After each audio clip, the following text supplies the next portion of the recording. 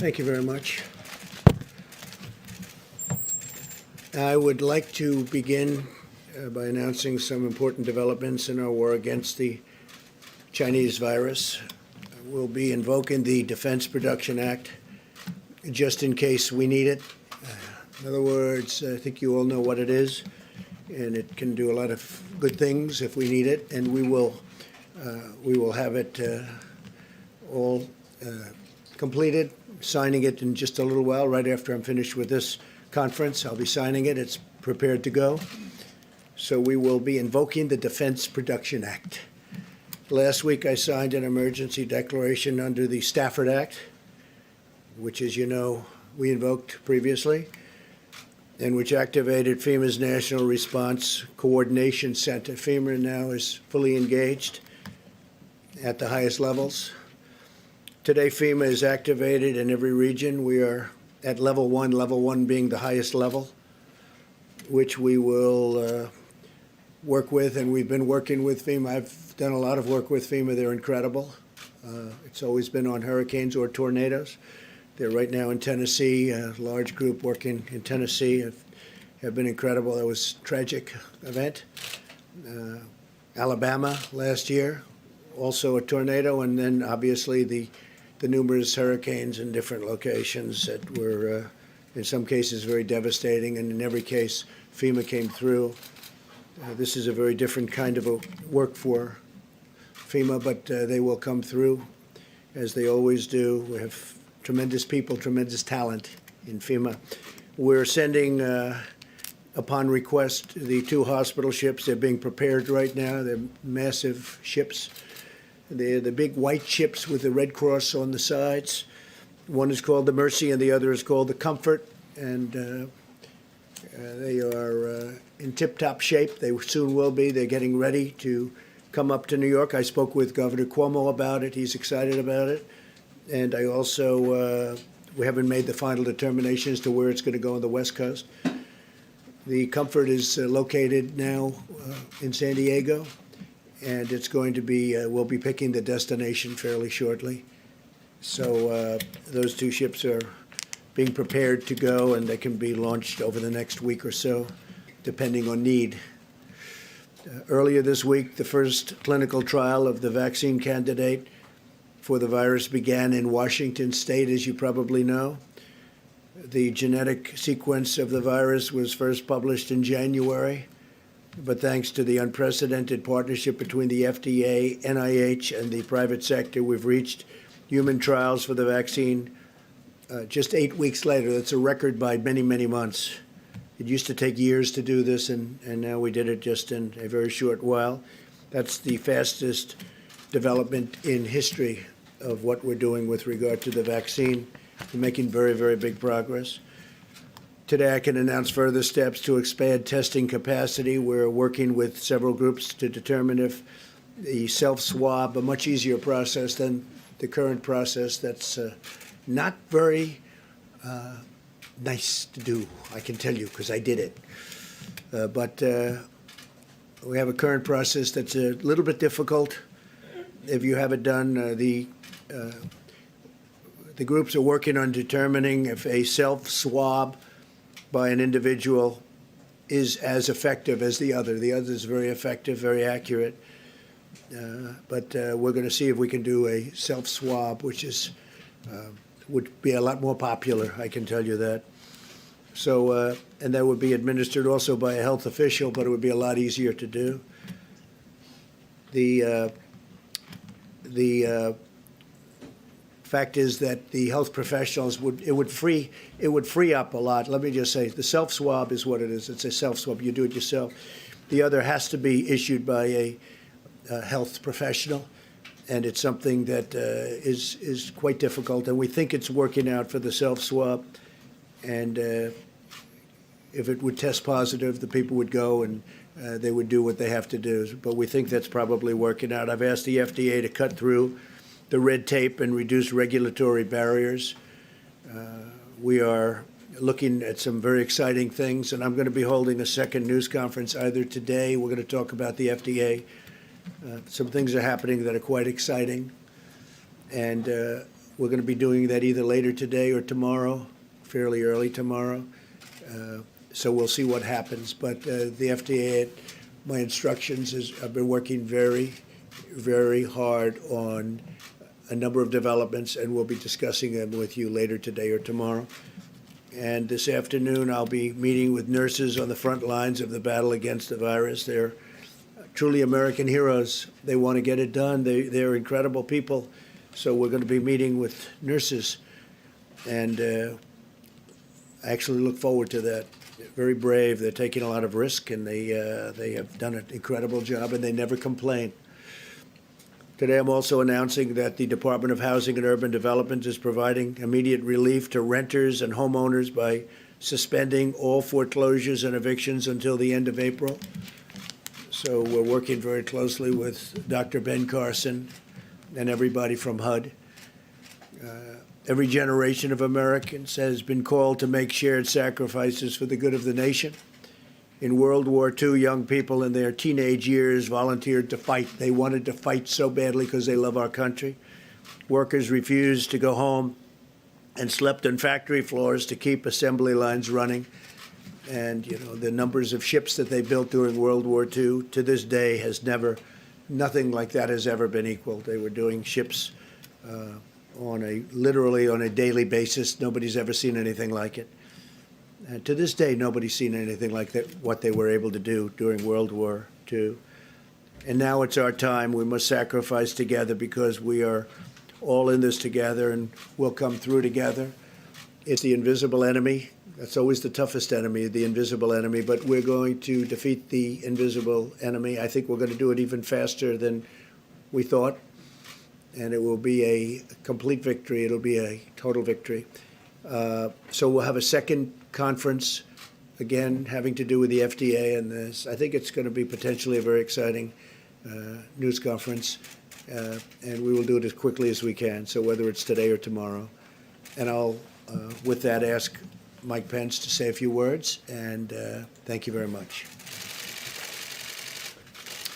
Thank you, Mr. President. The White House Coronavirus Task Force met this morning, and now that we have cases in all 50 states, we're continuing to move out on the President's call to bring the full resources of the federal government, a full partnership with every state and territory, the full power of the American economy to support businesses and families. As the President says to us and every day, we'll do whatever it takes. We're all in this together. Yesterday, the President met with the tourism industry executives and also had an engaging discussion with all the top companies in our industrial and medical supply chain. The President, as you all are aware, also announced today that by mutual consent, the northern border to Canada will be closed to non-essential travel. This does not include essential travel or the transit of goods, but it was through mutual discussion that took place this morning between the President and Prime Minister Trudeau, and the Department of Homeland Security will be effectuating that decision. The President spoke with some of the nation's top business leaders today, again, to speak about the supply chain in the country. For our part, we're going to be conducting a conference call later today with state and local health officials to renew our ongoing commitment of cooperation and collaboration. As the President said last week in signing the Stafford Act, he stood up the National Response Coordination Center, and today at the President's direction, FEMA has gone to level 1. FEMA's mission is to support disasters that are locally executed, state managed, and federally supported. And tomorrow, the President will be hosting all the nation's governors from a video conference at FEMA to ensure that they have a full connection to all of the activated regions for FEMA going forward. With regard to testing, I'm pleased to report that we're increasing the number of tests being performed by the thousands every day, thanks to the public-private partnership that President Trump forged with commercial laboratories around the country. Our health experts tell us to remind every American, it's important to remember, people without symptoms should not get tested. We want to make sure that the supply of testing is there for those that need it most or are symptomatic or in the vulnerable population. Dr. Deborah Birx in a moment will address the progress that we're making on testing, the infection rate, our recommendations to every America, as well as some important new findings about the impact on youth that we're gaining from data that's coming in from Europe that'll be important to every American. On the subject of supplies, the President has our task force extremely focused, as the President mentioned mentioned that he's invoking the Defense Production Act today. Secretary Esper in a few moments will describe the ongoing efforts that the Department of Defense is taking to make medical resources available. Secretary Robert Wilkie will announce decisions the VA has made to expand hospital capacity within their system. Also, with regard to medical personnel, at the President's direction, HHS is issuing a regulation today that will allow all doctors and medical professionals to practice across state lines to meet the needs of hospitals that may arise in adjoining areas. In addition to that, we are again today asking every American and our medical community leaders and hospitals to partner with us in delaying elective procedures across the country in our healthcare system to ensure that medical supplies and medical capacity go where they're needed most. Seema Verma will describe guidance that CMS will be issuing on that front. And finally, I want to remind every American of the President's 15-day guidance to slow the spread. We are grateful for members of the media and the general public that are adhering to these, sharing them with neighbors and friends. All of our experts continue to believe that if every American will do their part and embrace and put into practice these principles, that we can significantly limit the reach of the coronavirus in the weeks and months ahead. Thank you, Mr. President. Thank you very much. Dr. Birx, please. Thank you. Thank you, Mr. President, Mr. Vice President. So, we continue to look at data every single day. There are concerning reports coming out of France and Italy about some young people getting seriously ill and very seriously ill in the ICUs. We think part of this may be that people heeded the early data coming out of China and coming out of South Korea that the elderly or those with pre-existing medical conditions were at particular risk. It may have been that the millennial generation, our largest generation, our future generation that will carry us through for the next multiple decades, there may be disproportional number of infections among that group. And so even if it's a rare occurrence, it may be seen more frequently in that group and be evident now. So we're looking at that information very carefully.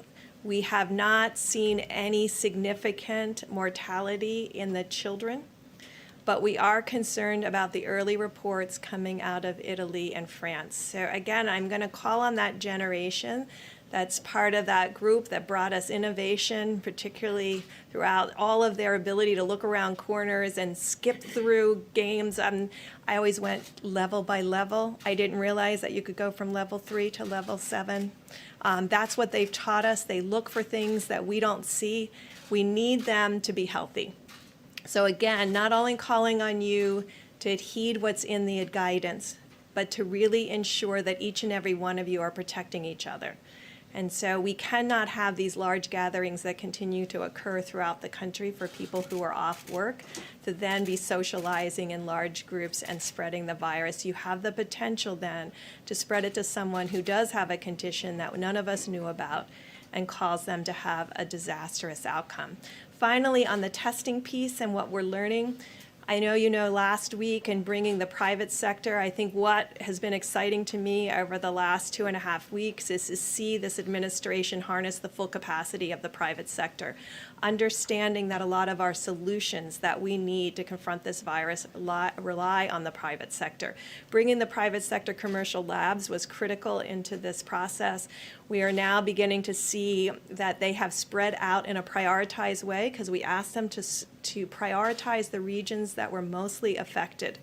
And so you still may have difficulty getting tests in areas that do not have significant cases.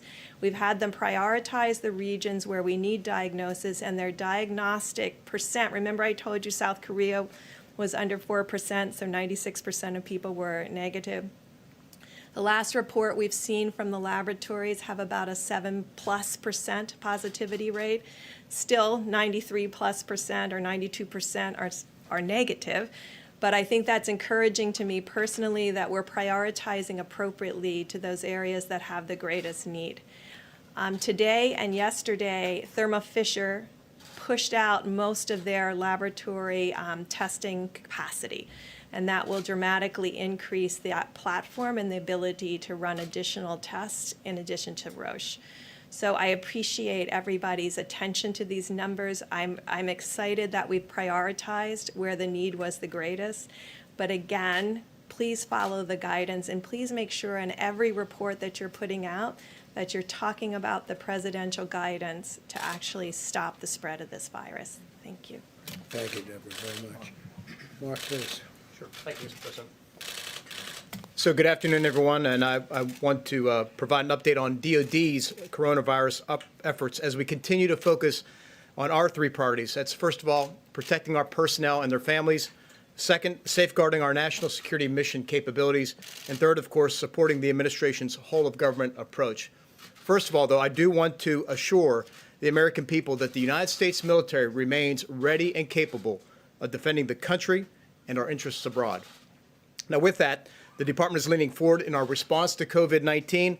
We have issued international and domestic travel restrictions to all DoD personnel and families that should dramatically reduce potential exposure to the virus. Those have been in place for some time now.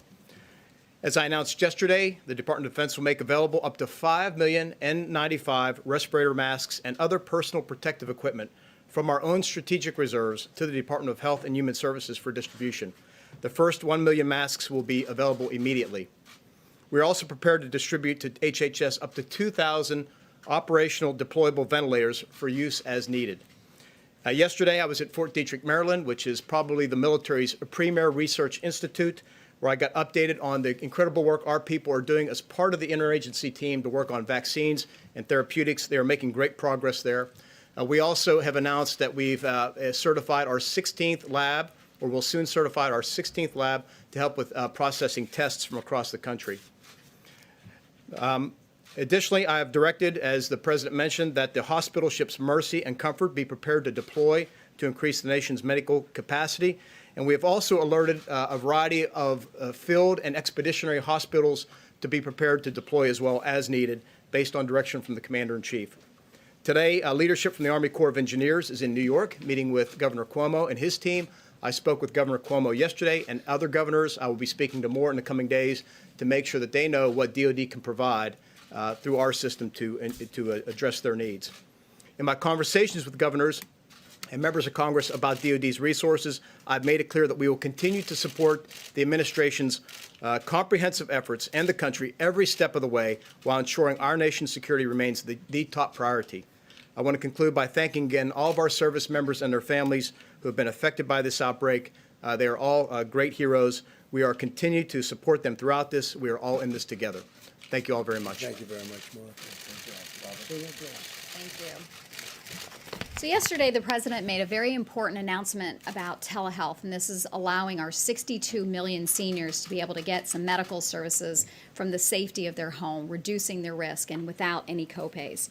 But we're also making sure that the healthcare system is prepared and that those on the front lines have the support that they need. The reality is the stakes are high, and we need to preserve personal protective equipment for those that are on the front lines of this fight. And to that end, we have put out guidelines over the last 2 weeks to expand the types of masks that can be used in routine care and saving those N95s for the most risky situations.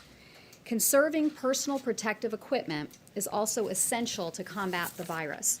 So today, CMS will announce detailed recommendations to further promote this needed conservation, specifically by limiting non-essential elective medical and surgical procedures, including dental procedures. We believe that these recommendations will help surgeons, patients, and hospitals prioritize what is essential while leaving the ultimate decision in the hands of state and local health officials and those clinicians who have direct responsibility to their patients. And we urge providers and clinicians and patients to seriously consider these recommendations. They will not only preserve equipment, but it also allows doctors and nurses to help those that are on the front lines. And it'll protect patients from unnecessary exposure to the virus. We fully appreciate that this is going to have a major impact on the healthcare system, but the shared sacrifice is essential to help those that are on the front lines.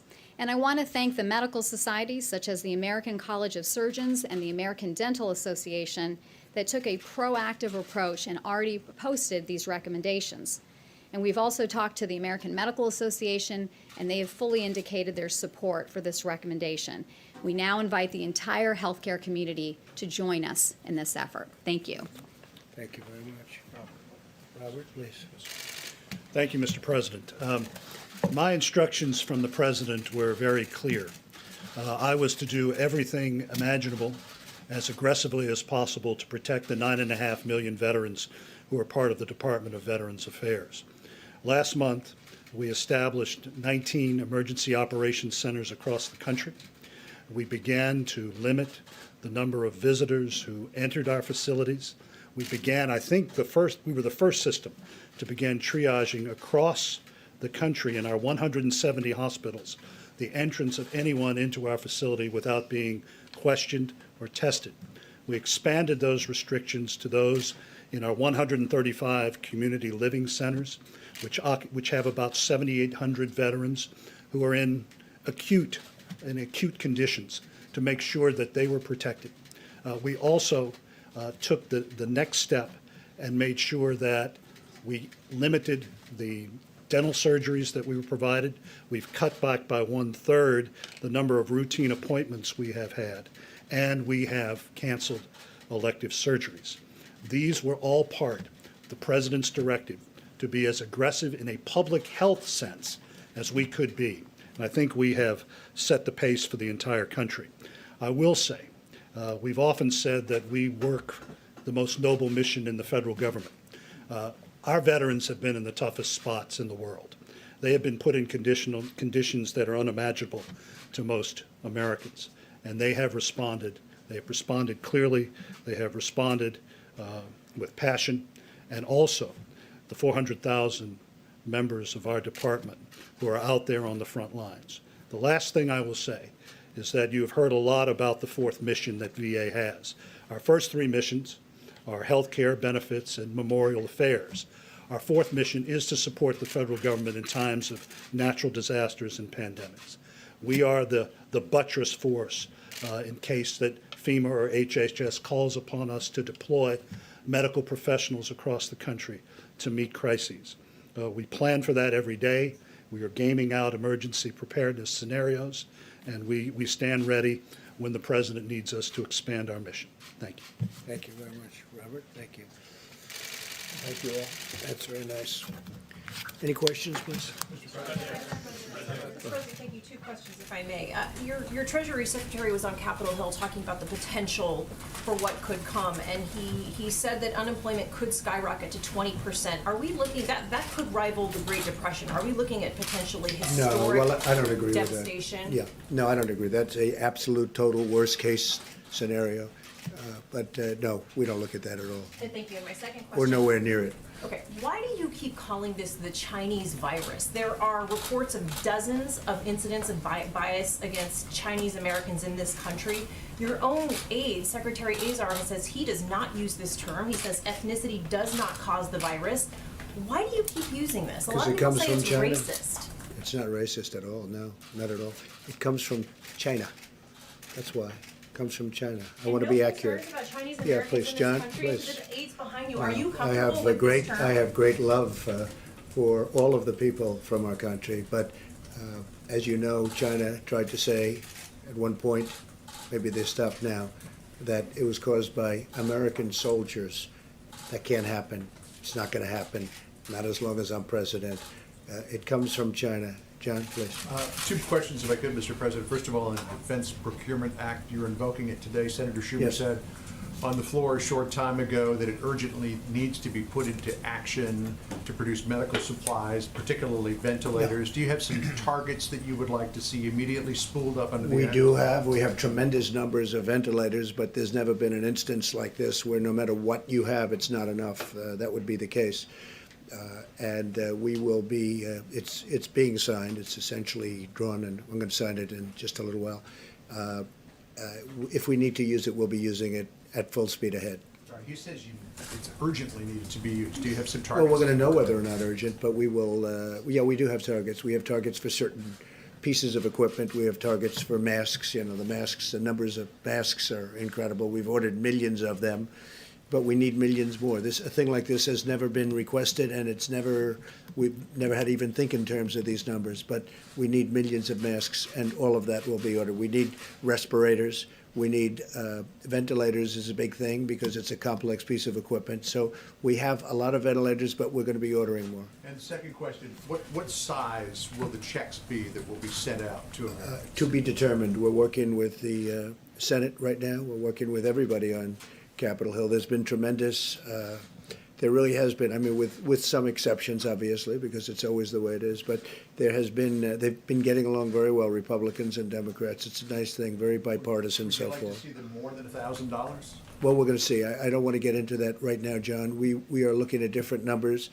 We're looking at timing that would be different, splitting the time, splitting the payments. We're looking at a lot of different things. Hasn't been determined yet, but it will shortly be determined, and people want to go big as opposed, everybody seems to want to go big, and they want to get to the recovery. The big day is, the big thing we can do is get rid of this horrible, I call it the unseen enemy. You call it, there's 1,000 different terms for it, but whatever, it snuck up on us, and it did 128 countries. I think it's in something like that, very close to that. Think of that.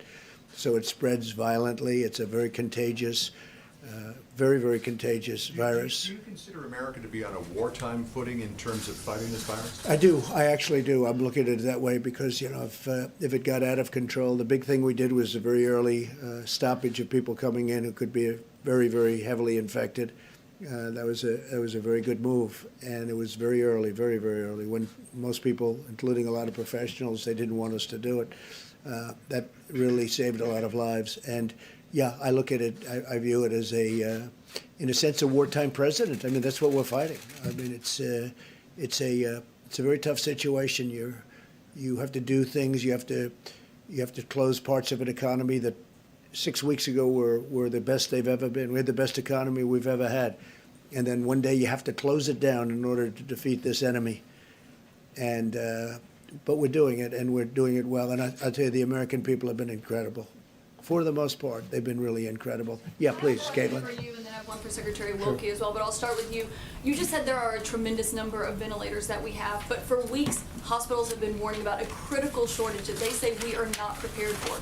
So why did it take so long to invoke the Defense Production Well, you know, Act? hospitals are supposed to have ventilators too. And when we have thousands of ventilators, it sounds like a lot, but this is a very unforeseen thing. Nobody ever thought of these numbers. Nobody ever saw numbers like this. Even with regard to testing, normally we wouldn't be doing testing, and they decided to do it. Very, very hard to ramp up. Now we're getting highly sophisticated tests, and it's going very well, but nobody's ever heard of testing in the kind of quantities that you're talking about. But we knew for But- weeks we needed more ventilators, so why did it take so Well, long? we knew. It depends. It depends on how it goes. Worst case, absolutely. Best case, not at all. So we're going to have to see where it goes. But we are ordering thousands and thousands of ventilators, and they're complex. You know, these are complex machines, and but we're ordering them. Does anybody have a, Mike? Maybe you do. How many do we have? Yeah, you said And you we're could ordering. access the Please, number. yeah, please. Do you know the number?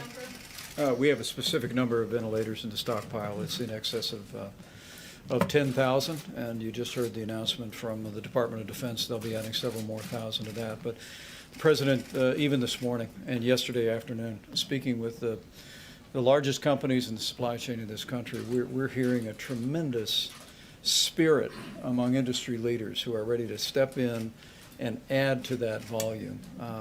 The stockpiles don't count all of the ventilators that exist today in the marketplace and in healthcare facilities around the country. But the President's given us a directive to make sure that our stockpile, but just as importantly, working with industry leaders, that we're securing the increase in ventilators, the increase in masks, gloves, eye protective care, garments that are all necessary to lean forward. And we're confident we'll be able to accomplish that with the incredible cooperation of the supply chain that exists in America today. But we don't have an exact number for nationwide, how many ventilators we have? We can give you that exact number. We'll give it to Okay, you. that's what But we're ordering a lot more. Okay, sorry. Yeah, go ahead in the back. One question for the VA secretary? I have one question for Yeah, the one first second, secretary. 1 second, Caitlin. We'll do it in a second. Okay. You'll be able That's to. important. Two questions, Mr. President. Thank you. Yes. The first one on the Canadian border. What was the tipping point? Friday we talked about it, and Monday you said no, we're not considering closing No, I said the border. not yet. I spoke with the Prime Minister, Trudeau. Very good relationship, obviously, between us and our two countries. And no tipping point. It's just that we want to isolate from the standpoint we don't want people coming into contact, because that's the way we're going to win this war. That is so important. And we both thought it was time. Now, it's not affecting trade. It's non-essential. It's non-essential crossings. It won't affect trade at all. And it was just something we thought would be good for both countries. Yes, please. Second question, Mr. President. How can you be sure that trade Go ahead, is not please. going to be a vector of the virus? How can you be sure that trade and everything that's being shipped from one side Well, to they're the doing other- it in a very careful manner. You can only be vigilant and very professional, but it's not pertaining at this moment to trade between the two countries. Yeah, please. We are hearing that the $1 trillion economic stimulus package could look something like $50 billion for the airlines, $150 billion in loan guarantees for critical sectors of the economy, a $250 billion payment on April 6th directly to individuals, another $250 billion payment on May 18th, again, directly to individuals, and as well, $300 billion for small business loan guarantees. Is that, in the general sense, It what could you're be. looking at? It could be, and we're also playing with a lot of numbers, a lot of very big numbers, and a lot of very small numbers, frankly. We want to take care. We have to help everybody. It was nobody's fault. This happened. I mean, some people could say it was somebody's fault, actually. But it was nobody's fault, and certainly none of these companies that all of a sudden had no passengers in planes and had no passengers on cruise ships and all of the things that have happened. But I will say that they can't be blamed for this, and we want to keep those companies vibrant, because there's going to be a comeback very, very quickly as soon as this is solved, and it will be solved. We will win, and there will be a comeback, and it'll take place very quickly. $250 billion, there's give or take 330 million Americans or so. If you just do the math on that, that's about $750 a person, a family of four. That would be about $3,000 on average. Again, rough math. Is that where this is Well, headed? no, I don't want to say that, because $1,000? it's a moving, these are all, every number that you mentioned, yes, we've talked about those numbers. We're also moving those numbers in both directions. So we'll let you know. It's moving along fast. Again, there's a great bipartisan effort going on that I haven't really seen before to this extent. On the self-swab that you mentioned at Yeah. the beginning of this, has the FDA approved that test? Is No, that they're what you're looking at it. waiting for? It's down the line, and they're looking at it very seriously. And I think it would be a great thing, because the others, to use a nice word, it's very inconvenient. And a It's second very question tough. For you, sir. You tweeted this morning about your approval rating amongst Republicans. You have said that you give yourself a 10 in terms of handling this crisis. How do you reassure Americans at home who don't trust you to handle a crisis of this magnitude? Well, I think we're doing a really good job. We started off with a termination of the border, the people coming in from China, where this all started. That meant I took it very seriously. And when I use the word calm doesn't mean that I'm not taking it seriously. Calm means, and we should be calm, we should be extremely calm. But yeah, 95% within the Republican Party and over 50%. And I also have, we have very great approval numbers. I mean, people like the job that we're doing. And when you compare this to other epidemics, or if you want to use a different term, you can, but within this country, and you look at what's happened over the years, this is being handled very, very professionally. We have the greatest professionals in the world. We're doing a good job. Nobody's ever been swamped like this. And nothing's been so contagious. The level of contagion has been incredible, actually. Nobody's seen anything quite like this. Yeah, Peter, go ahead. If I can ask about the tests, sir, for a second. If federal officials have shipped millions of tests, as you and your colleagues have said, why, as the federal government says, have only 59,000 tests been processed to this point? We just heard from the Atlanta public health director saying that they have fewer than 50 test kits for more than 900,000 citizens. Yeah, Where are well, the I'll tests? I'll let Mike answer that. Deborah? So that's a very critical question, and thank you for asking it. So the test kits that we put out last week through the approval, the rapid movement of that meeting that President Trump called less than 2 weeks ago, that has resulted in bringing our private sector to the table, because the test and the platform that was out there could only run between 4 and 12 tests per platform per day. We've now moved into platforms that can run basically tens of thousands of tests per day. So the reason I'm grateful for your question, because it allows me to point out that, of course, then there was backlog. There were individuals who had been tested, who hadn't had their specimen run because of the slow throughput. It's now in a high-speed platform. So we will see the number of people diagnosed dramatically increase over the next 4 to 5 days. I know some of you will use that to raise an alarm that we are worse than Italy because of our slope of our curve. To every American out there, it will be 5 to 6 days worth of tests being run in 24 to 48 hours. So our curves will not be stable until sometime next week. The reason I talked about Thermo Fisher yesterday is because their platform is in 2,000 laboratories. They're the ones that are putting out the 1 million tests this week that will solve the issue that Atlanta and others have brought up. I wanted to be clear. We prioritize the areas. We do county by county analyses. Based on those analyses, on what counties had more than 50 cases, we prioritize the test kits we put out, the 400,000. And that's why we're seeing a 7% plus positivity rate. We'll be able to expand that platform and reprioritize based on the accessibility of the other kits. Mr. President, perhaps I can follow up. How are non-symptomatic professional athletes getting tests while others are waiting in line and can't get them? Do the well-connected go to the front of the line? Well, you'd have to ask them that question. I mean, I've read. No, I wouldn't say so, but perhaps that's been the story of life. That does happen on occasion, and I've noticed where some people have been tested fairly quickly. Look, we inherited Would you encourage them to defer their tests to others? Excuse me. We inherited a very obsolete system. This was a system that was out of date, obsolete, or it was a system that was never meant to take care of the kind of quantity, the number of people that we're talking about, millions and millions of people. If you go back in years past, like even recently with the flu, nobody had tests before. They didn't test the entire nation to see whether or not they had flu. They got the flu, they got better. Hopefully they got better, that was it. Now all of a sudden they do this very complex testing. What we've done is we've broken it down, we've broken up the system, but it was obsolete, and or you could say it was also a system that just wasn't meant to handle the kind of volume that you're talking about. We've rebuilt it into a system that for the future will be a very good system if you want to go this route.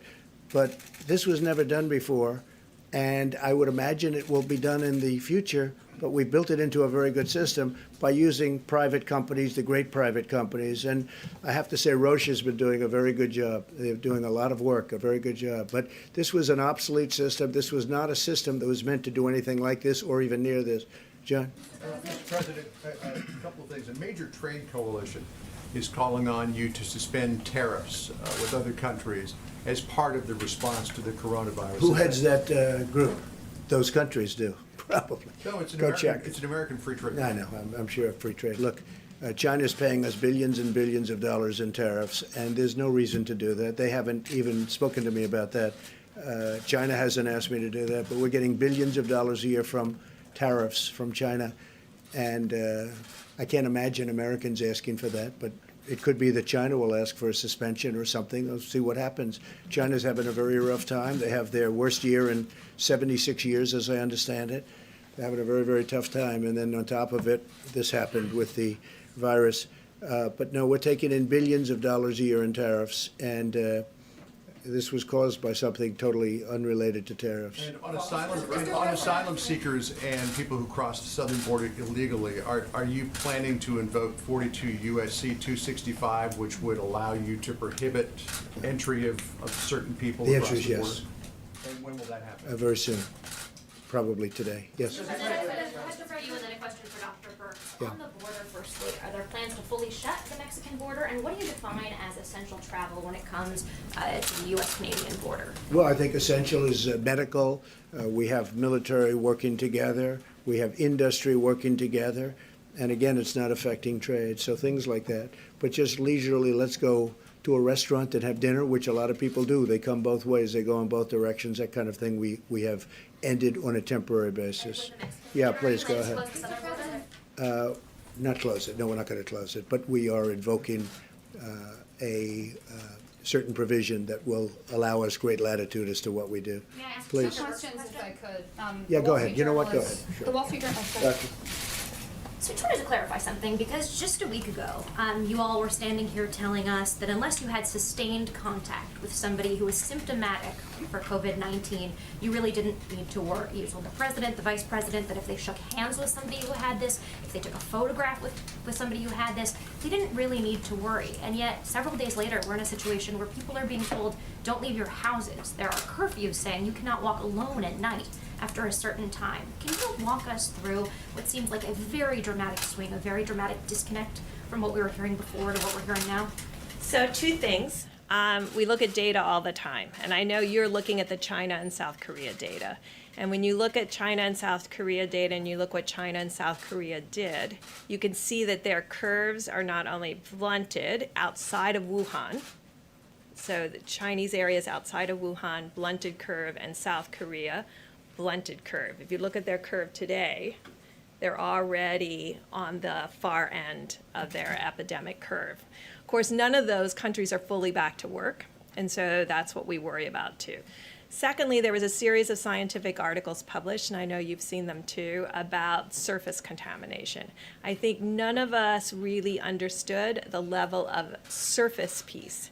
So we're still working out how much is it by human-human transmission and how much is it by surface. And this is why those fundamental guidelines were put out that says don't expose yourself to surfaces outside the home. Basically what those guidelines are is don't expose yourself to excess number of persons who could be asymptomatic and infected, and then the person-to-person contact, and don't expose yourself to surfaces that could have had the virus on it, for which on hard surfaces, I know we had the cardboard issue about shipping, hard surfaces, not shown in fabric as much or in cardboard, but hard surface transmission. These are issues that we haven't had to deal with before with the level of respiratory infections, and that's why we have this concern, and that's why the president put out the guidelines. And so it's to cover both of those pieces. That's all new science, all new models. I think many of you have the Imperial study available and looked at the impact of those. That's the first time those have been modeled as a comprehensive approach to mitigating an epidemic. And Dr. Birx, yesterday. What about money? Go ahead. Mr. President, the Wall Street Journal is reporting that the administration has looked at an executive order that would expand the use of investigational drugs against the virus, but that FDA scientists are warning that this could put patients at risk. I haven't Is this seen something the you're article. looking at? No, I haven't seen the article. We are making a lot of progress therapeutically, I will say that, but I have not seen that article, no. Go ahead. Mr. President, we've shut down non-essential travel to Canada. Are you considering shutting down all travel to blunt the spread of the virus? And we've heard from industries like the airlines who are seeking relief. What other industries or how exactly is your administration going to determine which industries and businesses get Well, there are help? certain industries that people know. I mean, the airlines would be number one if you look at what's going on. They go from having the best year they've ever had to having no passengers because of what we've had to do in order to win this war. It's a war. And so, basically, what many of the industries are. What we want to do is we want to make sure they all stay together so that after the war is one, we can immediately go right back up to where we were and even beyond. I think we're going to go beyond where we were. And a lot of people are saying that, by the way. We're poised to do that. But we have to win the war first. Yeah, please, go ahead. Thank you. To follow up on that, Treasury proposed $150 billion today for those industries, but their proposal doesn't detail which industries would get that money and how much. So aside from the airlines, which you just mentioned, what about the cruise industry, the hotels? How much of that money do you see them each We're getting? talking about all of it.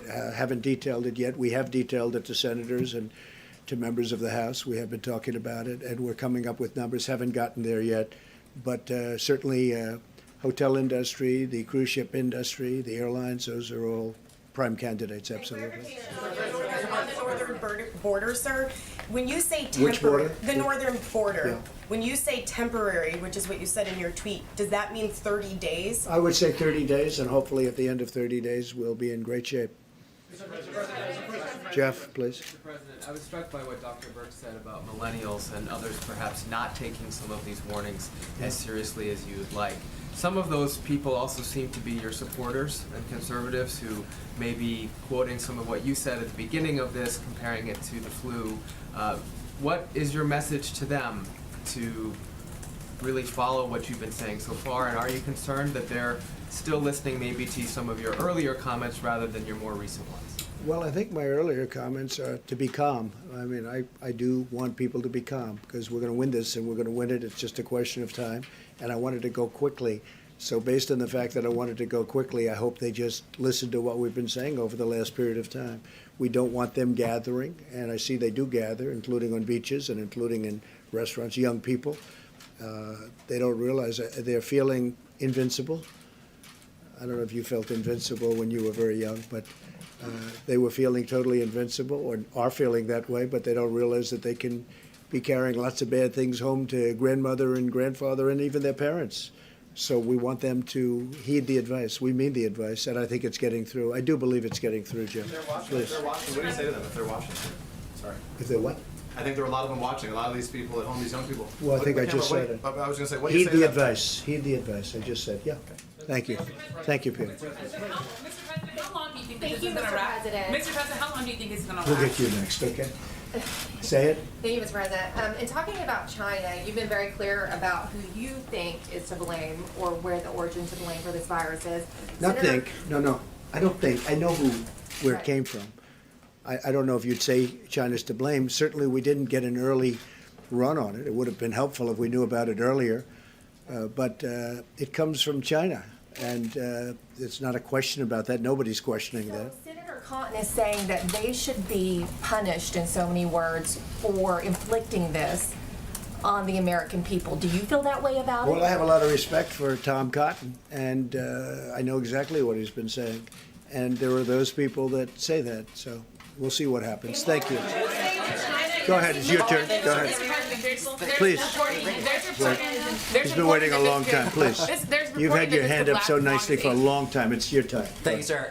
We've seen the Chinese government kick out reporters from the Wall Street Journal, the New York Times, the Washington Post. What is your message to the Chinese when it comes to transparency at a moment where you still have reporters asking you questions here at the White House? Yeah, I'm not happy to see it. I don't, I have my own disputes with all three of those media groups. I think you know that very well. But I don't like seeing that at all. I'm not happy about that at all. Yes, please. You didn't correct the language, so I wonder if you agree with it. Do you believe that China is inflicting this upon our country? No, I don't believe they're inflicting. I think they could have given us a lot earlier notice. Absolutely. Please. Go ahead, please. Go ahead. Yeah, Mr. President, your credibility ratings are very low. There was a recent NPR poll. Who are you asking that question? I'm asking. Because I see that they're very high. If you look, I'm 95% of the Republican Party. We just had a poll that was done by a very reputable group where I'm beating Sleepy Joe Biden by a lot in Florida, in the state of Florida, and in other states. So I don't really know who you're talking about. All right, Jennifer, go ahead, please. Please. Two questions, if you're willing, sir. Would you give us an update on your conversation with the airline executives? Yeah. Did you explain to them what's coming? What was their reaction? I did, and they explained to me where they're coming from. I mean, they went from, as I said, full planes, packed, the best year they've ever had by far, to boom, one day empty because of what we have to do. to get rid of, to win this war, or we would have a level of death like people haven't seen before. So they've been fantastic. I mean, they've been great, but you know, they went from being extremely happy to being people that are running companies that are going to need some help, and we'll help them, Jennifer. On SBA loans, would you be willing to give us an update on how that's going? We've been getting some reports that counties have been having difficulty getting Well, it's going. I mean, there's a designated lot of influx to those loans, as you can imagine. A lot of people are looking at it, but we're going to be increasing funding a lot. They're very well prepared to do what they have to do, and the SBA is doing a fantastic job. She is doing a really good job, the administrator. John? Mr. President, a couple of questions for Dr. Burks. Yeah. If I could. Dr. Burks, French researchers have had some luck with hydroxychloroquine in shortening the duration of disease. Is that something that might be in the arsenal of therapeutics here in the United States? I think we're exploring every one of those issues. The president asked for a critical briefing on that today. He opened with that. It is more than that single drug. There are other drugs that individuals are looking at. Just to go back to what we've talked about many times, there is things that look really good in cell culture against the virus that may look good in small animals and then don't have an impact in humans. And so those are the pieces that we're looking at very carefully. Of course, there's always anecdotal reports, and we're trying to figure out how many anecdotal reports equal real scientific breakthroughs. And second question, are you confident of the seasonality of coronavirus?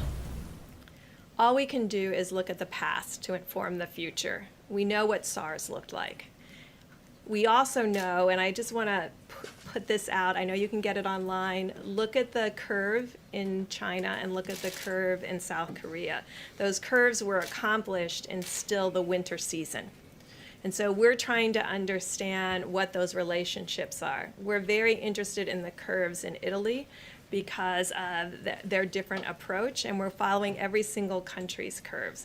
And so all we can do is look at prior coronavirus and prior respiratory infection RNA viruses. These are RNA viruses.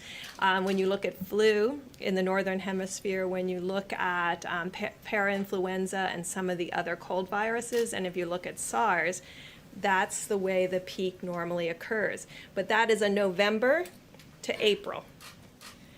We all started later. And so you're asking me to predict based on a later start, and that's what we're trying to really look at China and South Korea to really inform that. All right, Caitlin, go ahead. A question for Secretary Wilkie, if you don't mind, or you could answer if you'd like. How many veterans of those that need to be tested have been tested? Those that have needed to be tested, we believe we've caught most of them. Right now, we have 44 veterans who have tested positive. Sadly, one has passed in Portland. We are working with state labs and private companies to make sure that testing is available. Because the president had us out aggressively early, we have been in a better place than most healthcare systems in the country. I cannot predict, as Dr. Burke said, when the next surge will be, if it will be. But one of the things that we do at VA is that we prepare for national emergencies, be they national disasters or epidemics. We started preparing for this. We started stockpiling equipment. Our equipment is stable, and I think that's in large part because of the instructions the president gave me. But do you have a number of how many have been tested out of the number that We've needs to be tested tested? several hundred. I can't give you the direct. 200 the other day. Yeah, Is it we've higher tested than several that? hundred. Yes, we've tested several hundred. I don't know exactly. I do know that 44 veterans have the virus. Most of those are quarantined at home. Go ahead in the back, please. Thank you, Mr. President. The question for Dr. Burks, quickly. I'm trying to understand what it's about the mortality rate. Yesterday, we underlined the fact that we had reached 100 deaths. And this morning, we wake up and we're at 110. Within 12 hours, we climbed by 10%. Is it something we have to expect from now on, a 10% increase every 12 hours? So very early on in each one of these cases, if you look at all of the countries to date, the mortality is higher at the beginning because you're diagnosing the sickest. the ones who came in quite ill. And I just want to remind the American public that still the majority, the risk for serious illness in the majority of Americans are low. But that doesn't mean that you can't transmit it to one of those higher risk groups. And that's why we're asking for all Americans to take responsibility. You're seeing mortality or deaths today from infections that occurred 2 to 3 weeks ago in general. The other thing that you're seeing is the dramatic and very difficult impact of this virus in nursing homes. And that's why very early on, the president and vice president had us come out, and CMS put those very strict rules in place. And everybody thought we were being too strict and keeping loved ones away from their family in nursing homes. If we're going to solve this with a lower death rate, we have to protect the elderly because of their percent is much higher in mortality than any other age group. Okay. Go ahead, please. Mr. Go ahead. President, there's reporting that the federal government has a plan that shows that this coronavirus outbreak might last as long as 18 months. Are you seeing those numbers? Could it No, just we're not actually seeing last? that at all. And then my second question is, there are at least one White House official who used the term Kung flu, referring to the fact that this virus started in China. Is that acceptable? Is it wrong? Are you worried that having this virus be talked about as a Chinese virus, that might I wonder who said might that. focus, You know who said that? I'm not sure the person's name, but would you condemn Use- the fact say that the term Kung flu- again. A person at the White House used the term Just the Kung term, flu. My question is, do Kung you think flu. that's wrong, Kung flu? And do you think using the term Chinese virus, that puts Asian Americans at risk, that people might No, not target at all. them? No, not at all. I think they probably would agree with it 100%. It comes from China. There's nothing not to agree. Okay, how about last question? Please, go ahead. Switching gears very quickly to Say it. Switching gears to a larger question here. We've seen that before the pandemic, there were a lot of Americans that were already alienated. We saw deaths of despair increasing through suicide and other things. Now, as these individuals, a lot of times in rural parts of the country, are self-isolating, what is your message to those individuals, and what do you hope that individuals, communities, and churches will do to reach out to my them? message is to all Americans, but to those Americans who are going through a lot, we love them, we're with them, and we will not let them down. Thank you all very much.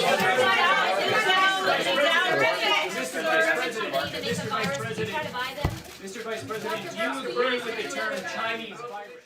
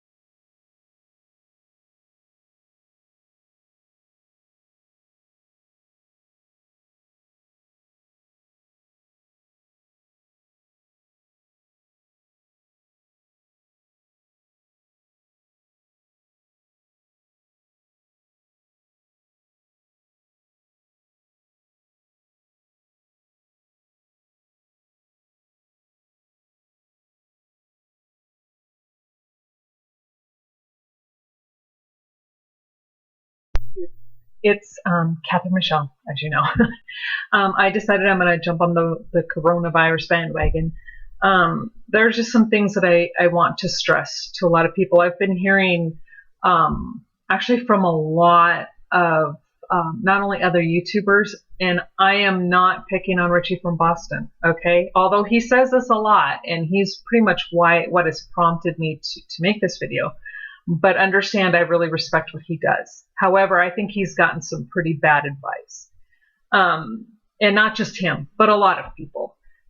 You see, like Dr. Drew, these other people who are going around saying, oh, the coronavirus is just the flu. Everybody's panicking. They're all just being crazy. And okay, I want to ask the people who are pushing that out there to please just stop. Just stop. The coronavirus is not just the flu. It is a serious disease at this point in time. It is affecting and killing a lot of people.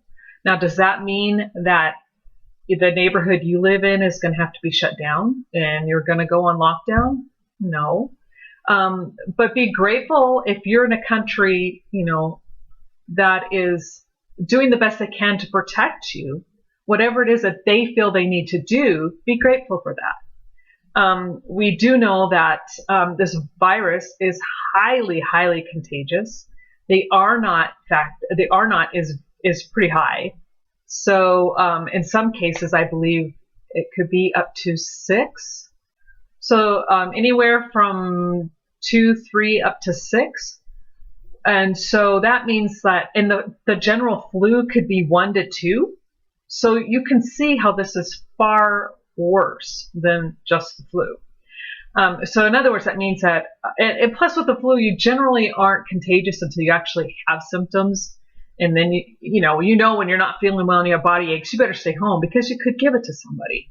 With this, you won't even know you're infected and you're passing it along. That's what makes this so virulent. That's what makes this a little bit more important, and you should be on your toes a little bit better than just the regular flu. With the coronavirus, COVID-19, let's stick to, because the coronavirus is multiple viruses. That's just a family name or a type of name for this particular virus type. The COVID-19 is a coronavirus, but there are multiple coronaviruses. So I should probably stick to COVID-19. The best thing that we can do to take care of ourselves is to wash our hands. Keep your personal hygiene really well. Keep your hand sanitizers handy. Use them. Wash your hands. Don't touch surfaces and then touch your face. Don't touch a surface, especially if you're out in public, and then go and then, put your hands in your mouth or rub your eyes. That's how this virus is spreading a lot of times. I'm not saying it's the only way, it's not. And I'm by no means an expert, but I do know medical stuff. And I take any doctor right now who is telling people, oh, this is just the flu, go take a Tylenol, you're going to be fine. I really think they need to lose their medical license. Think about this, people. The families of those who have died from this virus, ask them if they think that taking precautions is fear-mongering. Ask them that if closing down your neighborhood or whatever, if it's in your neighborhood, if shutting that down and quarantine people is just draconian and just way overboard. Or is it just fear porn to keep the rest of the community from being able to access the stupid grocery store? I guarantee you they're going to tell you no. They lost their loved ones to this disease. It's not a joke. It's not funny.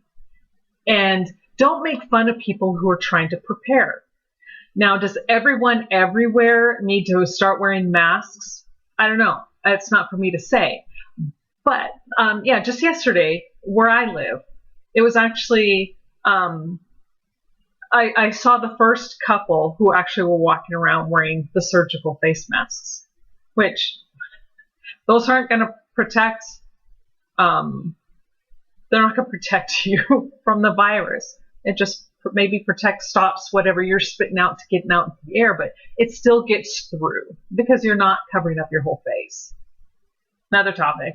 But anyway, I saw that and I'm like going, well, at least they're doing what they feel they need to do to keep themselves safe. I saw another story, and I'm not sure, I think it was Austria, I can't remember, but this older gentleman was wearing a gas mask and buying a whole bunch of food, and even their media was making fun of this guy. That is so wrong. You know, this virus kills and attacks just about anybody, but definitely kills the vast majority of people with compromised immune systems and compromised health. And so nobody knows that man's medical history. I guess he had just gotten out of the hospital or something. So why did their media feel it necessary to make fun and attack this man? To me, the people who do stuff like that, y'all just need to go away. It's not okay. And the doctors who are going on saying, you know, people are overreacting, it's just a flu, it's just a flu. How are they maintaining their medical license? Is Ebola just the flu? Is SARS just the flu? Is the Zika virus, which was always so overrated? Yes, that one definitely was overrated. But still, was that just the flu? You know, try to tell that to the mothers whose children were born with very small brains or no brains. You know, it's not just the frickin' flu. So let's stop that right here and now and understand that to be prepared is a good thing. To be ready is a good thing. To panic is stupid. No matter what, you never panic. Even if it's time to panic, you don't panic. That's how things get all messed up. Like, for example, here's, you know, I take whatever doctors say with a complete grain of salt. There are very few doctors who are actually deserving of their title. And remember, not every doctor who is a medical doctor graduated at the top of their class. There are a lot of doctors out there who got C's, okay? They didn't pass with A's. Like, for instance, I had a friend who broke his arm, broke his radius and his ulna on an ATV accident. So I'm at the hospital with this young man, and he so happened to have had a friend who just graduated or had just finished their residency, I think as an emergency room doctor. So this ER doctor is like sending texts going, you know, hey, what's going on? Can you send me a picture? So I'm like, okay, here it is, compound fracture, closed compound fracture. Here's the photos. And they're writing back going, well, what do you mean closed compound fracture? I don't see anything. I'm sitting there going, wow, really? You're actually working in an emergency department? This is what I'm thinking. And I'm like going, it's a closed compound fracture. We'll send the x-rays when we get them. So the x-rays came through and they're right back, but we don't see anything. What do you mean? We don't see, we don't. And I'm like, I'm looking at this young man and I asked him, I said, are you sure they're a doctor? What part of closed compound fracture do they not understand? And I to this day, it still boggles my mind that this ER doctor didn't know what a closed compound fracture was. Wow. I'm telling you, if I ever find out that this person's in an ER I'm gone. It's like I will walk out and take my chances with somebody on the street. I'd probably survive better. But this is what I mean. Just because someone has the title of MD or doctor or whatever after their name, please don't take their word as gospel. And, you know, I respect Richie from Boston a lot. I watch a lot of his videos. I think he's a guy that has a good heart, even though he calls himself an asshole with a laptop, which, yeah, I won't go there. And maybe he is an asshole. I don't know. You know, Maya Angelou always says, when people tell you who they are, believe them. So if he's telling us he's an asshole, maybe he's an asshole. I don't know. But still, the fact still remains is that he says he has doctor friends telling him, oh, it's just the flu, just, you know, use hand sanitizer and you're going to be fine. That is dangerous, very dangerous, to not only to that person, but who could they then be spreading it to or coming in contact with or not being vigilant of their surroundings because this doctor then just gave them some really bad advice. Now, I don't think we should panic. please don't panic. And I don't know if I've already said this. Sorry, sometimes I repeat myself and because I don't remember what I say. Old age coming into play here. But be ready, be vigilant, keep your personal hygiene up. If you're not used to washing your hands, start. Don't touch surfaces outside and then touch your face. The times that this virus actually lives on hard surfaces can be anywhere from a few hours to maybe, I don't know, several hours a day, maybe more.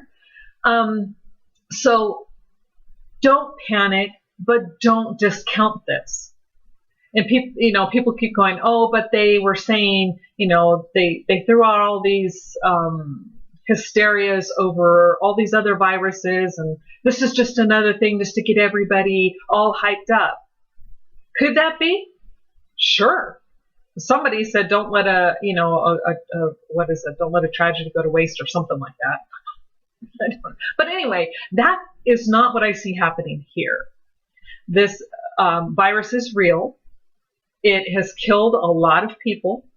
It is highly virulent, but you can lower your chances of actually getting this by taking simple precautions, being clean, be cognizant of where you are in society and those around you, and then act accordingly.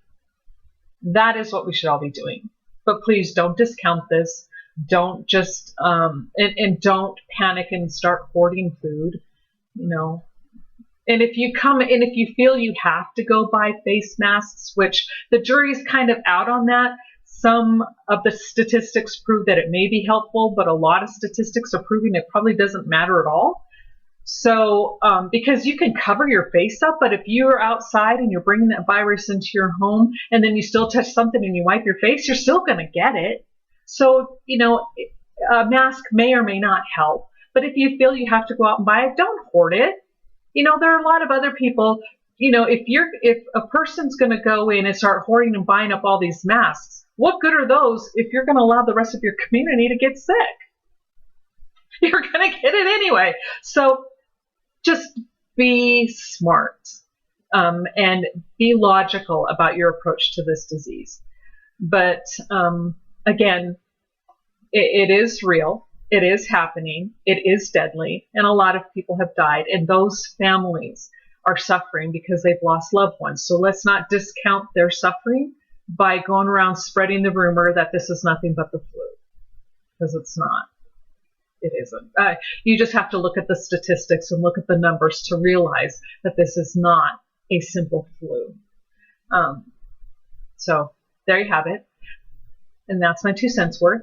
So lots of blessings and good wishes to Richie. So I don't want anybody to think I'm bad-mouthing him. I am not. Like I said, I really respect the man, and I think he has a lot of good things to say. But on this one, I'm on the exact opposite. I differ completely with what his doctor friends are telling him. And I'm putting doctor friends in quote, not because I doubt that they are his friends. I question whether or not they're real doctors and where they graduated in their class.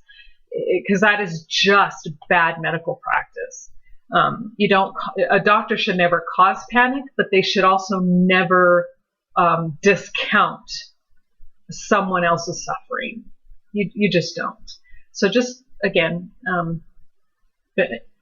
okay, I'll stop talking. I'm going to start repeating myself, but just be ready, be prepared, keep yourself clean, and support those who are actually dealing with this right now. And if they have to live in a draconian type of existence at this moment in time, then it seems to be working. If by keeping people isolated, you isolate people with all kinds of diseases. And yes, they go into quarantine because you don't want that spread. And right now it may seem draconian because of the vast amount and the enormity of the quarantines, but sometimes that has to happen. And I am in no way advocating FEMA camps and all that other stuff and everybody needs to go, live out in the middle of an island. No, that's taking things overboard. But to self-isolate, self-quarantine, if you even suspect you've been around it, I think that's just good common sense. Let's all be sensible, let's all be logical, and let's face this with a good, clear mind. Have a good day. Thank you very much. We just attended a very important task force meeting on the virus that everybody is talking about all over the world, no matter where you go. That's what's on people's minds. And we are going to take care of and have been taking care of the American public and the American economy. We are going to be asking tomorrow, we're seeing the Senate. We're going to be meeting with House Republicans, Mitch McConnell, everybody, and discussing a possible payroll tax cut or relief, substantial relief, very substantial relief. That's a big number. We're also going to be talking about hourly wage earners getting help so that they can be in a position where they're not going to ever miss a paycheck. We're going to be working with companies and small companies, large companies, a lot of companies, so that they don't get penalized for something that's not their fault. It's not their fault. It's not our country's fault. This was something that we were thrown into, and we're going to handle it, and we have been handling it very well. The big decision was early when we shut down our borders. We're the first ones ever to do that. We've never done that in our country before. We would have a situation that would be a lot more dire. Also, we're going to be seeing Small Business Administration and creating loans for small businesses. We're also working with the industries, including the airline industry, the cruise ship industry, which obviously will be hit. We're working with them very, very strongly. We want them to travel. We want people to travel to certain locations and not to other locations at this moment. And hopefully that will straighten out sooner rather than later. But we're working with the industries, and in particular those two industries. We're also talking to the hotel industry. In some places actually will do well, and some places probably won't do well at all, but we're working also with the hotel industry. But the main thing is that we're taking care of the American public, and we will be taking care of the American public. And I really appreciate the professionals behind me and the professionals actually behind them in a different room. We have a tremendous team, and it's headed up by our great Vice President, Mike Pence. And I want to thank Mike because he's been working 24 hours a day, just about. He has been working very, very hard, very diligently, and very professionally. And I want to thank him. I want to thank the team. And I'll have Mike say a few words. Thank you very much. Thank you. Yes. Thank you, Mr. President. We just completed today's meeting of the White House Coronavirus Task Force.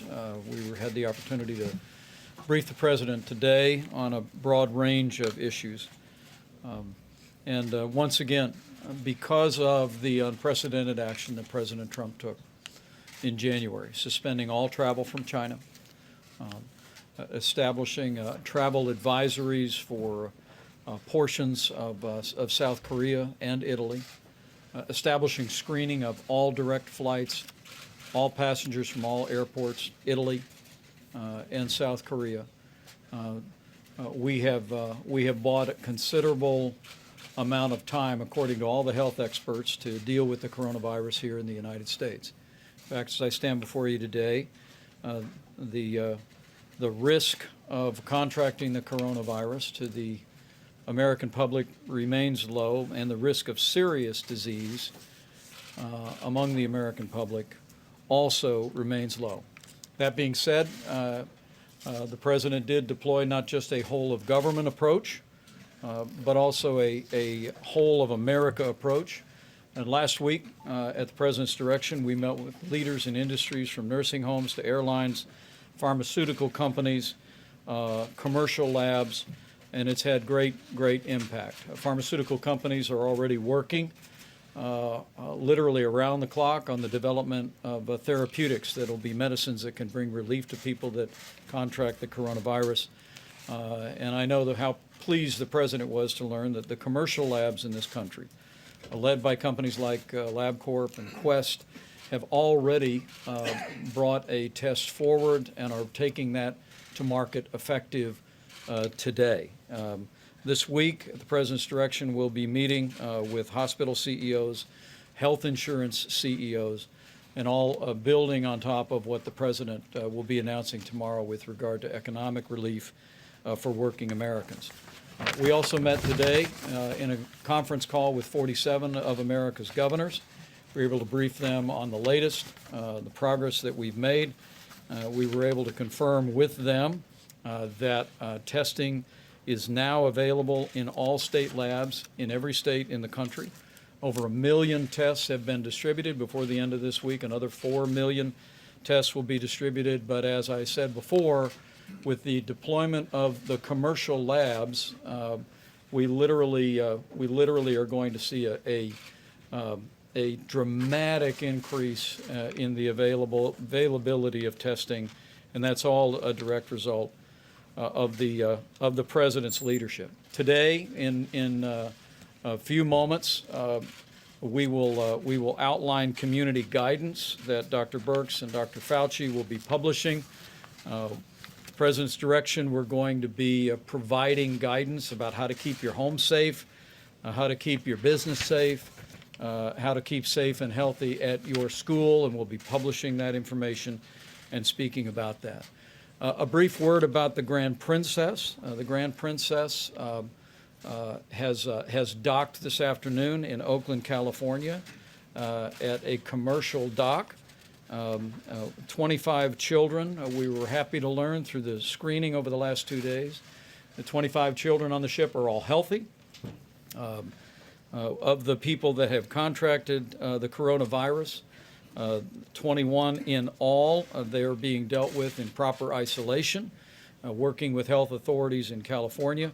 We hope before the end of today to begin to disembark California residents to Travis Air Force Base and Miramar. We've made arrangements with Canada and the UK to take their passengers back. They'll be transported directly to the tarmac, charter flights home, and tomorrow the remaining passengers will be transported again through very, very carefully controlled environments, buses, out to the tarmac and flown to military bases in Georgia and Texas. All the passengers will be tested, isolated as appropriate, quarantined as appropriate, and I want to express appreciation to the Governor of California and his administration, the Governor of Georgia, the Governor of Texas for their strong cooperation with us in resolving the issues around the Grand Princess. It has been a partnership which the President directed us from the very beginning, and the process that Bob Kadlec will detail in any questions in a few moments continues to work and move forward. The remaining people on the ship, the crew itself, will push off from the dock, and they will be quarantined and observed and treated shipboard. But the President made the priority to get the Americans ashore, and we're in the process of doing that, as well as returning foreign nationals. Let me just say one other point, as the President's spoken today to congressional leadership. One of the things that I informed the President that I'd been hearing from governors is the concern about hourly wage earners in this country feeling that they had to go to work even if they were ill. The President has tasked this economic team and is working already with leaders in the Congress to make sure that that anyone feels that they are at risk of losing their job or losing a paycheck because they may contract the coronavirus. When we tell people, if you're sick, stay home, the President has tasked the team with developing economic policies that will make it very, very clear that we're going to stand by those hardworking Americans, stand by those businesses, large and small, and make it possible for us, as the President said from the very beginning, to put the health of America first. We'll be available to take any questions on any of these topics, but Mr. President, I didn't know if you wanted to speak a few more. I think what closing? we will be doing is having a news conference tomorrow to talk about various things that we're doing economically. They'll be very major, including obviously the payroll tax cut. And so we'll be meeting again tomorrow afternoon. We'll be coming back from the Senate. We have a lot of very important meetings set up, and we'll have a press conference sometime after that, and we'll explain what we're doing on an economic standpoint and from an economic standpoint. But they will be very dramatic, and we have a great economy. We have a very strong economy, but this blindsided the world, and I think we've handled it very, very well. I think they've done a great job. The people behind me have done a great job. So I will be here tomorrow afternoon to let you know about some of the economic steps we're taking, which will be major. Thank you very much. Mr. President, have you been tested? Have you been tested, sir? Mr. President, have you been tested? Thank you, Mr. President. Has he been tested? Have you been tested? I have not been tested for the coronavirus. Has the president? Has the president been tested? He's been in contact with people who were in proximity to somebody who had the virus. Let me be sure and get you an answer to that. I honestly don't know the answer to the question, but we'll refer that question, and we will get you an answer from the White House physician very quickly. Let me ask Dr. Fauci and Dr. Birx to come to the podium. You all and the American public will have at their fingertips very quickly guidance that this is for every American. We're working with communities like the Seattle area, like portions of California, New York, and Florida that have what we call community spread, a concentration of coronavirus cases. But we directed our team to come up with helpful recommendations for every American family, every American business and school. And if Dr. Birx and Dr. Fauci step forward, they can outline that for you.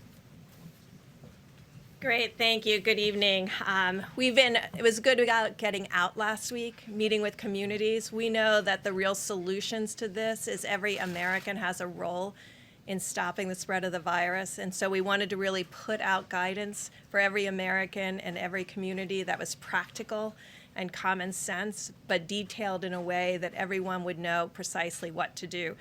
The guidance will be around how to keep workplaces safe, how to keep schools safe, how to keep the home safe, and how to keep commercial businesses safe where people would eat or be present.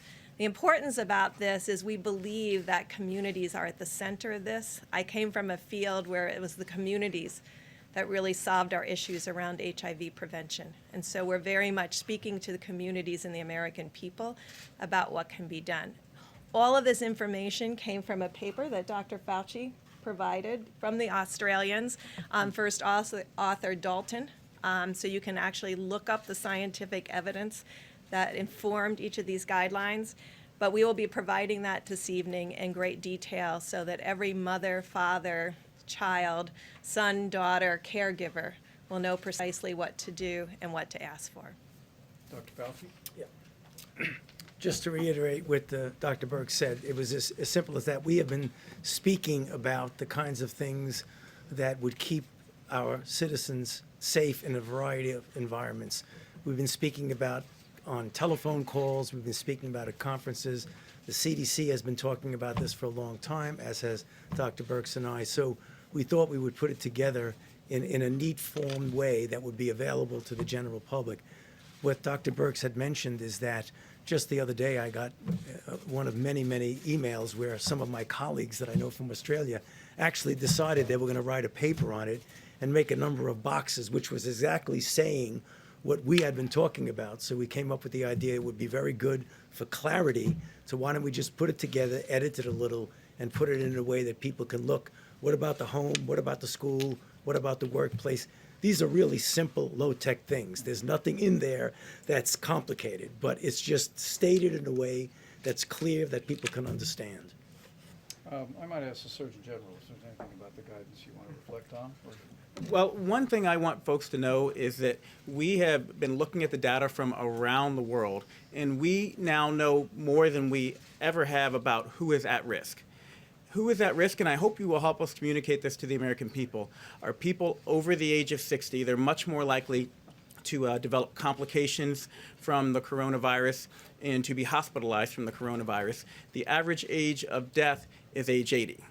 Now, what we also want communities to know is that if you are a child or young adult, you're more likely to die from the flu if you get it than you are to die from coronavirus. So there is something about being young that is protective.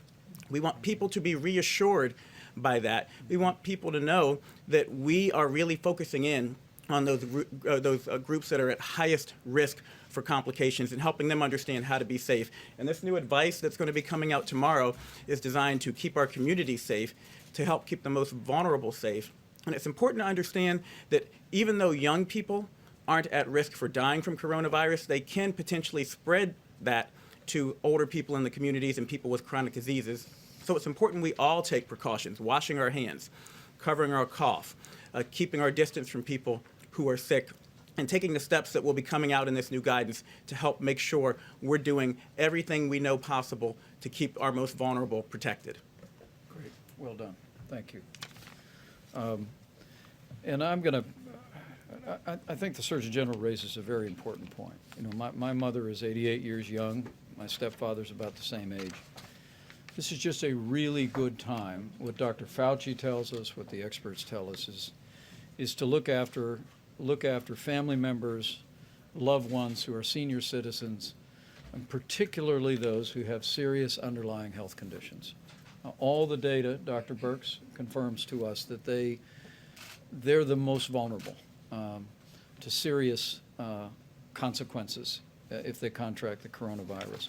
But the guidance that we would ask members of the media and the American public looking on, you can go to coronavirus.gov. This information will be posted tonight, and hopefully it will be useful, helpful, common sense for families, for schools, for businesses, and for commercial establishments that welcome the public in, just to create the kind of practices that we believe will mitigate the spread of the coronavirus across the country as a whole. But with regard to seniors, I might just ask Seema Verma to step up and speak about. Last week at the President's direction, we raised the standards for every nursing home in America with regard to infectious disease, and we are deploying all 8,000 of our inspectors in every state, as we told the governors today, to focus exclusively on infectious disease compliance at our nursing homes. Our hearts break for the families at the Kirkland Nursing Home in Seattle. The loss of life has been grievous, but we are sending the message out, working with our governors to make sure our nursing homes and long-term care facilities have the additional layer of protection against the spread of the coronavirus. And maybe you'd give us Thank you. Thank you, Mr. Vice President. As he said, that's exactly where our focus is. It's around infection control, and we're working with the entire healthcare industry. Today, we issued more guidance to nursing homes about really upping their screening of people that are coming into the nursing home and making sure that, you know, they're gloved and they have masks so that we can protect people that are in the nursing homes. The other thing that we're doing is, because we know that many of our senior citizens are vulnerable, we want to make sure that they know that the Medicare program is behind them, and we're here to support them. We're letting our patients know that they can get a coronavirus test and that there is no cost sharing associated with that for our seniors on the Medicare program. And we're also letting them know that because of the President's leadership, over a year and a half ago, he took action to actually extend more telehealth benefits to our nation's seniors. And this is a very historic change that we made under the President's leadership. And so if they're sick and they're ill, they can call their doctor, they can Skype with their doctor, and Medicare will reimburse for those services. And we've also, in our conversations with governors today, we've talked about having telehealth services also available in the Medicaid program. Great. Let me invite Bob Kadlec, who is Deputy Secretary of HHS, to come forward as well to fill us in on the latest on the progress on the Grand Princess. Thank you, Mr. Vice President. That is dockside now and is going through a very careful process of having Americans and foreign nationals come off, and everyone will be tested. Thank you very much, sir. And yes, we began our medical operation to basically disembark those passengers on Saturday. We put in place a medical crew on that boat to augment the physicians and nurses that were already on the ship. We basically ensured that the quarantine on the boat and isolation were being enforced, and then evaluated first the children and those who were ill, identifying anyone who is severely ill if possible. When the boat arrived on dockside today, additional medical personnel came on board, and we began an orderly disembarkation. Our intent is to basically disembark about half of the passengers on the boat today and the other half tomorrow. And everyone will be medically screened before they get off. If there's any question about their physical or health, they'll be screened again more additionally. And then they'll be transferred to one of the 4 quarantine sites in the United States: Travis Air Force Base, Miramar Naval Air Station, Lackland Air Force Base, and Dobbins Air Force Base in Georgia. The foreign passengers will be transferred. The Canadians will be taken back to Canada, and we're working with the United Kingdom to return their passengers back to the United Kingdom. But we're doing this all in cooperation with the great support of the state of California, the city of Oakland, and with the support of the Department of Defense, Department of Homeland Security, and the U.S. Coast Guard. Thank you. Great. And on the subject of testing, we had a very good discussion today, as I mentioned, with 47 governors, and outlined for them all of the different testing methods that are available. We have tests now in every state lab in America, but we're rapidly expanding that. And let me ask the Secretary of HHS to give us the latest on the availability of testing to the American public and to the states. Great. Thank you, Mr. Vice President. So we continue with our strategic plan at HHS across all of the components represented by many of the leaders here, which is to diagnose, to treat, to contain, to mitigate, to research, and communicate. It's what we do in a healthcare crisis situation. One element of that is the test, which of course CDC developed in record time after getting the genetic sequence posted from China. That then was available at CDC, and from that point on, there was no individual that a public health official needed to get tested that CDC didn't have surplus capacity to test. But we've been moving progressively to bring that test closer and closer and closer to the patient and to the bedside, and to make it as easy as possible for us to use testing, very much in line with our peer countries facing similar epidemiological circumstances. At this point, we, as many of you who were here on Saturday for the briefing know, we have over 1 million tests that have shipped from CDC and 2 private contractors that are the CDC type of test. Those are now out, and as the Vice President mentioned, every state public health lab is validated and operating those tests. In addition, hundreds of thousands of those tests are in hospitals, in private labs, in commercial labs. We now have a total of 2.1 million tests that are available, either shipped or waiting to be shipped or waiting to be ordered. We, by the end of this week, expect to be able to be producing up to 4 million tests per week in the United States. And that is on top of what the private commercial entities, the companies you know of like LabCorp or Quest, using their technology, the tests that they're getting out, which is an even better experience for the patient because those work, they are able to actually collect samples directly in doctors' offices, have a very sophisticated collection system to their labs, again, making it a very much more seamless patient experience. They're now validated and getting up and running, and that you'll see even more of that. So as I said, over the next week or so, you're just going to see a progressively better patient and physician and provider experience connected to diagnostic testing here in the United States. Thank you. So how many have been Very tested good. so far? Do you have that Well, number? maybe questions in just a moment. We'll come back. We'll come back. With that, I want to invite the director of CDC to come forward just to give you an overview of where we are in the country with regard to cases, and then we'll take questions on any of the topics. Thank you, Mr. Vice President. We do continue to see an increased number in cases. Again, as we said we would, as time passes, we currently have over 500 cases now in the United States outside of the repatriation cases and the cases on the Diamond Princess. We now have cases in 35 states that have been reported in the District of Columbia. I want to reiterate what the Vice President said, despite what I just said here, is that at the present time, the risk to the American public does remain low. We do have several community outbreaks, which we're focusing on in the Seattle area, in the Santa Clara, California area, in Westminster in New York, and in Florida. And these are areas that we're investigating heavily to try to understand the transmission mechanisms there and begin to help these jurisdictions begin to operationalize a series of mitigation strategies to help, again, to slow and contain the outbreak. Thank you. And let me say, just before we go to questions, coronavirus.gov.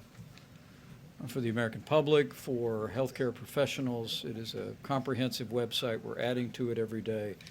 And also, Dr. Birx, we're working very diligently to establish a single website where people can go to track all of the cases and where they're emerging. Questions, please.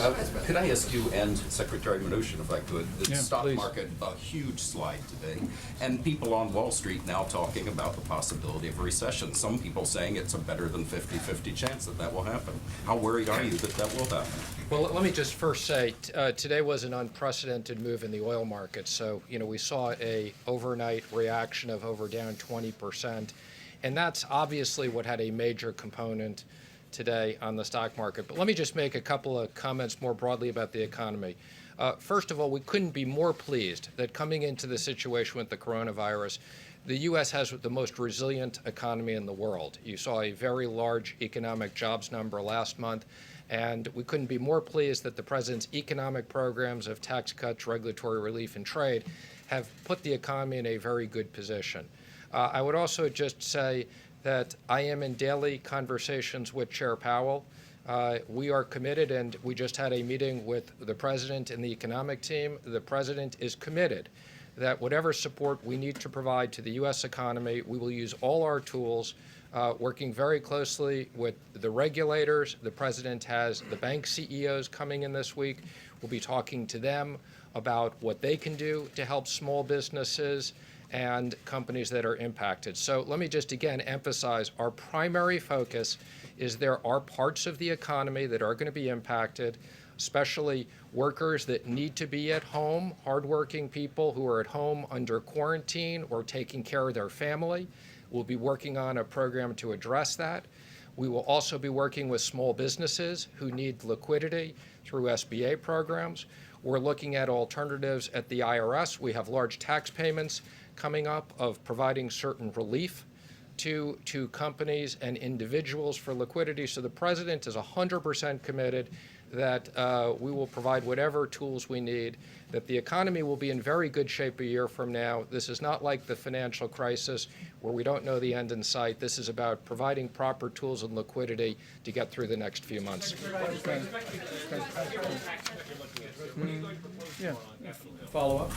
Well, let me just say there are certain authorities that the president has that we can do on our own, and we've already cataloged those tools. We have a large group, a sub-task force of Treasury and NEC working on this. We are also working with bipartisan leadership on a whole range of alternatives that we'll be discussing with them tomorrow. And as you know, we had bipartisan agreement on the spending deal. We will use the same approach to work with the leadership on the House and the Senate on this. What's the number You just said that you have not been tested. You said you don't know if the president has been tested, but today we learned that the president has interacted with two lawmakers who have interacted with someone who is positive for coronavirus. So why not get tested? Well, I just simply don't know what the White House physician has recommended to the president, but I promise you we'll get you that information. When do you think you could let us know if the president has been tested? We'll let you know tonight, Okay. right away. Yeah, but look, this is obviously the White House physician is, their directive is to see to the health and well-being of the President of the United States, and we'll get you a very direct answer on that. I've had no recommendation that I would be tested, and but let me just say to everyone, I really do believe that the guidance that we put out today would be very helpful and very encouraging to Americans. It was fashioned by Dr. Birx, Dr. Fauci, some of the leading experts in infectious disease in the world. And for families that are looking on tonight, to go to coronavirus.gov. You can find information about how you can just make your home safer, your family safer, your school safer, your business safer, and we recommend that to your attention. Yes, please. President, do you believe, and does the president believe, that what happened in the stock market today and what we're seeing among American industries, some of which the president named today as being affected and in trouble here, are in any way a result of this White House's reaction to the coronavirus crisis? Is this the markets and American businesses saying that you guys are not enough in charge and didn't think enough ahead? Well, I have to tell you, I'm about a week and a half into being asked to lead the President's White House Coronavirus Task Force. And the men and women standing behind me and all the men and women standing behind them have done a remarkable job responding to this. The President's decision to suspend all travel from China, Dr. Fauci, I think, reflected just last night on national television about the time that bought us, the decisive action in declaring a public health emergency. I really do believe that the American people can see that this president is putting the health of the American people first. But make no mistake about it, as we go forward, and particularly as we have more testing available, we have these communities that have community spread, there will be more cases. But we simply ask, we ask today for the American public to join with us in the common sense practices that will mitigate the spread of the coronavirus. And also particularly, we're asking every American to look after our seniors who have serious underlying health issues. They are clearly the most vulnerable, and that's where the focus of our energy is today, even as we do everything that we can, working with governors at every level, state and local public health officials to limit the spread of the virus. If I could ask you a question of Dr. Fauci. Thank you, Mr. Vice President. Dr. Fauci. You're up to it. More and more organizations, charities are canceling fundraising events, other events. Is that prudent? Is that an overreaction? Do you think the president should continue with campaign rallies? And do you believe that people, even if they're healthy, should get on board a cruise ship? Okay, so there's multiple different questions, John. So the idea about individual entities, governors, mayors, or whatever, canceling activities that are not coming from a direct recommendation from the federal government, I think that they have I know they have the authority to do that, but what they're probably acting on is what they would consider for their citizens an abundance of caution. Most of the time when that happens, it usually is in an area where there is already documented community spread. And Dr. Redfield mentioned the 4 areas right now that are having community spread that's documented. But there may be, as we know, it's a possibility that there's community spread going on in areas in which we're not detecting it yet. And I think that's the response of the individuals, be they mayors or governors who have you, who are doing that. So I wouldn't criticize them for that. They're using their own individual judgment. And to me, I think that would be prudent. Campaign rallies? I can't comment on campaign rallies. It really depends. We are having, as we've all said, this is something in motion. This is an evolving thing. So not sure what we're going to be able to say at the time where you have a campaign rally. If you're talking about a campaign rally tomorrow in a place where there is no community spread, I think the judgment to have it might be a good judgment. If you want to talk about large gatherings in a place where you have community spread, I think that's a judgment call. And if someone decides they want to cancel it, I wouldn't publicly criticize them. Mr. Vice President, I asked one last one about cruise ships because a lot of people are planning cruises over the spring break. Would you recommend that anybody, even a healthy person, get on board a cruise ship? Yeah, I think if you're a healthy young person, that there is no reason, if you want to go on a cruise ship, to go on a cruise ship. Personally, I would never go on a cruise ship because I don't like cruises. But that's another story. But the fact is that if you have the conditions that I've been speaking about over and over again to this group, namely an individual who has an underlying condition, particularly an elderly person that has underlying condition, I would recommend strongly that they do not go on a cruise ship. And let me also say, John, I think you raise a good point.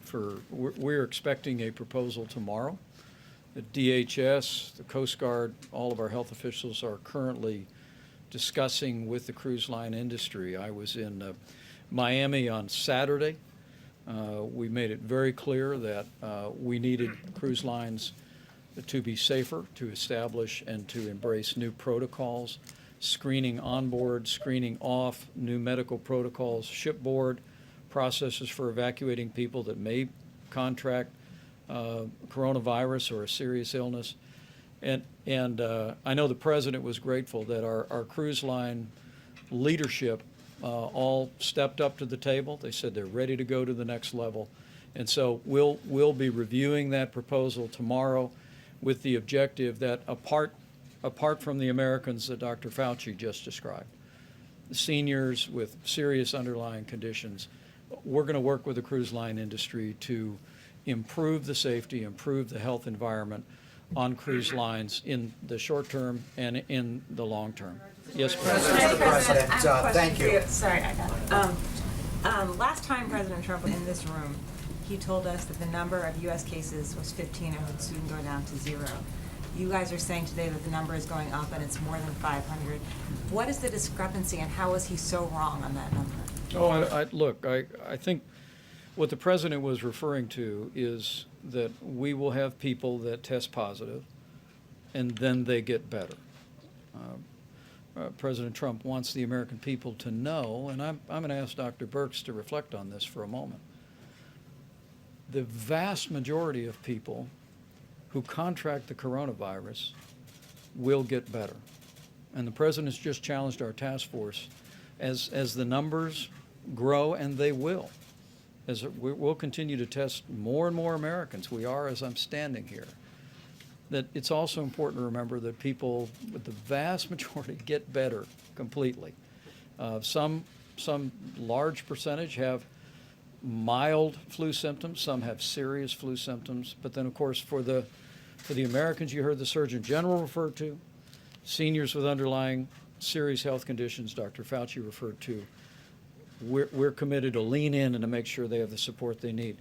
But the President's focus here is just making sure people understand that while the numbers grow, there are people that come off the list because they get better. And Dr. Birx, did you want to reflect on what we know about the cycle of the coronavirus? Yeah, thank you. So we know the coronavirus reacts a lot like the flu in the way it spreads and in the way we prevent it. And so when we put out the guidelines to the American people, they will reinforce the guidelines, and we hope the number of flu cases go down too, because people will really be what we call situational awareness. I did want to add one piece to our cautions about people with pre-existing condition. We also know that there are children with pre-existing conditions, and we know that there are individuals that are undergoing chemotherapy for their treatment of cancer. For those individuals, if they have what we call decreased number of white cells, and they will have that discussions with the doctors, they are given often a sheet of paper that really describes how they need to protect themselves and how their family needs to protect them. So I want to make sure that we understand, yes, we're concerned about the elderly, we're concerned about others with pre-existing condition, but we're also concerned about anybody who may be in what we call an immunodeficiency state, having less white cells and less able to combat any virus. We want to protect all of them from the flu, and we want to protect all of them from coronavirus, and that's why these guidelines are particularly important. Last question. You said you'd answer the question about tests. It really is important, I think. And I want to ask all of the journalists in the room, do what you can to distribute this information, coronavirus.gov, because exactly the reason that Dr. Birx just said so well, that we want to make sure that families have the tools, businesses have the tools, even in areas where we don't have a significant outbreak of the coronavirus. We want to make sure that the American people have the tools to prevent the spread of the coronavirus, particularly with regard to the most vulnerable. Yes, Mr. Vice President, earlier you said you'd tell us how many Americans have already been tested. And as a follow-up to a question that was asked earlier, are the president's tweets hurting your efforts at all? Because he's accused the Democrats and some of the members of the press of making more of this than he says it is. He's made lighter of it than you all have here. So has his tweets hurt you, and can you please tell us how many Americans have been tested? I'm happy to do that. The president's leadership has made the difference here. I heard it again today from 47 governors. Governor Larry Hogan joined me in the Situation Room. He's the chairman of the National Governors Association. I think every American would be inspired if you could see the way, under the president's leadership and in cooperation with governors in every state and every territory, we literally are working seamlessly on behalf of the health of the American people. I'm going to invite the Secretary of HHS to come up and speak about how the number of tests that have been done and where we are. The tests that are available, he's addressed, but in terms of those that have been conducted. So we've told you, we'll tell you what we know and what we don't know, okay? So there are different types of tests that get sent out. The CDC's test that CDC is sending out, that's that enough to test 75,000 people that was sent out last week. Those go to public health labs, about 80 labs in the United States, one in each state at least. Those report results back in to the CDC because they're part of the public health network. The larger quantity of tests that shipped, about 900,000 of the tests that shipped by this weekend, and then so many of the remainder of that total 2.1 million tests, those go to hospitals, private labs, others for testing. They don't currently have to report to us that they've conducted a test or what the result of that test is. The CDC is actively working right now to build that IT connectivity with them so we can gather that information. So right now, I could not give you a number of how many Americans have received a test because many will have received a test through hospitals or non-public health labs. And so let's work. We're getting the system, the IT system up through CDC. We want to give you accurate information as we go. Dr. Redfield, is that fair? If I may, everyone, thank you all for being here. We will be back here tomorrow, and we'll continue to bring the latest information forward to the American people. Again, let me encourage all of you here and everyone looking on around the country to go to coronavirus.gov. Get really useful, practical, common sense recommendations about how to make your home safer, how to make your school safer, how to make your business and any enterprise out there safer. These are practical recommendations from the best experts in America, and we commend them to your attention. But let me also just have a word of encouragement to everyone. I want to say again, all of our medical experts, apart from the areas where we have community spread and we're focusing resource, the risk of contracting the coronavirus for the average American remains low. It will remain that way more so if all of us continue to practice common sense habits in our home, in our businesses, in our schools, in our public institutions. And so it's important to remember what President Trump said. We're all in this together. It's not just going to be a whole of government approach. It's a whole of America approach, and together we'll get through the coronavirus. Again, details on all the latest information, coronavirus.gov. Thank you.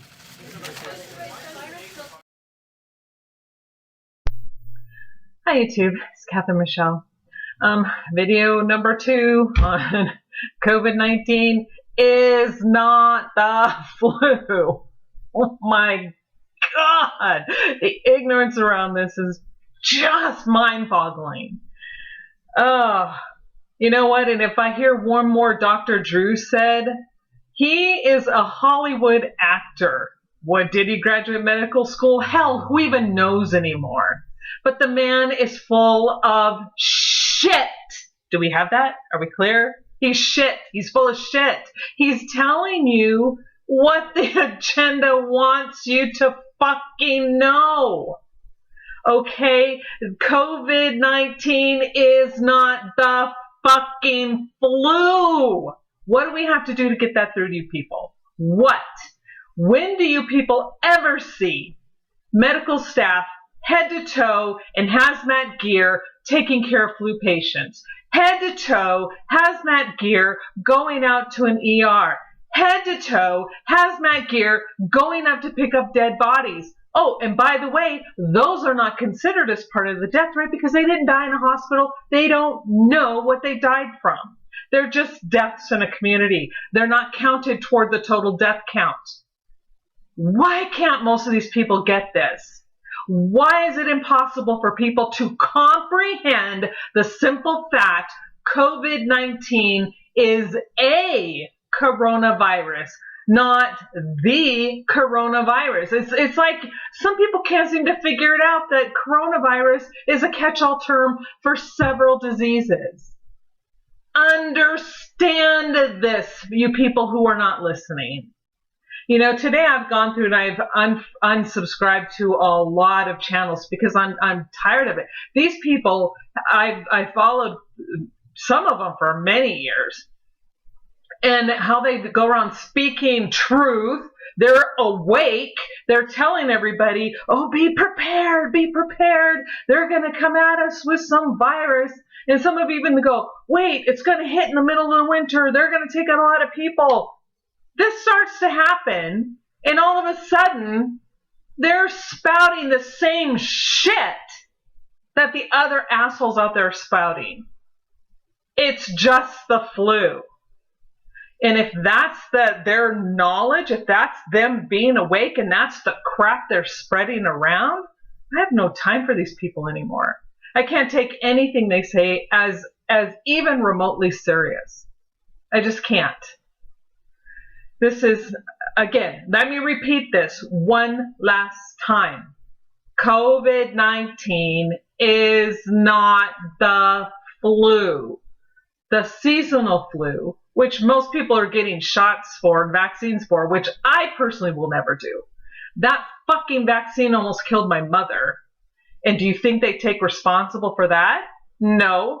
These vaccines, to me, and in my opinion, are shit, and they are meant to get rid of a certain populace.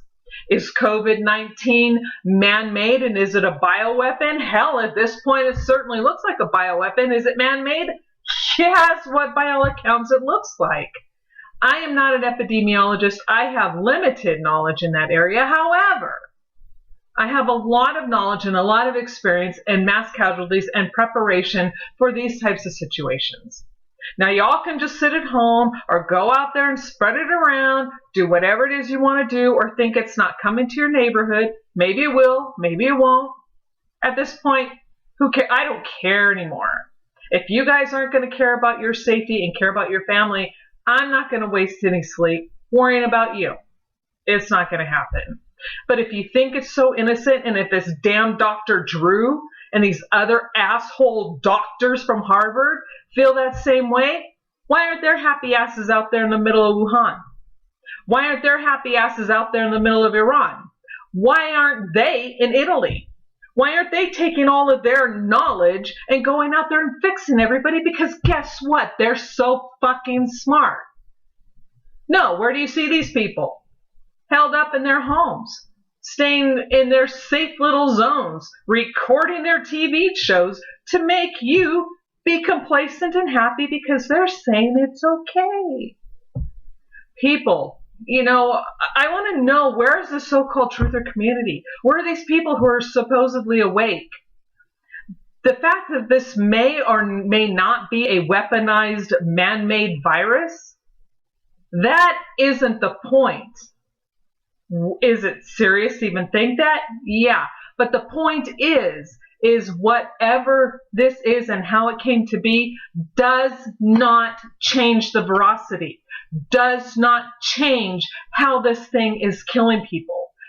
To me, it looks weaponized because it is taking out a certain populace. The old people, the sick people. According to these Georgia Guidestones, which so many of these truthers talk about, they want to get the population down. Even Bill Gates himself, that asswipe, has gone around stating he thinks the population can be controlled by vaccines. And yet these dumb asshole people in the United States and worldwide are going, get your vaccine, get your vaccine. Go ahead, get them. Help them control and kill you and your family. Have at it. Be happy. But stop spreading their lies and their rhetoric.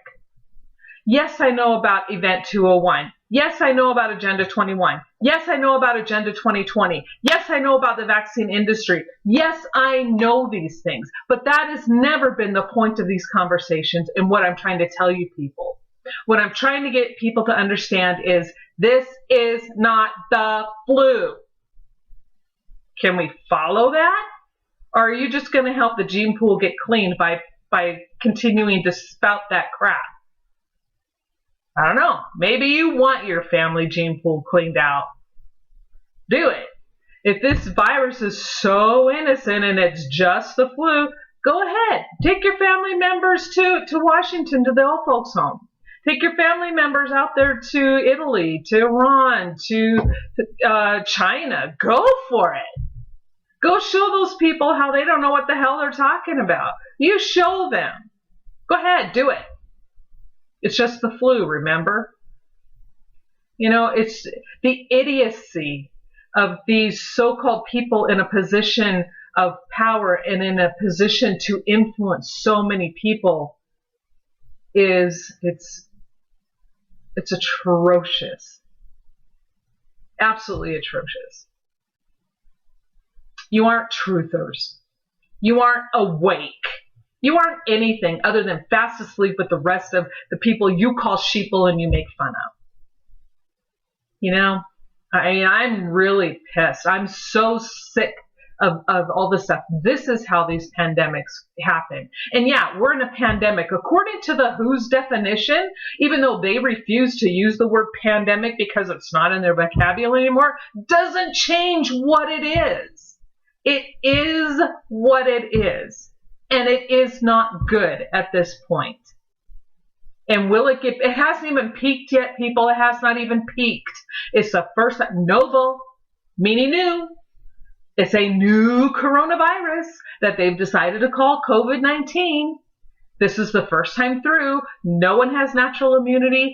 They're doing their best to figure it out. And watch these videos that have been leaked from China.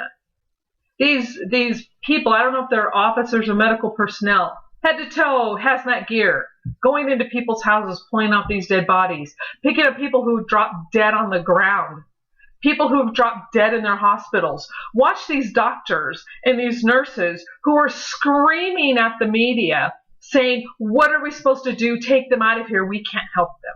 Oh, wait, I forgot. That's Chinese propaganda. It's not real. Y'all just need to wake up and stop being idiots. Stop being so easily led down the path that leads you to believe that this is just, you know, oh, they're just trying to get you scared. You know, them trying to scare you, yeah, that's probably part of it. But in the meantime, with your complacency, you are going to kill yourself, or you will kill your family, or you will be responsible for another person's death if you are in an infected area and you choose not to take this seriously. You will go around spreading this crap everywhere, and then you may not get sick, but somebody down the road may be getting sick from something you deliberately touched or passed along, and you may never know. But that person's going to die, and you're still going to sit home going, it's just the flu. Oh my God, people. And I'm not yelling at those who get it. I'm so thankful there are some of you out there who get it.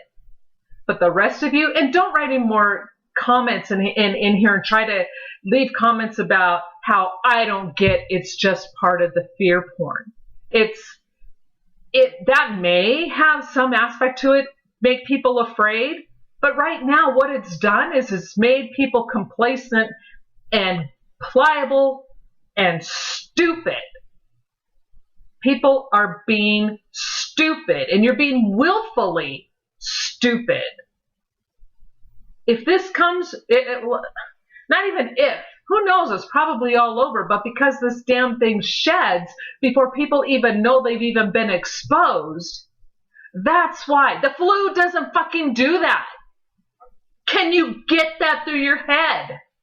You don't have the flu, come in contact with it, go infect 30, 40, 50 other people, And then 3 weeks later, you get the flu, and oh, I guess I had the flu.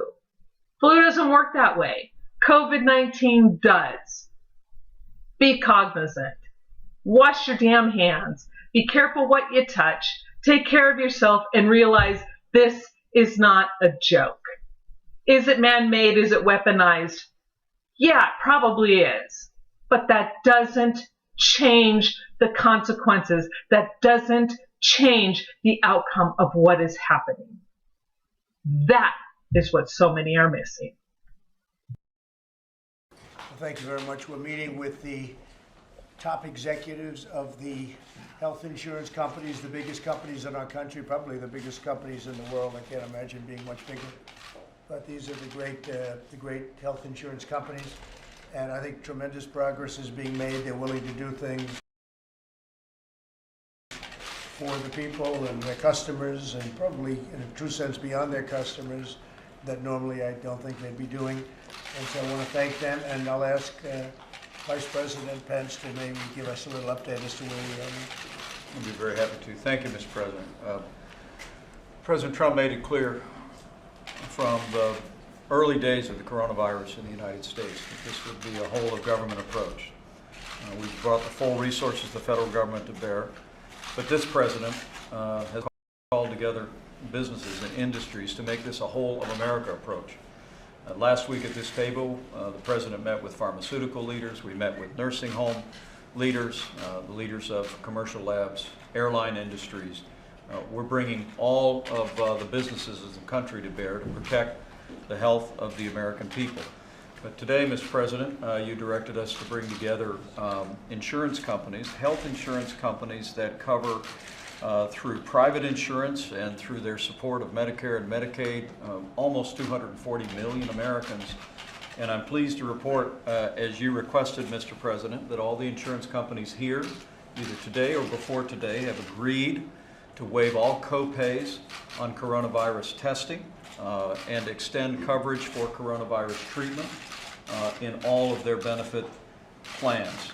And at your direction, Medicare and Medicaid last week already made it clear to Medicare and Medicaid beneficiaries that coronavirus testing and treatment would be covered.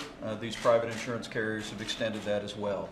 They've also agreed to cover telemedicine so that anyone, particularly among a vulnerable senior population, would not feel it necessary to go to a hospital or go to their doctor. They'll know that telemedicine is covered. These CEOs have also agreed to no surprise billing. We want people to get tested.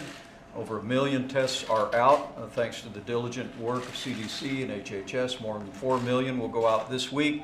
You've worked with commercial labs to expand testing, and that'll continue to increase by the day.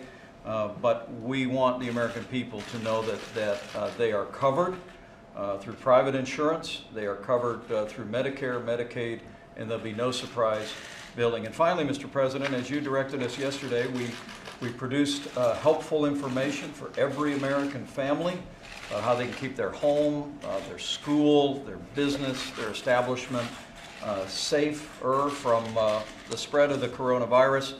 All of these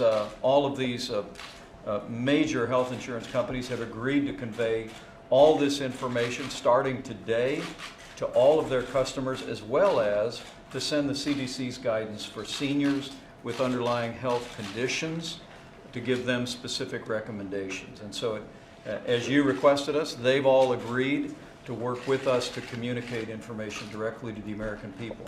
Because as you've said, Mr. President, while the risk to the average American of contracting the coronavirus remains low, we want a full partnership with industry and give the American people all the information they need to avoid contracting or spreading the coronavirus. And particularly, these companies are going to help us get information to seniors with underlying health conditions who really represent the most vulnerable population to serious outcomes. And I know I speak on behalf of the President when I say how grateful we are for the collaborative spirit, the generosity, and the partnership represented by the great companies at this table. That's true, very true. And we are working very closely with the cruise line industry, and very, very closely. They're taking very strong steps in terms of people going on and going off.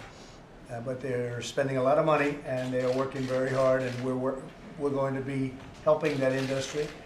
Likewise with the airline industry, they're taking very, very strong steps for people coming into our country, even getting off the planes. So we are working very closely with them. We're helping them. They're two great industries, and we'll be helping them through this patch. And so far, I think it's been going very well. You know all about the big ship that came in yesterday, and that's going along incredibly well, working with the state of California successfully, very successfully, also with Canada and with UK. So UK is taking their people, their citizens back, and Canada is about 600 people. They're coming back. They're being met and brought to planes and being brought very, very, in a very, very dignified fashion back into Canada. So we appreciate all of the help we've had in that, and that's working out very well. With that, I might just ask a couple of folks if you'd like to make a statement on behalf of the industry. Perhaps, would you like to make a statement on behalf of the industry? Sure. This is Gail Boudreau, and one of the things that I think is most important is from day one, as an industry and as a company at Anthem, we have been very focused on ensuring access to care, and that cost is not an issue for people to have the testing appropriately done. So we're pleased that we're able to continue to expand this access.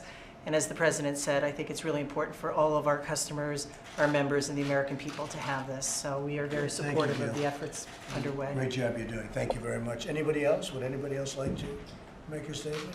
Even the ones over here, you can turn your head and look at those cameras. So I'll say on behalf of the industry, Yes. we represent the great companies around the table here, but then those that operate at a local level, that we all have the same commitment to making sure that cost is not a barrier to people getting tested and treated.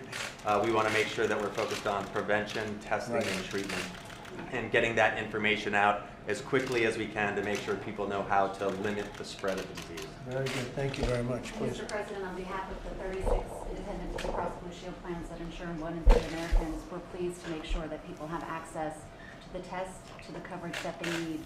I also want you to know that the commitments we've made also apply to the Federal Employees Program, where we insure over 5 million employees. That's great. Thank you. Thank you all. Maybe. Please. I would just like to say, as a large servicer of Medicare, that we are very oriented to the aging population, and most importantly, how do we make it as easy as possible for them to Right. receive their test? And being able to do it in the home is a very important part of that. And so when we think about telemedicine and home, it reduces great barriers Right. to allow them to have the testing. And a lot of people now are taking advantage of that, really strong advantage. Who else would you suggest? Dave Wickman, Mr. President. Dave, please. Sure. Mr. President, thank you for having us first and Thank you. foremost. And I guess just to extend the conversation here, we're working very hard to protect the health workforce, which we think is essential to ensure that Americans have access to the proper care. Getting the health workforce back to work, so quickly tested and back serving patients is a high priority for us as an organization serving somewhere around 18 million patients across America. Right. Well, thank you. And Governor Pete Ricketts, Nebraska, everybody. Nice to see you. Mr. President, I just appreciate your leadership and the Vice President's leadership to work with the governors to be able to make sure we're keeping people healthy in our states. It's been a fantastic cooperation at all levels of government. We really appreciate also all the cooperation of all these executives around the table to make sure that the people in my state and all the states across the country will be able to get the test and not worry about having to pay for it. Right. Great thing. Thank you all very much. Thank you. Thank you very much, everybody. Hi YouTube, it's Catherine Michelle. First of all, I need to apologize for my attitude yesterday. It was so bad. I was really, really upset with a lot of people. Well, you know, just the people who are still continuing going, it's a hoax, it's a hoax. You know what? Yeah, 3 or 4 days without sleep can make me kind of cranky. Finally got some sleep and I'm back. And you know what? Who am I to take your security blanket away from you? If saying it's a hoax makes you feel better, if saying everything's not real makes you feel better, if believing that this is nothing but an agenda, if that makes you feel better, you know what? do what you need to do to feel better. You know, keep believing it. Just like I'm going to keep believing what I believe to be the truth, because I speak to people who are in that part of the country and they're not media associated. They're not from the China government. They're not even from our government. And if these people are saying that what they're seeing is far worse than anything being reported and they're afraid, some places aren't affected at all. But there are places who really are being affected. And you people who are calling it a hoax are still content to call these people liars? Yeah. Do what you gotta do. Be happy. Nothing's gonna change your mind. Just like people who believe airplanes hit the World Trade Centers, you can't convince them otherwise. They see or they think they see something. And no, because they think they see it and it's in their head. That's the only truth that they know. Even though we all know aluminum cannot go through reinforced steel and concrete, but that's another story for another day. Anyway, stick to the topic. Is my son and I we were talking about this morning about the coronavirus, and I do believe it's real. I do believe it's spreading. I do believe it's highly contagious. And no, it's not the flu. For the umpteenth bazillionth time, it's not the flu.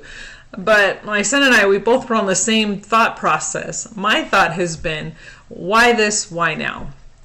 And at the same time, we're both like going, hey, maybe there was a stockpile of supplies somewhere in some warehouse that the government needed to get rid of, governments needed to get rid of, so they release a virus, and now the stockpiles are gone because people are panic buying, which is a huge mistake.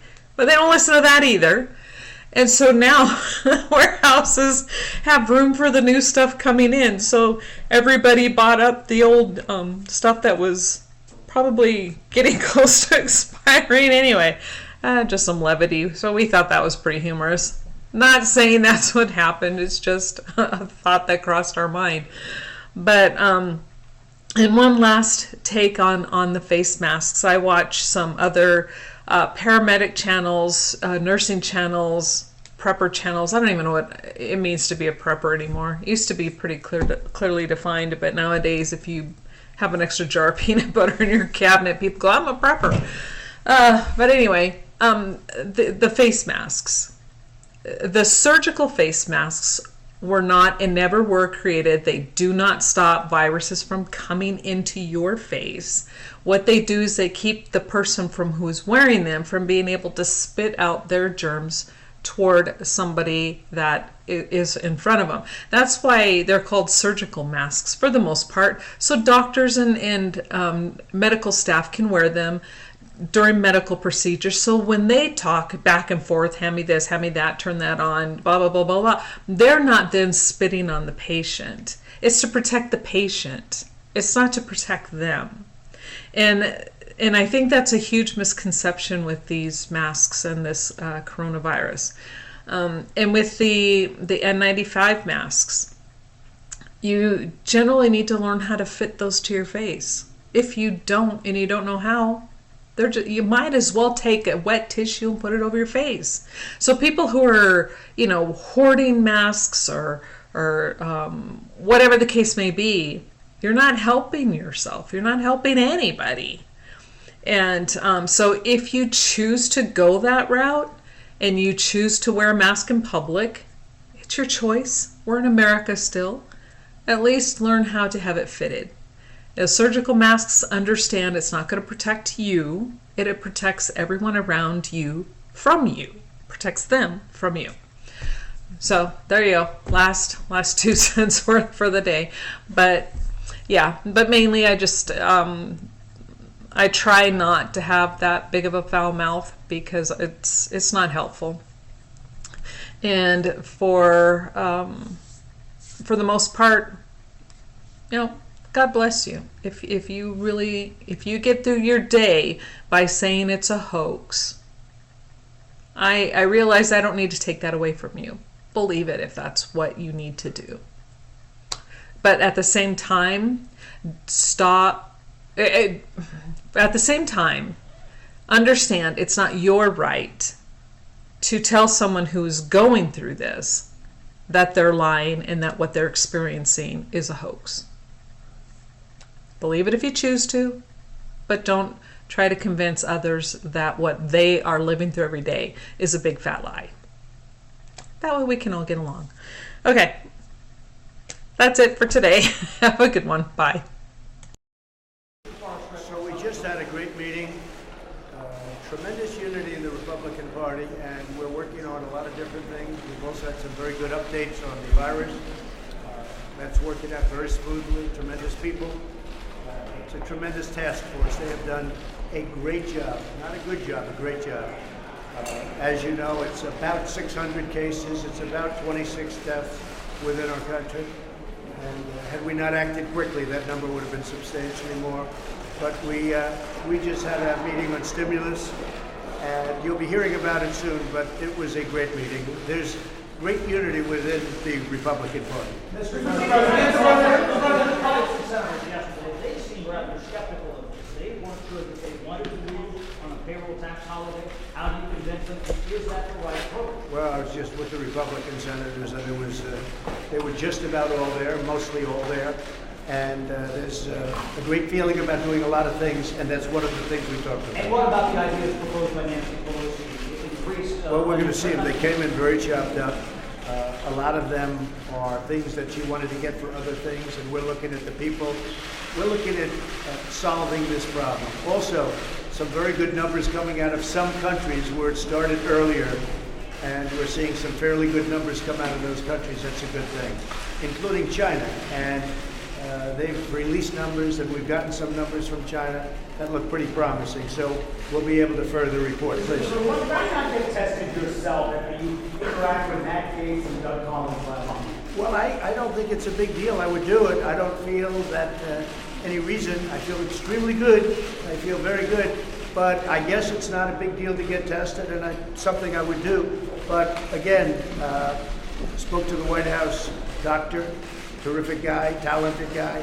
He said he sees no reason to do it. There's no symptoms, no anything. And you know what? If there were, you people would be the first to know it. You would maybe even tell me about it. Yes, please. Have you been briefed that up to 100 million Americans could ultimately be exposed to the virus? I've been briefed on every contingency you can possibly imagine. Many contingencies, a lot of positive, different numbers, all different numbers, very large numbers, and some small numbers too, by the way. Look, right now, I guess we're at 26 deaths, and if you look at the flu for this year, we're at 8 million. We're looking at 8,000 deaths, and hundreds of thousands of cases, but we have 8,000 deaths. So you have 8,000 versus 26 deaths at this time. With all of that being said, we're taking this unbelievably seriously, and I think we're doing a really good job. And again, the task force headed up by the Vice President has been fantastic. Why has the U.S. been so slow with testing? Other countries have tested tens No, I of think the U.S. has done a very good job on testing. We had to change things that were done and that were nobody's fault. Perhaps they wanted to do something a different way, but it was a much slower process from a previous administration. And we did change them. We made the changes. But the testing has gone very well. And when people need a test, they can get a test. When the professionals need a test, when they need tests for people, they can get the test. It's gone really well. Look, the biggest thing that we did was stopping the inflow of people early on. And that was weeks ahead of schedule, weeks ahead of what other people would have done. In fact, other people mostly would probably not have done it even till now. And that's made a big difference.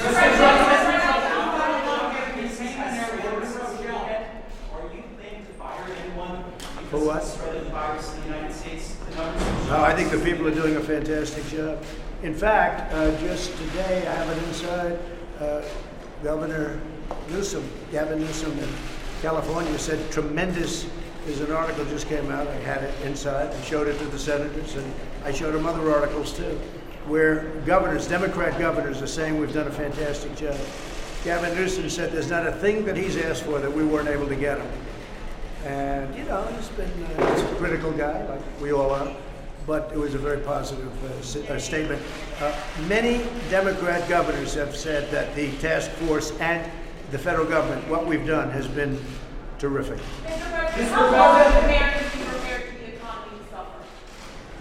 Well, this was unexpected. This was something that came out of China, and it hit us and many other countries. You look at the numbers, I see the numbers with, just by watching you folks, I see it, it's over 100 different countries, and it hit the world.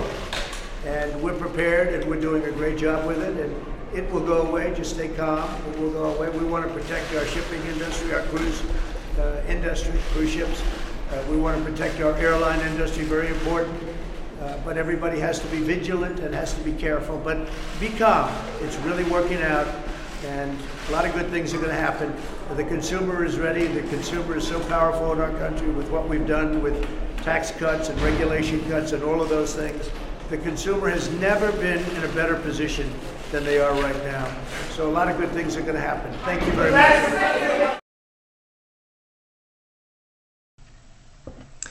Hi YouTube, it's Catherine Michelle.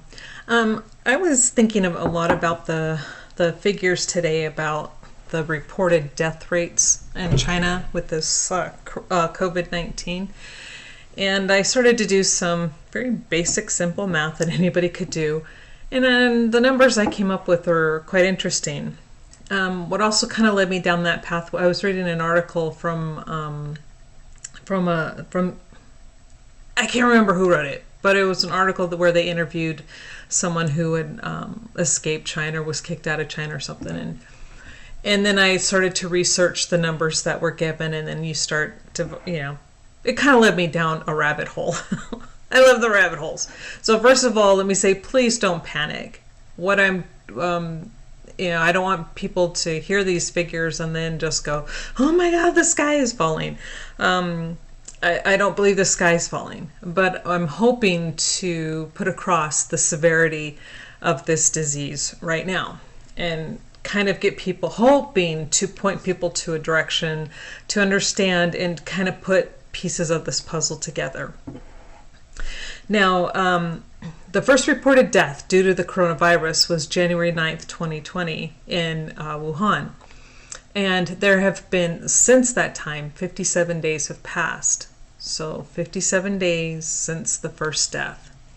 Now, with a total death count of 3,013 in China, according to the last report that I saw, that would mean that an average number of deaths per day is roughly 53. And if it looks like I'm reading notes, I am. I had to write this down. There's no way I'll remember it all.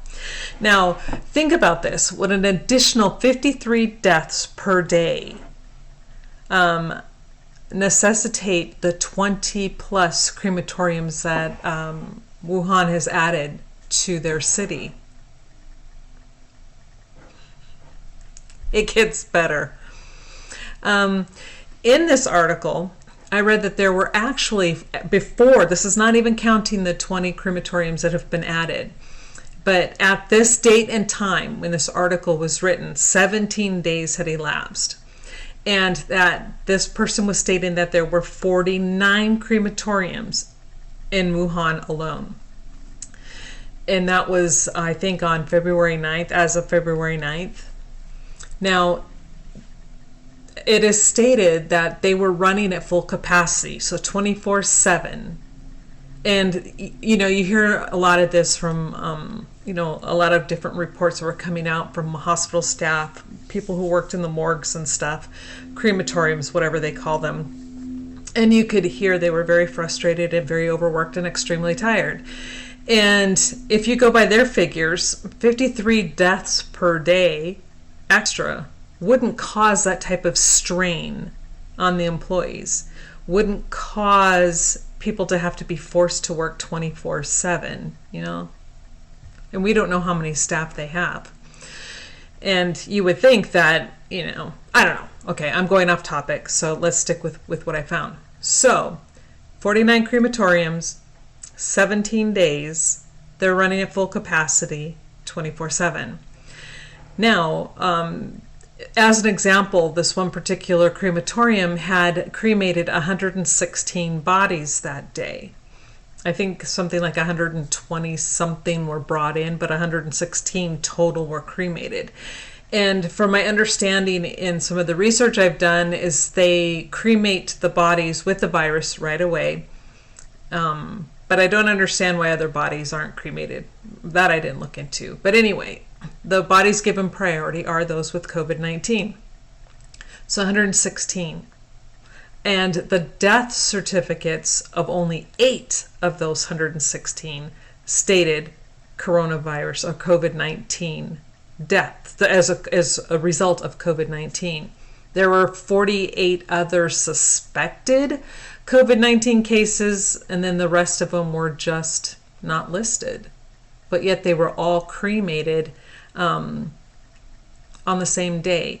Now, I don't know their culture, but from what I understand from reading some other things, and this is what I said, never mind, but I think this is kind of important here, is they don't cremate regular deaths with like outbreak type deaths. I don't understand all of that. But if that is true, then it stands to reason, and the only thing that would explain the 116 total cremations for that day is they all had to be COVID-19 related. That's a lot. So, I found that very interesting. Now, I did some research on cremations, and cremations can take anywhere from 1 to 3 hours each. I don't know. I was pulling stuff off of the web and take that with a grain of salt. I don't know. I've never worked in a crematorium. But so if you think about that, if it's 1 to 3 hours each, so you're looking at as many as 24 in a day, to if it takes 3 hours, then obviously that's eight bodies per day. But depending on how many ovens, so again, all of these figures are guesstimates, but I'm going with the least. So maybe their one particular crematorium may have, I don't know, 3 or 4 ovens, and they can kind of do them 3 or 4 people at the same time. And I know this is morbid, and I'm sorry, but this is the reality of the situation. So anyway, I mean, that means that, okay, we talked about that. So with an additional 53 deaths, would this really cause, again, let's go back, would this really cause these workers to be so overburdened? I mean, I don't think so, but that's easy for me to say because I don't work in the industry. But here's where it starts to make sense, why they would be overwhelmed. So here's where I'm saying, let's do some math. Let's do some basic math. There were, at that time, 49 crematoriums. Again, does not count the extra 20 that were added, and from other research I've done, they're actually adding even more, or did add more, but right now we do know that they added an extra 20. This doesn't include them at all. This is sticking with the 49. And running at full capacity 24/7 for 17 days. The one crematorium reporting their figures was 116 bodies. Okay, so you ready for this? You have 116 bodies times 49 crematoriums because they were all running at full capacity. All of them in the same boat. Actually, some were in worse shape than others, meaning they had far more to cremate than others. But let's stick with just the 116 times 49. That is 5,684 cremations per day. Now you times that figure times 17 days, because up to this point of this reporting, 17 days had elapsed, and you get 96,628 cremations due to the coronavirus or COVID-19. We get a little bit clearer picture here. And now multiply that number by the number of days that the pandemic has been going on since the beginning, which we stated earlier has been 57 days. You multiply 116 times 49, and that will give you the 5,684 total cremations per day. And now let's multiply that by 57 days that have been going on. Of course, they're saying the numbers are decreasing. That's why I'm saying averaging. We're averaging all this out. And that number jumps to 323,988 cremations. they're telling you only 3,013 people have died. 3,013 will not put a strain like that on the medical field. And again, keep in mind, this does not include the extra 20 crematoriums. And this is only the figures in China. I'm going by only what's the figures that had come out of Wuhan. Now, does it begin to make sense why you see all these medical personnel and everyone else running around in hazmat gear? If it was just something simple like a flu bug or a flu type illness, hazmat gear wouldn't be needed. People wouldn't be wearing it. Starting to make a little bit more sense now. And doesn't it make sense also now why the quarantines are put in place? Now, I'm not saying one way or the other, you know, if taking what people are calling the draconian method is the way it should be done. But I'm saying let's put pieces of puzzle together. We see hazmat gear from everybody, especially medical personnel. We see quarantines. We see closures. We see a virtual complete shutdown of the entire city of Wuhan. And you hear these other people go, oh, but it's no big deal. You don't take those measures if it's no big deal. A flu outbreak doesn't and never has just the quote-unquote flu, and not to say that because the flu can be pretty bad. And it doesn't warrant, though, this type of protection. So people are not putting these pieces together in their head. Don't have those blinders on. This type of self-protective gear is being worn for a reason. And again, it's all basic math, and this all makes sense. And this leads to the most puzzling questions to me, which is why are so many doctors and professionals out there telling everyone, well, especially now they're telling everyone, that this is nothing more than just a little flu-type bug and it's nothing to worry about. And when I think about this pandemic right now, one of my favorite movies is 2012.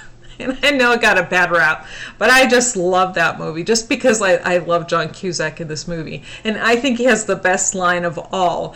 And his line was, when they tell you not to panic, that's when you run. And that's kind of how I see things now. Everybody's like, at first it was like, oh, you know, the sky is falling. And now it's like, oh, don't panic. It's okay. It's okay. You know, it's just a little bug. Meanwhile, when you put all of these figures into play and you start doing the basic math, it's not just a little figure. And and I really want to stress, this is just food for thought. I don't want to cause people to panic, and I am not saying 300 and virtually 24,000 people have been cremated. But I will say, I truly believe in my heart of hearts the figure is way, way higher, 10, 20, 30, 40 times higher than the 3,013 deaths that they're reporting. I don't believe that for one iota of a second. And so basically this is just food for thought. And to realize that none of us are being given the full picture. So we have to use our deductive reasoning skills, and we have to look at how things are being handled, how our medical staff and other people reacting to the public. You know, there are a lot of videos that come out of China, and we can only believe, there's a saying, believe half of what you see and none of what you hear. So if even half of the videos coming out are true, it is horrendous what is happening over there. And it is far worse. Up to tens of thousands, maybe hundreds of thousands of people have been cremated and dying. And also, I want to reiterate, this does not include anyone who has not died within a medical facility or someone who had been watched and was being watched for the COVID-19. So these figures are much higher than even that. So maybe it could be closer to 300. I'm not saying it is, but I'm saying it could very realistically be 324,000 people, because they're saying 60% of the people are dying at home than what are dying of all the deaths that are being reported. These 60% of these deaths are occurring at home. And so that's an even a huger, bigger number to add on top of the 323,000. It gets to be very mind-boggling, and now it makes sense. Now they adding the 20 extra crematoriums, the staff being so overwhelmed, doctors are passing out, nurses are passing out from sheer fatigue. The desperate cries for help. We need help. They needed a break. What are they going to do? And it's easy for some people to poo-poo that, but unless you've worked in a mass casualty environment, you have no idea the strain that puts on your body. And it's bad. It's bad. I've worked, I was at the Luby's massacre. I was at the crash, the jet that crashed on the tarmac at Fort Bragg, and then with an 82nd Airborne, where they went flying, a gust of wind took them and threw them all into the ground. So these were mass kill events that I was personally involved in. And there were times when some of these events, you don't get a break. Your patients are coming in one after the other, after the other, after the other. You barely have time to run to the bathroom. You better pee as fast as you can and get out of there and back to the ER, because the patients need care. And so, and then the training events, I've done a few Jade Helm events, which was before I even knew what Jade Helm was, but we did all of this practicing, and because at the time I was in EMT, volunteering with the Red Cross on a military base. So I've been in these situations, both literally and in training, and it is exhausting. You can't even describe it. It's beyond exhausting. So I can only imagine still what those poor medical personnel are going through. And it breaks my heart. It just breaks my heart. Now, the one last thing I want to cover before I finish this video is their job application for these new crematoriums that they're opening up. Funny, not funny. I laugh because I laugh not because it's a funny ha-ha. I laugh because it's sad of the superstitions, but that some people still will believe what they're being told. Now, on this job application, it states as a requirement that the potential employee cannot be afraid of ghosts and demons. Most of us are like, what? What do you mean by ghosts and demons if you're putting a body into a furnace? Well, they're telling these people on the same form that the bodies will sometimes move and scream, and you have to understand that that's just probably a ghost or a demon. This is me paraphrasing. Bodies don't move. They don't scream. So you can imagine, and you can put two and two together, what is truly happening. That breaks my heart. Absolutely breaks my heart. And how that's being allowed to continue or even happen in the first place, God only knows. God only knows. But I'm telling you, dead bodies don't move. Dead bodies don't scream. Okay. Also, I want to reiterate this very important fact. When someone dies away, and I know I said this previously, but I really want to stress this. When someone dies away from a hospital, or from a facility or any place where they're being watched for a specific or particular disease, that count, that body count is not added to a pandemic situation. Now, we know that these people are dying from COVID-19. The vast majority of them are dying from COVID-19, but because they weren't tested, couldn't be tested, or died before they could be tested, and they died away from and outside of medical care, those deaths don't count toward the total body count. They don't, nowhere, anywhere, it just doesn't count. And that's because they cannot say with 100% certainty, although logic tells you, they cannot say with 100% certainty that that death occurred due to that particular event. However, again, using logic, common sense, and what the people who are reporting this, they're telling you that, yeah, these deaths were COVID-19, but they weren't tested in time and they died. Those bodies don't count. So that number of deaths is exponentially higher than what is reported. And this is just, again, this is how things are done everywhere, even here. And this also explains, again, why the infectious rates are so low. And even here in the US, in the United States, our numbers are so low right now. They have a few pockets, well, one here, one there. Washington State seems to be the worst so far. But even here, where I live, there have been some people that I've spoken with who are not feeling very well. They don't know. They're worried, and I get that, but you don't want them to panic, but you understand why they're worried. And they go to the doctors and they're like, "Can you at least test me?" And no, the doctors are not testing here in the United States. Just so if anybody's outside of the United States watching this, understand that. They're the vast majority, virtually almost all of them, other than those who have been tested and are showing up as cases, have been tested.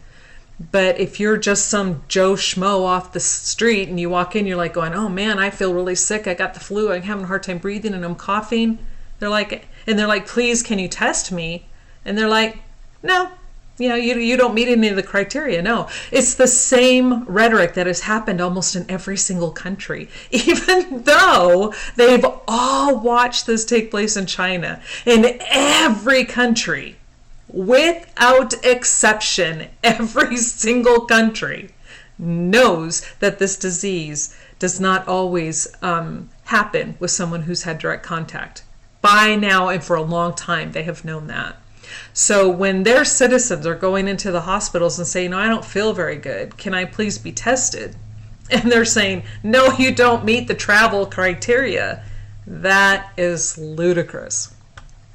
Absolutely ludicrous. So, what makes this virus so worrisome?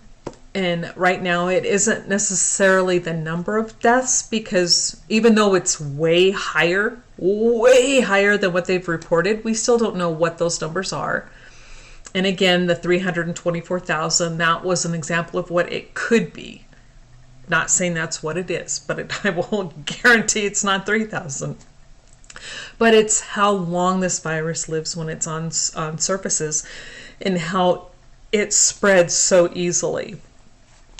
And for me, I think what's even worse than that is the lackadaisical attitude from a lot of so-called professionals. And I know I will harp on these so-called Harvard doctors that are out there spreading, "Oh, don't worry about it, it's nothing." Oh, boy, I wish I could rip their degrees right off a wall, because they're hanging on to that going, "I'm a Harvard doctor." I wouldn't brag about that if this is what you're saying. But yeah, it's just the lackadaisical attitude is what is causing the spreading of this disease. That's the worst, in my opinion. And I should state that this is all just my opinion. And we need to, and it seems like maybe they know this or maybe they don't care, but this virus is attacking and killing people who have a weakened immune system.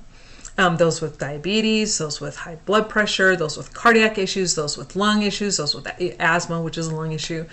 It's like they're, for a lack of a better phrase, they're thinning the herd. Young people are, not to say that they don't get sick, but I don't think any deaths have been reported in a 9-year-old and younger. None at all. No deaths, really very few deaths between at the age of 19 to 10. So as you get older and as you reach a certain age, and of course those 80, 90-year-olds, they're going to be more susceptible to just about anything anyway. But it's really taking out a huge portion of that population. And that's worrisome. Anyone who has an underlying health condition, you're at risk. Your neighbor could be as healthy and vibrant and great, and they could come in contact with this virus and maybe they wouldn't even notice. But then there are other people where your neighbor, maybe you have an elderly neighbor, and you came in contact with somebody and you weren't careful and you carried that virus, and then you come in contact with them and now they've got it. And there was one article I was reading, I think it was an article I was reading or something I was watching. I need to start writing this stuff down. You think I'd have learned that by now. I know. But for example, one guy, I think it's here in the US. Okay, so one person, we'll stick to that. This much I do know for a fact. One person had it. They came down with a full-blown COVID-19 disease, hospitalized for it. They gave it to their wife and their 3 children. They gave it to a neighbor and his wife and their 2 children. Gave it to the person who was driving them to the hospital, and now they're testing that person's spouse and family, and then gave it to one other person, I think a neighbor, somebody else. So it was like, at minimum, this one person infected 9 people. 9. Can you imagine if people were to just follow the advice of these so-called Harvard doctors and not take the standard, precautions? See how serious this is? Pieces of the puzzle. Full hazmat gear. City shutting down. Transportation halting. Forget the stock market. I just think that's just a big joke anyway. I think that is total fear mongering, and they're playing the public like crazy on that one, my opinion. But back to that, we have full hazmat gear. We have city shutting down. We have travel stopping. We have people who are going into the panic buying mode. That's not helpful. Having a run at your local stores for toilet paper isn't helpful. I mean, yeah, everybody should have extra toilet paper. I think it was my daughter who was saying that one of her friends went to the store to buy toilet paper because their last roll, right? They had their last roll and they had to go buy some. And when they went to the store to buy some, people were giving them dirty looks. It's like, okay, don't go to that point where you only have 1 roll of toilet paper left with a whole house full of people. But also, I've seen people in their shopping carts, with the huge packages of toilet paper, how many, 50 whatever plus rolls of toilet paper. They'll have 4, 5, 8 of these in their cart, hoarding. And even though they see people all lined up all the way down the aisle waiting for toilet paper, and they're hoarding all this toilet paper, and I'm just like, okay, don't they understand that toilet paper can be made quite easily? I don't think we're going to have a shortage of toilet paper unless the entire U.S. shuts down, okay? And I think we all agree that's not going to happen.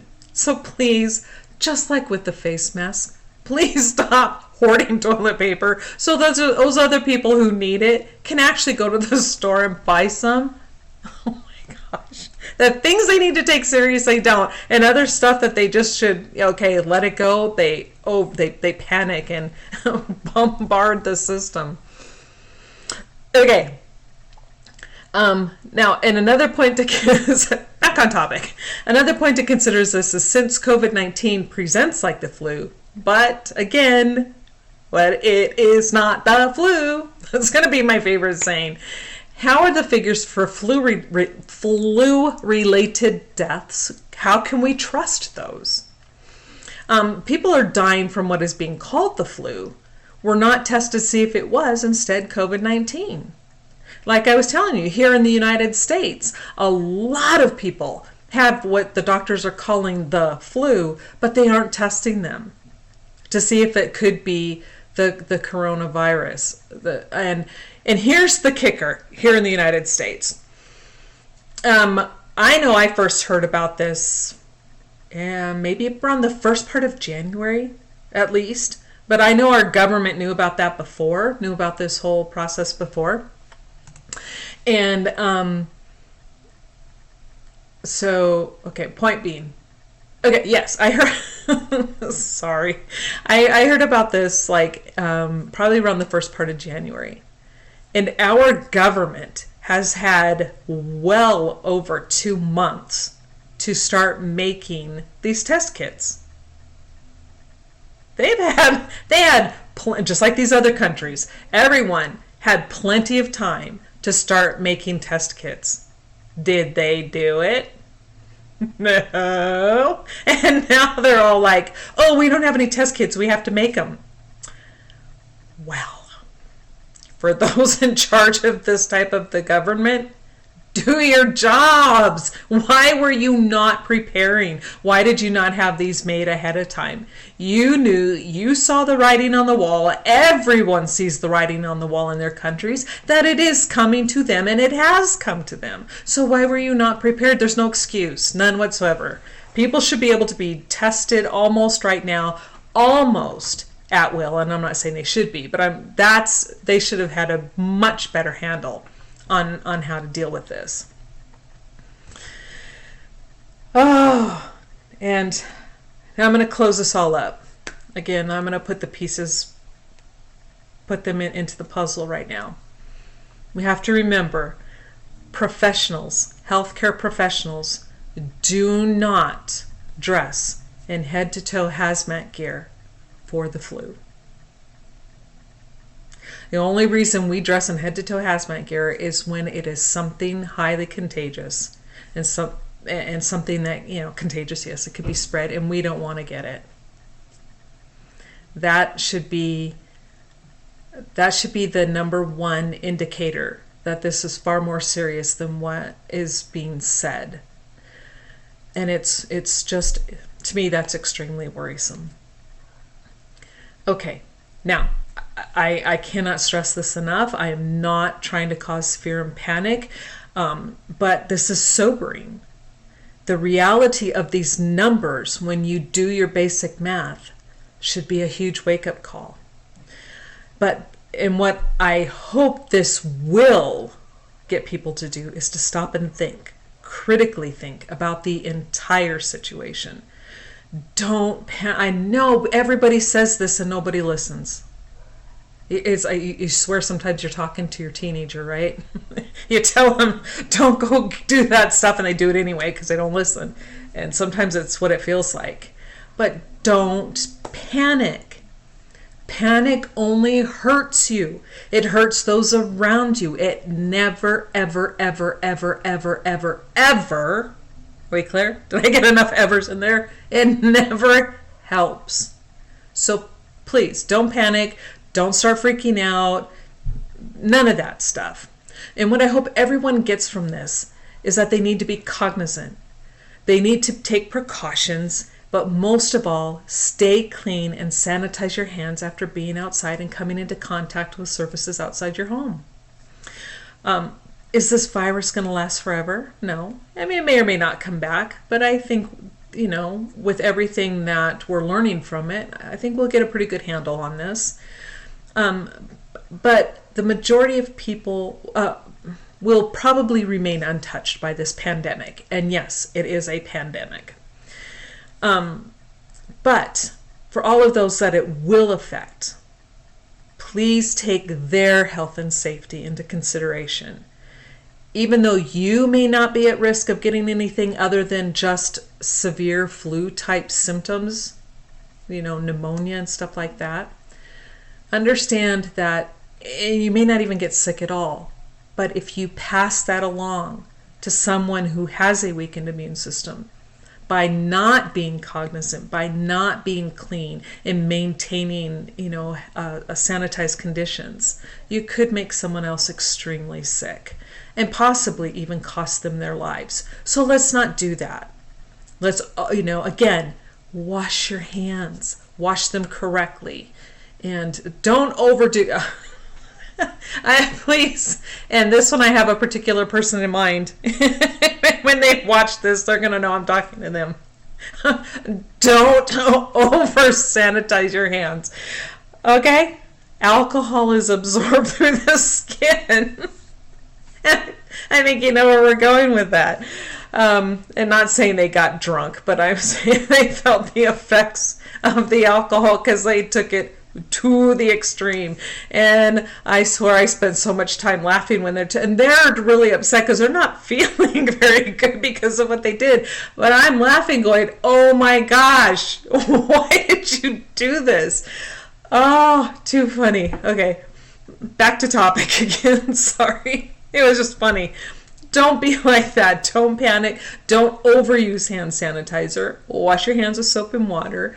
Dry them off. And if you're out and you're touching things, use tissues or napkins or anything else to touch buttons. Take that, wrap it up, throw it away right away. And I always keep hand sanitizer with me everywhere I go, and I always have. But I always take a little bit of that when I come out, from outside of, if I'm out where public, before I get my car, I'll put some on my hands. So I'm not touching my car, I clean my hands off and then open my car door. And so just be cognizant, take safety precautions, wash your hands, and be careful what you touch, where you touch, and who you come into contact with. And let's all do our part.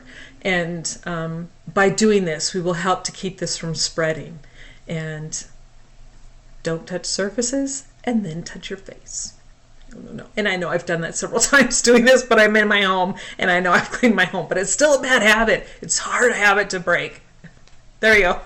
Hope you guys have a great day. Good afternoon. We just completed today's meeting of the White House Coronavirus Task Force, and I couldn't be more proud of the efforts of the men and women standing behind me or all of those standing behind them. President Trump said from early on that this would be a whole-of-government approach, and today gives evidence of the fact that it is also a whole-of-America approach. We're bringing the full resources to the federal government and the full resources of this great economy and our great business sector to bear in protecting the American people and protecting American families. A few updates from today. As we continue to expand testing availability across the country, testing is now available at all state labs. By the end of this week, there will be more than 4 million more tests made available in jurisdictions around the country. 1 million are already in place. Thanks to the good work of our top commercial labs that the President Trump brought together yesterday, LabCorp and Quest are in the process now of distributing and marketing coronavirus tests all across America, and we're working with state and local officials to ensure that that happens as rapidly as possible. But as the testing is expanding, we wanted to make sure the American people knew that testing was available to them and that cost would not be a barrier. Today, President Trump assembled the top health insurance executives in America, and as we announced earlier today, all of our major health insurance companies have now joined with Medicare and Medicaid and agreed to waive all co-pays, cover the cost of all treatment for those who contract the coronavirus. They've committed to no surprise billing, and they've committed to encourage telemedicine. It was a year ago that Medicaid actually expanded to pay for telemedicine. Medicare pays for telemedicine. So now for seniors who may think that they are either at risk or have contracted the disease, they can get medical advice without having to go to the doctor or go to an emergency room.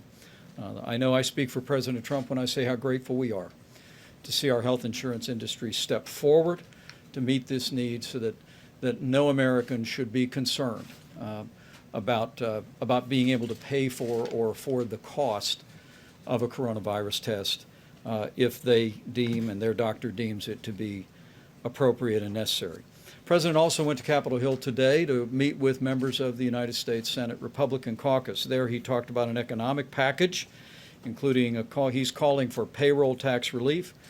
And I think most important to the President's heart, we want to make sure that hourly workers, hardworking blue-collar Americans that may not have paid family leave today, that small and medium-sized businesses in America would be afforded the resources to provide paid leave so that no one would feel that they have to go to work if they might be infected or if they might have been exposed to the coronavirus. We had a good reception on Capitol Hill. our legislative teams have fanned out. We're going to be working with Republican and Democrat leadership to move an economic package. Larry Kudlow will be reflecting on that in just a few moments. We also talked about what are known as N95 masks, and we're working, Senator Deb Fischer and others have important legislation that would extend temporary liability protections so that masks that are made for industrial use could be sold to hospitals to ensure that our healthcare workers are properly protected and outfitted. And we're grateful for growing bipartisan support for that measure, and we're going to be working earnestly with Republicans and Democrats to move a reform that would make more N95 masks available. I'm also pleased to report that we did receive this afternoon a comprehensive proposal from the cruise line industry, a proposal that includes advanced screening, improving medical services on ships, providing for airlift evacuation and land-based care at the expense of the cruise lines for anyone that might be not only infected with the coronavirus, but with any serious illness. We'll be reviewing that in the next 24 hours. The President's objective is for us to make cruise lines safer, even as we work with the cruise lines to ensure that no one in our particularly vulnerable population is going out on a cruise in the near future. I'm going to recognize Dr. Fauci to talk about where we are. And Dr. Birx will give us some research that she's done on the scope. We'll have other updates. But let me say once again, this is a whole of government approach. And from early on, President Trump has insisted that our government at the federal level, all of our partners at the state level, work in concert to protect the American people. And as we stand here today, the risk to the average American of contracting the coronavirus remains low. But we're absolutely determined to give every American the tools and the information that they need to protect themselves, their families, their workplace, their schools, and we're going to work together. We're going to work together to see our way through this, and working with leaders in both parties in Congress, working with leaders at the state level all across this nation. I'm confident we will. With that, Dr. Tony Fauci for an update on the status. Thank you very much, Mr. Vice President. Just to give you a very brief sketch of what we do every day, the cases continue to increase globally. We're paying particular attention to the cases in Europe, in Italy, and France, in which we're starting to see that up at the same time as the relative number of new cases come down from China. What we're seeing in Europe is that Europe is in that upslope. So that's something that is expected. That's the way these kinds of outbreaks go. This is not a surprise to anybody if you look at the history of infectious diseases outbreaks. In the United States, we continue to have new cases. As of this morning, there were 712, I believe, with 27 deaths. Guaranteed by the time of this evening, that's going to be up, and there'll be several more. And tomorrow, there'll be several more. So we realize that this is something, obviously, that we've been saying all along, that we're taking very seriously. Now the question is, what are we going to do about that? And there are a number of things that one can do in order to blunt it. If you look at the curves of outbreaks, they go big peaks and they come down. What we need to do is flatten that down. That would have less people infected. That would ultimately have less deaths. You do that by trying to interfere with the natural flow of the outbreak.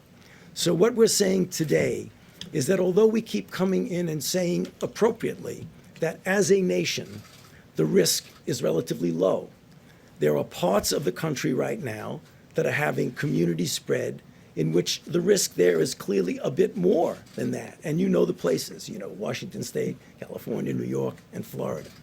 But what I want to talk to you about today, just for a moment or two, is that we would like the country to realize that as a nation, we can't be doing the kinds of things we were doing a few months ago. That it doesn't matter if you're in a state that has no cases or one case. You have to start taking seriously what you can do now, that if and when the infections will come, and they will come, sorry to say, sad to say, they will.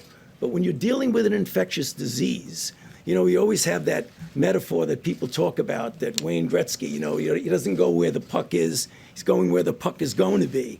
Well, we want to be where the infection is going to be, as well as where it is. So what we have here, if you could see that here, what it's here is that if you go to coronavirus.gov, remember when Dr. Birx yesterday mentioned some of the things that we put together. These are really simple. Keeping the workplace safe, keeping the home safe, keeping the schools safe, and keeping commercial establishments safe. This should be universal for the country. Everyone should be doing that, whether you live in a zone that has community spread or not. When you have community spread, you're obviously going to ratchet up the kinds of mitigations that you have. But at a minimum, this is the minimum that we should be doing. So everybody should say, all hands on deck, this is what we need to do. So I'll stop there, and later I'll be happy to answer questions. Thank you, Dr. Fauci. Thank you, Mr. Vice President, and thank you, Dr. Fauci, for that clarity. We continue to monitor the situation across the country and across the globe, and we are very fortunate between Dr. Fauci and I. We have long-term contacts out there in many of these countries that are experiencing current outbreaks. We continue to review all the scientific literature to look for insights and to really determine who's at the greatest risk. And that's why we've talked to you about people with immunodeficiencies at any age, people with medical conditions, and the elderly, and how important it is for all of us to take these precautions in the household to protect others. Because we have circulating flu and other respiratory diseases at this time. We all have to act like all of those diseases, any respiratory disease, can be transmitted to others. And as we said yesterday, we're hoping that decreases all the respiratory disease we're experiencing. Finally, we got new reports out of China who had 9 pregnant women during an acute COVID infection, and all 9 were infected.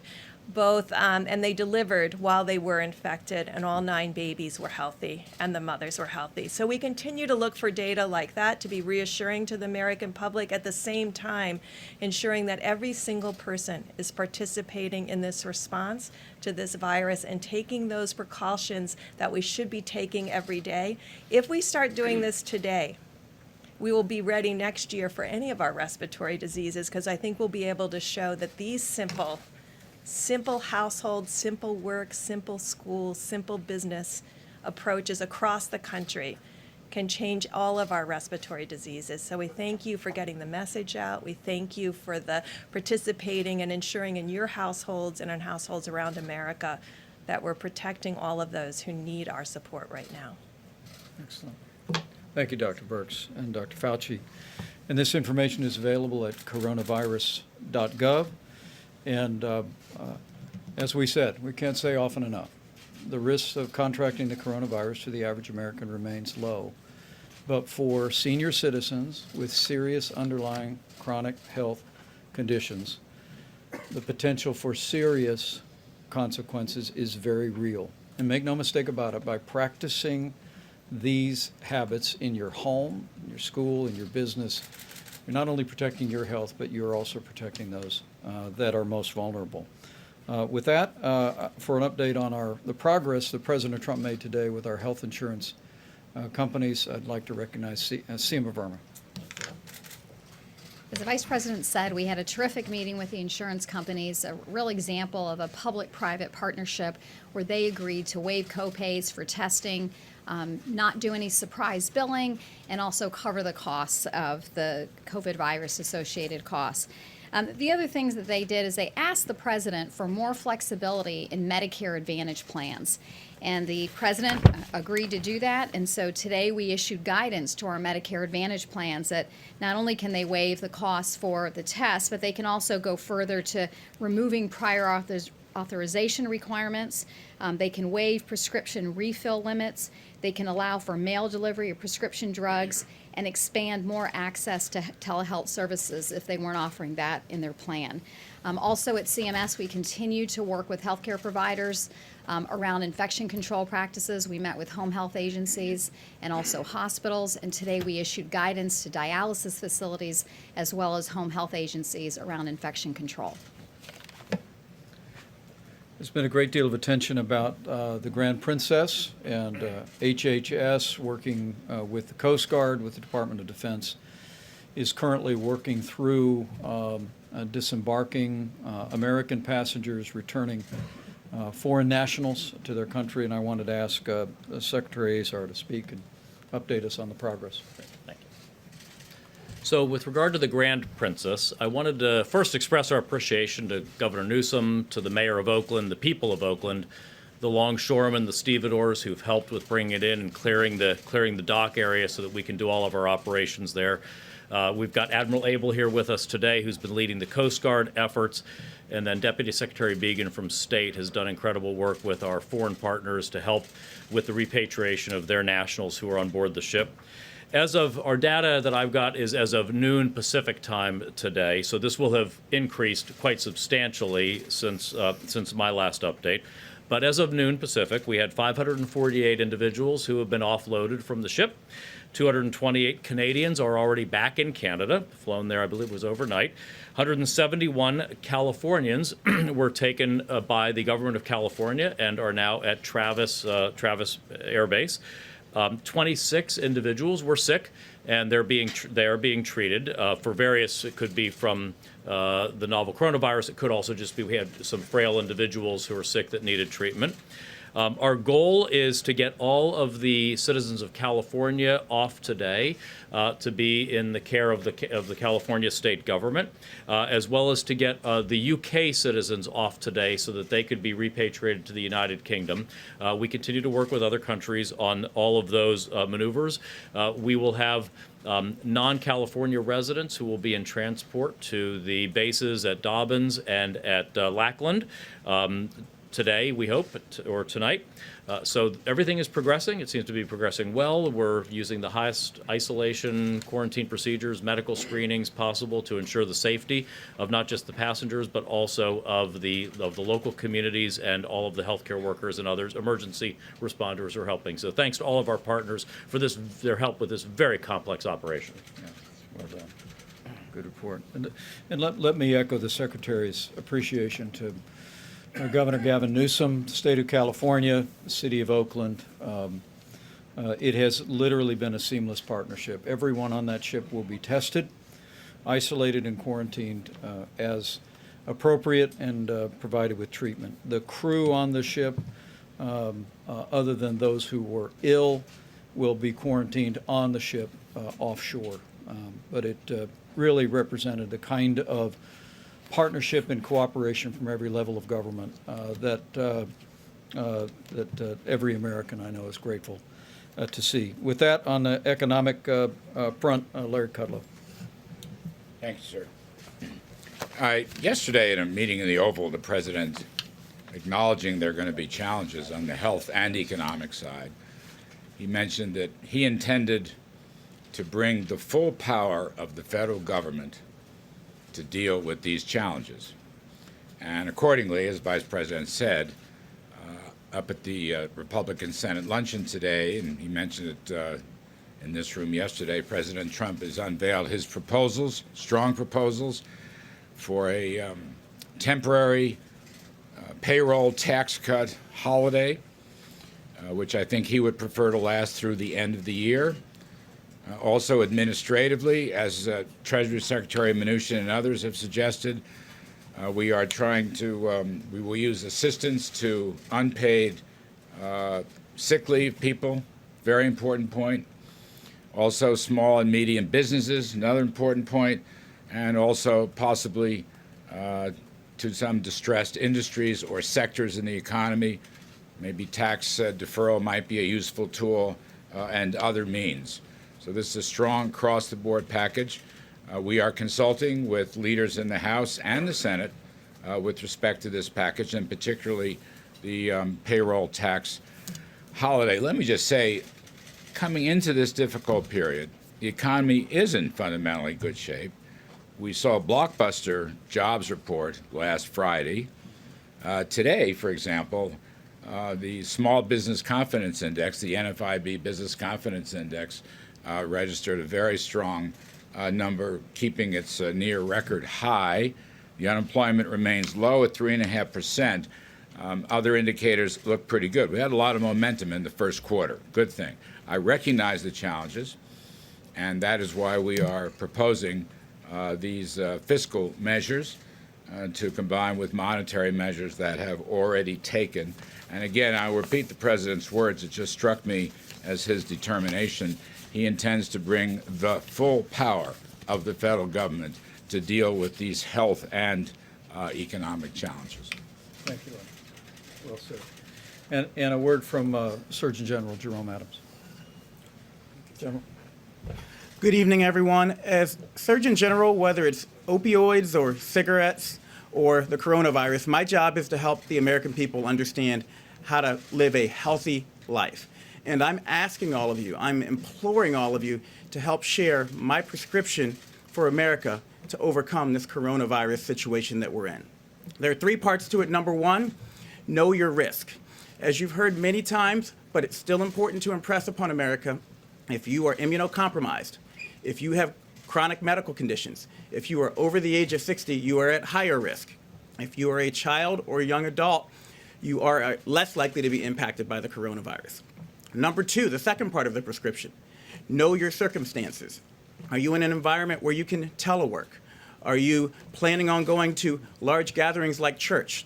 Do you live in a community that is being particularly impacted by the coronavirus? And you can find out this information from your state or local health department. Does your state have a hotline that you can call into to help you assess symptoms? Again, knowing your circumstances. And number 3, and this is the most important part, know what you can do to stay safe. And we have really leaned into coronavirus.gov. Please send people to that website. We've put the tools on there for individual groups, specific audiences, so that people can understand how to stay safe. If we follow this prescription, we will overcome the coronavirus. As Dr. Fauci said, we will see more cases. Unfortunately, we are likely to see more deaths.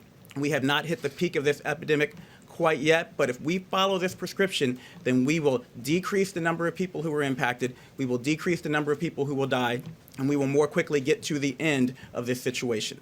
Thank you. Great job. Questions? Please. Mr. Vice President, that poster right there, it says to avoid crowding, consider rearranging large activities. So will the Pence-Trump campaign suspend campaign rallies and other activities? I think that'll be a decision that's made literally on a day-to-day basis. I thought Dr. Fauci spoke to that yesterday very well, that we're going to, I'm very confident that the campaign will take the very best information and make the very best decision going forward. But these proposals are things that every American can do all across the country that will reduce the risk of either contracting or being exposed to the coronavirus. Yes, please. Vice President, on the economic package, the word unveiled was just used, but so far the public has not seen it. Mm-hmm. How big is this package? How big is the payroll tax cut going to be? When is the general public going to see what you all have put together? Right. Larry? We are working out details right now, so I don't want to quote any numbers ahead of time. You know, you make a proposal, we're checking with the leaders of both parties in both houses and see what is doable and where the tough nuts are going to be. So I don't want to get into any detail. I think the outline of the thing is very important. The payroll tax holiday is probably the most important, powerful piece of this. But on the other hand, I want to draw attention.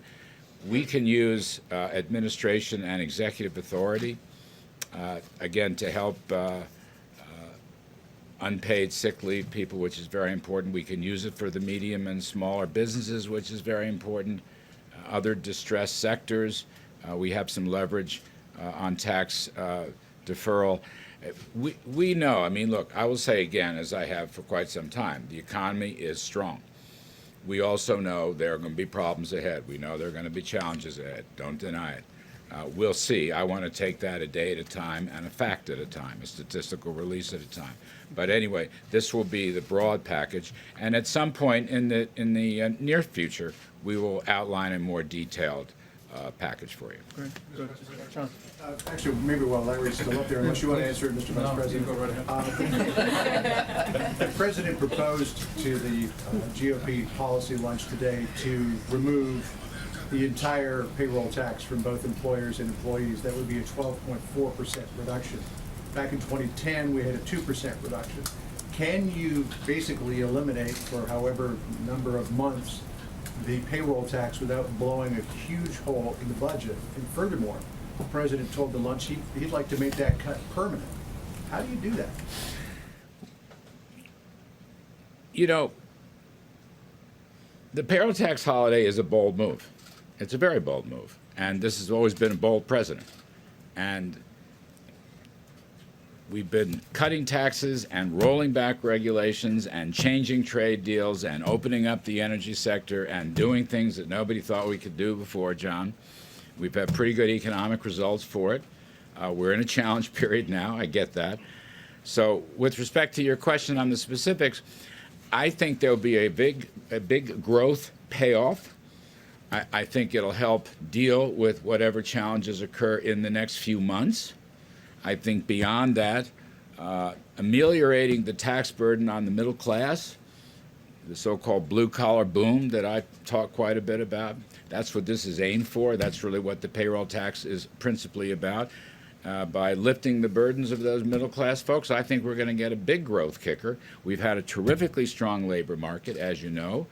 It may stall a bit or not. I'm just speculating on the challenges on the health side. But I think over time, we'll make it up with much better economic growth. And I will remind also that later on, way down the road, probably later this summer, early fall, we will unveil another package of tax cut and tax reform proposals. But yeah, it's a bold proposal, and this is a bold president, and I think it's paid off. If you were to make it permanent, can you backfill from general revenue to make up for, I mean, in fiscal year 21, Social Security, unemployment insurance, and Medicare Part A revenues are $1.23 trillion. Can you find that money somewhere else? I just say we're not talking about Medicare at this point. I'm going to. By the way, the answer is yes. You can backfill it, and that has been done before because we've had other payroll tax cuts, and you mentioned one of them in 2010 or 2011. So the answer to that is yes, and the answer is we will always maintain a solvent Social Security system. But you know, tax reform is very important. Economic growth is very important. Incentives for middle and lower income workers are very important. And I will just add, you know, in terms of the boldness of this president's policies, despite what some of our critics think, actually it's the middle and lower middle people that have done the best in wage growth terms. And I think this is absolutely consistent. This lifts tax burdens on the middle class. I think it's absolutely consistent with his earlier policies. And let me also say, John, if I can, that the other piece of this is what the doctors have said to us, what the experts have said is, if you're sick, if you have reason to suspect that you may have coronavirus, we want you to stay home. And the president's absolutely adamant, working with the Congress or using his executive authority to ensure that hourly workers, people working for small or medium-sized businesses that don't currently have paid family leave, will be able to stay home and be confident that they're not losing a paycheck. I think every American can identify with that concern, and we're going to work forward, whether we do it legislatively or the president has some resources in his executive authority to act. We're going to work to make sure that hourly workers don't feel like you have to go to work sick because you're risking a paycheck. Get home, stay home, take those couple of weeks to get better. Eamon. Thank you, Mr. Vice President. I want to drill down on something that Larry just said, though, because in 2018, according to the Center for Budget and Policy Priorities, federal payroll taxes generated $1.17 trillion, which is an enormous figure. And Larry, you're suggesting that you can make that up from general revenue. Where are you going to get $1 trillion from? You know, let us put the proposal out in concrete details and flesh that out, and we'll have much better answers. Right now, I want to stay in my lane, and I think the health story, the coronavirus story, is very, very important here. We will do the best we can, Eamon, to give you specific plans and details once we flesh them out. Yes, please. Question about the increased testing capacity. We're still seeing reports of severe rationing in many cases because of the limited supply. It appears to be close to impossible for average Americans to get tested without being hospitalized first. So when can the American people expect to see these test kits available at doctors' offices, at urgent care, at minute clinics, that sort of thing? Specifically when? Well, I'm going to have the Secretary step forward and address that, but let me say we've made great progress over the last week. 1 million tests are in the field. Every state lab in America can do coronavirus tests. If you're concerned that you have coronavirus, your doctor can contact the state lab, can have a test processed. By the end of this week, another 4 million tests will be distributed. But to your very important question, we're working day by day with the largest commercial labs in America. We had some good discussions today with outside experts as well, who said that when the president brought the commercial labs in, he did exactly the right thing, because it's those big companies that have logistics infrastructure all over the country, have labs all over the country, that can distribute the tests, process the tests, whether it's Quest or whether it's LabCorp. And we believe that in the days and weeks ahead, we're going to continue to see the availability of tests dramatically rise, and we're driving toward that every day. Mr. Secretary, did you want to add to that? Sure, maybe Dr. Redfield can add in also. So by the end of this weekend, we had 1.1 million tests that were actually shipped. We have another 1 million that are either in transit or waiting for orders. So we actually have a surplus capacity already of tests that have been produced. And as the Vice President said, by the end of this week, be another 4 million tests. So the tests are out there. The tests are in every public health lab in the country. They're in hospitals. They're in labs.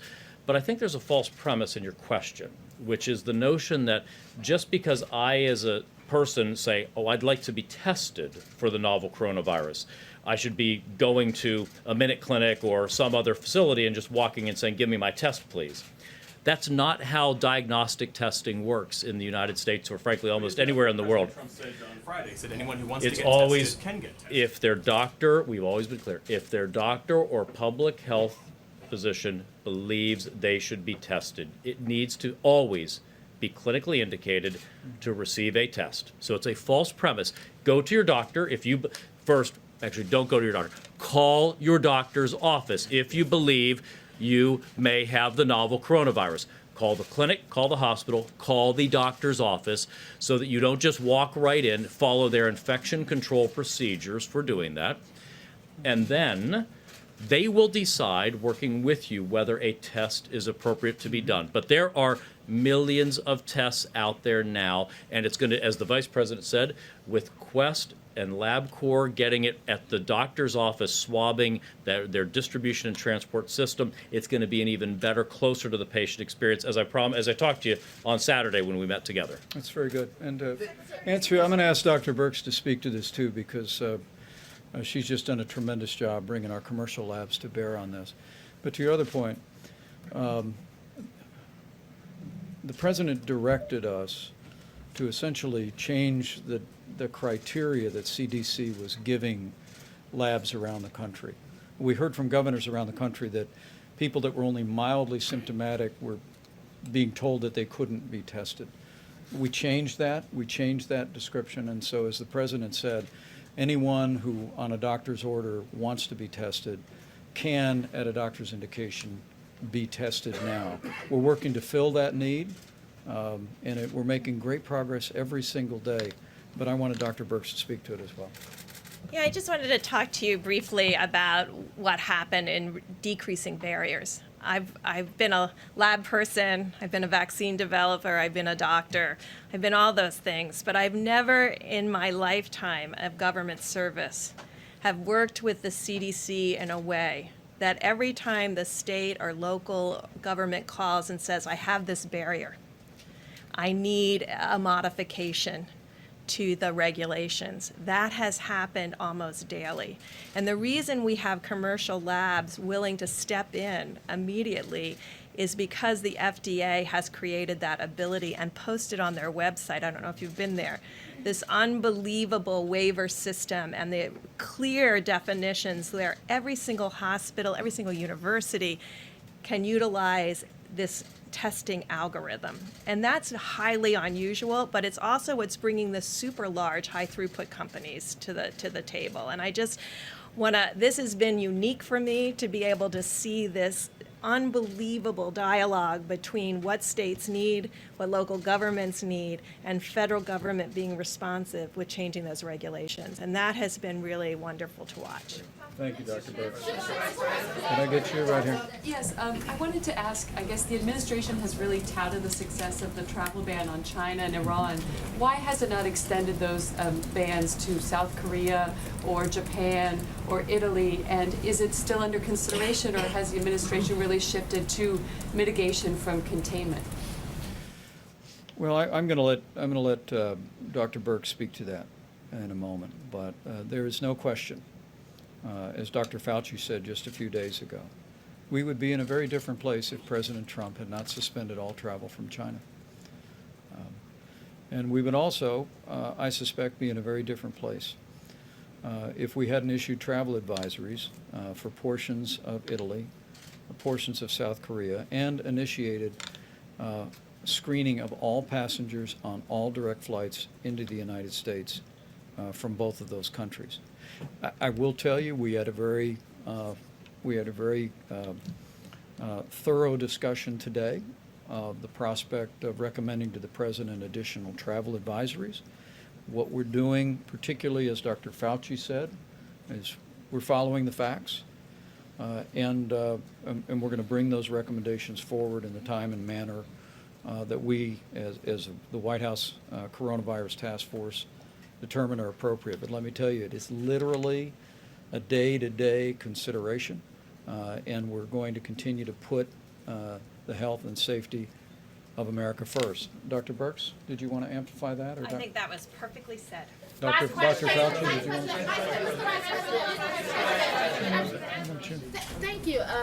Tom Bossert, who used to be a part of this administration, had an op-ed where he basically said that the U.S. has 10 days before hospitals could be overrun. He recommended that schools be shut down for maybe 8 weeks.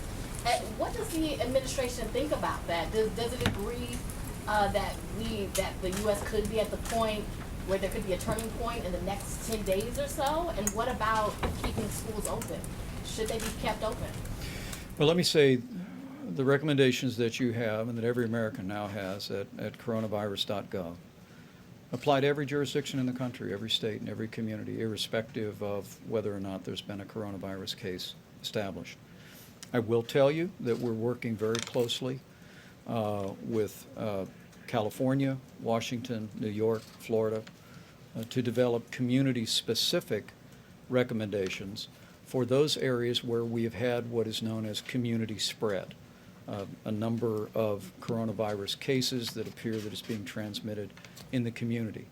In the next 24 hours, working with those states, we'll be publishing CDC's recommendations for what ought to be done. But I want to turn it over to Dr. Fauci to tell you that we really think the most important thing here is that we continue to bring the facts forward to the American people, and that our proposals and our recommendations, while all of these apply to everybody in the United States, and it'll help reduce the infection rate of the coronavirus, that for those communities that are being impacted, we're going to develop specific recommendations that'll make the most sense for them. Dr. Fauci?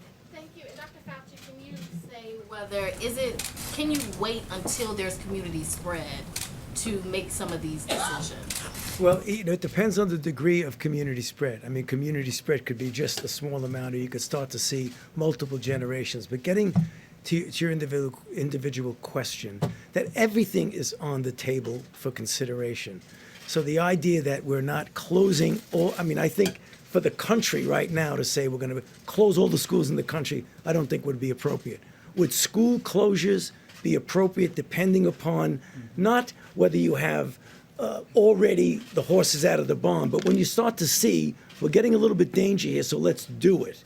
So it's incorrect to say now everything has happened bad, let's close the school, and it's incorrect to say let's just blanket close the schools in the entire country tonight. I don't think that that would be appropriate, but I do think it would be appropriate to carefully try and do things like closing, but there's other things besides closing, to do real mitigation sometime before you think you really need it. That gets back to what I said a few moments ago about where the puck is going to be. But you want to make sure you're not so far ahead that you overshoot. Great. All right, thanks, guys. Just real quick, should the president stop shaking hands with people? He just did it at the Medal of Freedom ceremony a few moments ago. On this sign up here, it says you should stop handshaking if you're at your workplace, in your school, or in commercial establishments. Should the president set that example? I notice you've been opting for the elbow bump. I've been shaking hands too. What do you make of that? Is that necessary, do you think, at this point? Well, look, as the president has said, in our line of work, you shake hands when someone wants to shake your hand, and I expect the president will continue to do that. I'll continue to do it. What this is a broad recommendation for Americans, but a really good recommendation is to wash your hands often. And all the experts tell me that while people want to get the various sanitizing lotions, washing your hands with hot soap and water for 20 seconds is just as good as any lotion you can buy. So, how about right there? How about one or two more? Is it a plan to coordinate a response with other countries? I'm sorry, say again? Is it a plan to coordinate a response with other countries in the continent? President Trump met President from Brazil, Bolsonaro, this weekend. Did they talk about coronavirus? I know that they spoke about a broad range of issues, and I'm confident the coronavirus was discussed. What I can tell you is that our focus is on the health and well-being of the American people. We're going to continue to communicate with nations across this hemisphere and across the country. But what the President's given us as a mission of the White House Coronavirus Task Force is to see to the health and well-being of the American people, and we'll continue to make recommendations to do just that. How about one more? Thank you, Mr. Vice President. Two questions. One on Washington State. They made a request of the strategic stockpile for, they said, 233,000 masks, and they received half of that. Wondering if that report is inaccurate, please speak to it. And secondly, on cruise lines, are you looking at a bailout for cruise lines? Several of these companies are tax exempt. So they got half of the shipment from the Strategic National Stockpile initially, and then when the Vice President actually went out to the state of Washington, that's when the second half of the shipment arrived. But I have spoken directly with Governor Inslee, with whom we've had a superb working relationship, and he has informed me that there are some additional personal protective equipment needs that a couple of their hospitals have, and we're working through the Strategic National Stockpile to make sure we are directing and fulfilling shipments to them as needed. I want to echo again our gratitude to Governor Inslee and all the health officials in the state of Washington. I was there last week. Our teams are working very closely together. We'll follow up on that public report, but the Secretary's indicated. But look, we're, as I said, in the next 24 hours, we'll be working with not only Washington State, but California, with New York, with Florida, and unveiling our recommendations, CDC's recommendations, to those areas that have been impacted by community spread, and then we'll continue to come alongside those communities to do everything in our power to mitigate the spread. But let me just say again, as a resource, thank you all. We'll be back here again tomorrow.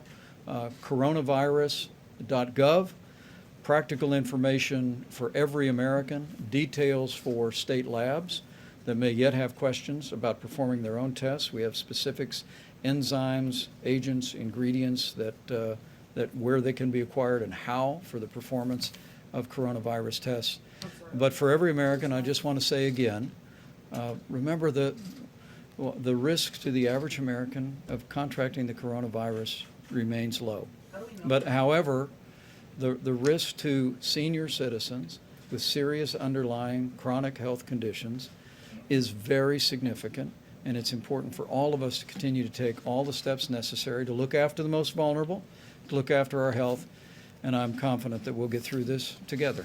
Thank you. Well, thank you very much. And we are having a meeting, a very important meeting with the, I would say, the greatest bankers in the world, the most important banks in the world, financial centers, and having a good discussion. We're discussing the economy. We're discussing how it relates to jobs and all of the things that are happening right now with the virus that we've become so familiar with.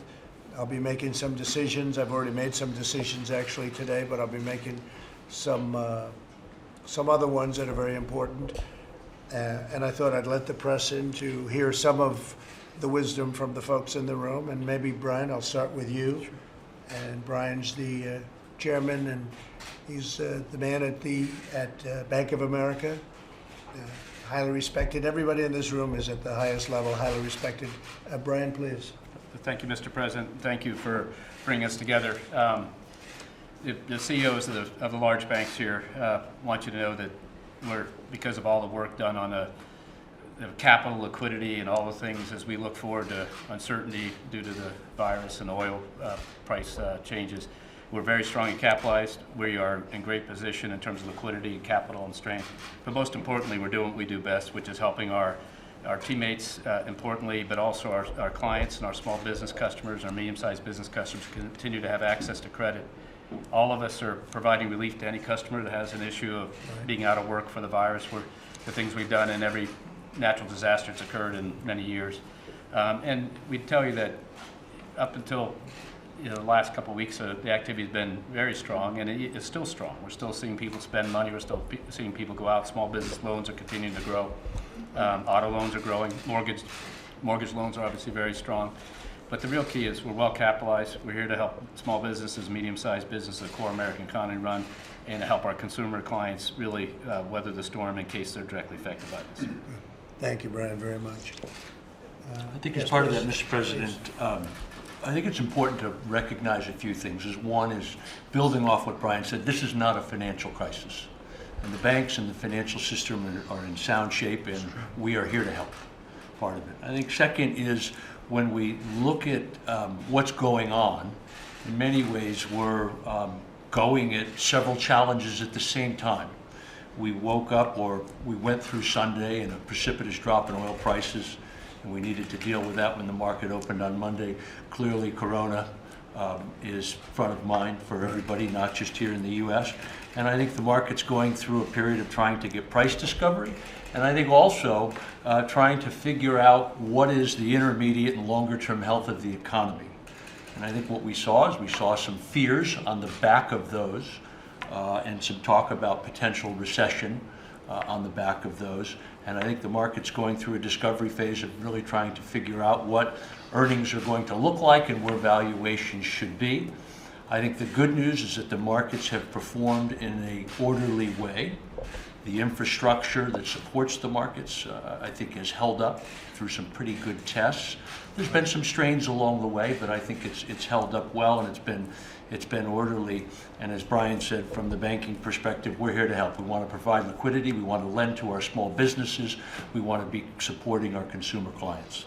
Well, thank you very much, Michael. That's true. And I think prior to the coronavirus, it was just all go. The numbers were fantastic, and we don't even know what the numbers are now. We'll have to see.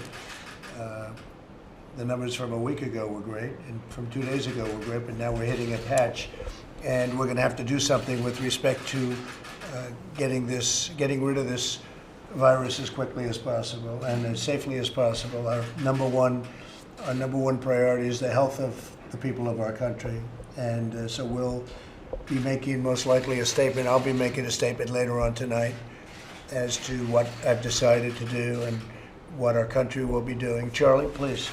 President, the only thing I would add to what Brian and Mike have said is just first of all reiterate that we are all here to help. That is what our institutions do. We're all in a position to do it.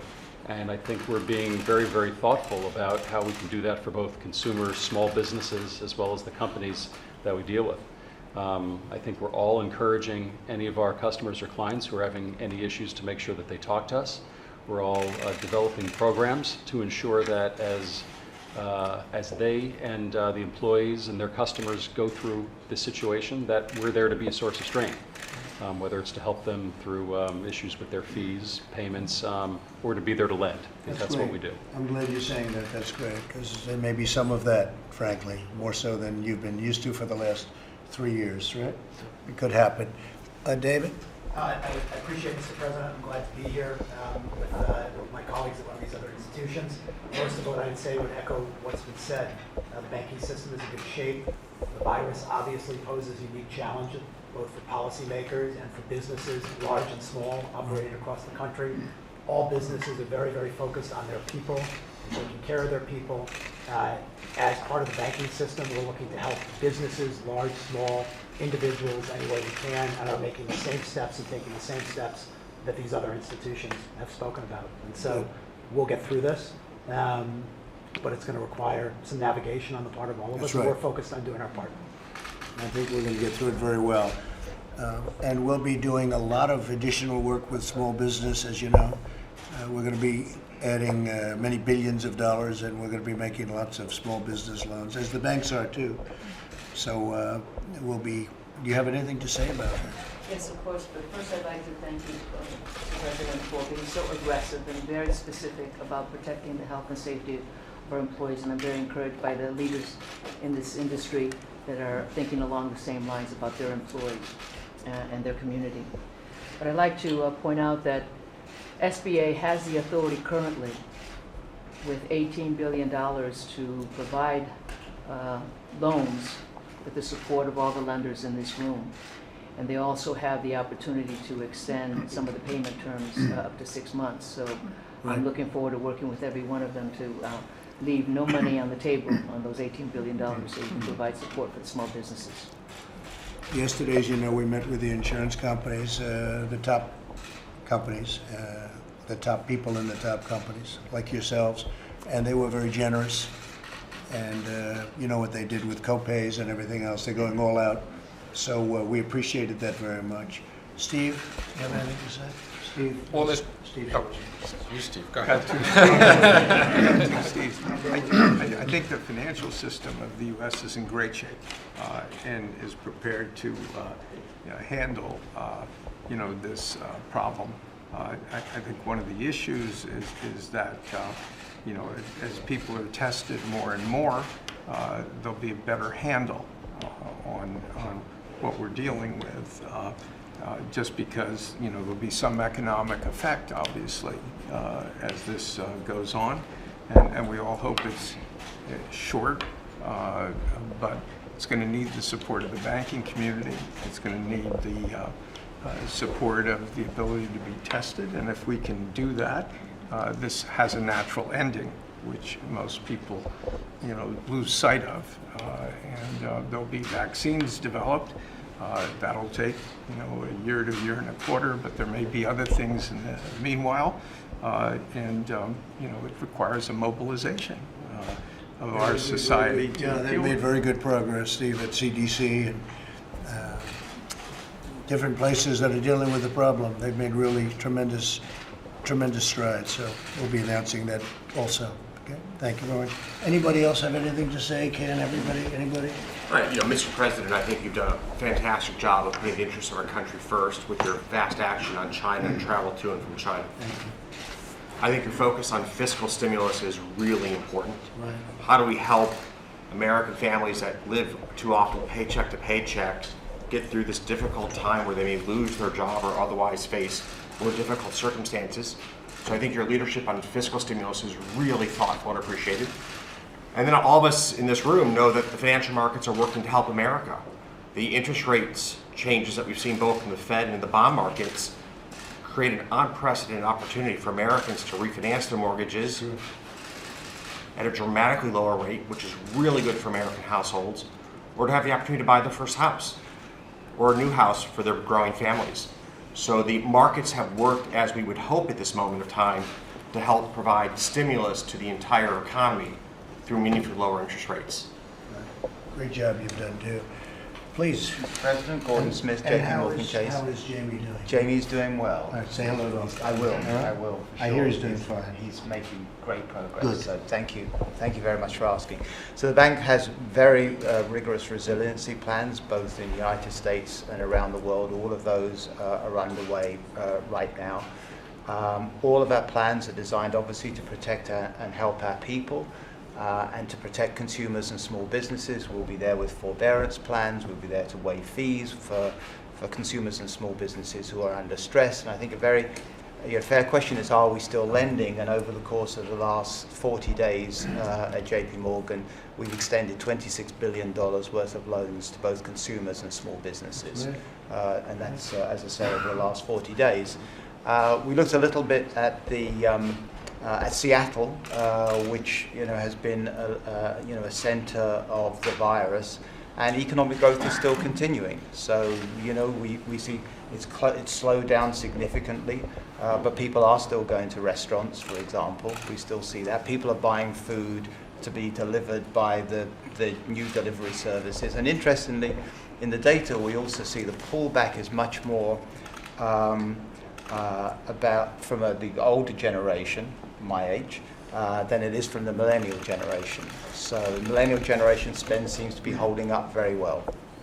I think there'll be a pent-up demand when this is gone. I think that everything that maybe where it's tamped down now, people are leaving their homes. I think you're going to see a tremendous pent-up demand, which hopefully won't be in the too distant future. Please. Mr. President, we're not waiting for the customer or small business to call the banks. We are proactively reaching out to the customer and small businesses, waiving fees, making sure we can refinance a loan when possible. We're up 79% versus last year in refi. Still going to take a little while to find out how much the effect really is. Go ahead, Richard. Thank you. Thank you very much. Anybody else? Anybody? Please. Mr. President, I might just add, as I represent the community banks across this country, rural markets, urban markets, suburban markets, they're there, they're standing ready, strong to support their communities, whether it be your very smallest businesses, the ag communities, the community banks are here to support and here to help. Thank you. I would just echo all the sentiments that you just heard, Mr. President, and thank you for convening the group. I would also add that, and echoing on something Rebecca said, we're also helping not just all the large globally active banks, but the 5,100 banks across the United States build continuity and resiliency programs so we can keep the banking system open to support our customers and clients who are, in many cases, are facing a time of need. That's what banks do, is stick by their customers in good times and in challenging times, and that's what all the banks in the United States are doing today. Very focused, U.S. Bank, very focused on providing credit for small businesses. Right. They are the ones right now who are going to perhaps have a little bit of struggle. So we're getting the credit to them rapidly and also being very lenient on repayment terms. That's great. Thank you very much. And thank you all. Yes, please. If I may, Mr. President, you've heard that the financial system is strong, and I certainly echo that. Yes. But for those listening, the country is really strong. I mean, you've done a fantastic job, your administration. We're adding jobs. We need to all be more diligent in terms of our health management. We're learning that out of this. This is a long-term lesson to learn. Right.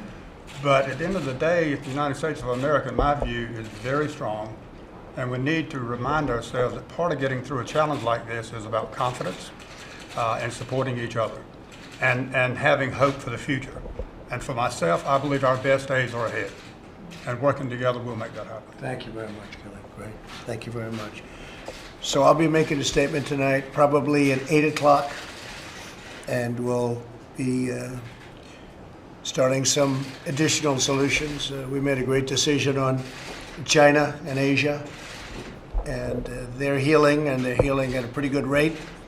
Happy about that, and we could start to think about getting back involved in that part of the world. And as you know, we have another part of the world, Europe, that's in very tough shape. It's having a hard time right now with the virus, and we'll be making various decisions. You'll be hearing about them at approximately 8 o'clock tonight. Steve? What sort of travel restrictions on Europe are you thinking? Are you? Well, I'll be letting you know that a little bit later.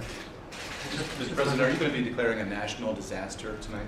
We'll be talking about that later. Mr. President, all those things we're making a decision on. Mr. President, we have heard in the past of industries that are too big to fail. In your estimation, are the airlines, are the cruise lines, is the hotel industry too big to fail? I think they're going to be great. I think the folks around this table are the ones that finance them. and they understand, and they're great companies, but we're having to fix a problem that 4 weeks ago nobody ever thought would be a problem. Nobody, you read about them. You read about them from 1917, and you read about them from lots of other times, but nobody thought that we would be seeing. We were just discussing that. This came out of nowhere, and actually came out of China, which is the way it works. But we are going to get the problem solved. The country is so strong. The institutions are so strong. You know, in the past you had problems with institutions. These are powerful institutions. They're built up. They're ready to go. And I know they'll be helping their customers during the short-term period. We think it's going to be a short-term Do you mind if we period. ask the CEOs what they think a sort of stimulus package or measures might need to be made as a I don't know response? that. I mean, it's actually a very good question. I was going to ask it myself. If you've been hearing about the various forms, Brian, of stimulus, very different forms of stimulus. What would you say would be good, appropriate under these circumstances? I think the first thing is to add fiscal stimulus in a time of stress is the absolutely right answer. I think anything that gets out to the most people. And so keeping people who are become underemployed or unemployed due to this, whole on their wages, or somehow supplementing that through unemployment and other types of programs, we think is a key thing. Because if you keep the broad group of American people with cash flow and money to buy goods and do things, the economy will be strong, and those individuals will have other people we should take care of, no question. In all our companies, anybody who's out for this virus is getting paid for as long as it takes, or anybody has high risk, we're all taking care of it. So I'd focus first on that level, and then the second major thing is take care of the health care problem, because the health care problem is what is generating the confidence. So between testing and building up the hospitals so they can receive and do great work as American medical community and hospital community can do with the patients is critical. So instead, other than the broad base of people in the hospitals, I think businesses and other things, we'll get through this, but if we take care of those things, this thing will correct pretty quickly. If we get rid of the problem quickly, everything solves itself. We don't need stimulus, so that'll be good. But we are talking about various forms of stimulus. What would you think, Michael? I think to add on to what Brian said, the support of small business is critical. Right.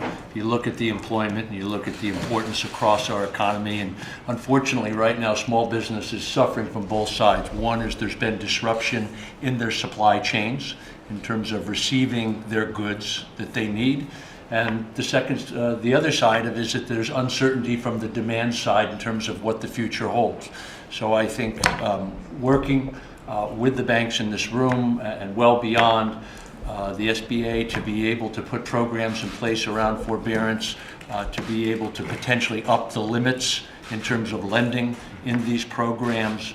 And again, I think they're things that have been used before effectively, and I think we can do it again. Great. Thank you very much. Ken, go ahead. So I think all of us in this room are very fortunate we're in a position to take care of our workforce. And I know that large corporate America is there 110% for their employees. The weak spot are the smaller businesses that don't have the financial flexibility. And in particular, our workers who are part of the gig economy. How do we think about where necessary direct fiscal support to the individuals in our economy who are least secure in their employment? You work for IBM, life's going to be fine. You work for Goldman Sachs, life's going to be fine. And if you are a part-time or gig worker, this is a moment of real trial. And this is where fiscal accommodation can be quite powerful. Right, I agree with that 100%. Anybody? Anybody? Kelly? I would say that stimulus is appropriate. I personally like what you have mentioned in terms of some form of adjustment of payroll tax, a holiday, or even a complete restructuring. It is a regressive tax, and it's something that could help in the short run and the long term, and help provide more support for the 70+% of the U.S. that need some help in terms of more savings and stability of livelihood. And so here's a chance maybe to do something that helps the short run and the long term. I think so. I think the payroll tax would be great. Democrats are not in favor of it. I'm trying to figure out why, because it would be something that would be very good for the citizens, for the people, and even longer term for the country. So that's a tax that people have long been talking about either cutting or getting rid of entirely. So Steve, what do you have? I'd just say it's great to always have the bankers in because you have tremendous visibility into the economy and what's going on, and we are interested in hearing that feedback, particularly at small and medium-sized businesses in particular industries. We've cataloged for the president all of his executive authorities, which are quite significant. So there'll be various proposals he'll be rolling out quickly on that front, and we're also working with Congress on a bipartisan basis to be able to immediately help small and medium-sized businesses as well. Thank you very much. Mr. President, what do you say to Americans who are concerned that you're not taking this seriously enough and that some of your statements don't match what your health experts are saying? That's CNN, fake news. Go ahead. Thank you very much, everybody. Thank you very much. Guys, we're done. We're finished. Guys, we're done. Let's go. Thank you very much. Let's go. Let's go. Right this way. Jim. Thanks, guys. Guys. All right, Jim. Thank you, Jim. Let's go. Very shortly, but around here. Economic or health announcements? Within 50 feet. Economic or health announcements? Both. All right, guys.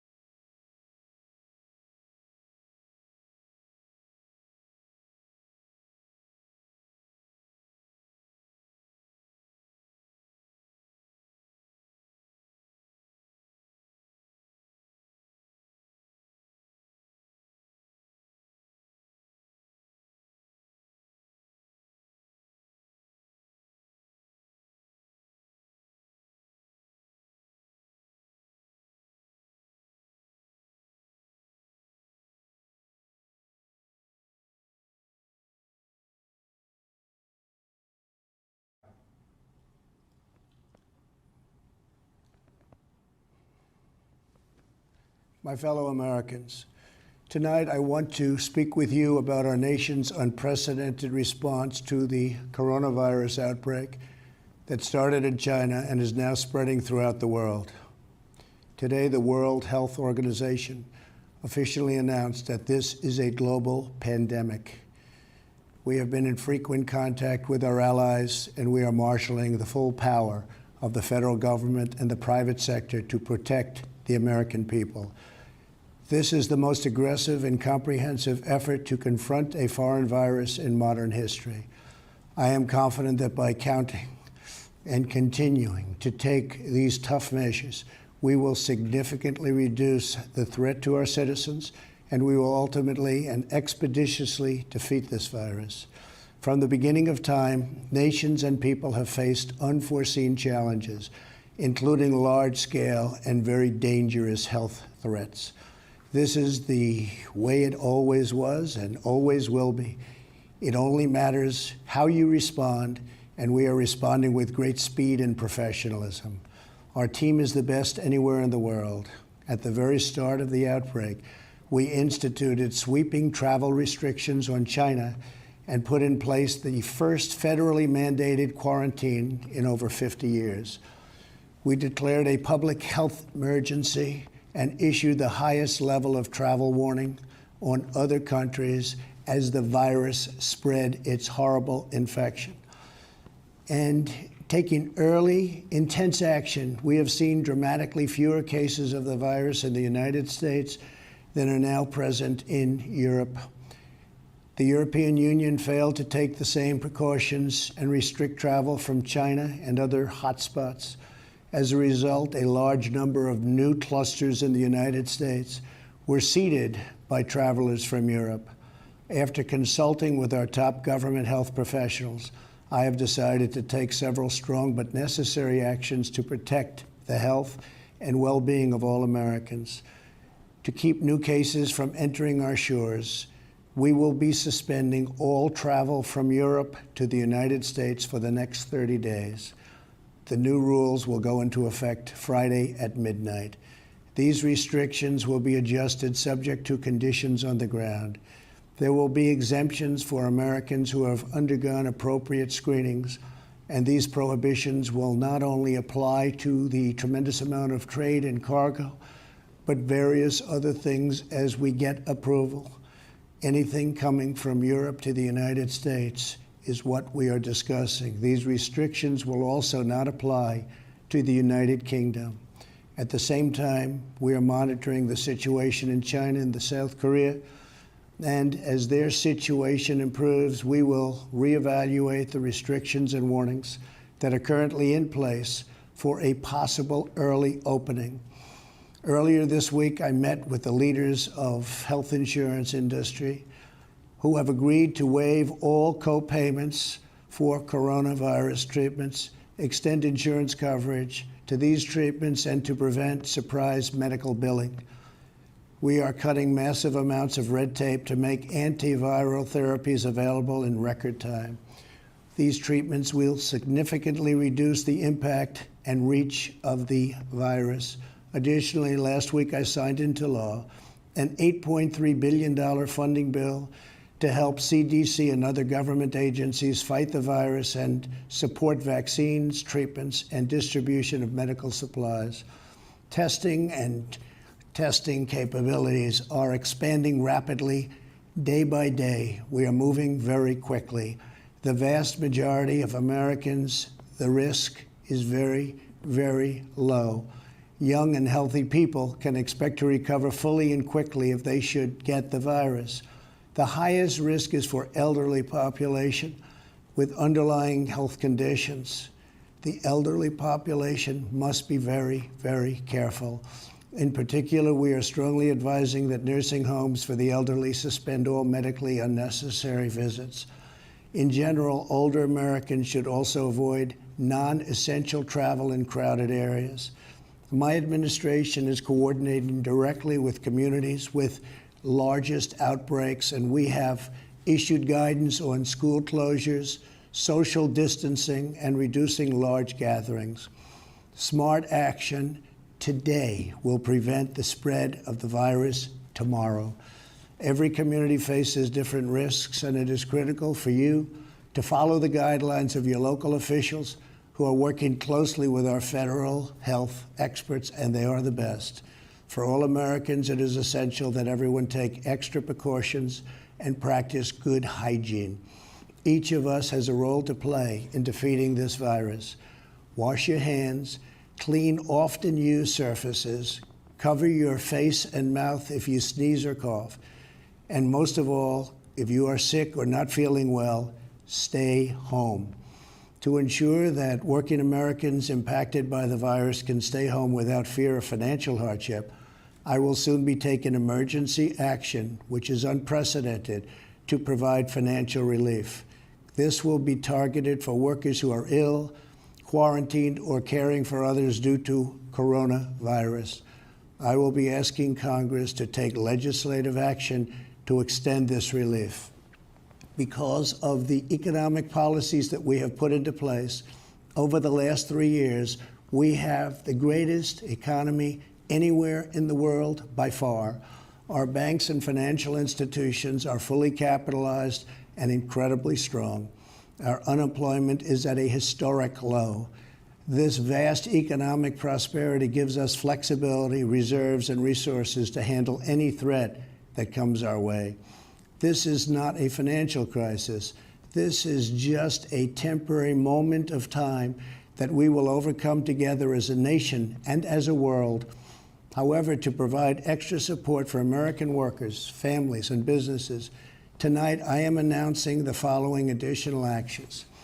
I am instructing the Small Business Administration to exercise available authority to provide capital and liquidity to firms affected by the coronavirus. Effective immediately, the SBA will begin providing economic loans in affected states and territories.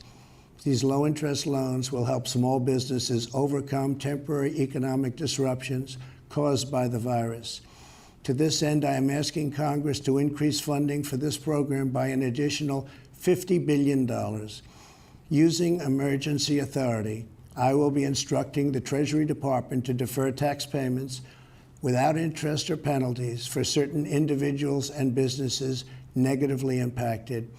This action will provide more than $200 billion of additional liquidity to the economy. Finally, I am calling on Congress to provide Americans with immediate payroll tax relief. Hopefully, they will consider this very strongly. We are at a critical time in the fight against the virus. We made a life-saving move with early action on China. Now we must take the same action with Europe. We will not delay. I will never hesitate to take any necessary steps to protect the lives, health, and safety of the American people. I will always put the well-being of America first. If we are vigilant and we can reduce the chance of infection, which we will significantly impede the transmission of the virus. The virus will not have a chance against us. No nation is more prepared or more resilient than the United States. We have the best economy, the most advanced health care, and the most talented doctors, scientists, and researchers anywhere in the world. We are all in this together. We must put politics aside, stop the partisanship, and unify together as one nation and one family. As history has proven time and time again, Americans always rise to the challenge and overcome adversity. Our future remains brighter than anyone can imagine. Acting with compassion and love, we will heal the sick, care for those in need, help our fellow citizens, and emerge from this challenge stronger and more unified than ever before. God bless you, and God bless America. Thank you.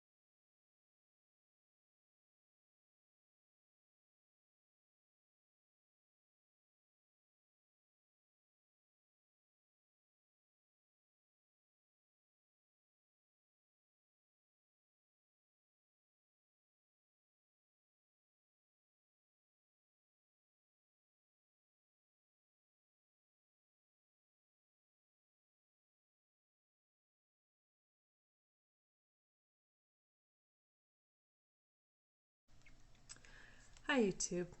Catherine Michelle, as you know by now. Yeah, just doing another little minor update video on this whole coronavirus thing, and how very disappointed I am in the truther community. You all have missed the boat. You've all missed the point.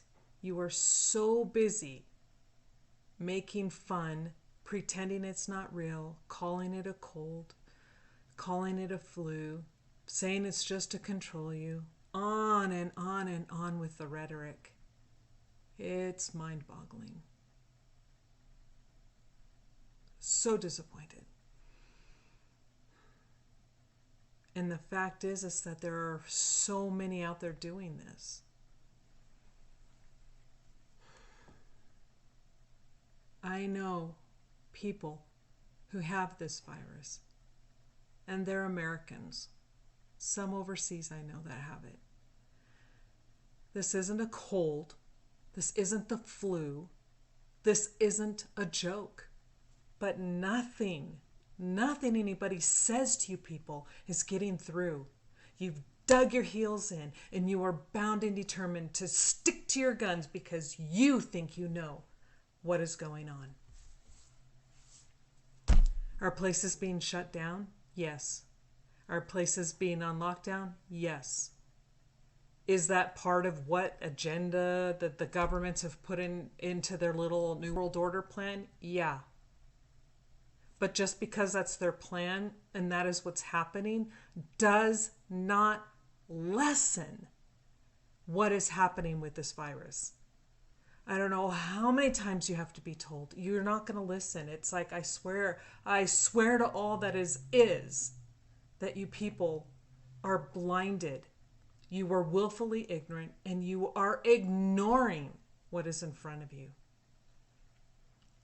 How are we supposed to take anything you say from this point forward serious? How are we supposed to trust anything you say? That right now, I think everything that people are posting, it's an agenda. You have an agenda, just like the governments have an agenda.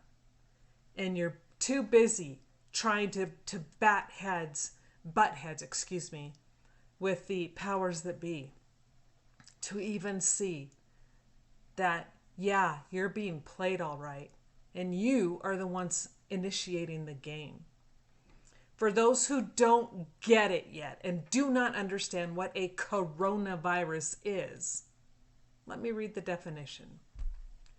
Coronaviruses are a family of viruses known for containing strains that cause potentially deadly diseases in mammals, humans, and birds. In humans, they're typically spread via airborne droplets. Airborne, not good. Of fluid produced by infected individuals. In humans, they are typically spread via airborne droplets of fluid produced by infected individuals. Think about that. Some rare but notable strains, including SARS-CoV-2, responsible for COVID-19, and those responsible for severe acute respiratory syndrome, SARS, and Middle East respiratory syndrome, MERS, can cause death in humans. Now notice, it is stating that SARS-CoV-2, that is the virus strain that has produced the COVID-19, or coronavirus disease, discovered in 2019.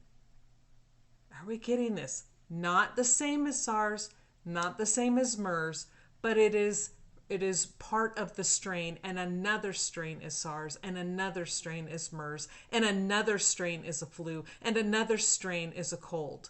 Do you see? They're not the same. COVID-19, SARS-CoV-2 is not the flu, is not a cold. Oh my God. I swear, I don't get it. I don't understand how this is not comprehended by so many people who you think are pretty intelligent, but yet they can't get this because they've dug their heels in. They're gonna stick to their guns like this is just all propaganda, no matter what happens. first described in detail in the 1960s. And just so you know, let me tell you where I'm reading this from. I'm reading this from Science Alert. It's a website called sciencealert.com /coronavirus. And I will put that link down below here since I am reading word for word from their website. The coronavirus gets its name from a distinctive corona or crown of sugary proteins that projects from the envelope surrounding the particle. Now the envelope is what holds in and contains this strain, this virus. Encoding the virus's makeup is the longest genome of any RNA-based virus. A single strand of nucleic acid, roughly 26,000 to 32,000 bases long. This is huge. Coronaviruses are very huge. There are 4 known genuses in the family named alpha coronavirus, beta coronavirus, gamma coronavirus, and delta coronavirus. The first 2 only infect mammals, including bats, pigs, cats, and humans. Gamma coronavirus mostly infect birds such as poultry, while delta coronavirus can infect both birds and mammals. I hope a scientific explanation and definition help you people understand that COVID-19 is not the one and only coronavirus. I saw a little thing that's floating around. I don't know if you want to call it a meme or not, but it says coronavirus, and it's in this book, and they're circling and starring and underlining, you know, coronavirus. Down below it says common cold, and they're like, see, it's only the common cold. What the numbnut who created this meme forgot to look at is that the columns state the virus and examples of. So an example of a coronavirus is the common cold. An example also is SARS, MERS, COVID-19. I really, really thought a lot of these truthers could go beyond their dislike and distrust of the government to see this for what it is, but they're not. You know, I see websites such as A Call for an Uprising. Oh, I've unsubscribed to them today as well.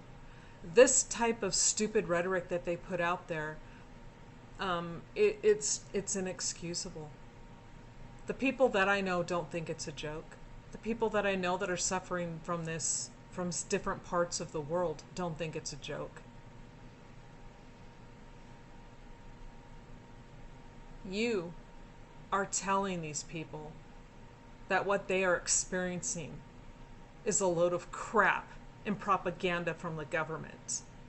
You are telling the people who are suffering that this is just a joke, and what they are going through is nothing but the frickin' common cold. I'm gonna watch my language because unfortunately now my granddaughter watches this. But you're so disappointing. I don't know what else to say. There's nothing to say to you people.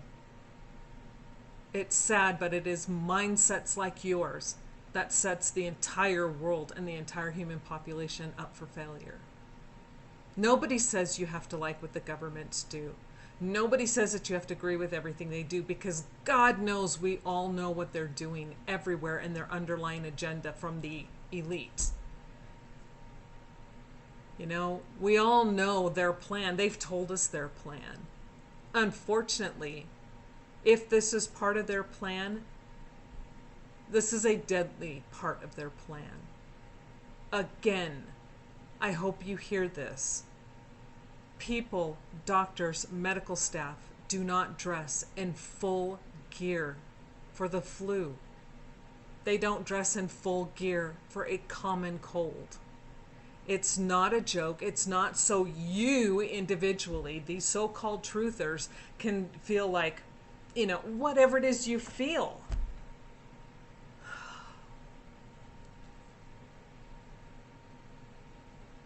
It's not a joke, people. And out there taxing the sources by buying toilet paper out of stock is not helping. I know someone who works in a large distribution type of store, and they brought out, they only had so much come in, so much toilet paper come in. And as they're bringing it out, people are storming this person and this toilet paper, grabbing 8, 9, 10 packages of 92 rolls of toilet paper. And when they're being told, hey, you know what, save some for someone else, and then these people cuss them out, what are you going to do with the 1,000 frickin' rolls of toilet paper, 1,100 rolls of toilet paper? Why are people so greedy? This is the American spirit. This is what the rest of the world sees in America right now. Your greed, your selfishness, and your denial. Oh God, I can't even say anymore. The behavior of my country makes me sick.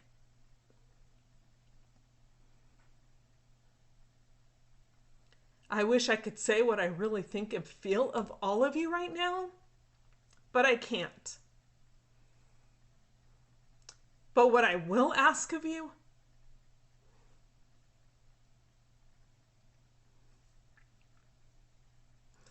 is that you pray for the people that I know who are suffering from this god-awful disease, and that you open your freaking eyes and you realize it's not a joke. It's very, very real. And stop being so selfish. Take care of your neighbors. Take care of your family. Take care of everyone in your community. Because again, if you don't get this, if you only think of yourself, you will kill yourself in the end, regardless of what that situation would be. By taking care of those around us, we take care of ourselves and we take care of our community. If you were one of those ones who went out and bought 50,000 rolls of toilet paper, take some to your local shelter. Take some to the older people in your community, people who can't get out and are told to be shut in. Help those around you instead of thinking of yourselves.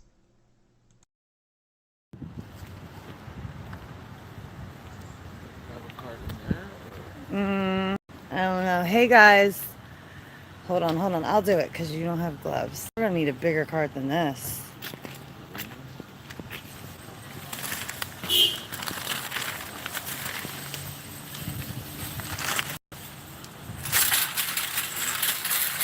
Just till we get inside and you can get some a wipe. Hey guys.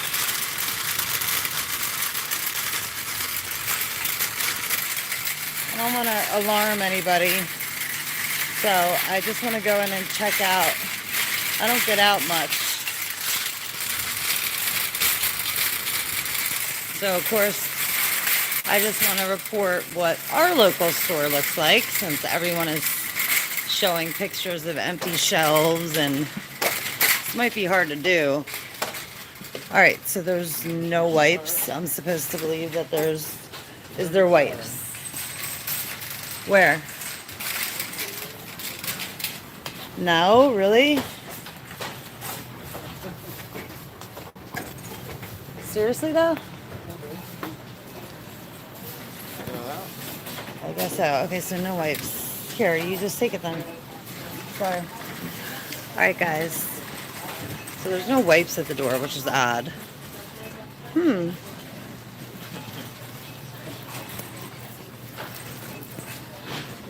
Looks like there's plenty of fruit. Looks like there's beans. We're gonna go to the paper aisle first.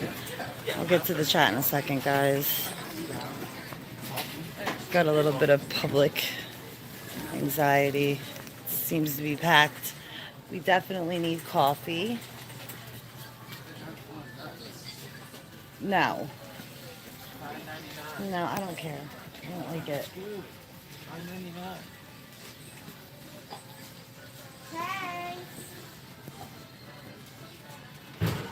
Oh, grab it.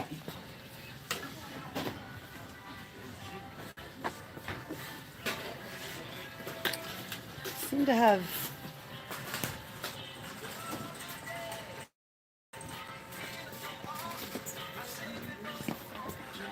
Should I get some green tea, guys?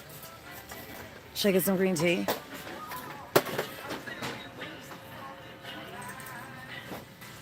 Ooh. Hey guys, just checking out the store. Don't want to alarm anybody in the store. That's why I'm going to try not to show anybody's faces. Grab some cornbread mix. Grab a couple of them. G likes them. So, yeah, grab like 4. Excuse me, guys. Thank you. So, I'm going to step over here. We'll take a look in a minute and see. Do you need honey? Yeah, grab a honey. All right, paper. And it's actually funny because I have not been to this store. Okay, my children love these. They just love these. I know that they're probably not good. Please leave comments too if you guys see me buying anything that's just completely disgusting or that you know something about that I don't. Hey there, Joe. Hey, Outlaw. Hey, Cheryl. Hey, Serenity. Here. Applesauce. These things, I know. These things can go moldy. But these, I think these might be clear at the bottom. So you do have to be careful with them, but my toddler loves them. So, sorry, I was trying to hide from the audience that I was buying cookies. But they seem to have plenty of food. Grab me some Nutter Butters. Hey there, Deaf Bread. All right, here's the Cheez-Its. This is where we always have problems. Now, my 12-year-old is so hard to feed. White cheddar. These are hard to find, like normally. So I'm surprised they have. Oh, really? Your channel was deleted? Okay. I can't wrench you right now, Monica. Please, everyone, subscribe to that channel. And I can't really read it. It went up. But I will be sure to do that. Yeah, I'm going to get 2 of them. So I just wanted to take you guys with me, see what all the hubbub was about.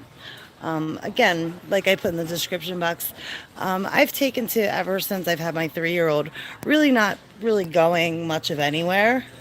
I know that's not a good way to be, but it is what my life turned into after I had him. I had him at age 38, so, you know.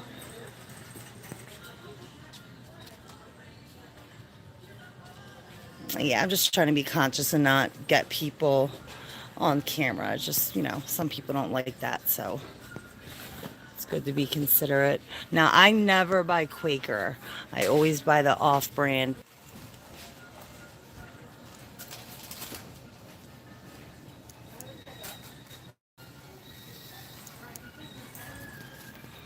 I'm looking for the off-brand, not Quaker chewy bars, like the store brand.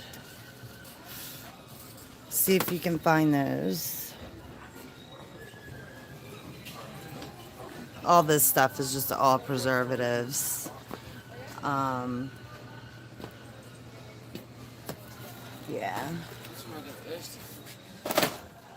I just don't like Quaker. All right, guys, I'm going to turn the corner here.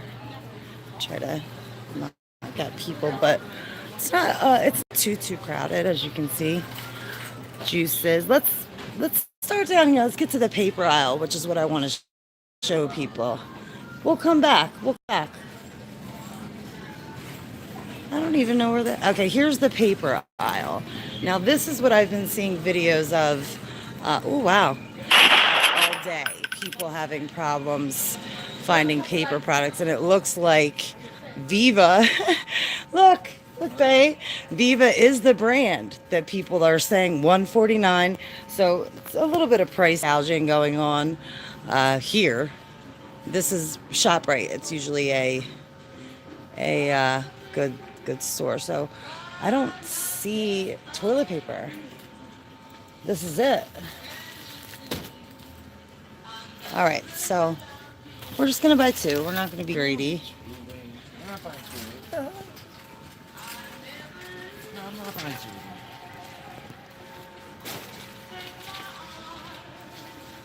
Okay, so yeah, that's what they have here. What do you want to do about paper towels? These are $1. Excuse me. Do you want a couple of these? Huh? Oh, are they? Oh no, guys, there's no toilet paper here then. Wow. Okay. Yeah, put them back. We'll buy these $1 ones. Yeah, wow. Okay. So no toilet paper.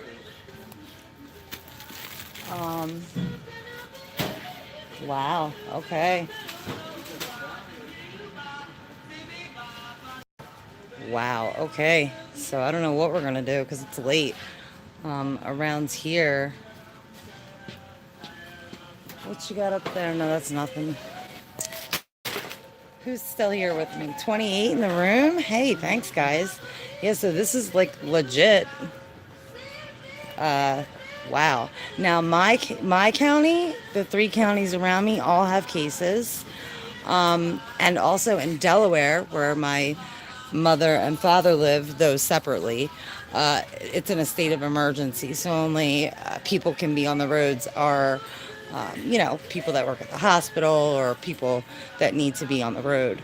But this is, wow. I actually didn't expect this. I thought we would be okay. But there seems to be no toilet paper. So.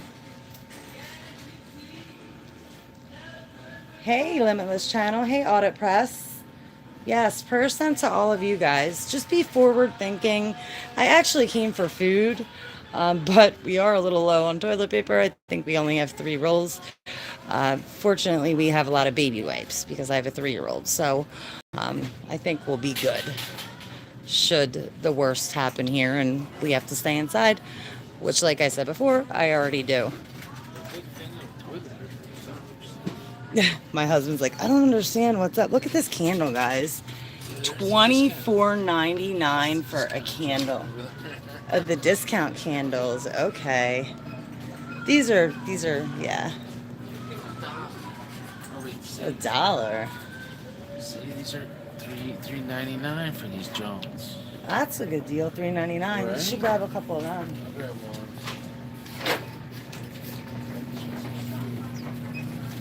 Okay, we did lose our dog, but we do have a cat, and we made sure that she has food, so she's good to go.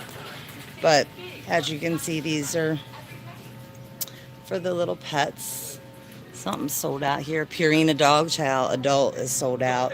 So it looks like the most popular stuff. Wow, a lot of you here. Hey, John, how you doing?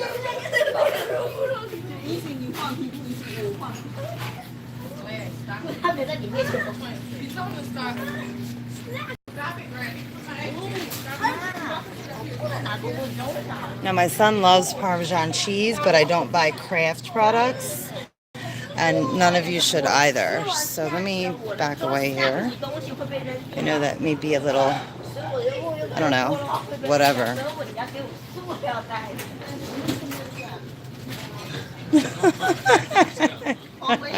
Creamer. Yes, I am a lover of creamer. Just French vanilla for me. Actually, I like it, but they don't have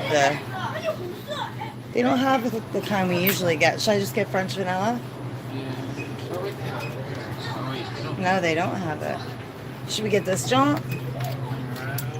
The big one? Let's get the big one. All right. Here's iced teas and stuff.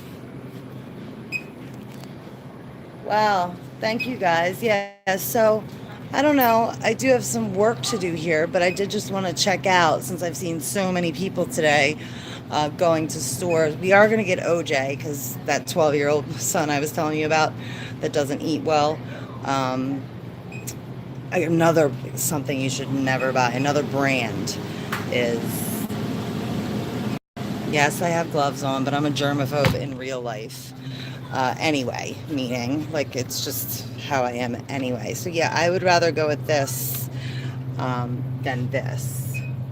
And Monica's here. She probably knows all about what I'm talking about with Kraft and Tropicana and other things like that. Now, guys, I don't know if you guys have ever seen this or heard of this, but this is what we use. The Iacocca's Olivio. It says now that it's 5% olive oil, but when it first came out, it was a lot better. Do you guys have anything in the chat while I can look here that I may be forgetting, or I don't know, anything that you guys saw that wasn't on your shelves that maybe I should grab or anything like that? Because I'm open to suggestions. Hey, Toyota. Oh, powdered milk. Thank you. That is on my list. Thank you. Thank you.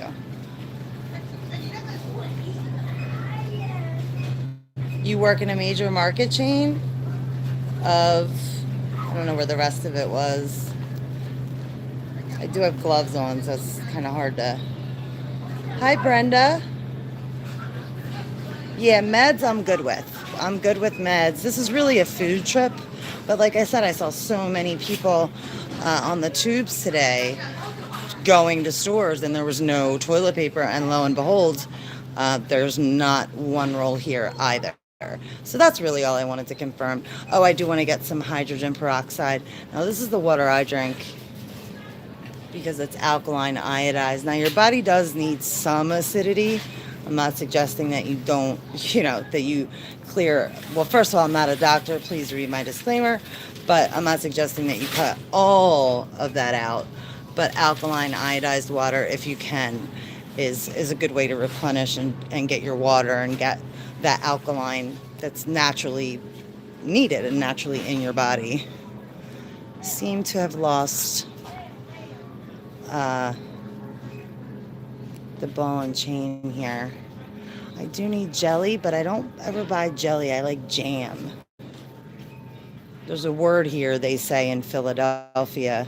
Well, I'm not in Philadelphia. I'm outside of Philadelphia, but it's called bougie. I don't know if you guys know what that means, but I get accused of it all the time. I guess people think I'm kind of spoiled.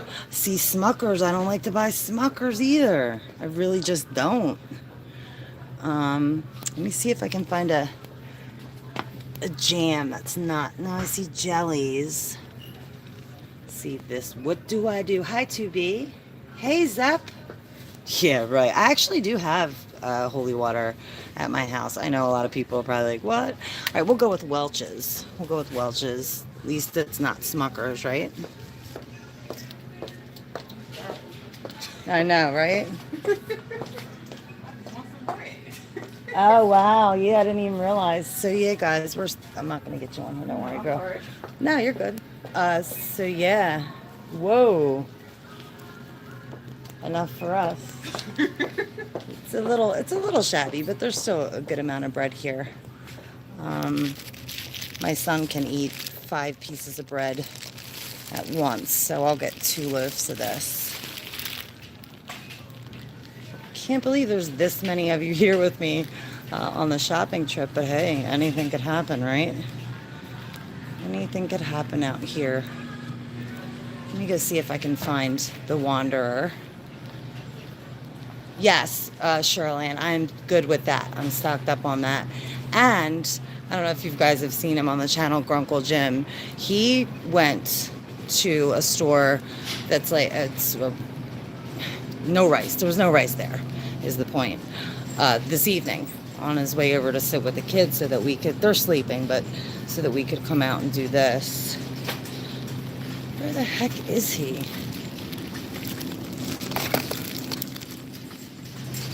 There he is. What'd you find?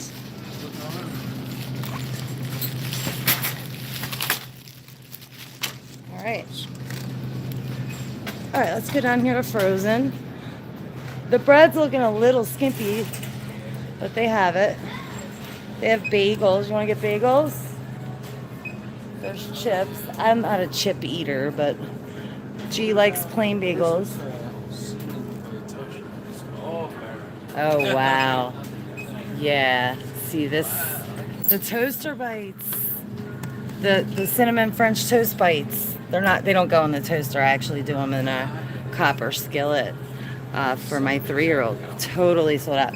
Luckily, we have plenty of waffles.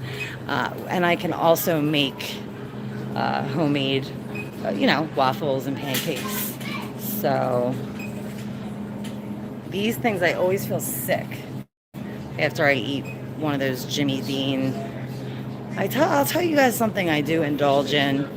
We have fish sticks. We could always use more, but we do have 1 pack. One thing I do want to get, I want to get one of those grandma chicken. We could get another tater tot. If you get like a steak fry, don't get those thin fries. One thing that is my guilty pleasure, and I don't know if they're gonna have it, it's the only frozen like meal I'll eat. It's Stouffer's Grandma's Chicken Bake, and it's like rice and like big chunks of white meat. They do have the White Castle burgers, guys. Let me stop here and read the chat.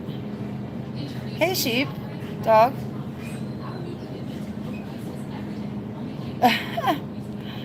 No, they love the chaos. Phoebes. Hey, Kimberly from Georgia. Hope everything's there. Hey, Truth Homofo.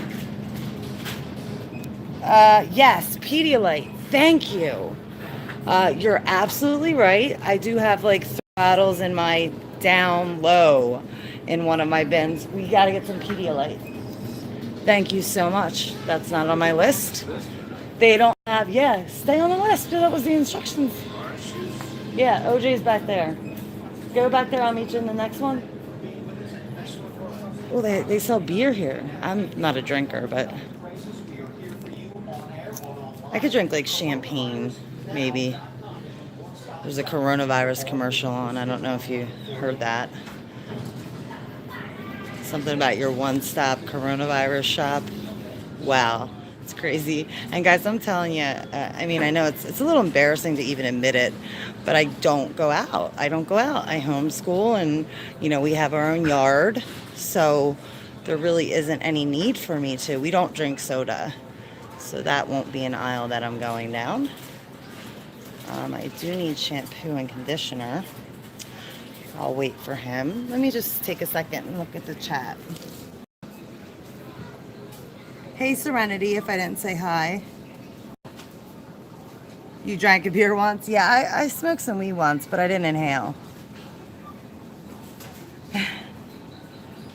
Hey, Bergie. Yes, all of a sudden, shopping with Elle. Hey, Paul.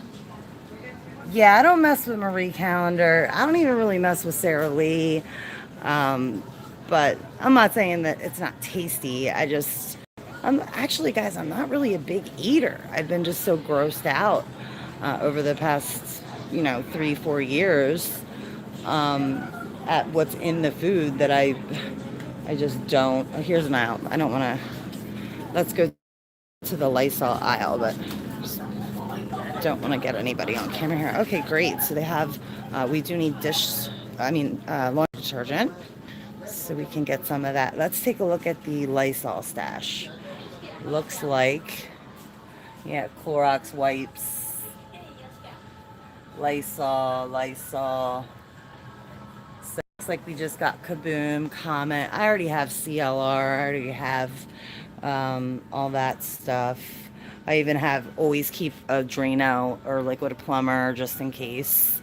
So I have a couple of those. So luckily we have Lysol wipes, or we would be screwed, because They have no toilet paper or wipes. So I guess the general consensus from Ohio and other places that I've seen is pretty much the same. And that is that they are out of, what we all expected that they would be out of. Now they do have Lysol sprays, which is always good, better than nothing, but you can always put a quarter cup, look it up, please fact check me, but I think it's a quarter cup of bleach to a gallon of water.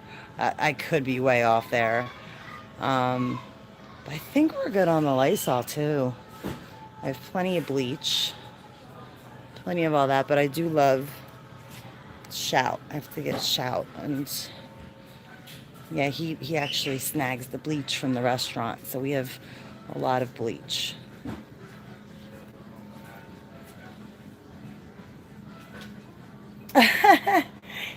Yeah, Rampant. I don't think so. I think, well, the county right next to us is in a state of emergency. So, you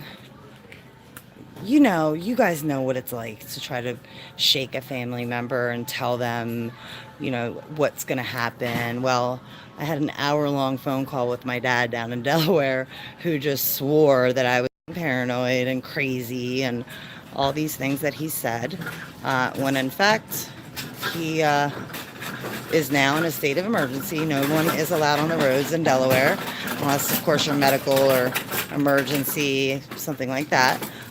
So they went out to the store, luckily, this morning, but they're the type of people that go shopping every night for their dinner. So I'm not that type of person. I like to pre-plan. Let's see what you guys are saying. I don't drink soda.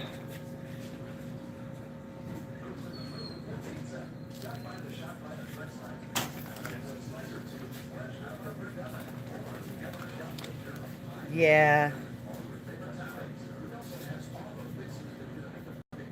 Yeah, schools in the county that I just pulled my son out of last year and decided to homeschool, they are meeting Monday to determine how they're going to do till the end of the year online schooling. Hey, Marty. I hope you're still here. Hey, Joel. You noticed in the stores that was a little crazy around here? Yeah. Yep. That's what it's looking like here, which is all I wanted to do. Go live. Thank you. A lot of you in here. Just go live just to see if the videos, not that they were faking it or anything, but just to see if it was like that in my area. And in fact, there is no toilet paper, not one roll, not one container of Lysol wipes. But I came for food. My medical preps are good. Now, one thing I do have to get that I'm curious to see if they'll have. My dad told me years ago, I think it was the late 70s or early 80s, there's some electrolytes down here. I got to get some Propel. It's aspartame. But anyway, he told me of a time when, I don't know, something was going on with 3 Mile Island, and they couldn't find my formula. They had to go to like a million stores until they finally found it. So yeah, I don't like Gatorade, but it is a good way to get electrolytes. I'm looking for those Propel. I know, guys, I know. They're bags of cancer. It's the only way that my son will drink water, and it doesn't look like they have them here. So that's discouraging. I wonder if he would probably like go for one of these little bottles of something. I don't know, what do you guys think? What should I get?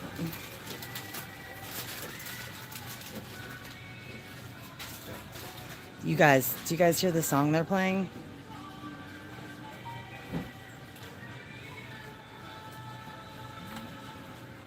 They're playing Jefferson Airplane, White Rabbit.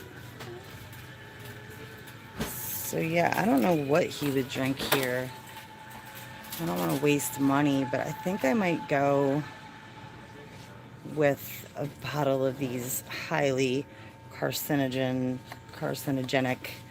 drops maybe? I don't know. I don't see anything he would drink here. Strawberry kiwi. We'll try these because that's what he likes with the Propel, which they don't have. Oh yeah, I gotta get some cookies and cream Pop-Tarts. Yes, yes. Thank you.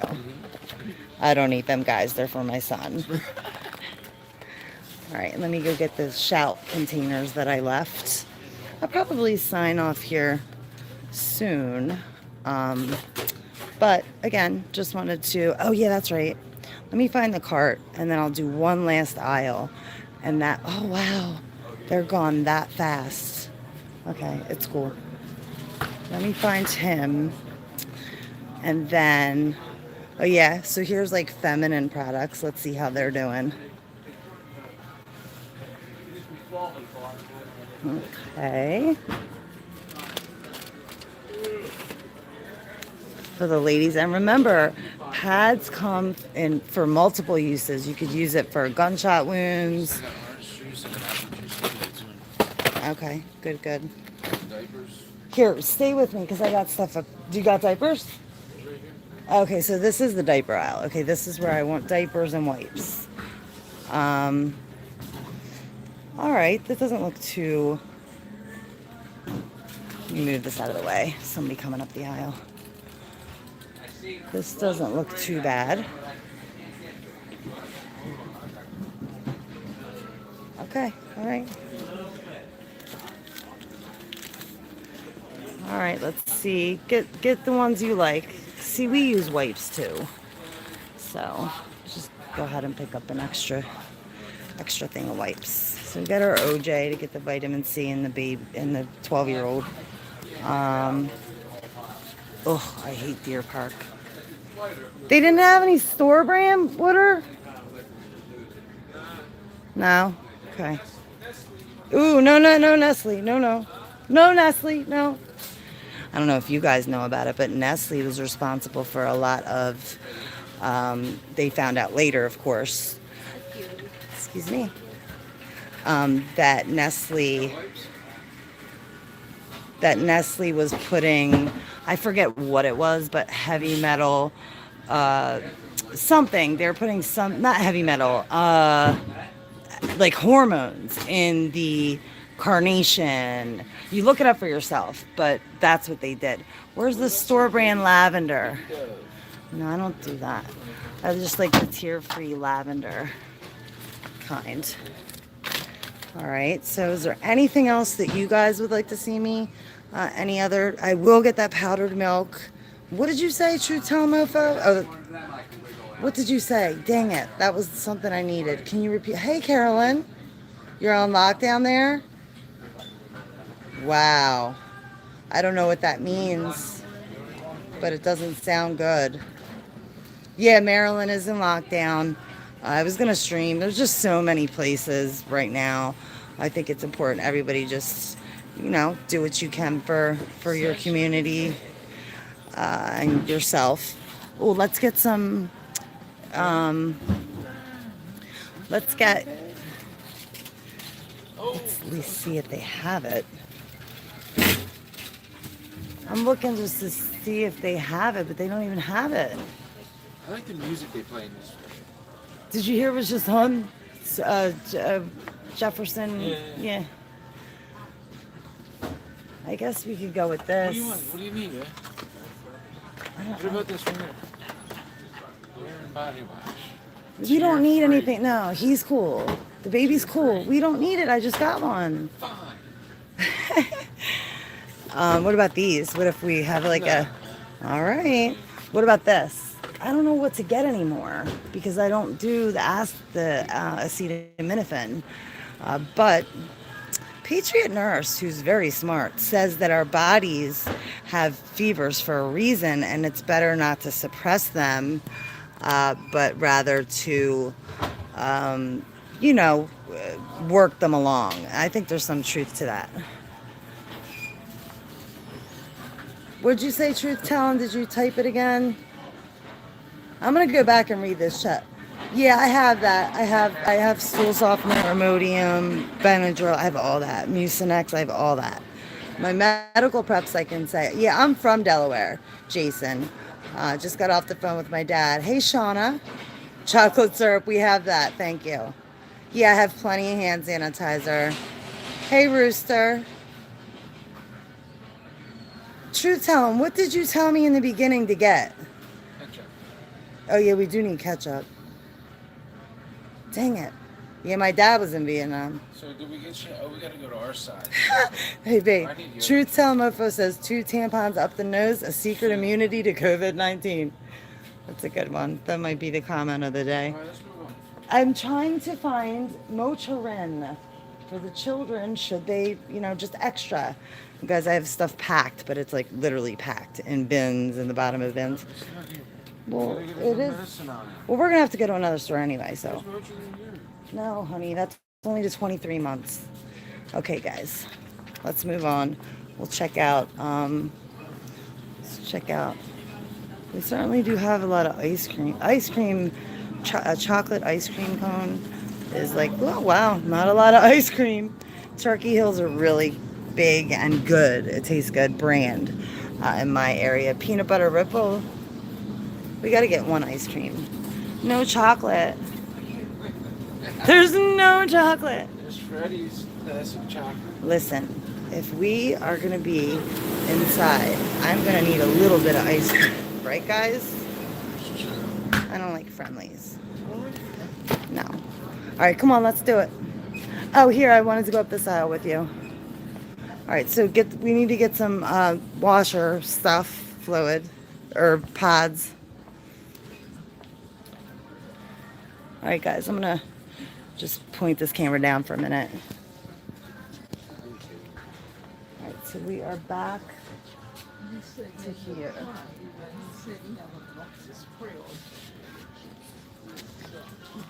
Okay. Yeah, just grab a big thing of cleaner. Whatever you want to get. Just get you need the pods. Right back there. Oh, they're sold out? Oh, wow. My husband's saying he doesn't understand this. He doesn't know why everyone's doing this. All right, grab them. I'm still waiting for Truth Tell Mofo to tell me what. Yeah, anti-diarrhea. Also, guys, Vapor Rub. You always want to have some Vapor Rub. Golden Seal, yeah. I don't think they have that here, but yes.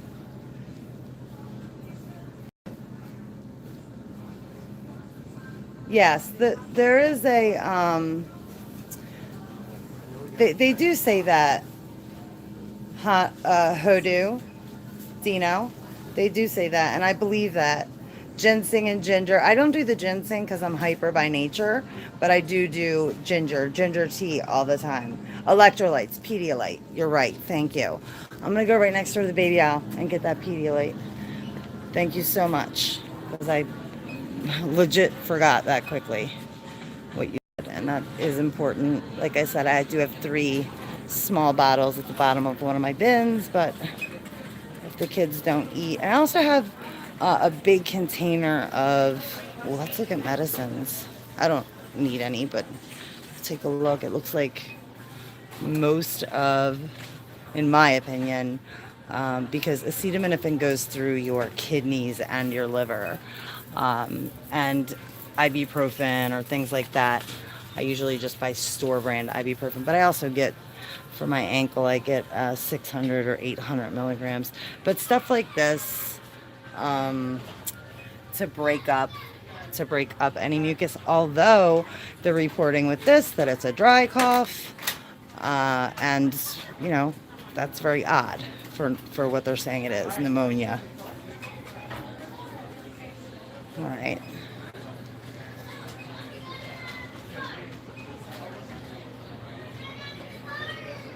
Yeah, I am. Sorry, guys. Thanks for sticking with me here. Yeah, I got lots of peanut butter, Davey. I got lots of that.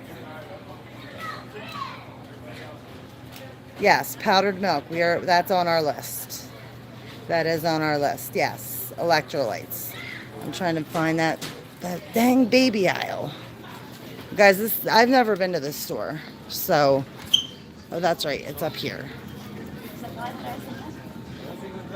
I think the baby stuff was the next aisle over. All right, here we are. Same. Is this the baby? No. He's still looking at detergent. Here we go. So let's see if they have any Pedialyte. Probably not. Wow. See, these are the little bottles I have, but it looks like the big ones and all the good ones are sold out. But I'll go ahead and get a pack of these. Let me see how much is in this pack of pops. Let me see how much is in each pop. So 3 grams of sugar, that's not bad, but where's the potassium, 100 milligrams. Yeah, like I said, I have 3 bottles, but I think I will get the freeze pops just to have. All right, so yeah, that's a little bit sold out, the Pedialyte. Thank you for that, truly. You know what? I need to pick up some. Sorry, guys. Gotta get the women's stuff. Gonna point the phone down for a minute just to be courteous to other shoppers that may not want their face. I mean, I know it's, you know, there's no expectation of privacy in public, but I still like to be respectful to people that are, you know, shopping and want to have a camera in their face. I absolutely love you, but you are dilly-dallying. Where's the list? Okay, grab them and let's go. Come on, let's stick together. Let's knock this out. So we'll go powdered milk. I don't know where I'd find that.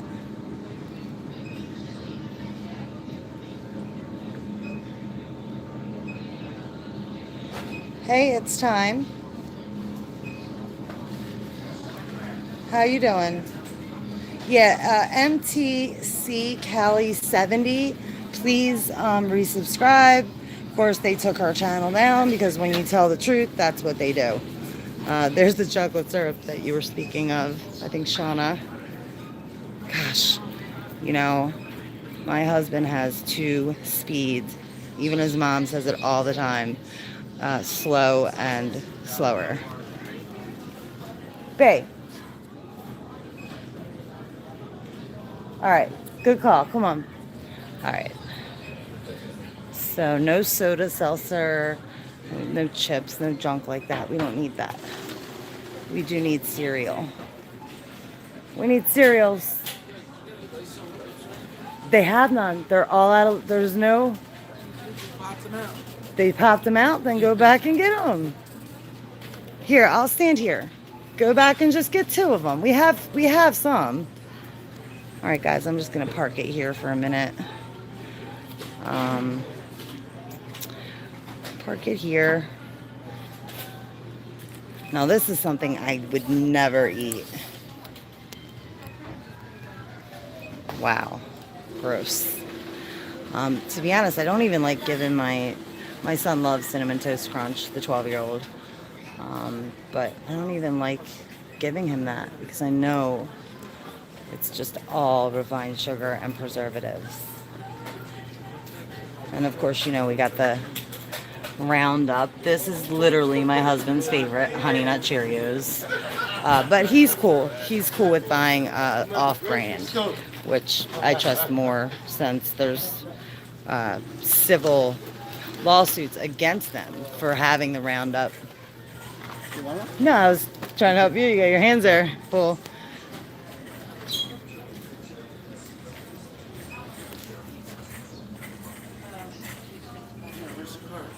Right here. What's a morale booster?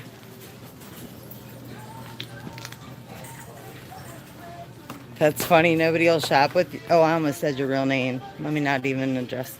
Here, so he is actually crossing off the list.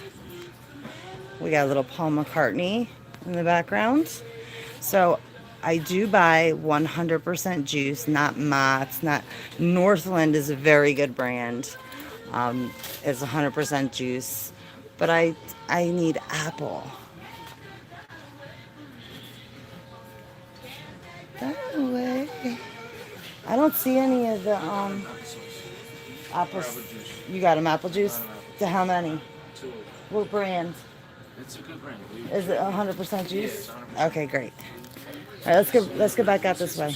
Oh, cereals. All right, so you guys will get to see the horrible stuff that the horrible cereals that my family eats. So you like Honey Nut Cheerios? You want to get the store brand, right? Okay, so that's cool. Rice Krispies. Oh, we gotta get some bananas. Everybody likes those. Yeah, they don't have any. They don't have store brand. Just get them. We gotta do what we gotta do.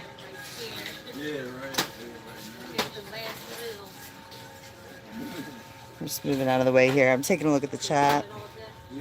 41 people, 31 thumbs up. Thank you. Yeah, Carolyn. We're definitely. Who said that? Yeah, I don't know. Yeah, I hear you about that pork. I do like bacon, but you guys, I really don't eat a lot of meat because both of my boys are so finicky. Well, my 3-year-old will eat anything, so I would have to literally cook 3 different meals every night. Yes, I got Pop-Tarts. Come on. We got plenty of steel-cut oats. Oh, here's some ranch wheat thins. This is another thing that's often hard to find, and they're pricey. In my 2 for $7 is the ranch wheat thins. My son eats those, the difficult eater. We need powdered milk. And then, oh yeah, peroxide. That's back where we just came from. All right, let's go. Check it out. All right, I'll get the peroxide. Chill there. And where will we find the powdered milk? Probably here in the cereal. Okay, look around for the don't go too far. Wait, what am I getting again? Okay, peroxide. And rubbing alcohol. Excuse me. All right, so it would be here. First aid. Yeah. Let me see what you guys are saying. Can't believe you guys are all here chilling with me. Yeah, I know. There's lots of buggies overflowing. We're gonna need to come back down here anyway because I need, like I said, shampoo and conditioner. But let's go down and get what I'm supposed to get here.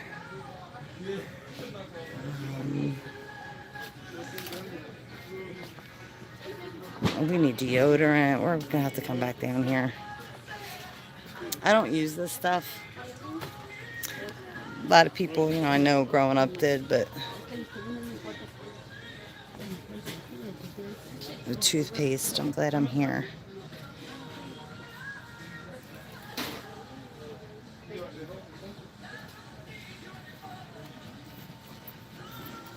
What are you saying, Hoodoo? Oh. I don't know, Shauna. Tell me what you know. I usually go with Colgate or Crest, but I only get like the white kind. I get the paste. I don't get the gel. Why? Do you know something I don't? Let me know, please. We all have to help each other out here. We really got to help each other out. If you guys know, tell me. My husband likes this Tom's toothpaste. Not necessarily this charcoal activated, but he likes the Tom's. It's always a little bit more pricey. So, yes. Hi, Cass. Yeah, I know, Rooster. Yeah, guys, that is literally where I'm screwed. Like, I would never, you saw me. I was only going to take 2 of them. There was a big stack there, but they were paper towels.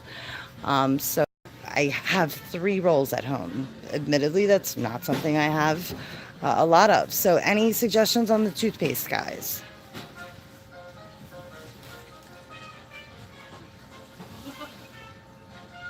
Yes, luckily Phoebes, me, and my hubby we both have green thumbs, and we have a garden every year. This will be our first garden at this home, but I don't have many seeds. Hey, Furious Cabbage.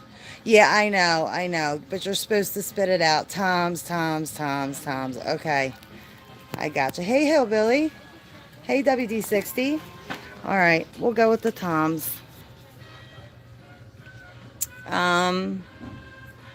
I guess we'll just get this, the What the heck's the difference between this? Oh, this is more. I'll get this one. All right, good to go, good to go. Nice. And my little one has his special toothbrush, and my husband has, he does use this. Yeah, I went ahead and grabbed a Colgate one too, just because I'm not sure my 12-year-old will use the Toms. But I could always give it to a neighbor if he likes the Toms. I can give it to a neighbor. I need deodorant. Please don't everybody flip out on me. The only deodorant, and I have tried everything since I was a teenager. I like sweat water. It's weird. I know I never stink. But it's like water. But this is the only thing that works for me. And I've tried everything for 41 years. Well, you know. And this is full of aluminum, as most, probably all of these are, except for Tom's. Tom's is probably the only aluminum free. I think this Everyman Jack brand aluminum free is pretty good, but I don't think my husband's gonna pay that much for deodorant. I wish I knew what kind he wanted so I could just grab it, but I don't. Ay. See if I can, I'll get some Degree. It's cheap. Hey, it does the job, right? And then of course, I'll have to come back. Maybe I can do it. Yeah, Cass, it's the only one that works.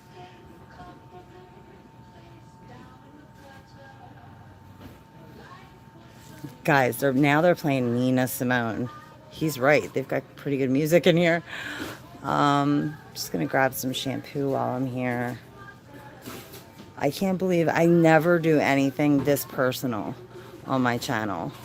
So I'm really letting you guys into my life a little bit here. I'm just private usually. In fact, when people found out that I started a channel, they couldn't believe it. They were like, what? Like, you know, because they know how private I am. And I guess they knew. I really didn't know about the tubes. So now I do, but it's too late. But so thank you guys for coming with me. All right, I think I actually was able to grab I got the shampoo. Dang it. Something I do like is this bar right here, and I'm gonna get it. It's just a transparent facial bar. I do like that. $2.99. When I was a teenager and I liked it, it was like $7. The Neutrogena. That was all the rage. All right, let's go down here and check out what's going on. He said he'd wait right here, but I knew that wouldn't last long. I did get the goldfish. I have plenty of syrups. I'm constantly making pancakes and waffles. Is this our cart? We are not getting those crunch berries. I got deodorant. Yeah. Tom's, because everyone said Tom's, because the fluoride. You gotta get store brand, no Kraft. Really? Yes. Excuse us. Yeah, no Kraft. See, luckily he just goes with the flow, because I don't really want to tell. Well, I do. I want to scream from the rooftop what's in there, but ketchup. We do need that. I'm pretty sure all ketchup's pretty much the same, so I'll just go with the store brand. But I do need a big bottle. Family style. Oh, that's French's. Unit price $99. Unit price is $160. Sorry guys, that's I think we'll go with Hunt's or French's. Help me out, guys. 1 for Hunt's, 2 for French's.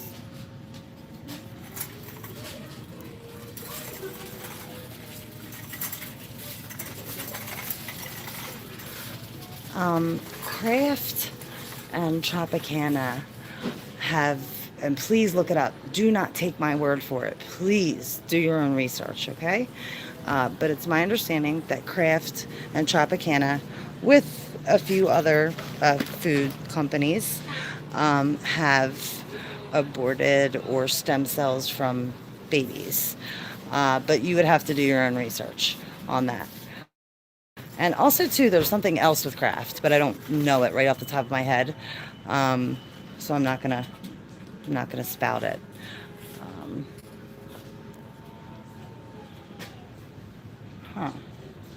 Okay, I think we're good here. I have plenty of soups. One of my very first videos I showed, it's like a 3-minute video. It's fine, come on. I showed people how I made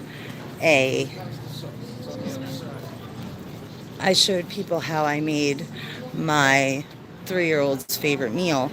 We call it yam mash. It's just some yams that I bake for a really long time so they get mushy.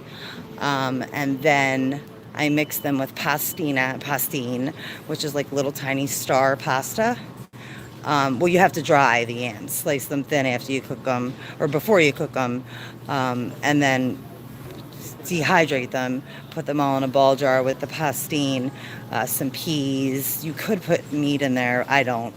And then you just add water, and it's a delicious meal. Okay, I don't see any nanners. You guys see any bananas that I don't see? Bakery looks empty too.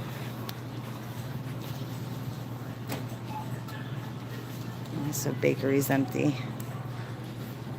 I don't see any bananas. Not even like organic or something. So, yeah, definitely have to have the nanners. Nuts are good too for my son that won't eat meat. I don't know where he gets that from. Okay, how much do we got left on the list? We got to get powdered milk. Granny Smith apples. Let's look for those. Oh, there's some bananas. Were they plantains? You couldn't find no peroxide or anything? I didn't know what aisle. Oh, you know what it was? The aisle was too packed with people. I got ketchup. Yep.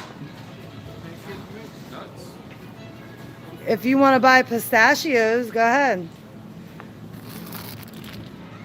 Or cashews, they're expensive. All right, let's go get the powdered milk and the peroxide. All right, guys, this has been fun. The peroxide, the alcohol, we'll check that out. And we'll get the powdered milk. Yeah, Granny Smith apples. Let's grab a bag of maybe 6. Listen, it's not what you like. It's what he's going to eat. And he said, gee, and he said he would eat these. So Granny Smith it is.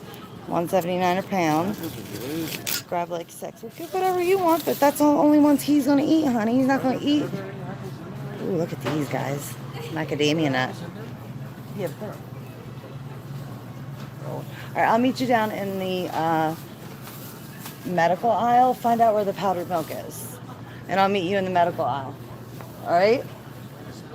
Yes, please. 6 good ones for Dad. All right, guys. Wow, I can't even go that way. Here, let me see if I can. Hold on, put my phone down. Can I please buy? Thank you.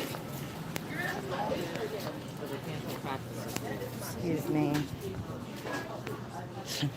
That girl was like, this is effing nuts. All right, so I'm going back to that aisle, guys. Back to that aisle. This one. Bar soap, first aid. This is where the peroxide would be, right, guys? Cough drops. Oh, I have cough drops. I have a lot of cough drops, actually. Okay, so I'm guessing this empty spot here is probably... Oh, crap. There you see it, y'all. There is no peroxide, nor is there alcohol. So, luckily I have I only have 1 bottle of each. I only have one bottle of each, but we should be good. And I certainly am not doing this trip to like scare anybody, and I'm not panic buying.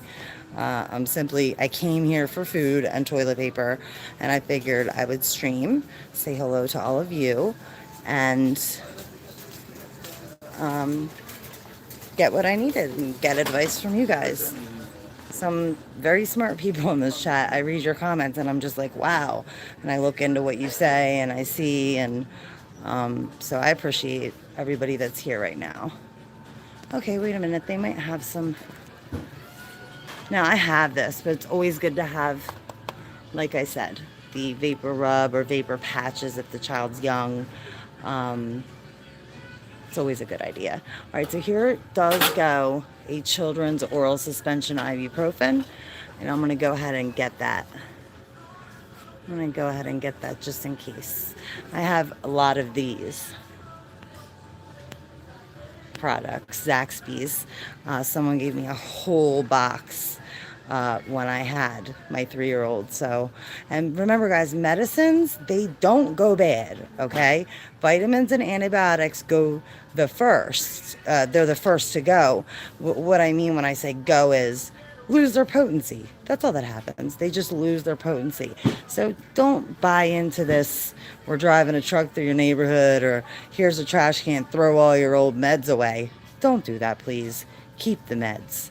That they're just a little less potent. Again, vitamins go first, antibiotics second, but better to have something, right? Let's see what you guys are saying. Everclear. Yeah, apparently they sell, well, just beer and wine. They don't, I'm from Delaware. They don't do that in Delaware, so. Handmade soap. Ugh. Well, that's pretty, I guess that's cute. I think maybe I should get a couple soaps too. I'll do the Irish Spring. Just to grab it, make sure I have it. For all the ladies in the room tonight, you'll know what I'm saying. These are my favorite hair clips right here. And I always lay down with them and they break all the time. So the ladies will know what I'm talking about. I think we're almost done. I'm just kind of, I don't know where I'm going to get the powdered milk. Let's go down cereal. It might be down the cereal aisle, huh? I have plenty of oats. I stay making oatmeal with fruit in it. But again, the Carnation instant breakfast, it's Nestle, guys. So I did give that to my 12-year-old when he was younger, till I found out about the whole Nestle thing. True Stream Media actually does a great piece on that, on their channel. I love their channel.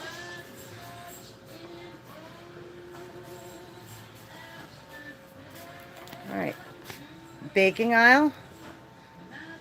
Okay, you're laughing at me. Maybe I should go. No, I'm kidding. Listen, guys, I'm sharing stuff with you that I never have done anything like this on my channel. I try to keep my personal stuff to myself. But like I said, I wanted to show you guys what's up in PA. All right, that's not the baking. I think we're in the baking. All right, powdered milk. Oh, grab it.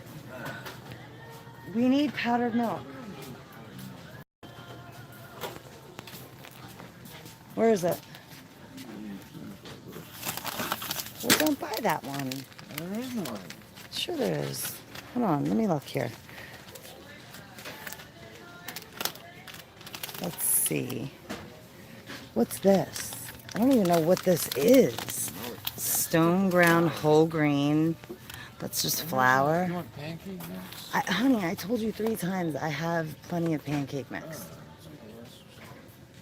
They didn't have any Propel either. I got some kind of drops. No, but G probably will.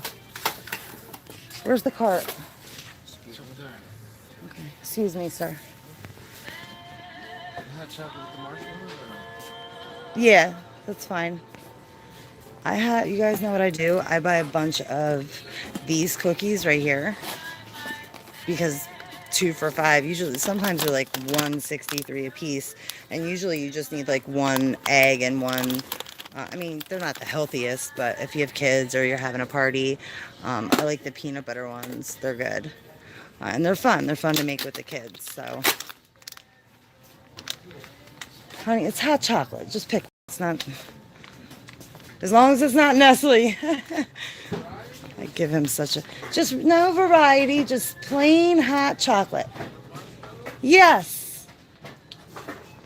Sorry, guys. Okay, great. So he did listen to me and aborted the, oh, that was a poor choice of words. He did get the non-Kraft mac and cheese, which is good. Just to let you guys see me, I don't have any makeup on, but I'm not wearing a mask. I'm not doing anything crazy like that. But I am wearing gloves because people's hands... Yeah, do you got the list?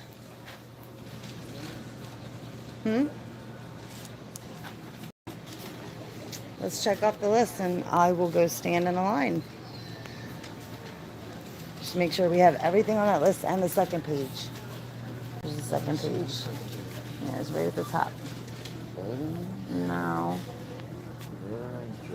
Got that. Got that. Got that. Yeah, I wanted to get, but that's okay if we don't. No, it's pancake mix is on them. Okay, if it's on the list, grab it. I must have did an inventory. I did do an inventory. Yep, I got all that. I got soap. All right, cool. All right, guys, so I'm gonna pick a line here. And stand in it, and I guess it's all the way back here. Now, typically, I like to do my own checkout. I'm gonna stand in self-checkout. Let's see what's on the rags. Badass Women is on this cover of, is that Kate Winslet? No, I don't know who that is. In Style. Let me read the chat while I'm standing here. Hey, Pale Horse. Yeah, do you guys want to take a guess? Do you guys want to guess what the total will be? That's a good idea. That's such a fun game. Let's do that. 213.12. Okay. I'm waiting for somebody to put 1776.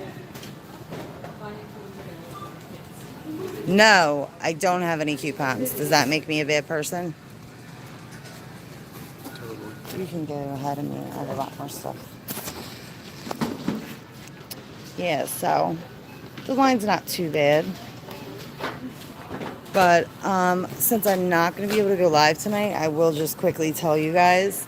Some analyst did some projection and projected that over 100,000 people in Ohio have been exposed to the virus. Now, if that's true, then it's true. But people aren't going to...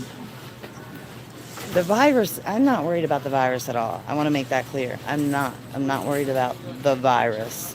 I am worried about the fallout, this kind of thing. Not being able to go to the store and get toilet paper. Yeah, unless you want to stand in that line. It's your call, babe. I'll wrap this up. All right, I'm going to go outside and wrap this up with you guys. All right, thank you. All right, so we're going to exit. My husband's so great. Got everything on the list except for the toilet paper and the peroxide. I think I did snag that bag of powdered milk. I didn't realize how expensive it was. So let me stop out here and read the chat. It's rainy and miserable. Not much of a sky check I could do for you here anyway. So I'll just check out what you guys were saying.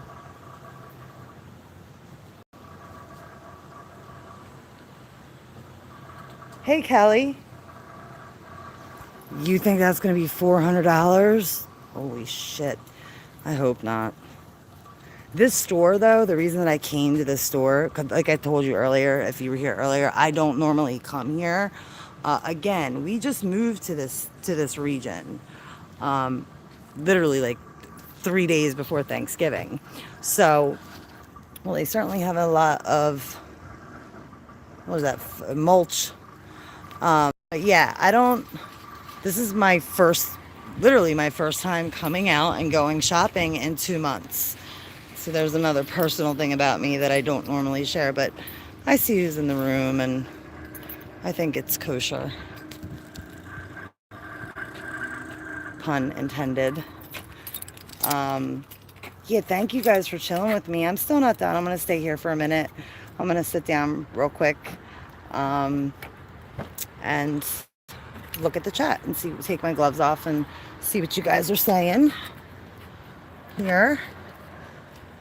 I'm going to set the phone down just for a second so I can take my gloves off and go through the chat effectively.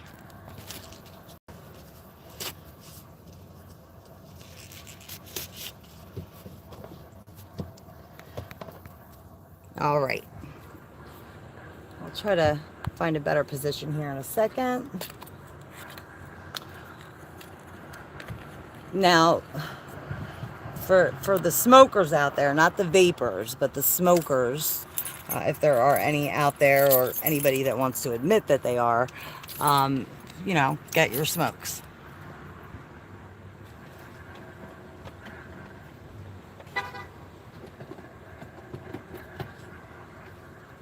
One sec.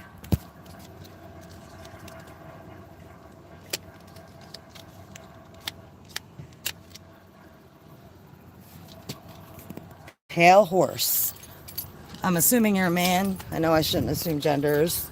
But that is, I do that. We do that.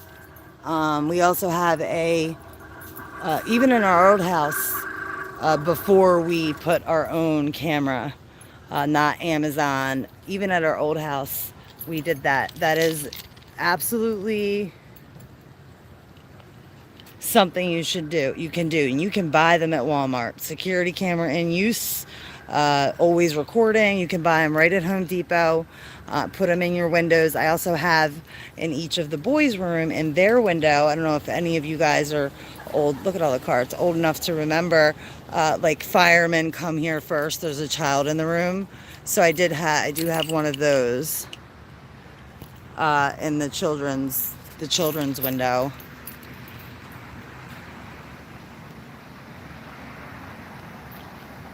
Pretty busy I don't know what time it is. I don't know if I'll leave. Hey, Kayla, what's up? You live in public housing? Yeah, I live, the place that we got, it was close to the restaurant that he runs. I'm not too happy with it because while it has 3 floors and it's spacious and we have our own yard, parking, all that, it's connected. They're row homes, and I don't like that. I've never lived like that before. Really didn't think about it. I don't know if you guys know my story about what happened. We were going to get a house, and then the owner, literally with our stuff in the U-Haul, the owner backed out at the last minute and said they were going to give it to their, I don't know, some bullshit story, their family member. Completely a lie, I think. I'm not even sure that me being the target of something wasn't the cause for that. So I don't know. I don't know what happened, but we do like the new place, but that is something. This is a temporary place, and then we're gonna leave. We're too close to the city for my liking. All right, so should we go inside and see what the damage is? Blaze it, y'all.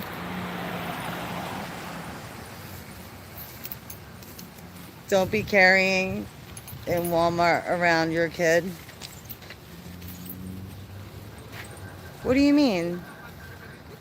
Wouldn't you want someone in Walmart that's like a trained, somebody that goes to the range, if that's what you're talking about?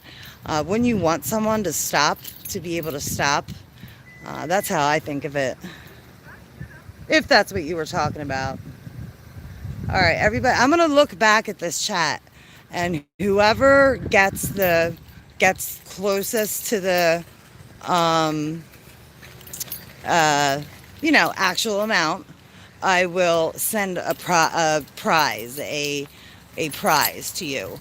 if you're willing to give up your address or PO box. So if whoever gets closest to the actual amount, and I'll show you the receipt, so you know I'm not lying. I will send you, and I'll give you a hint. It'll be something prepper-ish, probably something medical. So it'll be a nice little prize. This fun game, impromptu game. So put your guesses in now. I'm gonna go, if people are guessing twice, that's fine, but I'm gonna go with the last number that each person puts in. So try to, only put in one number, but you can change your mind. If you want to change your mind once, that's fine. But I'll go with the last number that you put. And then if you're comfortable giving me someplace to send it, I will send you a little medical preparation thing. So let's go in, see what the damage is. Just so dreary and damp, and so the restaurant's just been completely dead. No one's going out to eat. No Uber Eats right now. That's a lot of their business too. Hey Qua, what's up? Okay, I see you. Okay. I should have given you guys, this is so impromptu, I should have given you a better gander at the cart. But you guys basically saw, I think. Oh, Rasta, I think you're under. I hope you're right. I hope you're right. I hope you're right. Oh, that's cool, Kelly. And that's awesome too, Shauna. That's awesome. It's not like that. Where I'm from, it's like that, but not here. Where I live now, it's not like that at all. What do you guys think? Did I give him enough time to do most of the work? No, I'm just kidding. But no, I'm actually not kidding. 367, 289, says Monica.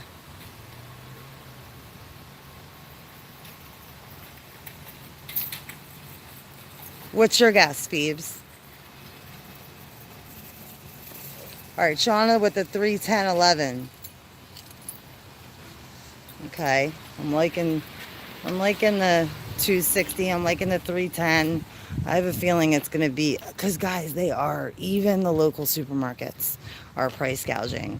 My mother-in-law takes care of 3 of her grandchildren.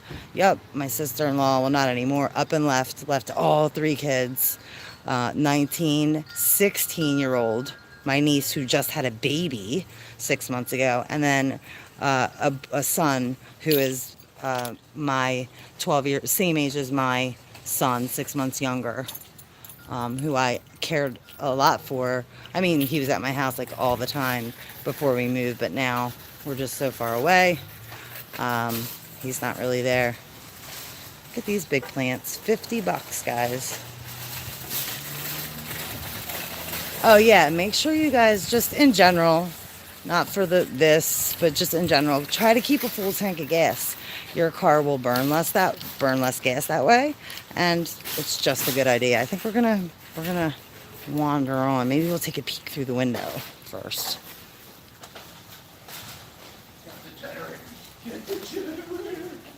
That's your final? That's your final truth telling? All right.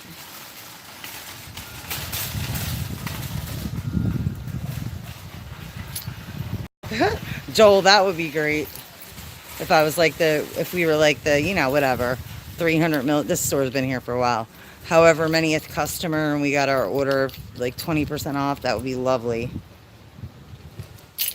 Homeschooling, they do provide, I'm not going to lie, they do provide a lot of stuff. But they don't, there's a lot of stuff you do have to buy. This is, my first full year doing it. So I am in the do not enter. I thought I came in this way. All right, here we go. Let's check it out. Let's check out the prices. Well, he's still in line, but he's next. We're next. All right, great. So guess what here's a good look at the cart, guys, so you get a fair guess. Minute marker, 116. Everybody gets a fresh guess.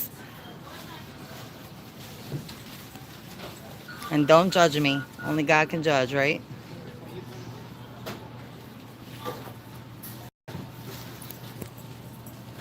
I don't know why it's like stuck on. There we no. There we go. Okay.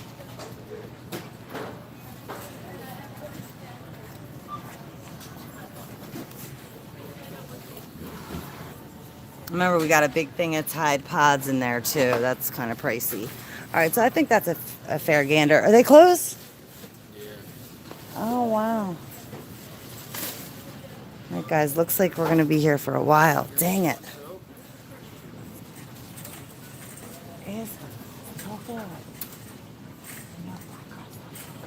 Come on, baby. Are you close, Jimmy? Yes.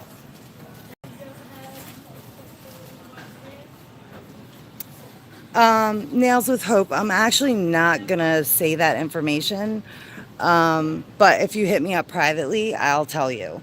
But I don't want to like dox myself or do anything stupid or I don't want to even say the reasons why. But suffice it to say, I have good reason to believe that there's a slight possibility that I may have been in the past or whatever, maybe a little bit targeted. So I don't want to give away anything about my children. My horrible shopping habits, okay, you guys saw it. But when it comes to my boys, I'll share what they eat and stuff, but not the school. 420, that'd be cool. I mean, that's expensive, but it's a cool number at least. I'm reading the chat. Kev, hey Kev, okay. Maybe 369. Those are Tesla's number. Truth telling. Carolyn, I see yours, okay.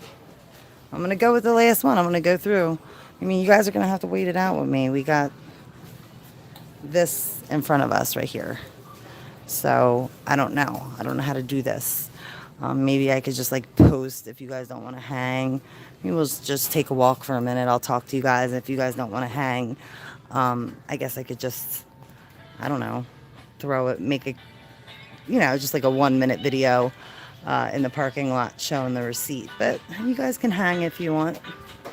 What do you guys think about this? I do buy some, not all, but I do buy the Sleepy Time Celestial Seasonings. Like this evening I bought one of these.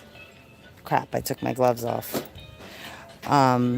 Celestial Seasoning. I just saw something, it might even have been on Monica's channel, where they put like dirt and stuff in coffee and tea to make it stretch.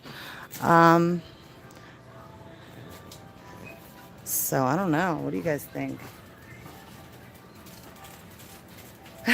That's why you drink. Hey, Katie. It's good to see you. Yes, me too, Cass. Me too. Oh, that's cool, Shauna. All right, Arjans, I see you. Oh, me too. I'm a recovering Catholic. I didn't do that long. I only did 1st through 7th. But yes, I went to pretty nice Catholic school in Delaware. So.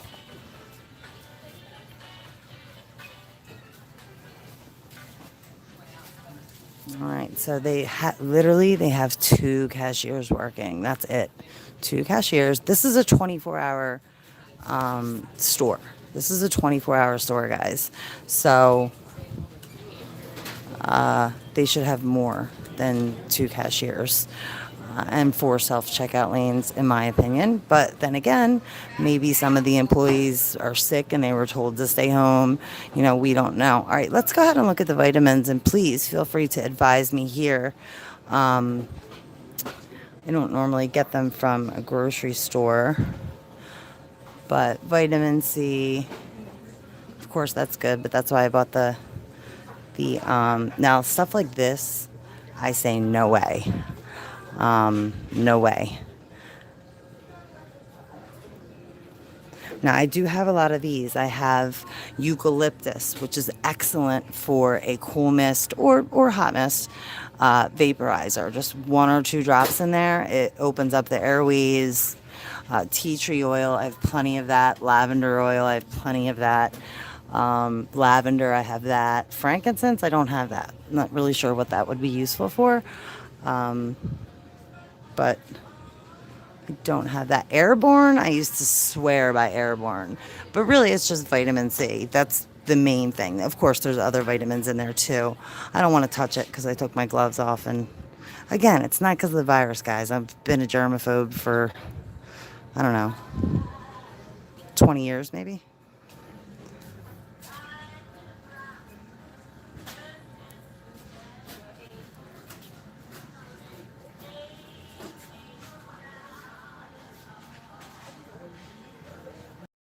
Joel, yes. That what Joel just said is an accurate statement.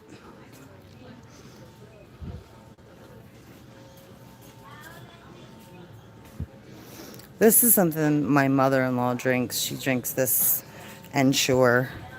My doctor told me to drink it too, because like I told you earlier, I don't really eat. I find it kind of grotesque. And when I cook things, by the time I'm done cooking them, I just, I've either munched on it while I was cooking or I just don't have an appetite anymore for it. All right, so let's check the line. We'll peep it out. All right, we're moving along. Looks like they have 1. Register open. 1. All right, let me go do this.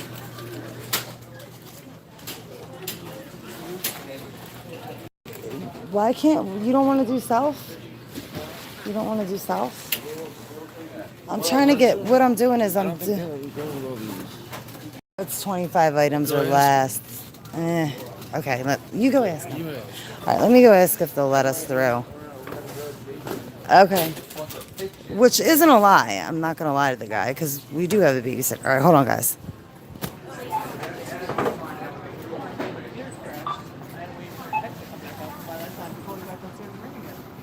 Hi. I have a cart with way more than 25 items in it, but I have someone. No problem. Can we go here? Oh, yeah. Oh, okay. It says 20. Oh, okay, great. Thank you. Yeah, come on over. All right, so we are going to go ahead and do the. Okay, great. So there's some. Yeah, she said at night. So what we're doing is whoever people put. Yeah, it's not ours. People put bets in the chat of how much this is going to cost us. And whoever gets the closest without going over, I'm going to send a medical thing to. I got to get the receipt.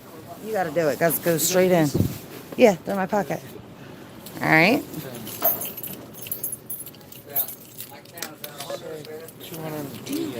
All right. My husband says 280, but I think he's wrong. Because we got a lot of non-food stuff. A candle, diaper. Yeah. Use the card. Keep the cash. Use the card.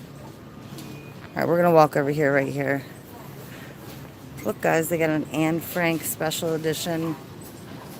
Life. Yeah, cast. Drum roll when. I don't know. I'm half tempted to put the phone down because I know I could get this done like 20 times faster. No offense, because he's doing it, and that's nice of him. Oh, my favorite pie, pumpkin pie.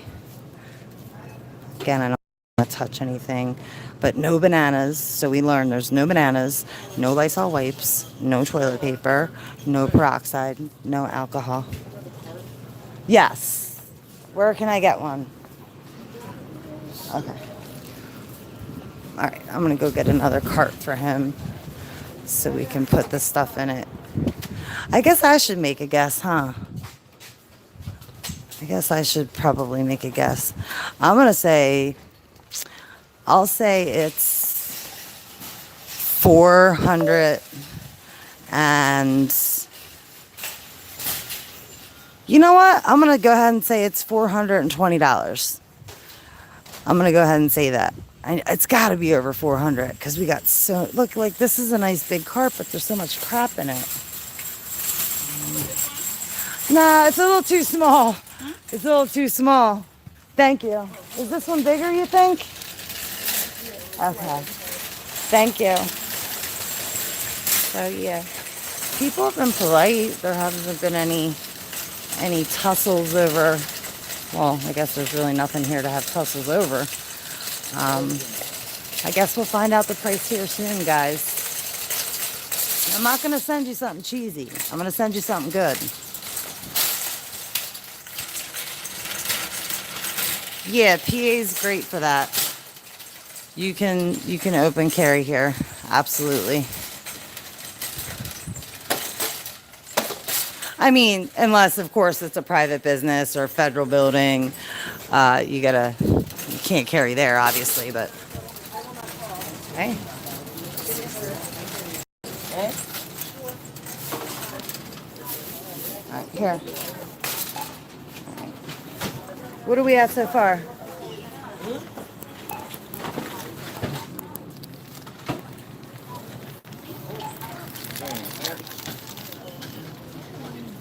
So we're already 70 and we haven't even made it to like the non-foods yet.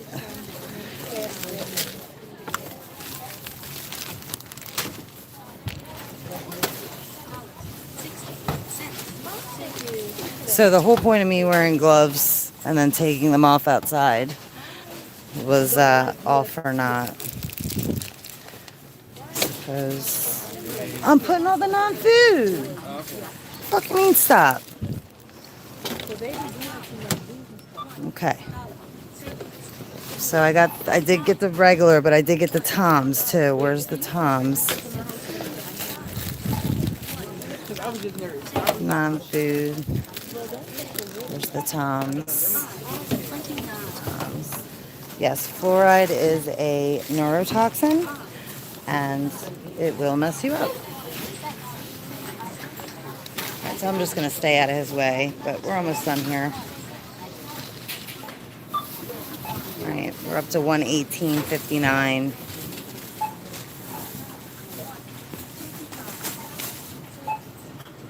Yes, Stacy, it is. I don't have a card. My mother-in-law does. I usually go to BJ's with her, though. But we just didn't have time to do that. Yeah, I've never been into an Aldi's. I heard they're good, but I've never been. There is one around me. You know, kind of close.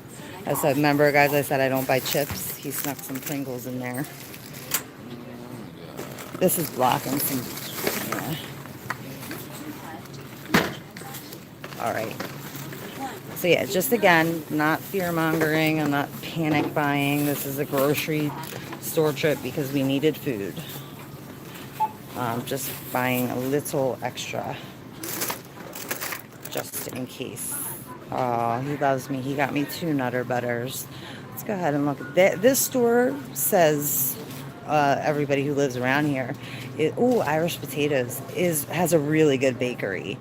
So I've yet to have anything from ShopRite Bakery, but I've heard nothing but good things.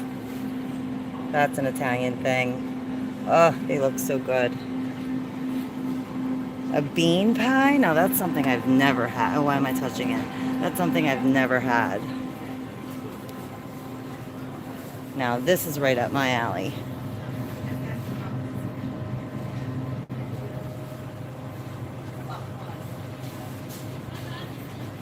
Oh, Hodu. I'm sure we could figure something out.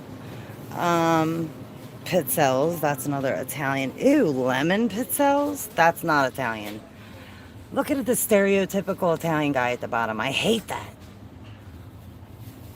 His name's probably Giuseppe. Little Pepe. Ugh, such stereotyping.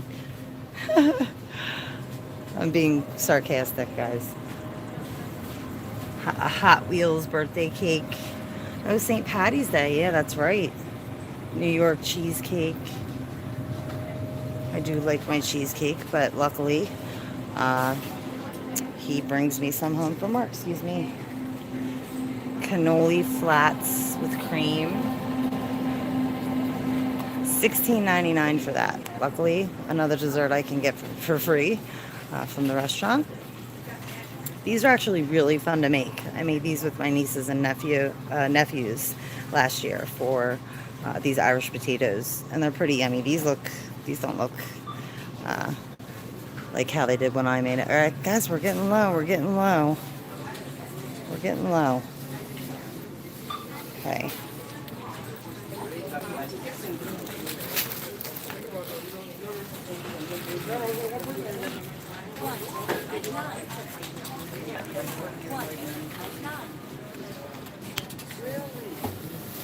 What a fun impromptu contest. So we're already at 2:21. Still got some stuff in the cart. Votes are in. There's no more voting. The votes are in. 1 minute and 32 marks, unless there's someone that just came in and didn't vote. But I will look through the chat to see, because I want it to be fair.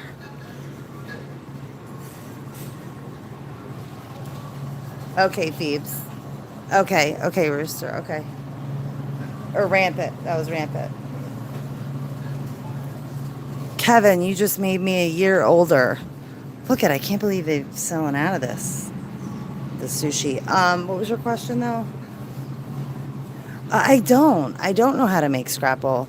I assume it's you would just ground up what's left over of the pig. Okay, Adam. All right, Shauna. Is that your final, Shauna? Looks like all the Entenmann stuff is sold out too. So there are a lot of things sold out, which is odd because everybody that I talked to.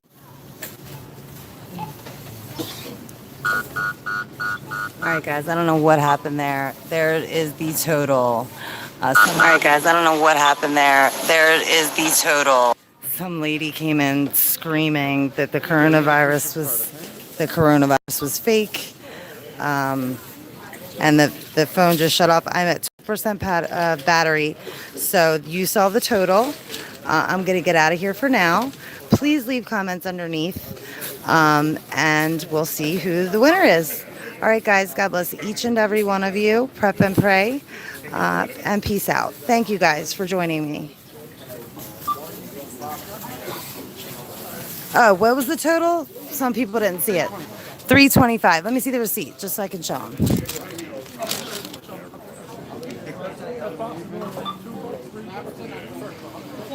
$325.67, guys.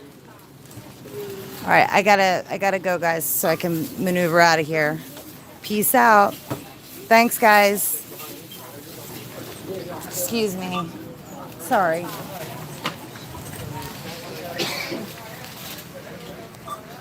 Did you, Monica? That's cool. All right, guys. Love yous. Thank you.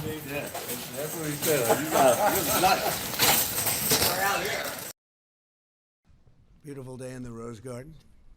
Appreciate everybody being here. Today I'd like to provide an update to the American people on several decisive new actions we're taking in our very vigilant effort to combat and ultimately defeat the coronavirus. We've been working very hard on this. We've made tremendous progress.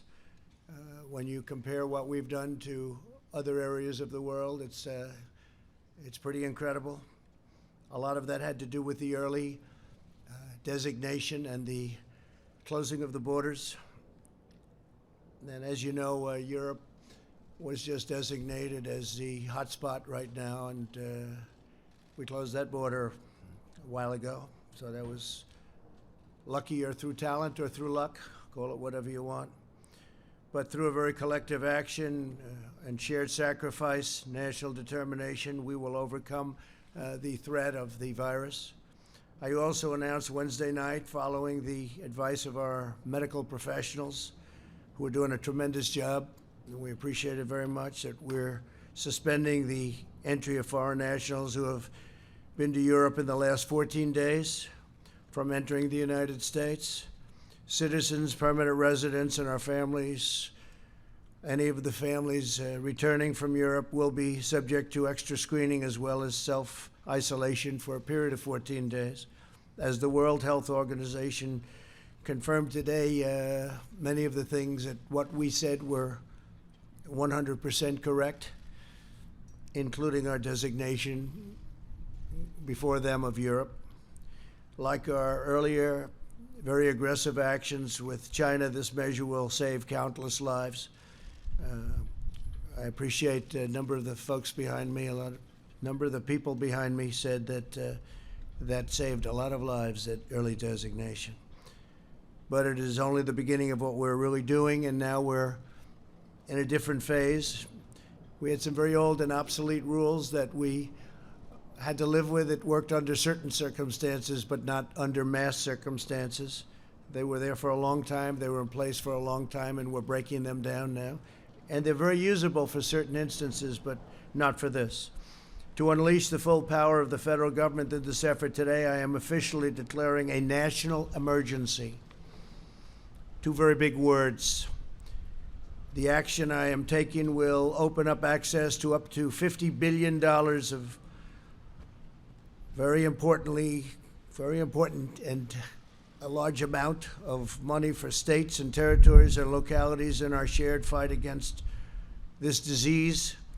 In furtherance of the order, I'm urging every state to set up emergency operation centers effective immediately. You're going to be hearing from some of the largest companies and greatest retailers and medical companies in the world. They're standing right behind me and side of me.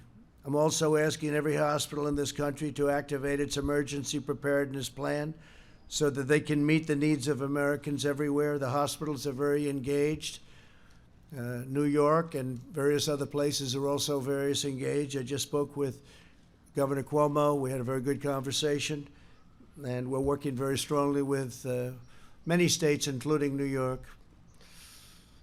The emergency orders I'm issuing today will also confer broad new authority to the Secretary of Health and Human Services.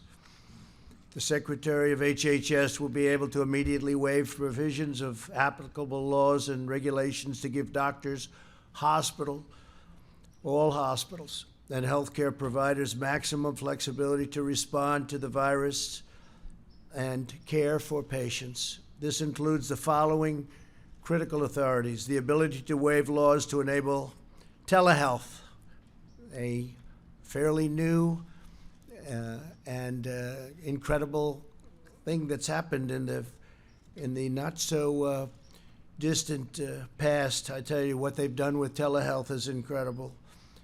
It gives remote doctors visits and hospital check-ins, the power to waive certain federal license requirements so that doctors from other states can provide services in states with the greatest need. Number two, the ability to waive requirements that critical access hospitals limit the number of beds to 25 and the length of stay to 96 hours. The ability to waive the requirements of a 3-day hospital stay prior to admission to a nursing home, big thing. The authority to waive the rules to hinder hospitals' ability to bring additional physicians on board or obtain needed office space. They can do as they want. They can do what they have to do. They know what they have to do. Now they don't have any problem getting it done. The authority to waive rules that severely restrict where hospitals can care for patients within the hospital itself, ensuring that the emergency capacity can be quickly established. We'll remove or eliminate every obstacle necessary to deliver our people the care that they need and that they're entitled to. No resource will be spared, nothing whatsoever. 10 days ago, I brought together the CEOs of commercial labs at the White House and directed them to immediately begin working on a solution to dramatically increase the availability of tests. Other countries have called us and worked with us, and they're doing similar things or will be doing similar things. As a result of that action today, we're announcing a new partnership with private sector to vastly increase and accelerate our capacity to test for the coronavirus. We want to make sure that those who need a test can get a test very safely, quickly, and conveniently, but we don't want people to take a test if we feel that they shouldn't be doing it. And we don't want everyone running out and taking, only if you have certain symptoms. Using federal emergency authorities, the FDA approved a new test for the virus. We did this within hours after receiving the application from Roche, a process that would normally take weeks. We therefore expect up to 500,000 additional tests will be available early next week. We'll be announcing locations probably on Sunday night. I want to thank Roche, great company, for their incredible work. I'd also like to thank Thermo Fisher. The FDA's goal is to hopefully authorize the application within 24 hours. It'll go very quickly. It's going very quickly, which will bring additionally 1.4 million tests on board next week and 5 million within a month. I doubt we'll need anywhere near that. At the same time, we've been in discussions with pharmacies and retailers to make drive-through tests available in the critical locations identified by public health professionals. The goal is for individuals to be able to drive up and be swabbed without having to leave your car. I want to thank Google. Google is helping to develop a website. It's going to be very quickly done, unlike websites of the past, to determine whether a test is warranted and to facilitate testing at a nearby convenient location. We have many, many locations behind us, by the way. We cover this country and large parts of the world, by the way. We're not going to be talking about the world right now, but we cover very, very strongly our country, stores in virtually every location. Google has 1,700 engineers working on this right now. They've made tremendous progress. Our overriding goal is to stop the spread of the virus and to help all Americans who have been impacted by this. Again, we don't want everybody taking this test. It's totally unnecessary. And this will pass. This will pass through, and we're going to be even stronger for it. We've learned a lot. Tremendous amount has been learned. I want to thank Deborah Birx, and I want to ask her maybe to come up and say a few words as to what's happening. Dr. Birx is a highly respected person I've gotten to know very well over the last 6 days. And what we've done is rebuilt something that was very old-fashioned, somewhat obsolete, certainly obsolete when it comes to the kind of numbers that we're talking about. Dr. Birx, please. Thank you, Deborah. Thank you, Mr. President. It's a pleasure to be here with all of you. I think you know at the beginning of this epidemic, HHS through CDC proactively developed an assay built on the existing flu surveillance system. That surveillance system was then converted to diagnostic system. But last Tuesday, seeing the spread of the virus around the globe, the President realized that our current approach to testing was inadequate to meet the needs of the American public. He asked for an entire overhaul of the testing approach. He immediately called the private sector laboratories to the White House, as noted, and charged them with developing a high-throughput quality platform that can meet the needs of the American public. We are grateful to LabCorp and Quest for taking up the charge immediately after the meeting, and within 72 hours, bringing additional testing access, particularly to the outbreak areas of Washington State and California, and now across the country. We are also very grateful to the universities and large hospital systems that took up the charge to develop their own quality tests, made available by new FDA guidance. This has resulted in expanded testing across New York, California, Washington, Colorado, and you see sometimes those drive-through options that have been made available through these high-throughput options. Following the meeting last week, major commercial laboratory equipment and diagnostic companies took immediate action to adopt and develop new testing systems. Last night, the initial company, Roche, received FDA approval, moving from request to development to approval in record time. This innovative approach centered fully on unleashing the power of the private sector, focusing on providing convenient testing to hundreds of thousands of Americans within short turnaround times. In less than 2 weeks together, we have developed a solution that we believe will meet the future testing needs of Americans. I understand how difficult this has been. I was part of the HIV/AIDS response in the 80s.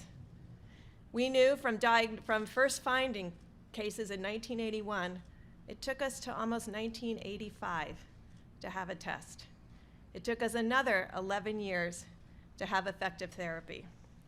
It is because of the lessons learned from that we were able to mobilize and bring those individuals that were key to the HIV response to this response. I understand that a lot of this behind-the-scenes action over the last couple of weeks was invisible to the press and the American people. But this intense effort has not only resulted in innovative solutions, but an automated, high-throughput system bringing the availability of these quality coronavirus testing to the American people at unprecedented speed. Finally, I want you to know in South Korea, they did have a large number of tests available over the last several weeks. Their positivity rate is between 3 and 4%. With LabCorp and Quest expanded testing, their positivity rate is between 1 and 2%. So we want to also announce this new approach to testing, which will start in the screening website up here, facilitated by Google, where clients and patients and people of interest can go, fill out a screening questionnaire, move down for symptoms or risk factors, yes. They would move down this and be told where the drive-through options would be for them to receive this test. The labs will then move to the high-throughput automated machines to be able to provide results in 24 to 36 hours. That is the intent of this approach. We have seen it work just in our own United States, and we want to bring this across the continent. Thank you very much. Thank you very much. Great. I'd like to maybe have Tony, do you want to come up? You've become I think everybody out here knows you pretty well, but Tony has been doing a tremendous job working long hours, and you've seen a lot happen, but this has been, it's been a great experience, and working with you has been terrific. Tony, please. Thank you very much, Mr. President. This is an example of another example of what I've been referring to in my discussions with many of you in the audience as a proactive, leaning forward, aggressive, trying to stay ahead of the curve. And what you're seeing now with this order is that we're going to be able to remove the constraints so that people at the state, the local level, the individual physician, all the way up through the federal government will have as many constraints as possible removed for them to do everything they possibly can so that we can implement the things that we've been talking about. The containment, the mitigation, so that, as I've said many times, that curve that I refer to that goes up, we don't want to have that curve. We want to suppress it down to that small mound. And I think what we've done today is something that is going to be a very important element in having us be successful in doing that. We still have a long way to go. There will be many more cases, but we'll take care of that. And ultimately, as the President said, this will end. But what's going on here today is going to help it to end sooner than it would have. Thank you. Thank you very much, Tony. If I could, some of these folks we know, they're celebrities in their own right. They're the biggest business people, the greatest retailers anywhere in the world, and one of them is Doug McMillon from Walmart, and I'd like to have Doug, if you would, say a few words, wherever you may be. Good, Doug, please. When we got the call yesterday from the White House, we were eager to do our part to help serve the country, and given what we're facing, that's certainly important to do. We should all be doing that. So we've been asked to make portions of our parking lot available in select locations in the beginning and scaling over time as supply increases so that people can experience the drive-through experience that the President described. We'll stay involved and do everything we can from a supply chain point of view to be of assistance. Thank you, sir. Thank you very much, sir. Appreciate it very much. I'll just stay right over here. And Richard, if you could come up, please. Richard, please.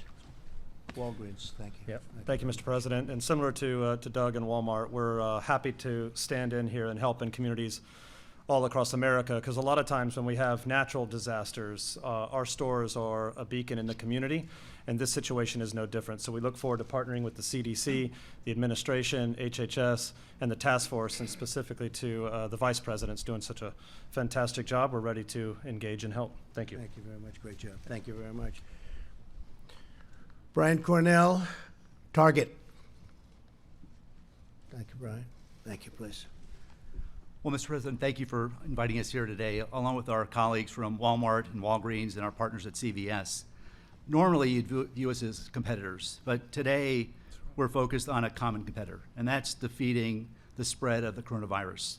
And we look forward to working with the administration to do our fair share to alleviate this growing threat. So thank you for including us today.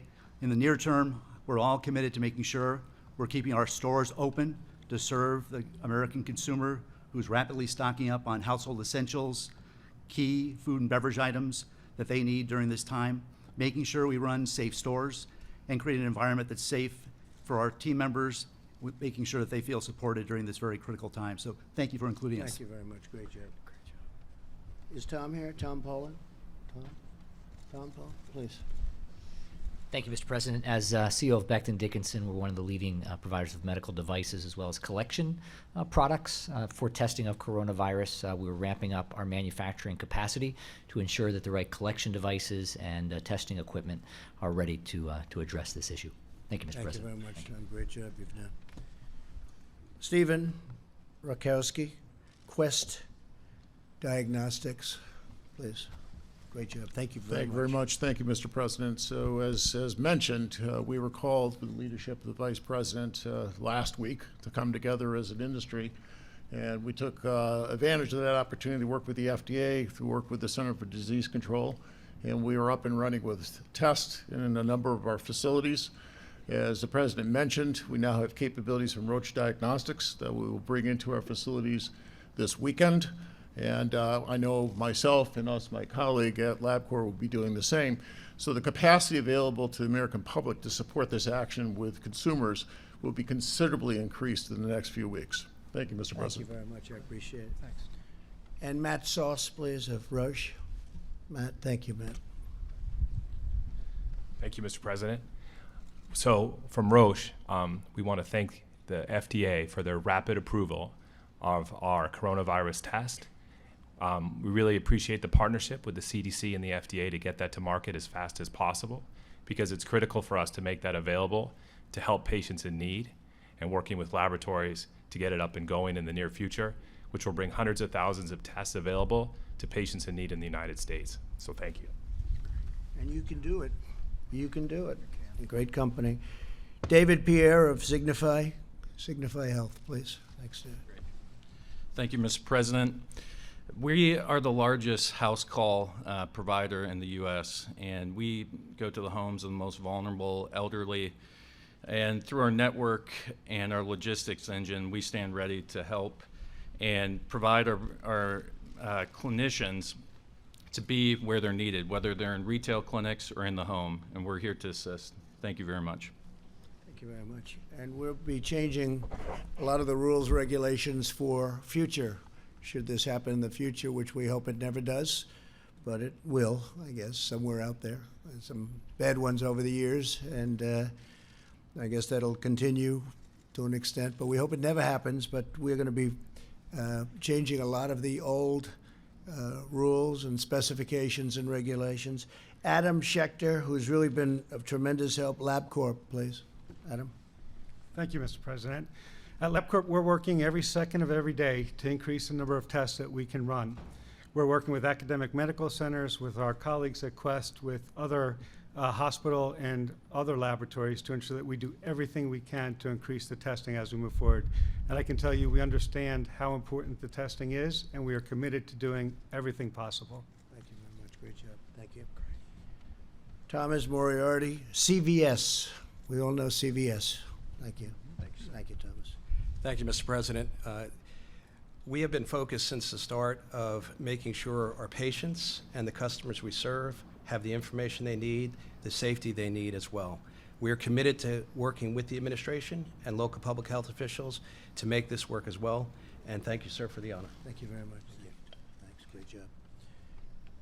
And Bruce Greenstein, LHC Group, tremendously talented people. Thank you very much.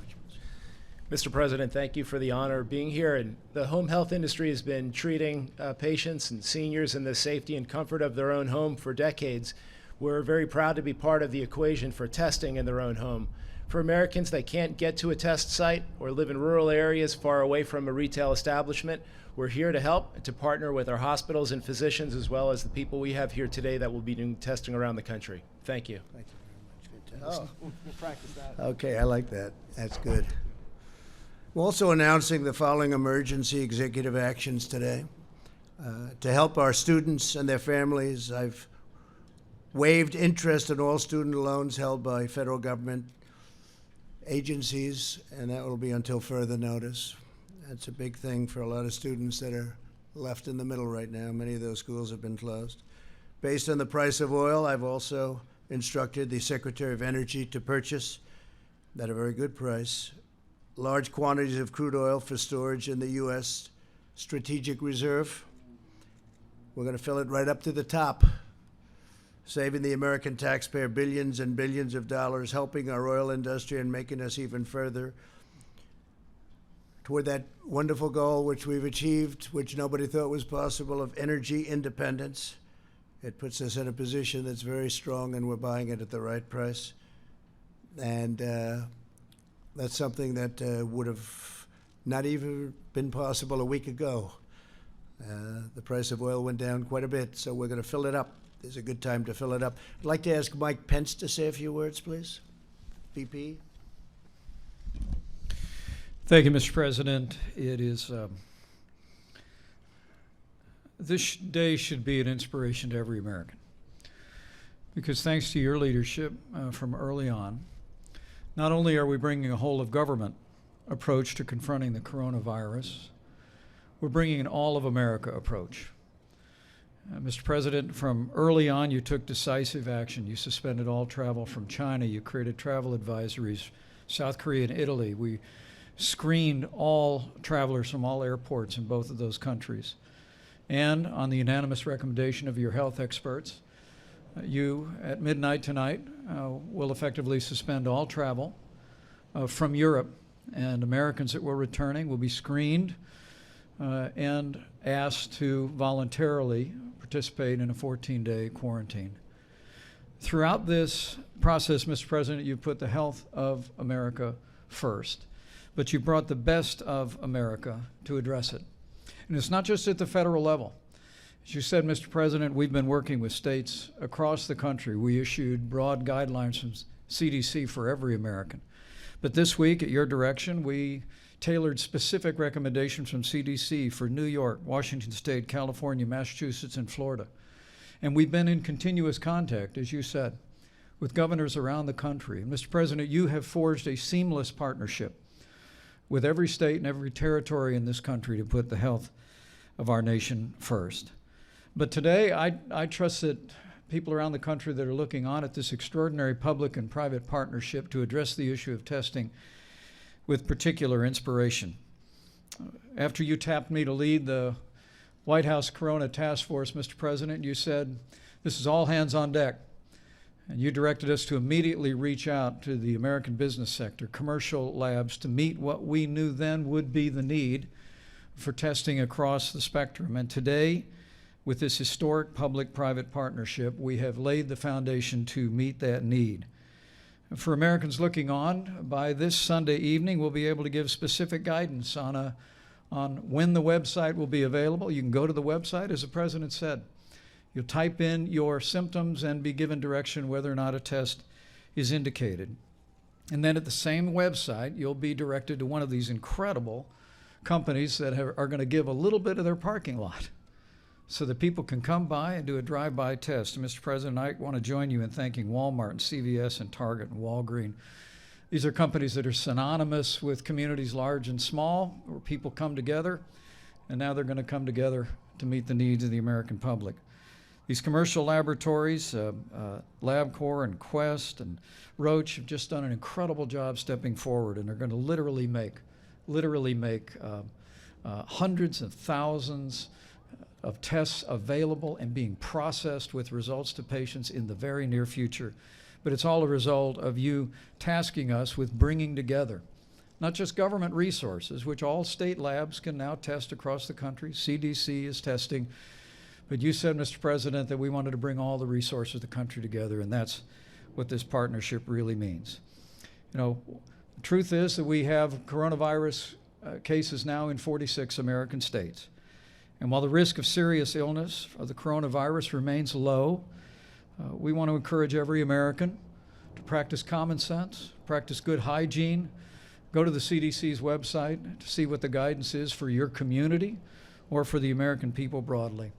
And as the President has said, it's especially important now that we look after senior citizens with chronic underlying health conditions.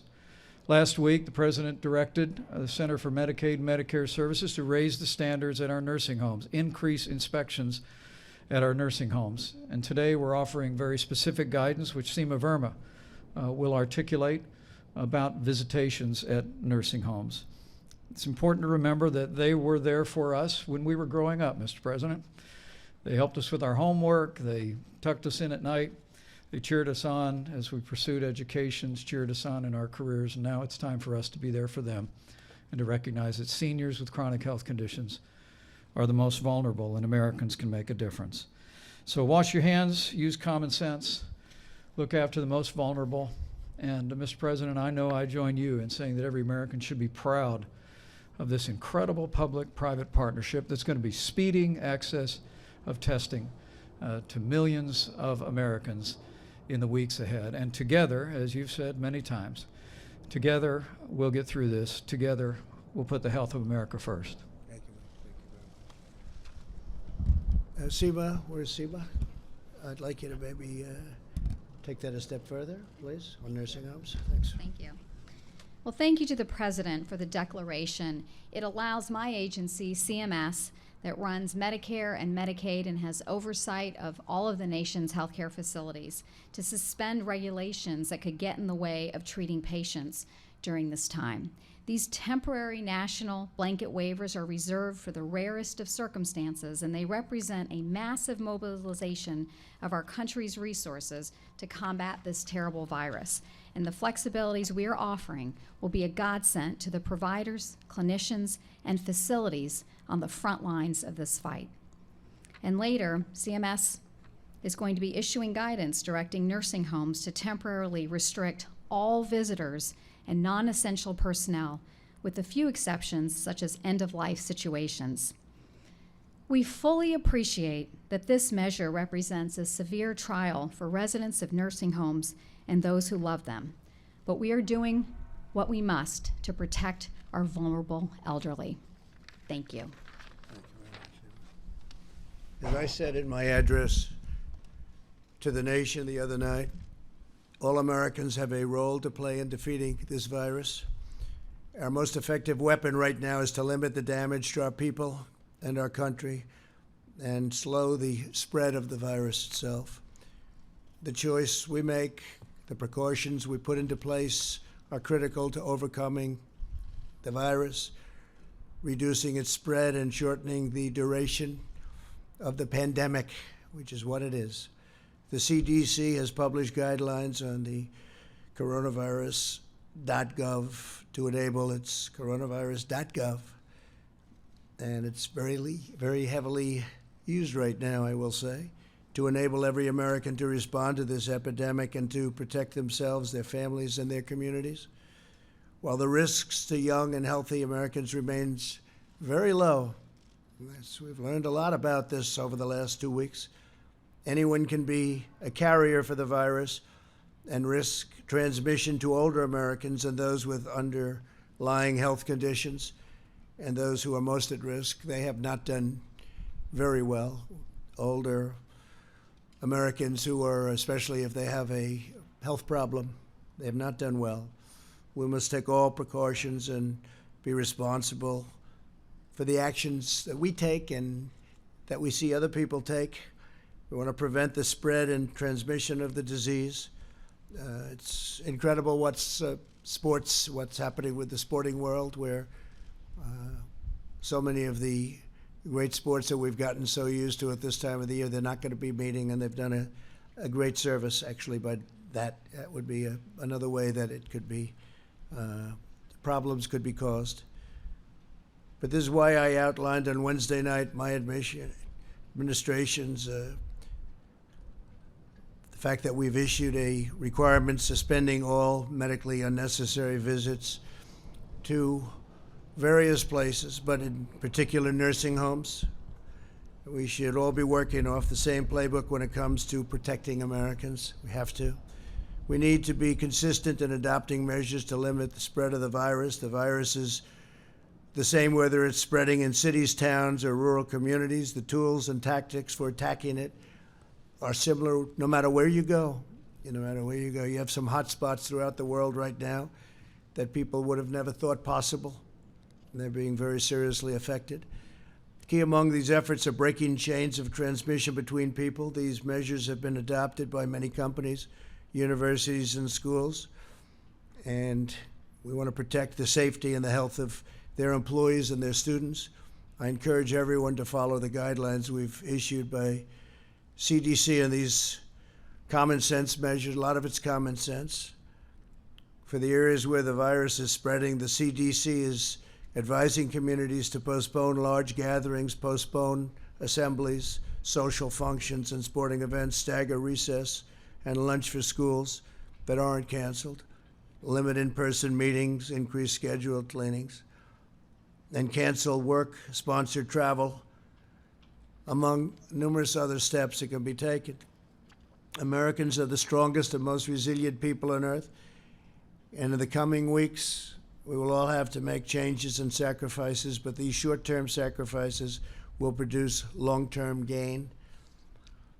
And again, I've said we're learning a lot for the future, and future problems like this, or worse, it could get worse.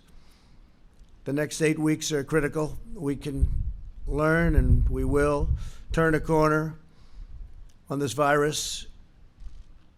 Some of the doctors say it will wash through, it will flow through, in interesting terms, and very accurate. I think you're going to find in a number of weeks it's going to be a very accurate term.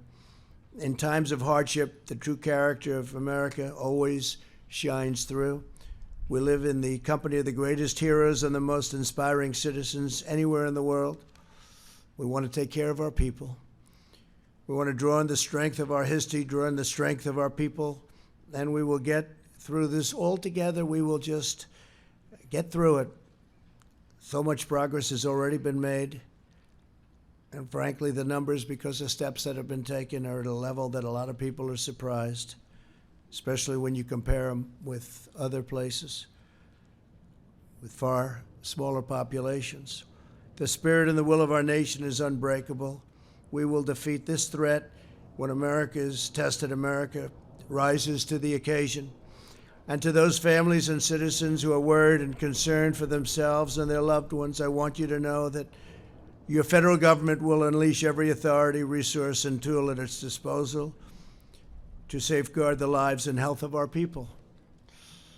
So we're with you every step of the way. No nation is more prepared or more equipped to face down this crisis. As you know, we are rated #1 in the world. We're also helping other nations.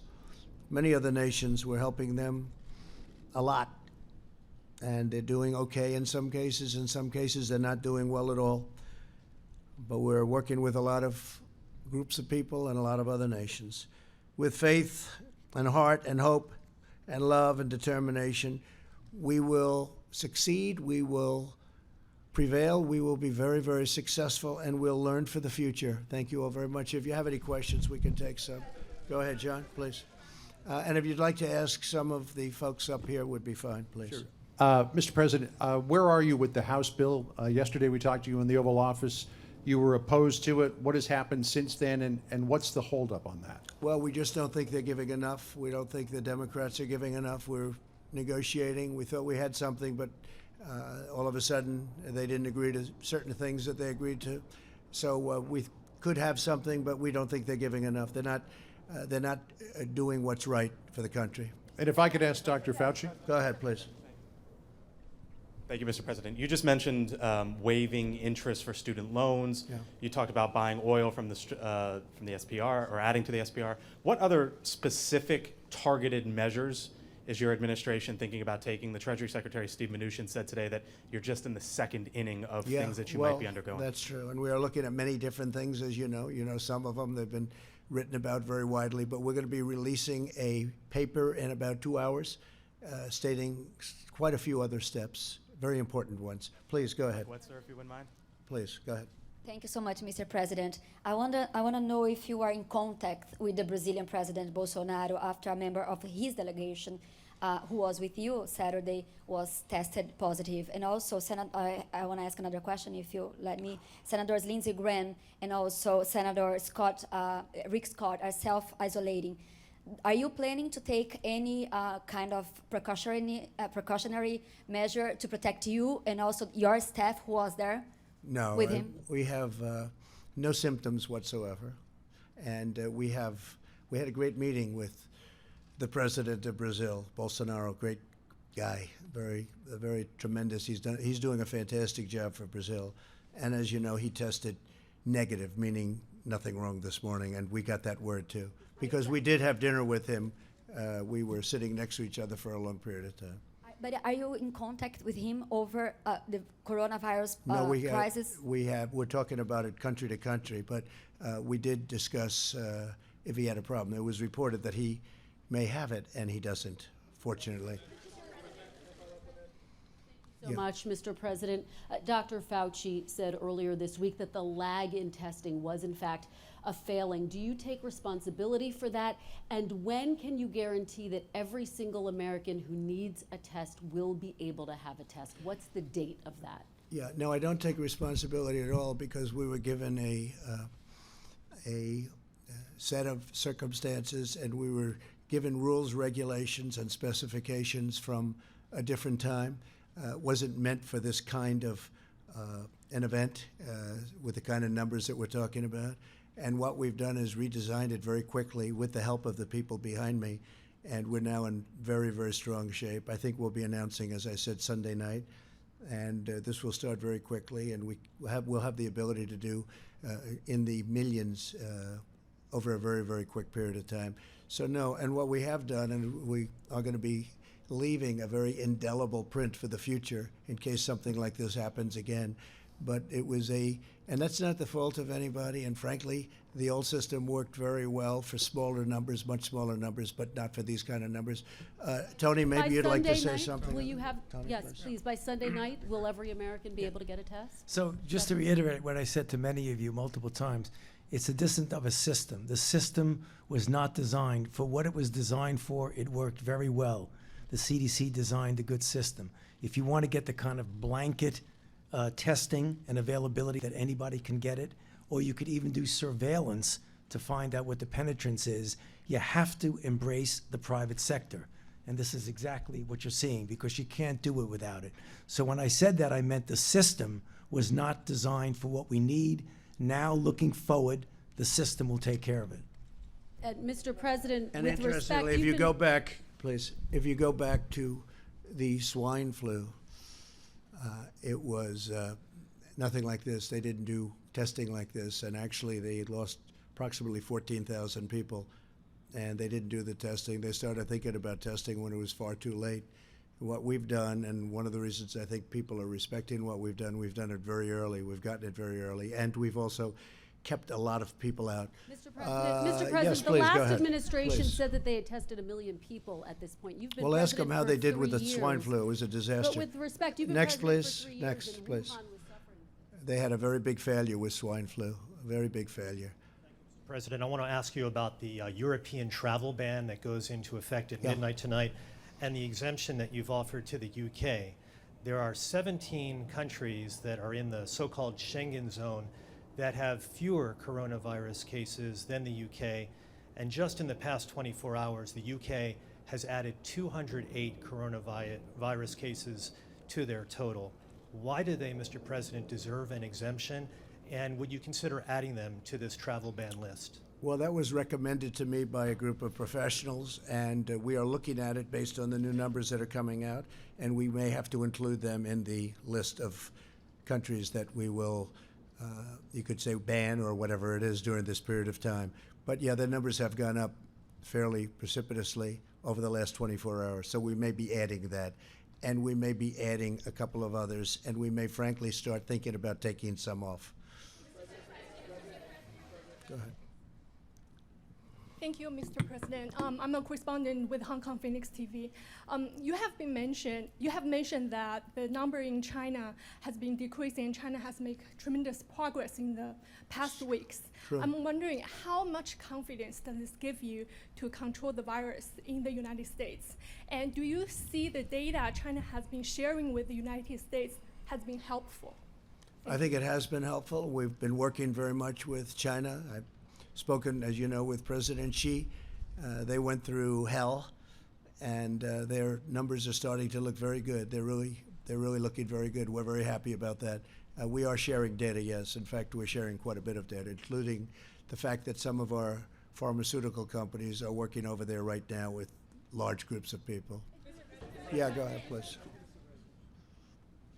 Thank you, Mr. President. You spoke with Canadian Prime Minister Trudeau yesterday. Yes, did you discuss the potential closing of the border between Canada and the U.S.? And by extension, are you considering ways to salvage the $2 billion daily trade between the two countries? So we didn't discuss the border. We've had a very good relationship, just about finished with the USMCA, as you know. He called me to tell me that. I think that was the primary reason for the call. At the time, his wife had not been diagnosed, and she's a lovely lady, wonderful lady, great lady. And since then, I've read that the result was that she has it. And I was a little surprised. I think he was surprised also. We did discuss it prior to. She's going to be fine, but he thought that she would not most likely have the virus. Unfortunately, she does. But we didn't discuss the border yesterday, no. Go ahead, please. If you have any questions for these great geniuses up here, you should, even a business question related to what we're talking about. Mr. President, Ross Palumbo from ABC News Miami. As a relatively new Floridian, what is your message today to the cruise line industry and the travel industry that Florida depends upon? And since Senator Rick Scott and Miami-Dade Mayor Carlos Jimenez have the same exposure as you and they are self-isolating, what's your message to them that they shouldn't be? Well, I don't know that I had exposure, but I don't have any of the symptoms. And we do have a White House doctor, and I should say many White House doctors, frankly. And I asked them that same question, and they said, you don't have any symptoms whatsoever. And we don't want people without symptoms to go and do the test. The test is not insignificant. As far as the cruise line business, we're with them all the way. It's a great business. It's a great U.S. business, frankly.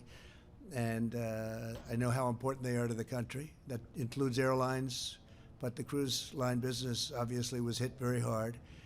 We had a tremendous success out in Oakland where we moved it. Vice President Pence did a fantastic job with that. We worked with UK, we worked with Canada. They took their people back in Canada. It was approximately 600 people. UK likewise took a large number of people back to the United Kingdom. And we have people quarantined. It was a big operation, and it worked out really, you don't hear about it anymore. It worked out really well. Mike, you may even want to say something about that, because that was really done properly. Well, thank you, Mr. President. And that program with the Grand Princess, the ship, is continuing to be administered in the highest standards, orderly way, as the President directed. And Americans that needed treatment have received them. I spoke to the governor of Iowa today, and some of those who now have been cleared are able, in proper supervision, to be returning to Iowa. They're making arrangements for them to do that.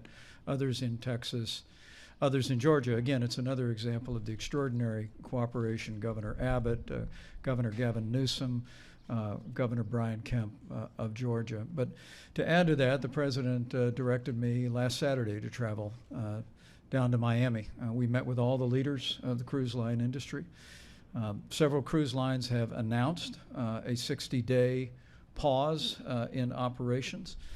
Our Department of Homeland Security has praised them for doing that because of the unique health challenges, particularly presented to seniors with underlying conditions.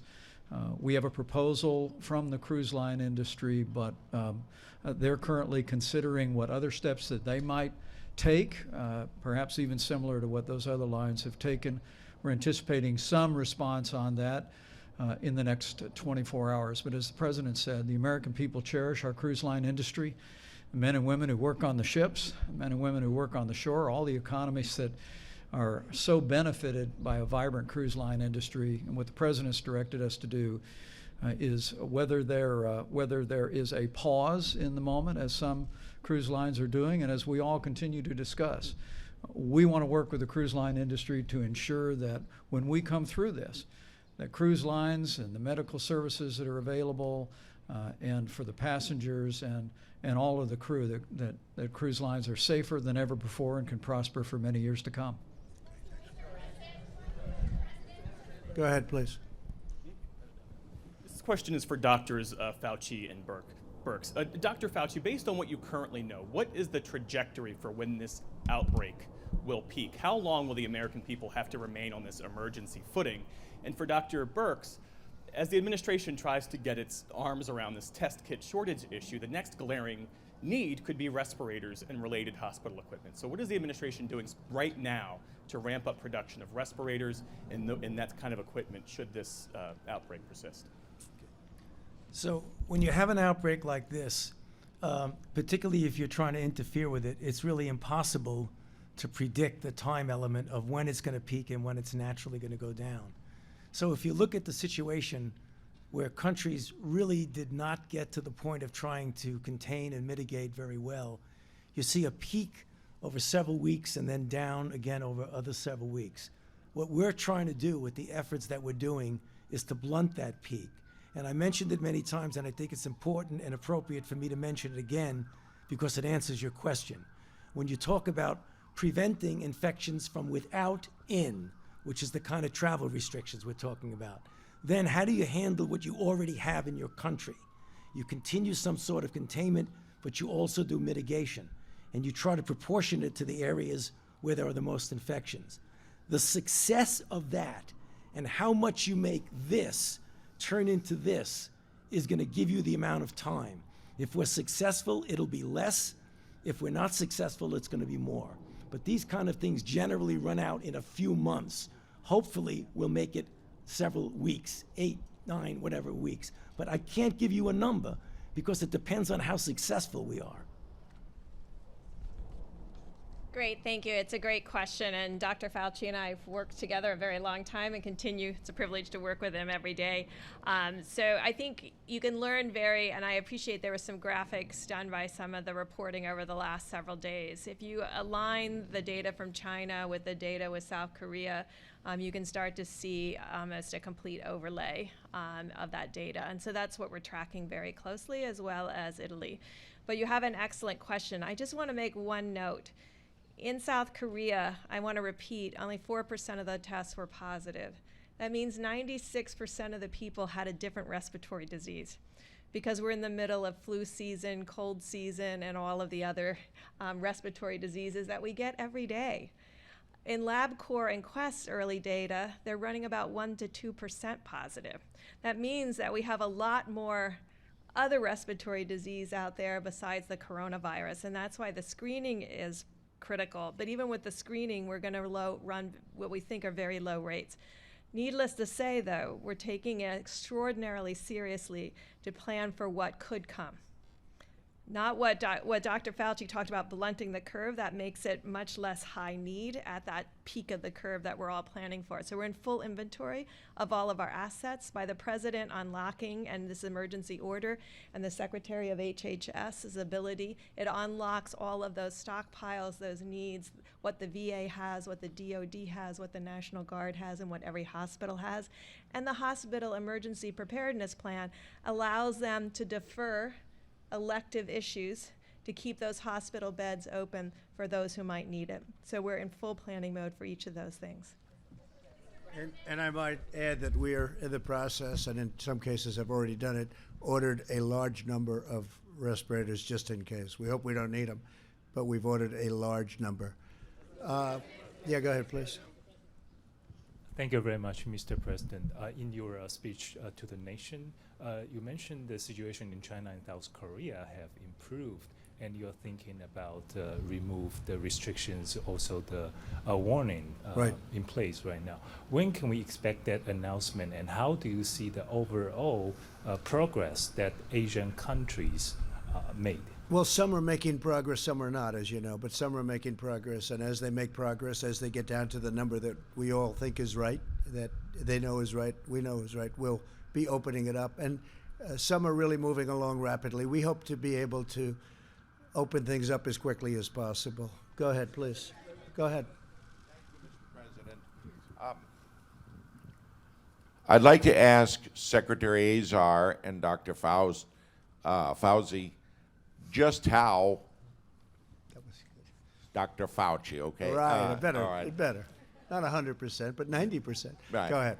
This affects the elderly primarily, and in that sense, it's an unusual disease. Is any specific research being done as to why it affects our senior citizens more than others? So I don't mean to diminish your question, but we already know why it would affect senior citizens more. Because when you talk about anything that requires a robust immune system, as you get older, your immune system is not as potent as it is when you were young. And that's the reason why when you talk about even influenza, which we have extraordinary experience with over decades and decades, the people who are very vulnerable are the elderly and those with underlying conditions. The same thing holds true for a variety of other disease. Why cancer is more prevalent in mostly in older individuals, because the immune system that screens for it is less robust. So it really is something that is kind of well known over a lot of studies. Okay. OAN, please. OAN. Mr. President, so the Chinese officials are expressing some tones of discontent with how where the source of this virus has come from, and they're spinning some odd narratives. What are your response to the Chinese officials who are doing that, and have they signaled any kind of resistance to upcoming trade talks in response to how we're handling this No, we virus? have our deal with China. They're going to be buying $250 billion worth of goods and $50 billion from our farmers, and it's a great deal for our country. It's about time somebody did that. And frankly, phase 2 will start negotiating. I did read one article, but I don't think that article was representative, certainly not in my conversations with President Xi. And they know where it came from. We all know where it came from.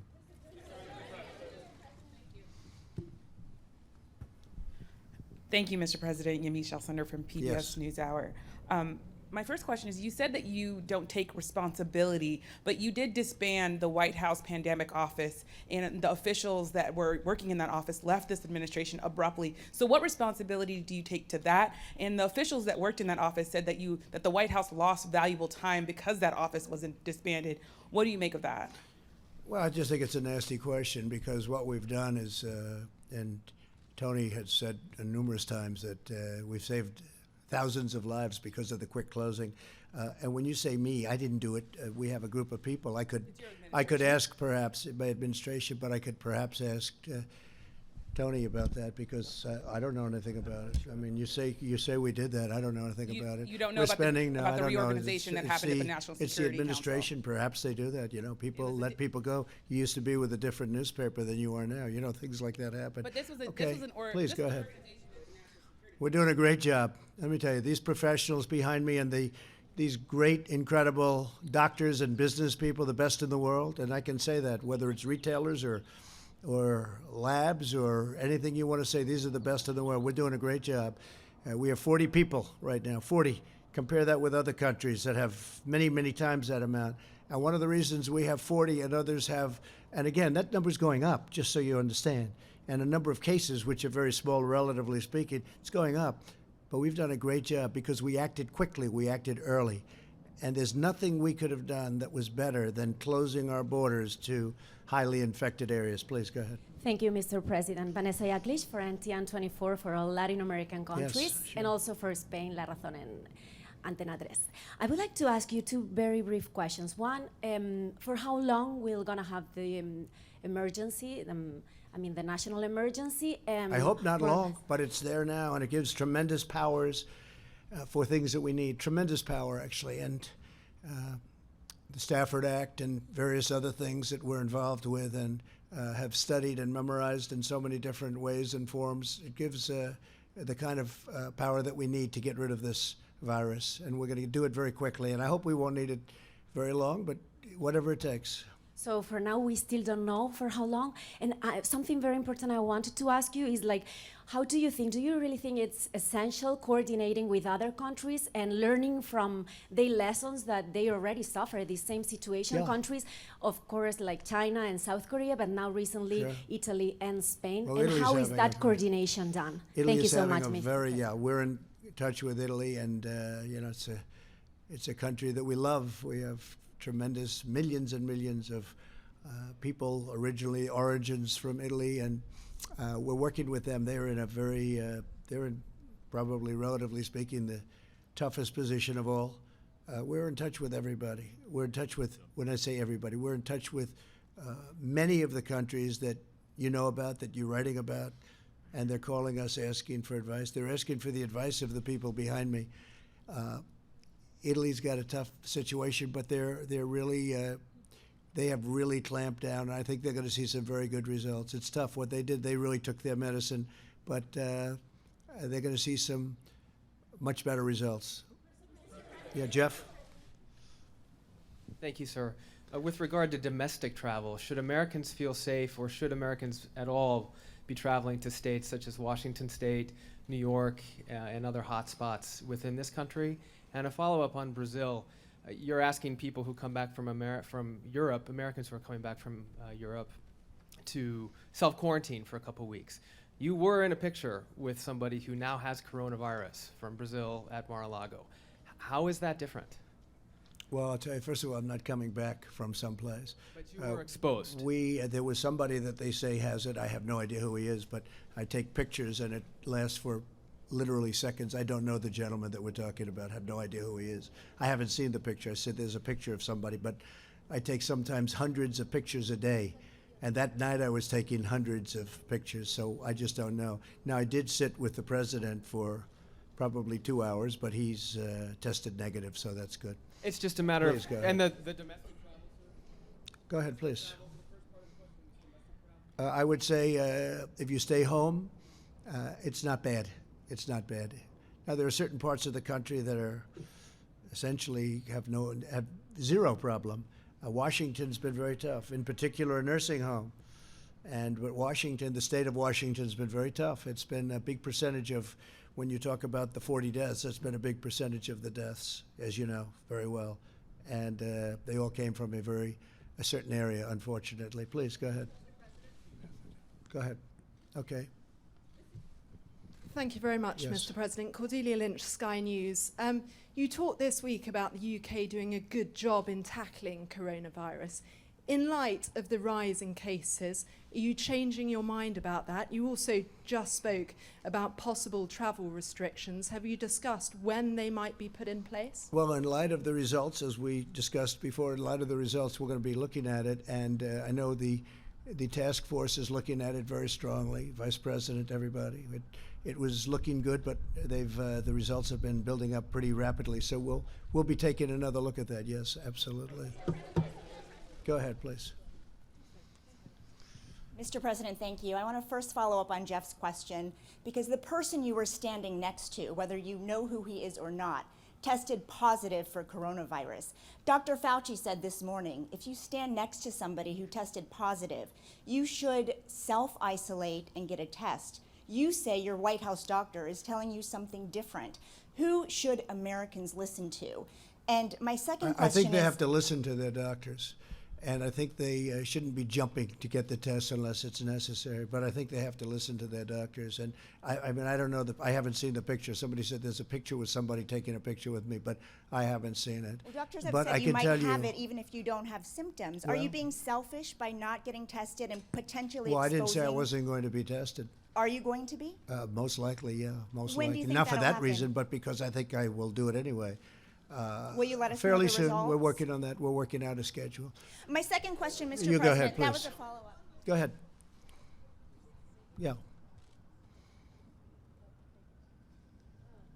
I know there's been a lot of talk about testing. I just want to make sure we're clear, though, because we've been hearing from doctors who say, as of today, they still can't get patients tested who need a test. So as of today, can everyone who a doctor wants to have tested get tested? And if not, when? Well, When that's will been doctors true for a be able to- while, but I'll let Mike. Why don't you answer that, Mike? Well, as the president said, and Dr. Fauci has articulated, the nature of our current system where the CDC has samples sent and tests are performed, or state labs perform tests, or in some cases university and hospital labs perform tests, is generally adequate for an infectious disease or for people getting a diagnostic work done. But given the sheer scale of this, the president tasked us with bringing together this extraordinary public and private partnership. Today, by some estimates, when you add all the labs together, and today the president made it possible for every state in the country and their state labs to authorize labs across their state to do coronavirus testing. We're estimating somewhere between 15 and 20,000 tests a day are able to be performed. But very soon, with the program that was announced today, Americans will be able to visit one of the sites closest to them, as described on the website, if they're symptomatic, if the questionnaire indicates it, be able to have a test there, and these incredible companies will process the test and they'll receive that information. But for now, the best advice that we can give for people is to speak to their doctor, as the president just said. And if the doctor indicates that physician, if it's not a university, hospital, or otherwise authorized lab, can contact the state lab. Again, every state lab in the country can perform tests today. But what the president charged us with when I was tasked to take over the White House Coronavirus Task Force was open up tests all across the country. The president said a few days ago that we made it clear that any American that wanted to get a test would be able clinically to get a test. Because I literally heard from the governor of Washington State who said the doctors in Washington State were saying that if you were only mildly symptomatic, they would not order a test. And fortunately, the president directed CDC to clarify that. Now, anyone in consultation with their physician, regardless of their symptoms, can request a test. And their doctors will contact those agencies, those labs in their state. But very soon, Americans will be able to go to these drive-in sites and be able to obtain and participate in a test. Dr. Birx, is there more to amplify that? No, I think that's perfectly said. I think just to review once more time about the testing, with LabCorp and Quest, I think many of you have been to doctor's office and seen the little boxes outside. What they do is they deliver both the specimen collection piece, because remember, it's a nasal swab. It's not a tube of blood. So they've delivered that to doctors' offices and hospitals, and then they will arrange to pick that up. The important piece in this all is they've gone from a machine that may have a lower throughput to the potential to have automated extraction. I know you don't want all these details, but it's really key for the laboratory people. It's an automated extraction of the RNA that then runs in an automated way on the machine with no one touching it, and the result comes out of the other end. So sample to machine to results. That cuts out a lot of the manual pieces that were happening that were delaying the test results. And so with that, what's the timeline like from when you're tested to when you get results? Like next week, what should people expect? Well, with the prior testing, it was taking several days because the test is slower. We believe with this test, because of its throughput, that the testing can be from start, remember it has to transport, to the laboratory that will run it. And then we're hoping that all can be finished within 24 hours, which is very similar to other tests that you received today. These are not point of care tests.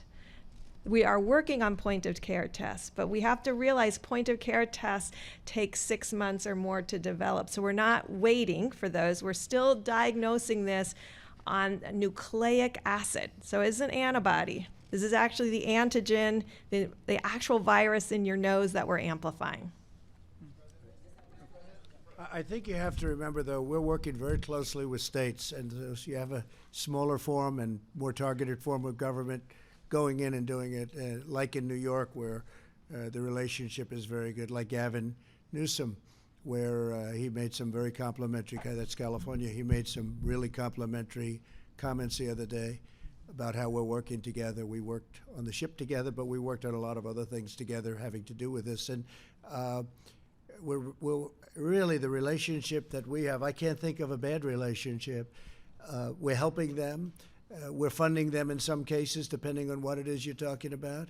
And we're all working together very closely. So we've done really, I think, a tremendous job of teamwork with the different states. All right, one or two more. And if you have questions for these folks, does anybody have a question for the folks up here? Who has a question up here? You have? Okay, go ahead. If you have a question, go ahead. Thank you. I have one for you as well. I thought. I know no, but you I do asked. have one for them because I haven't heard this I was waiting yet. for that. Go ahead. Because I haven't heard this yet. Ask them first, please. Yes, I will. Okay, with regards to the CEOs, can you please tell us when you expect to see items like hand sanitizer that have been going out of stock very quickly back on the shelves? There have been a lot of reports about that.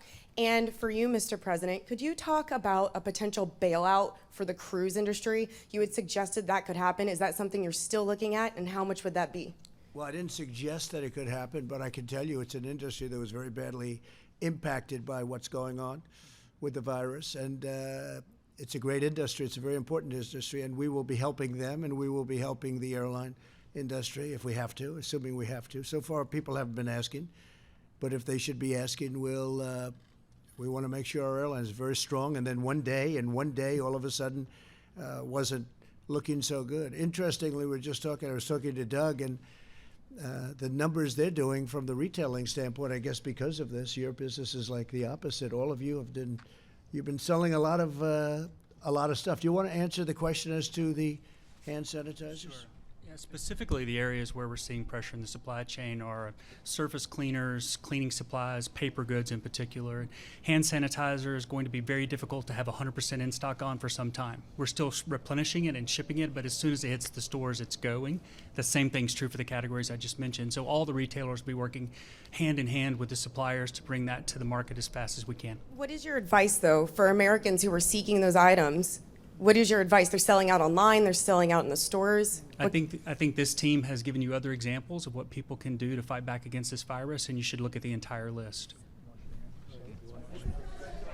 Dr. Fauci, Please. Speak to that. It'd be good. I mean, obviously, it sounds very simplistic, but wash your hands as often as you possibly can. And I know you're not always in a position to be able to wash your hands, but wash them as much as you can. If you don't have the alcohol wipes, try and get them. If you can't get them, just try as best as possible to do it.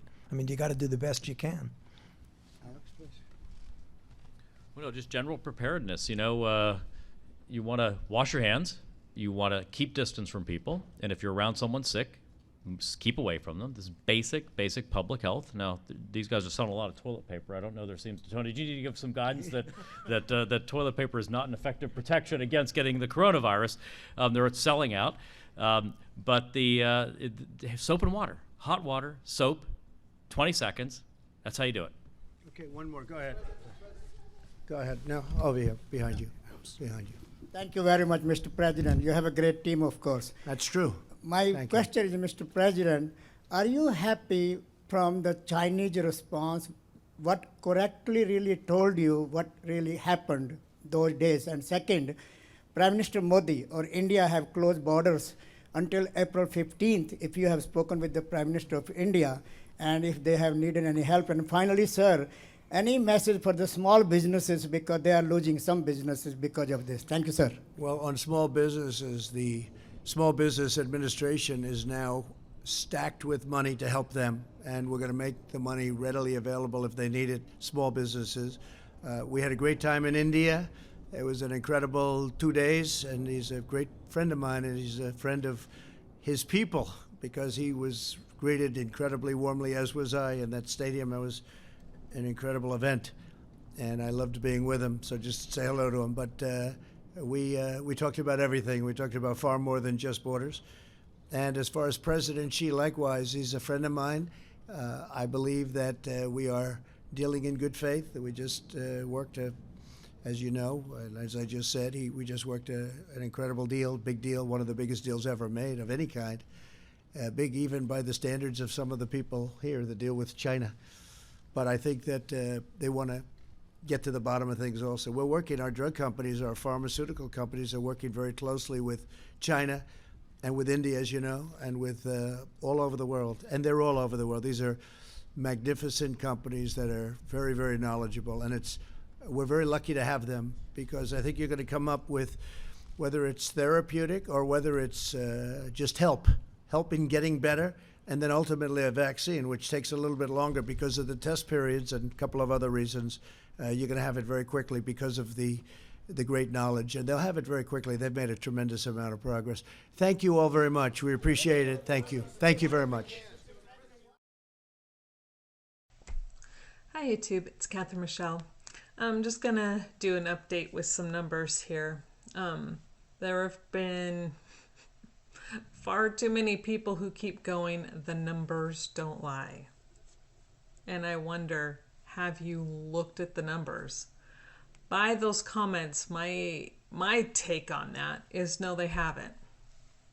And some of this is going to be data that is what is given to us by either the whatever governments may be and CDC and stuff like that. And then the other part of this that we need to take away is that there are some countries who have not been honest with their numbers. So I feel this data has to be taken with a huge grain of salt. But at the same time, these numbers need to open the eyes of those who keep thinking that is of what it is, but it's not the flu even by the numbers. So, and I think the problem is, from what I'm seeing, is a lot of people are kind of interchanging flu-like symptoms with that equates with the flu. And it doesn't. You can have any kind of like symptoms, but that doesn't mean that that's what you have. Okay, anyway, let's start off with here. First, let's talk about influenza. Now, I'm getting this information from the CDC website, and anybody and everybody can go there and see this information. Now, the 2018-19 flu season, oops, well, I have to get the right numbers here. Eeks. Okay. It states that there were a total, now the flu season was extended for 2018-19, so it went a little bit longer than usual, but I'm not seeing how far that actually extended. But these are total numbers. And for here in the US, and they are saying that for that particular flu season, roughly 35 million people were sick with influenza, and 35.5 million were sick with it. 16.5 million went to a doctor for it, and that resulted in just in over 490,000 hospitalizations, which then resulted in 34,200 deaths here in the US. So people who are going, hundreds of thousands of people die from the flu each year, and then they try to look at the number of people who are sick in the US. Don't compare apples to oranges. Let's stick to just one particular region, and I'm sticking with the US. So for the entire flu season, which was at minimum 6 months worth of time, 34,200 people died. And is that bad? Yeah, that's not good. One death is not okay. It's just not good, because a family who loses someone to any type of death, it's devastating. Now, but when we look at that, here's where you need to, here's where I am going to start to point out the differences in the numbers and the percentages, because they're huge. They're vast differences. So when you figure out the percentages of deaths, 34,200, compared to the total number of cases, 35,500,000, that leaves a percentage rate of deaths to cases at 0.0963%. So it's not even a full 1%, or it might, 0.0963%. Now, let's look at the coronavirus and what those numbers are telling us so far. So far, in the US only, this is according to data on the CDC website, this is not current, but going by all data that they have, but this will give you a pretty good idea. They're saying right now the total cases on this website at this time in the US alone are 1,629 cases. They're saying the total number of deaths so far in the US are 41. Now, what is that percentage of 41 deaths to 1,629 cases? That turns out to be 2.5169%. We're at almost 2, let's round it, 2.5% of those cases will die. Compare that to the 0.09% of people that will die from the flu. That's what, almost a 20% increase in deaths that are associated with this viral outbreak at the moment. Now, even someone who doesn't have a basic understanding of math can understand that that's a big difference. You have a 0.09 compared to a 2.5. That's huge. In these types of numbers, it's huge. And this is where people are doing themselves and their loved ones in their community a disservice, and they keep spewing and spewing and spewing, going, well, the vast majority are only going to get this, and why that may be true. When you hear the stories of those who were part of this vast majority who had mild symptoms, they're not happy with what they went through. So it's not just like, okay, I'm going to get the sniffles and stay home and 80% of us will just have a fever for a day. It's not a fun thing to have, from what I'm seeing in the accounts of other people who are recording and documenting their experiences with COVID-19. So I hope this is an eye-opener. And you are right, Richie from Boston. The numbers don't lie. But the numbers can be misleading if they are not reported correctly. And the numbers that don't lie are telling everybody that a death rate of 2.5% is a whole lot higher than a death rate of 0.09%. Right now, the US, we haven't even begun to hit a peak here yet with this. I mean, we've barely even begun to notice this little bump in the road. Right now, this is just like a little blip on most people's radar. And unfortunately for the American societies, you've got people just running amok, this ridiculous panic buying and, basically shutting down, the supply chains because they have to have 50,000 rolls of toilet paper. Yes, 50,000 is an exaggeration, but that's to let people know how ridiculous the buying out of toilet paper is here in America. And I don't know if it's the same for you people in your other countries, but really, you know, wow. And somebody keeps saying, oh, I think, I don't want to get their channels wrong, because I think is it ADV? It's these two young men who travel, but anyway, I will have to find their channel, but it's so funny, because one of them are like, just get a bidet and you won't even need toilet paper. They sell those here in America, you know. You can even get one that just attaches to your seat, and you won't need to go spend your entire life savings and retirement plan on toilet paper. And to top it off, and I kid you not, this is not a joke, this is not an exaggeration.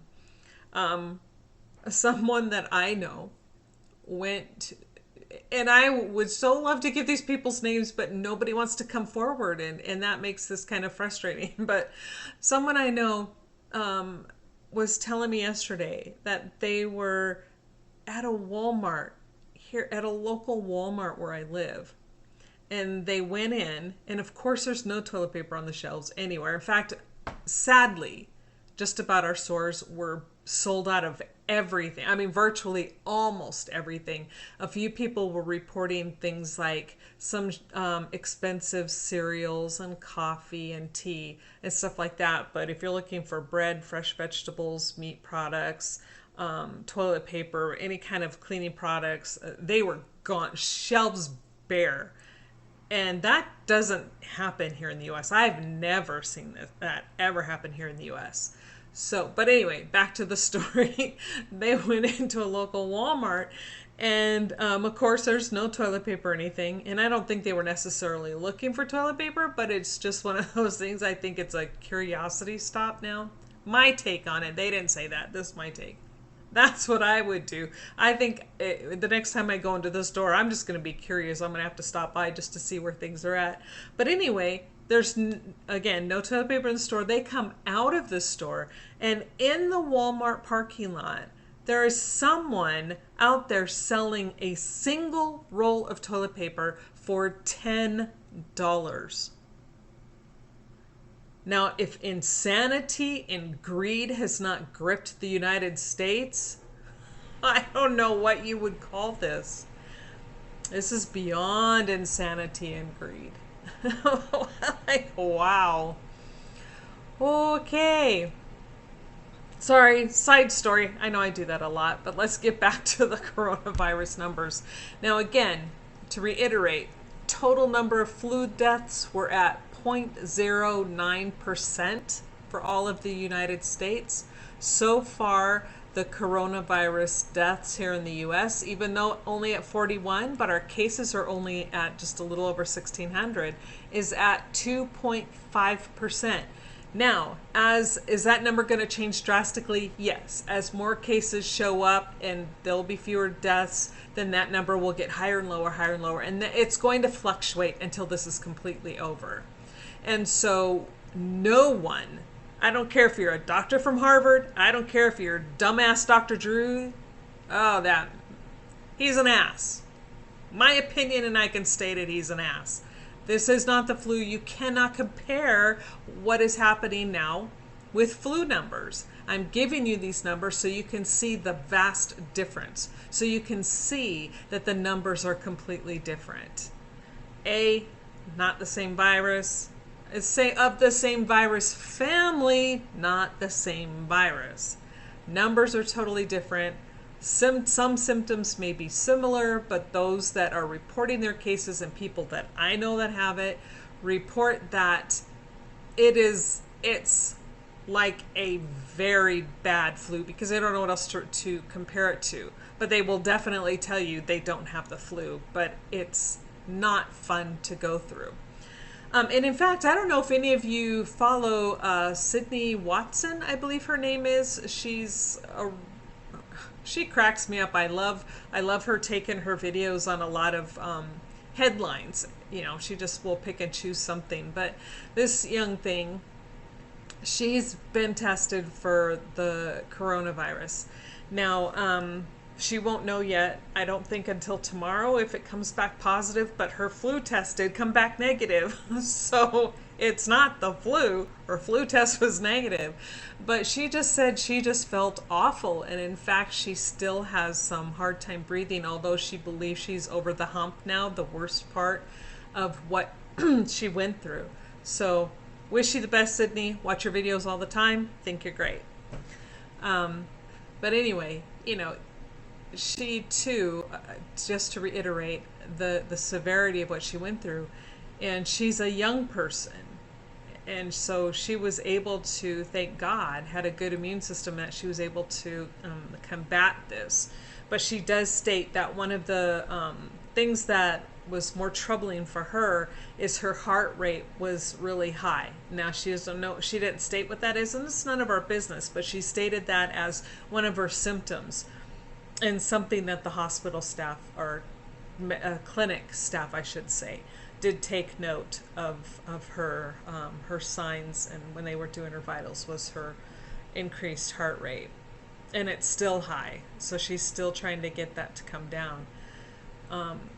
So those who come in contact with anyone with this, please be careful.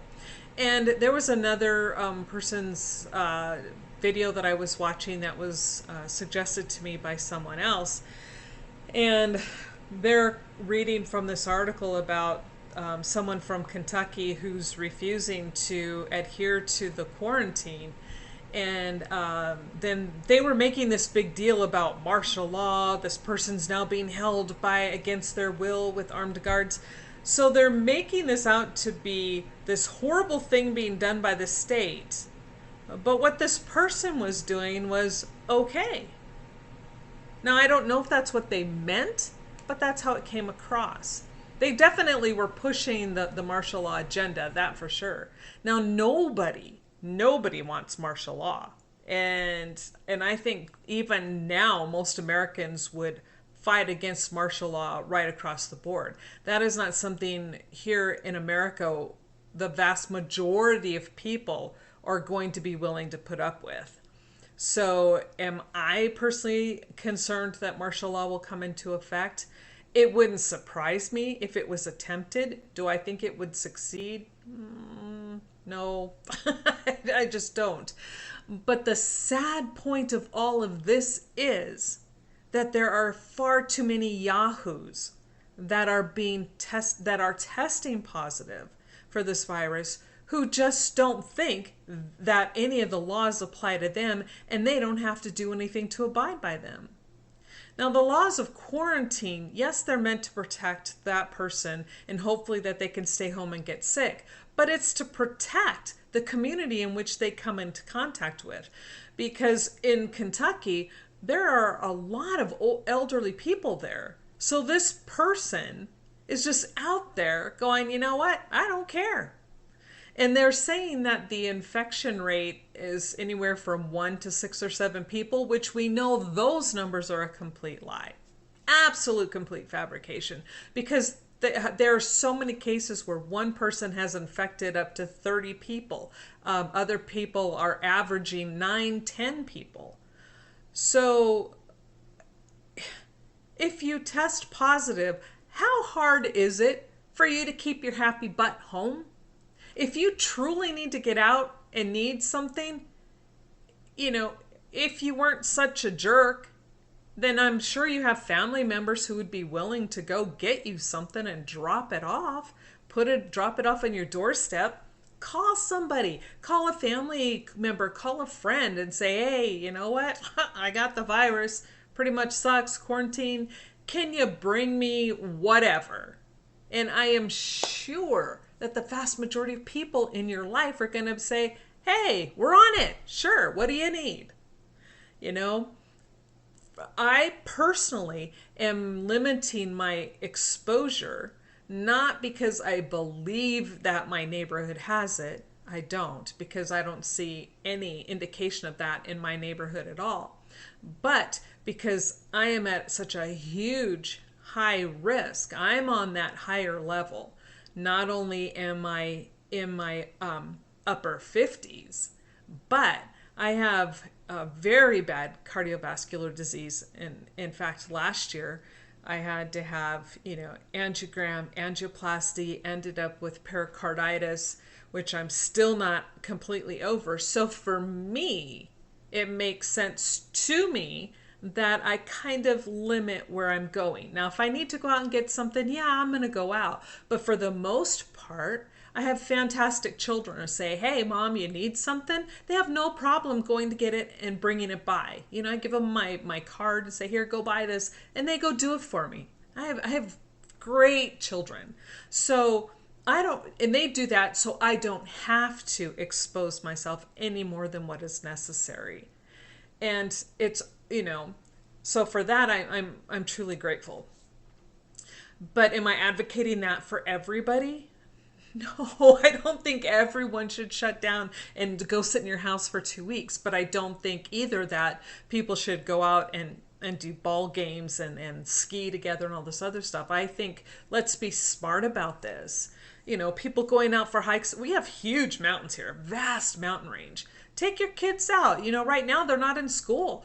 Heck, go take your kids out, take them for a hike in the mountains, go for a picnic. Our parks here are oftentimes a lot like you're walking out in the middle of a mountain somewhere, although you're in the middle of a city. So it's really kind of cool. There are lots of things to do where you can still get out, get fresh air, get the sunshine, but you're not exposing yourself unnecessarily. There are so many things people can do. I'm doing things to bide my time and do things. I do things like puzzles, like crochet. I love to do things like Sudoku. I play online games, talk to my grandchildren. One of my favorite things, actually my most time-consuming things, is my grandson. He will call me up and we will play games on the phone for like half an hour to an hour. Sometimes my phone battery dies in the middle of it because we just play and play and play. There are a lot of things we can do, but let's take into consideration those around us. If you test positive, be responsible. Stay home. Have your family members or friends help you out. They can go buy stuff for you. Start a garden. Now's the perfect time to start a garden. I've started mine. And in fact, here's my cucumber plants, my tomato plants. My squash haven't started up yet. But, I'm starting my garden. So, by the time it warms up enough and the ground is thawed out enough here, they're going to be plenty size. That will keep me busy too. Find things to do to keep yourself busy. But let's not negate the numbers. The numbers don't lie. And the numbers are telling us that this is not something to be taken lightly. Is this a mass extinction event like I guess some news stations are saying? I don't believe that. I don't believe it's mass extinction. But I do believe that if we are not careful, all we have to do is look at Italy. Now, I've been following this since early January, like very early part of January, mid-January, something like that. And I've been watching these cases since then. And I do not trust China's numbers. Their numbers, according to how the people were reacting at a certain time, when only 200 deaths had occurred. And again, I don't want to say only like it's a minimal because that's still a huge number. 200 too many. But still, at the time when 200 people had died and their medical staff is overwhelmed, breaking down, their mortuary staff and morgue staff are breaking down due to stress and saying far too many people have died. That right there tells you that the death rate was way higher than 200. So, I was talking to my daughter about this today. I told her, I said, I don't look at anybody's numbers for the most part because a country is going to lie and mislead on numbers for a myriad number of reasons. They don't want to appear as weak to the rest of the world. They don't want to be embarrassed by the number. They want to keep their own people in check, etc., etc., etc. However, what I look at as a former medical person myself, like I said, I've been exposed to this and was in the medical field for quite some time. So what I look at is how are their medical people responding. I look at how they dress. I look at their demeanor. I look at, that stuff. And that then tells me the severity of the situation they're facing. So when I'm looking at all of these countries, China, Iran, South Korea, Singapore, Italy, and all this other stuff, this tells me that what is happening is horrible, and it is overwhelming everyone's medical system. It's devastating a lot of systems, and the reason for that, which has been said time and time and time again, is because it's peaking too fast.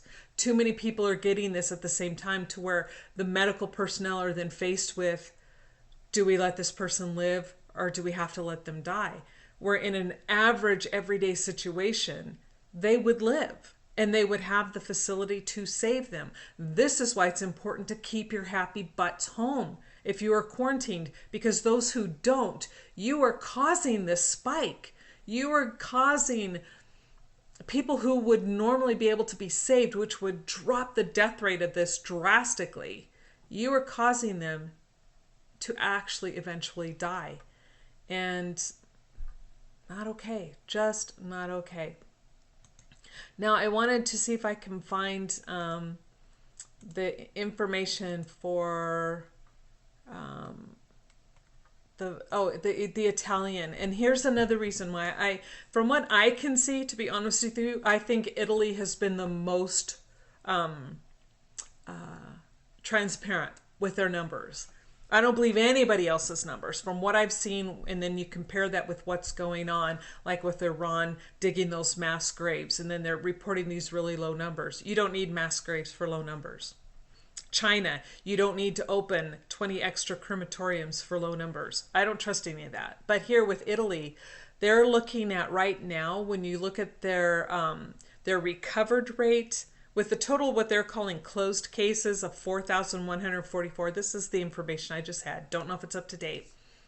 But of that 4,144 closed cases, these are not active, 2,335 recovered, which is awesome. So they're figuring that's roughly 56%. But they had 1,809 deaths. That's a 44% death rate, pretty close, on average, of a 44% death rate.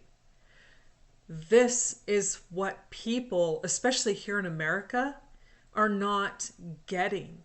The death rate skyrockets when medical facilities are overwhelmed and they cannot keep up. So let's all do our part. Let's make sure we aren't responsible for overwhelming our medical facilities in the countries we're in. In America, we haven't even begun. So understand that. Above all things, please understand this. 1,000 cases, that's nothing. We haven't even seen the blip on the map yet.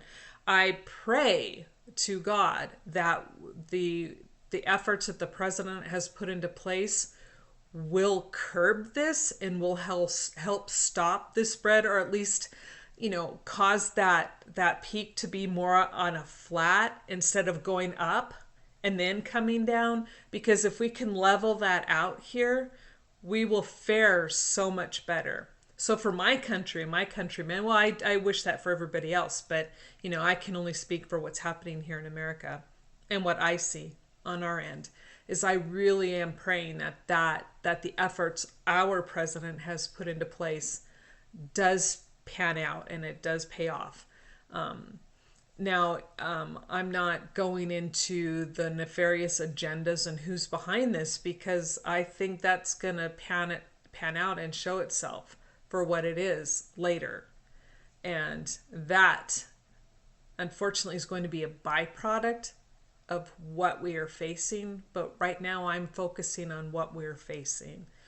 And so again, the numbers don't lie. One last time, the average influenza epidemic for the year 2000, was it 1819, I think was the year I pulled the figures from. The death rate was 0.09%, a little bit more, but 0.09%. Right now, the coronavirus deaths, the percentage of deaths right now, even though we're only at 41, I get that. But still, the death rate is at 2.5%. 2.5 to 0.09. That's huge. The numbers don't lie. They're huge. So I think if we all do our part, we can bring that 2.5, maybe we can bring it all the way down to below what the influenza rate is, which would be amazing if we could do that. So whatever country you're in, stay strong. Stop buying out toilet paper, please, to those who are doing so. Do not go to your local Walmart parking lot and charge $10 per roll.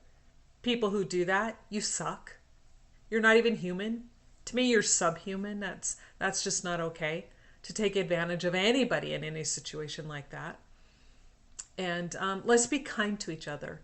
Be cognizant of your neighbors. If someone you know needs help, or if you happen to have elderly people in your community, call them up. Ask them if they need something from the store. Each one of us, if we had people in our community, if we went out and spent 10 extra bucks, don't ask them for money in return.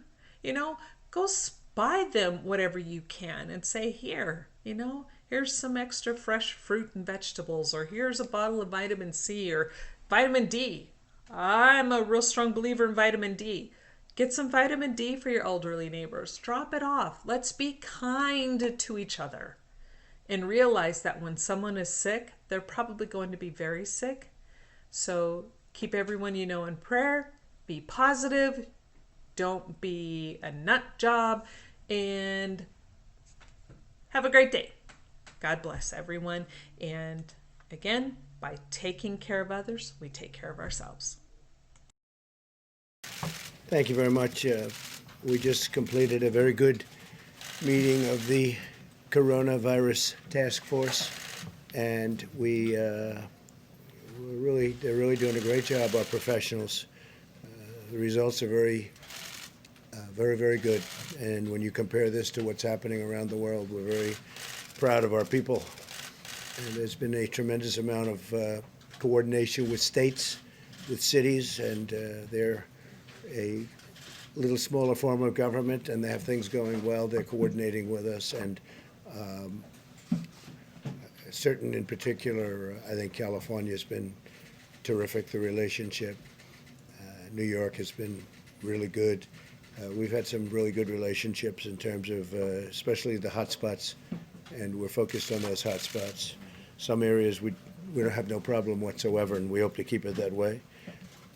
Before I turn this over to our great Vice President to provide an update, I just want to express my appreciation for the hard work done by the people behind me and the people back in the various offices, including the fact that I just left the Oval Office, so we have some people there that are probably watching this, or they're just working.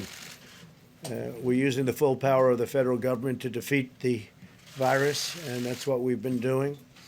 Last week, we secured an initial $8.3 billion from Congress for the coronavirus, and that was quickly done and very efficiently done. I want to thank all members of Congress.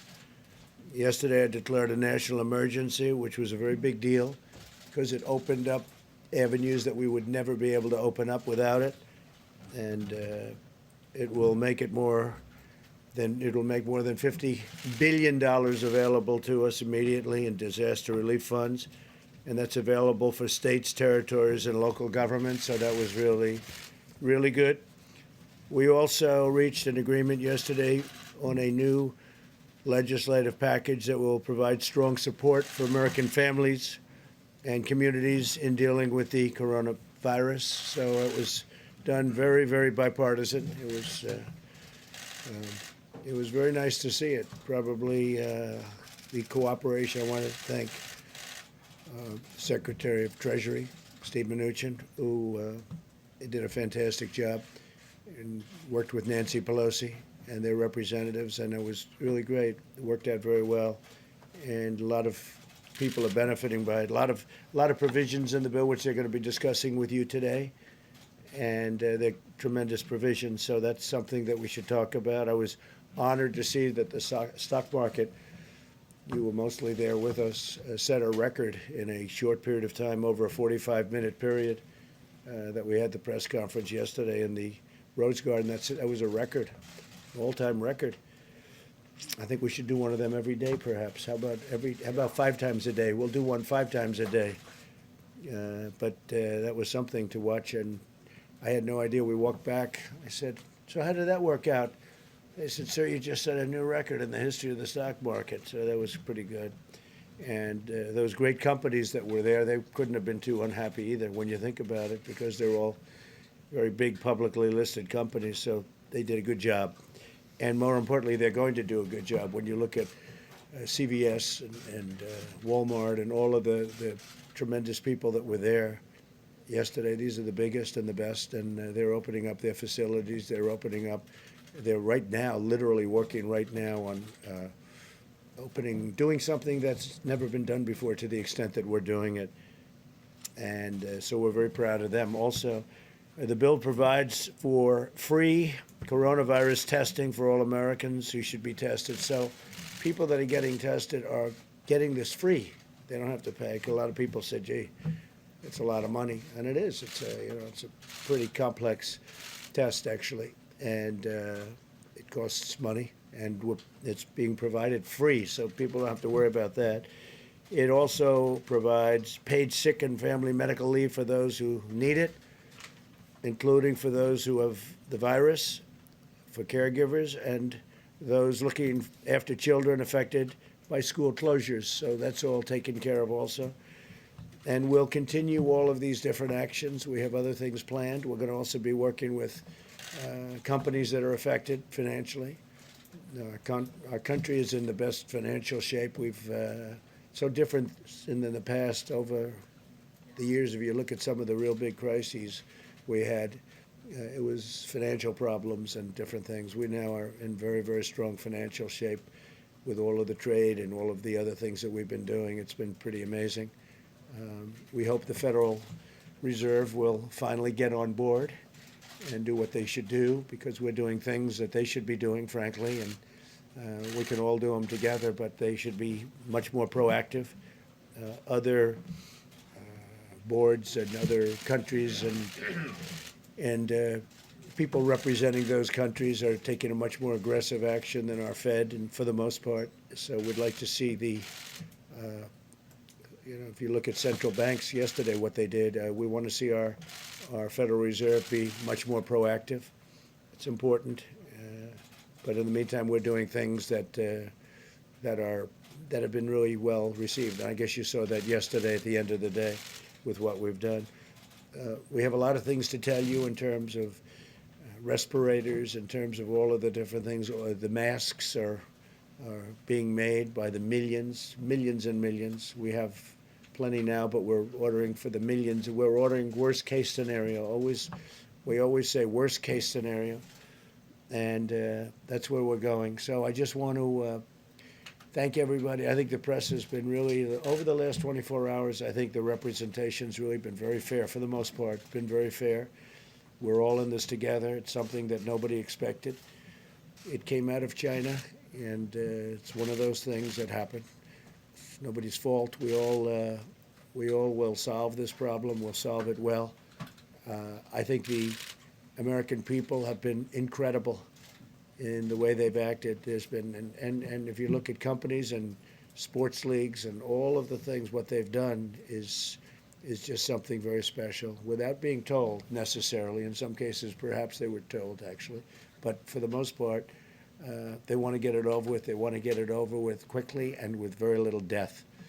As of this moment, we have 50 deaths which is a lot of good decisions were made, or that number could be many times that, but that's based on a lot of good decisions. One or two in particular. You know that Europe was declared the hot spot yesterday, a big hot spot, and number one, and we made a decision quite a bit prior to that, but we saw what was happening. But if you have any questions, this group will be very happy to do it. But I just want to say they have been, led by Mike Pence, they have been incredible, the job they do. They're working 20 hours a day. This man is working 20 hours a day, or maybe more. Is it more? I think it's more. Tony has been working, I'm just looking at this whole group, and we've created a number of new stars, including the gentleman right behind me. I watched him the other day. It was such a fantastic job you did, and I really appreciate it. But they're going to be answering questions, and we have a lot of new information, so I think you'll find it very interesting. And I'll be going back to the Oval Office. Thank you very much. Mr. President, there are so many people right now that are rushing to Costco. They're rushing to grocery stores all over the country. They're filling up their baskets. Is that the right move? Do you think that people should actually be saying, maybe conserve as opposed to buy? Also, overnight, Apple, sir, they announced that they're going to be closing all of their stores for 2 weeks. Do you want to see other retail outlets, restaurants, stuff like that do the same thing for I think it's fine if they do it. I think frankly, it's good if they do it. I think what Apple did is fine. And I want to keep people away for a little while, just keep them away. Well, And when it gets better, well, people are going and buying things, and I understand that. By the way, I had my temperature taken coming into the room. So did we. You did? Good. Yes, sir. Good. Let's compare. Do you want to compare? Did all of it, yeah. Good. Well, that means we're all looking good. I also took the test last night. Yeah. And I decided I should, based on the press conference yesterday. People were asking, did I take the test? I don't know, whatever it takes, a day or 2 days, whatever it is. They send it to a lab. Why did you But I decide to did take it? You've been sending mixed Only messages, because the press sir. is going crazy. Mr. President, respectfully, you've been sending mixed messages. We watched as you shook hands with people yesterday. You have talked about 5 million tests being available, probably won't need that many. Has your own sense of urgency evolved, and are you changing what you're doing? No, I've been urgent. This is urgent for me right from the beginning. You know that because I closed up our country to China. But why are you shaking hands, sir? Because it almost becomes a habit, and you get out of that habit. And frankly, I was a non-handshaker for the most part. I never believed that shaking hands once you become a politician. And I notice it too. Political people walk up to me, they want to shake my hand. I said, well, Mixed message, sir. just wait a minute. Just take it nice and easy, okay? Just relax. People come up to me, they shake hands, they put their hand out. It's sort of a natural reflex, and we're all getting out of it. All of us have that problem. Somebody comes up to you, they put their hand out, you probably tend to just shake it. And we're all getting out of that. Shaking hands is not a great thing to be doing right now, I agree. But people put their hand out. Sometimes I'll put the hand out, you don't think about it. People are thinking about it more and more. We have to think about it, it's important. Somebody said yesterday, I touched the microphone. I was touching it because we have different height people, and I'm trying to make it easy for them, because they're gonna have to touch, because they wouldn't be able to reach the mic. They wouldn't be able to speak in the mic, so I'll move the mic down. And they said, oh, he touched the microphone. Well, if I don't touch it, they're gonna have to touch it. Somebody's gonna have to. So I might as well be the one to do it. But no, we all have to get away from, getting away from shaking hands is a good thing. And possibly that's something that comes out of this. Maybe people shouldn't be shaking hands for the long term, because it does transmit flu and other things. We have flu in our country that kills on average 36,000 people a year. 36,000 people. And, that's something that we're not talking about. But as of this moment, we've lost 50, possibly a little bit less than 50, but probably 50 people. And we're going to try and keep that number as low as possible. Tell us how you did the test. How did the test go? Mr. President, the Pentagon is telling service members and their families not to travel domestically. Should all Americans follow that same advice? Well, if you don't have to travel, I wouldn't do it. If you don't have to travel, we want this thing to end. We don't want a lot of people getting infected. We want it to end and end as quickly as possible. So far, I think we've done a fantastic job. I really think that the people behind me have not been given the credit that they deserve, because they have done a fantastic job. when you see all these school closures, when you see the school closures are very important, but it causes a lot of problems. The bill that we signed yesterday takes care of a lot of those problems with children staying at home and the parents are working. Now we take care of that issue with what we passed last night. Now it has to go through the Senate. I have to sign it, but that will happen. But I'm now going back to the White House. You have great professionals, and if there's anything that comes up, if there's anything.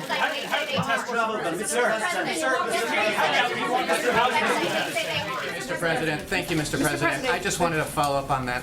Are you considering other travel restrictions, perhaps domestically, Yes. in that regard? Can Yes. you describe what type of Specifically possibility? from certain areas, yes, we are. And we're working with the states, and we are considering other restrictions, yes. Reuters is reporting that you're going to extend the European travel ban to the UK and Ireland on Monday. Is that accurate? We're looking at it very seriously, yeah, because they've had a little bit of activity, unfortunately. So we're going to be looking at that. We are actually already have looked at it, and that is going to be announced. You just criticized the Fed yet again. If I could just get a little clarity on your thinking on this. Yeah. It's been a hallmark of your presidency. You're always going after the Fed. If you feel so strongly about it, why don't you dismiss the chairman, or do you think you're powerless to do so? No, I think I have the right to do that, or the right to remove him as chairman. He has so far made a lot of bad decisions, in my opinion. We had this great, and we will soon have again, because I think you're going to have a tremendous bounce when this is over. I think there's a pent-up bounce that's going to be tremendous. I think you saw that yesterday with the stock market.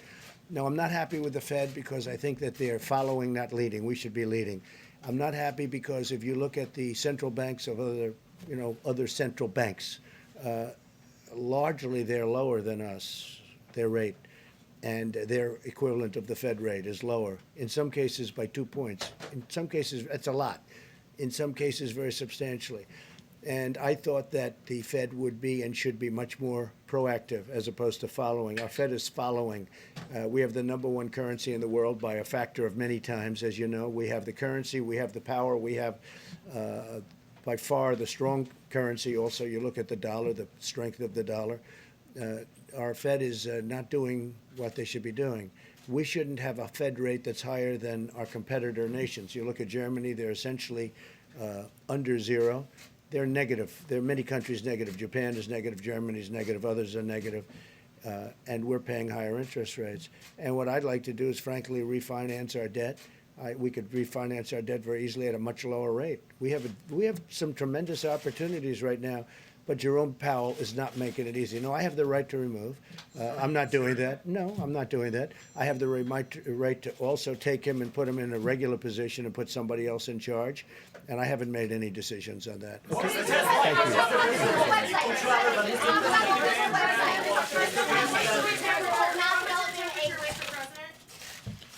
Was your temperature normal, Mr. President?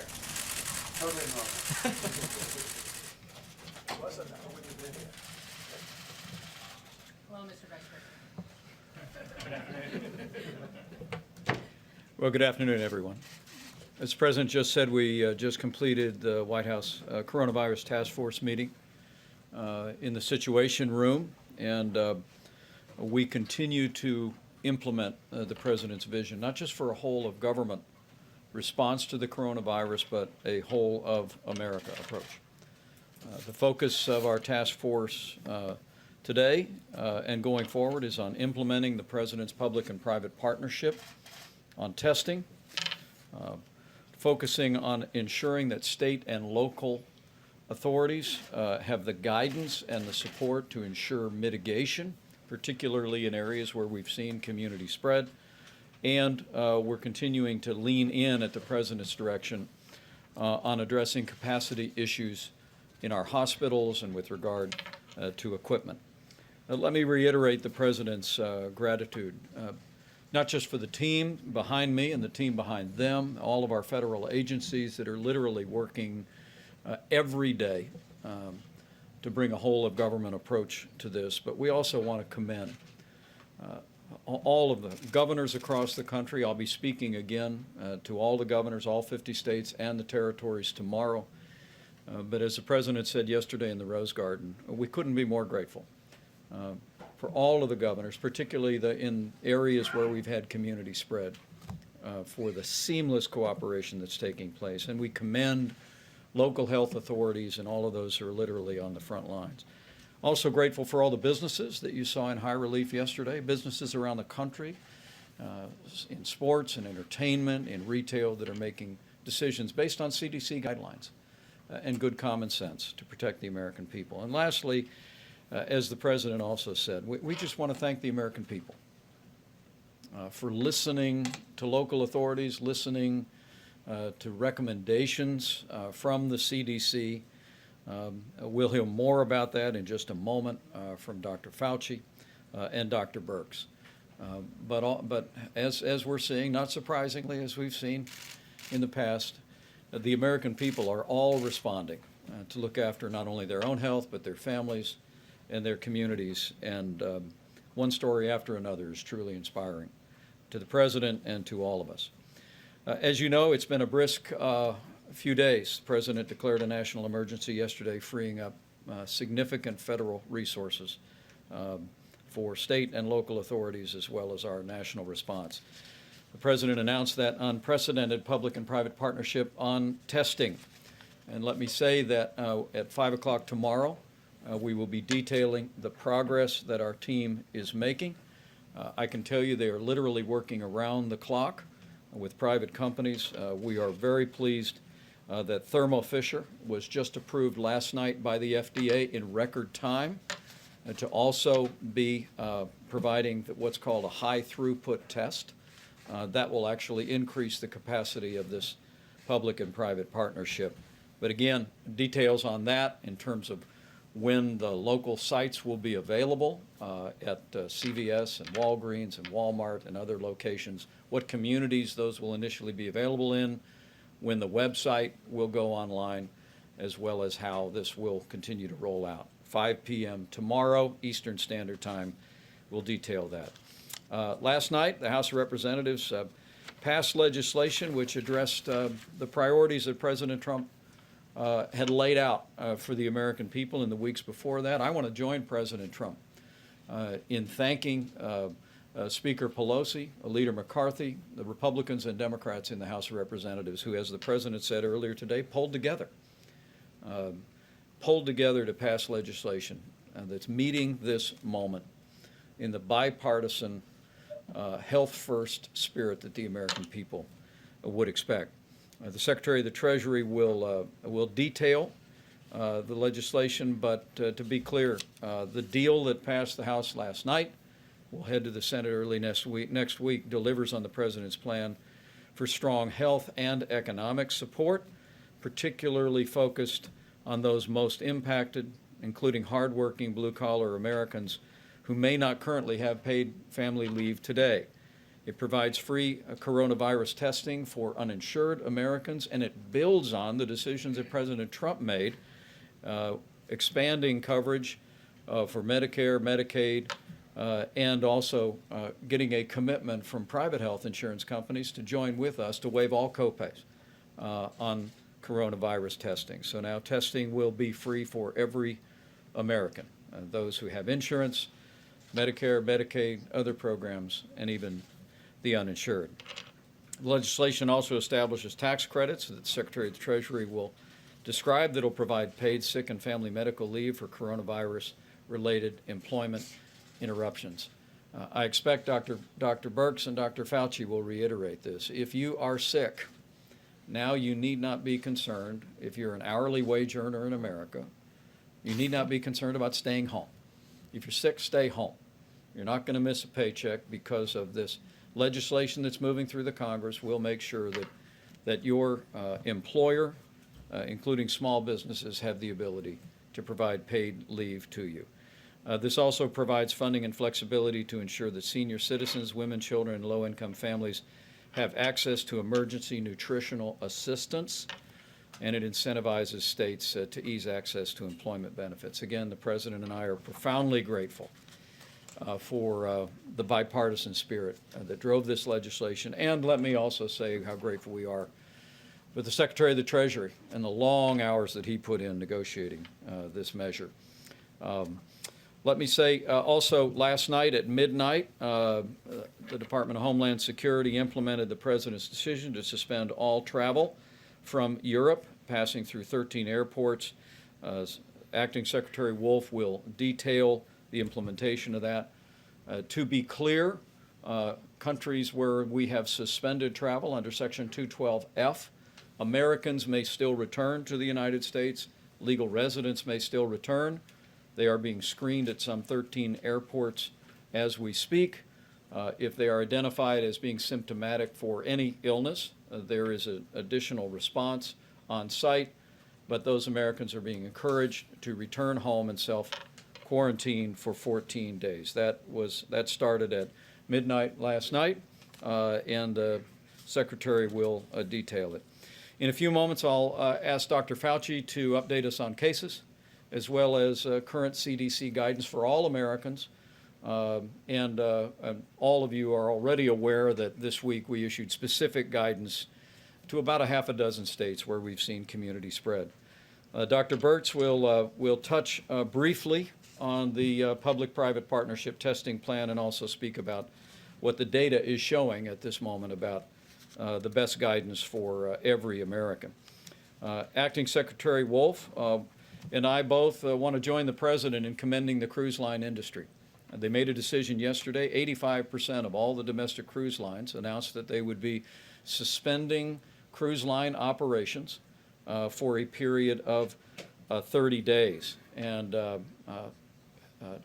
Chad Wolf will explain to you the importance of that decision. We want to commend the cruise line industry for working with us. And as we met last week on this day with cruise line industry executives, we're going to be working very vigorously over the next 30 days to implement new policies that will ensure that when the cruise lines start back up, they'll be safer and healthier places than ever before.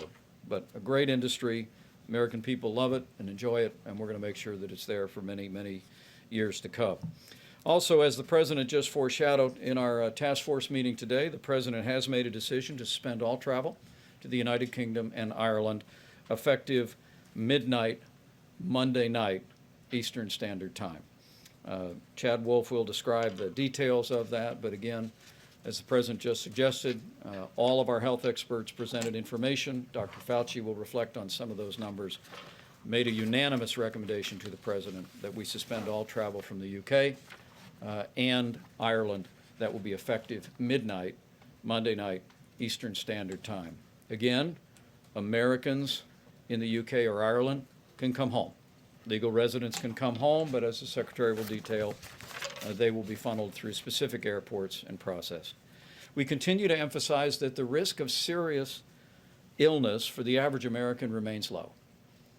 But the data shows that seniors with serious underlying health conditions are our most vulnerable population, the people most susceptible to serious medical outcomes. Seema Verma in a few moments will talk about the President's decision yesterday to restrict all visitors in all nursing homes around the country and other measures that we have taken. But it's so important. It's so important for all of us who are blessed with having senior citizens in our family, like my 88-year-old mom. Let's look after seniors with serious underlying health conditions and make sure that every American around them is practicing the best kind of hygiene, the best kind of measures to ensure that they're not exposed. We'll hear also from Dr. Carson and the Surgeon General before we wrap up and take some questions.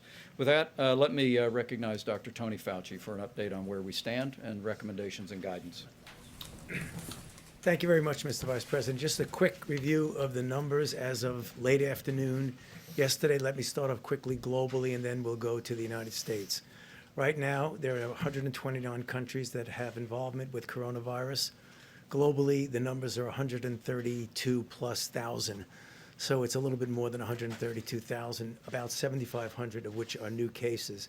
Importantly, and this is something we've mentioned over the last couple of days, that if you look at what was formerly the main feeder of this coronavirus outbreak was China, they have 80,000 or 81,000 new cases, but only 11 new cases and only 7 new deaths. Things have switched over now to outside of China, which has actually triggered our decision, the decision of the president, to do the travel restrictions in other areas besides China. And I think it's important to recognize that, because when this is all over and it will end, you will see a curve of how the coronavirus outbreak evolved. It's not going to be a unidimensional or homogeneous, because countries are going to do this and then that. We've seen it already with China. We're starting to see it with Korea, which brings us now to what we can expect in our own country. So if you look at the domestic cases, there are about 2,226, including the repatriations, 50 deaths, 532 new cases, and 9 new deaths, which means we have not reached our peak. Now, we will see more cases and we will see more suffering and death, predominantly, as the Vice President said, among the vulnerables in our society, the individuals with the conditions that we spoke to and the elderly. But built in that is a challenge. And the challenge is we still have the opportunity to influence the course of that curve. So what we would like to see is that when this is all over, our curve was not like that. Our curve was like this. So that's the reason why we're implementing the things we're talking about. And finally, I just want to make a comment about yesterday. You know, as a physician, which is what I primarily am, who takes care of patients every day before I was doing this, is that there are things that happened yesterday that I think are going to be really important to the people out there who are going to be impacted by this, but particularly by the physicians. And that is the president declaring a state of national emergency, because that will be what I thought the word that I use is essentially unshackling us from any of the things that are going to get in the way of our implementing, particularly the new powers giving to the Secretary of HHS, Alex Azar, and the departments within his agency, particularly CMS, which you're going to hear about shortly. And within that group, particularly the nursing home situation, which we've really got to protect. The other thing is, we always get asked about testing. You saw the CDO out there. Now it's all systems go. Let's look forward. The responsibility is going to be with us, but also with them, because as we get knowledge about new testing, we'll alleviate the anxiety that we have in the world about we don't know what's going on, but it also will give the individual physician and individual citizen the opportunity to know where they stand. I'll stop there and happy to answer questions later. Thank you. Thank you, Dr. Fauci. Yep. Thank you. Thank you. Good afternoon. I just completed my second week, so I want to just start with the 4 things that I have learned in the last 2 weeks. One, we're at our best when the country comes together in a bipartisan way, and that has really been extraordinary to witness. But secondly, what you may not have seen as much of is the willingness of state and local governments to work together with the federal government in a seamless way, independent of party affiliation. The third thing has been the remarkable decrease in bureaucracy and red tape in order to get us to where we are today. This is particularly evident in the CDC. And then finally, the understanding that in order to unleash and serve every American, we have to create public-private partnerships that bring together the extraordinary strength of our private sector. So when we saw issues with testing, and again, I want to remind everyone, it was a surveillance system that was set up by public health institutions in the United States, our CDC, to be a surveillance test. We then, because there was no other, moved it to a diagnostic test. But now we have the full power of our testing capacity. What do I mean by that? We're looking at what it will take to have consumer access, and that's what the private sector is bringing to us. Secondly, we had to have automated high-throughput testing because we want the American people to be able to get their results quickly, and you've heard from Roche and Thermo Fisher that access. But finally, we want to make sure that patients get results.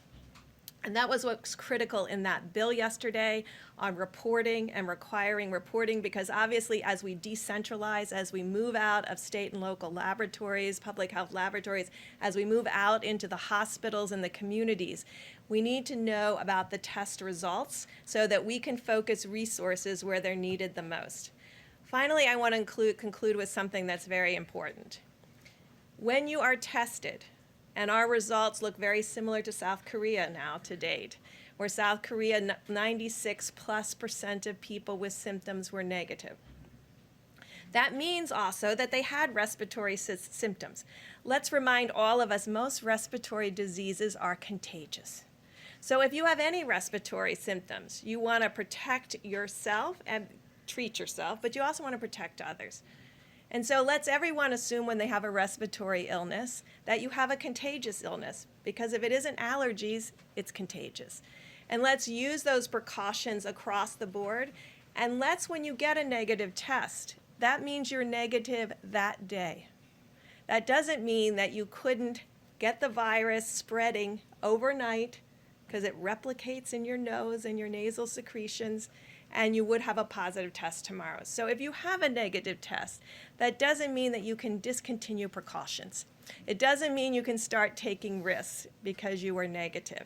So let's ensure that if you had symptoms, you are contagious. Let's treat yourself as being contagious. And if you have a negative test, let's make sure that you're still protecting others from whatever you do have, and that doesn't reassure you personally and you take additional risk.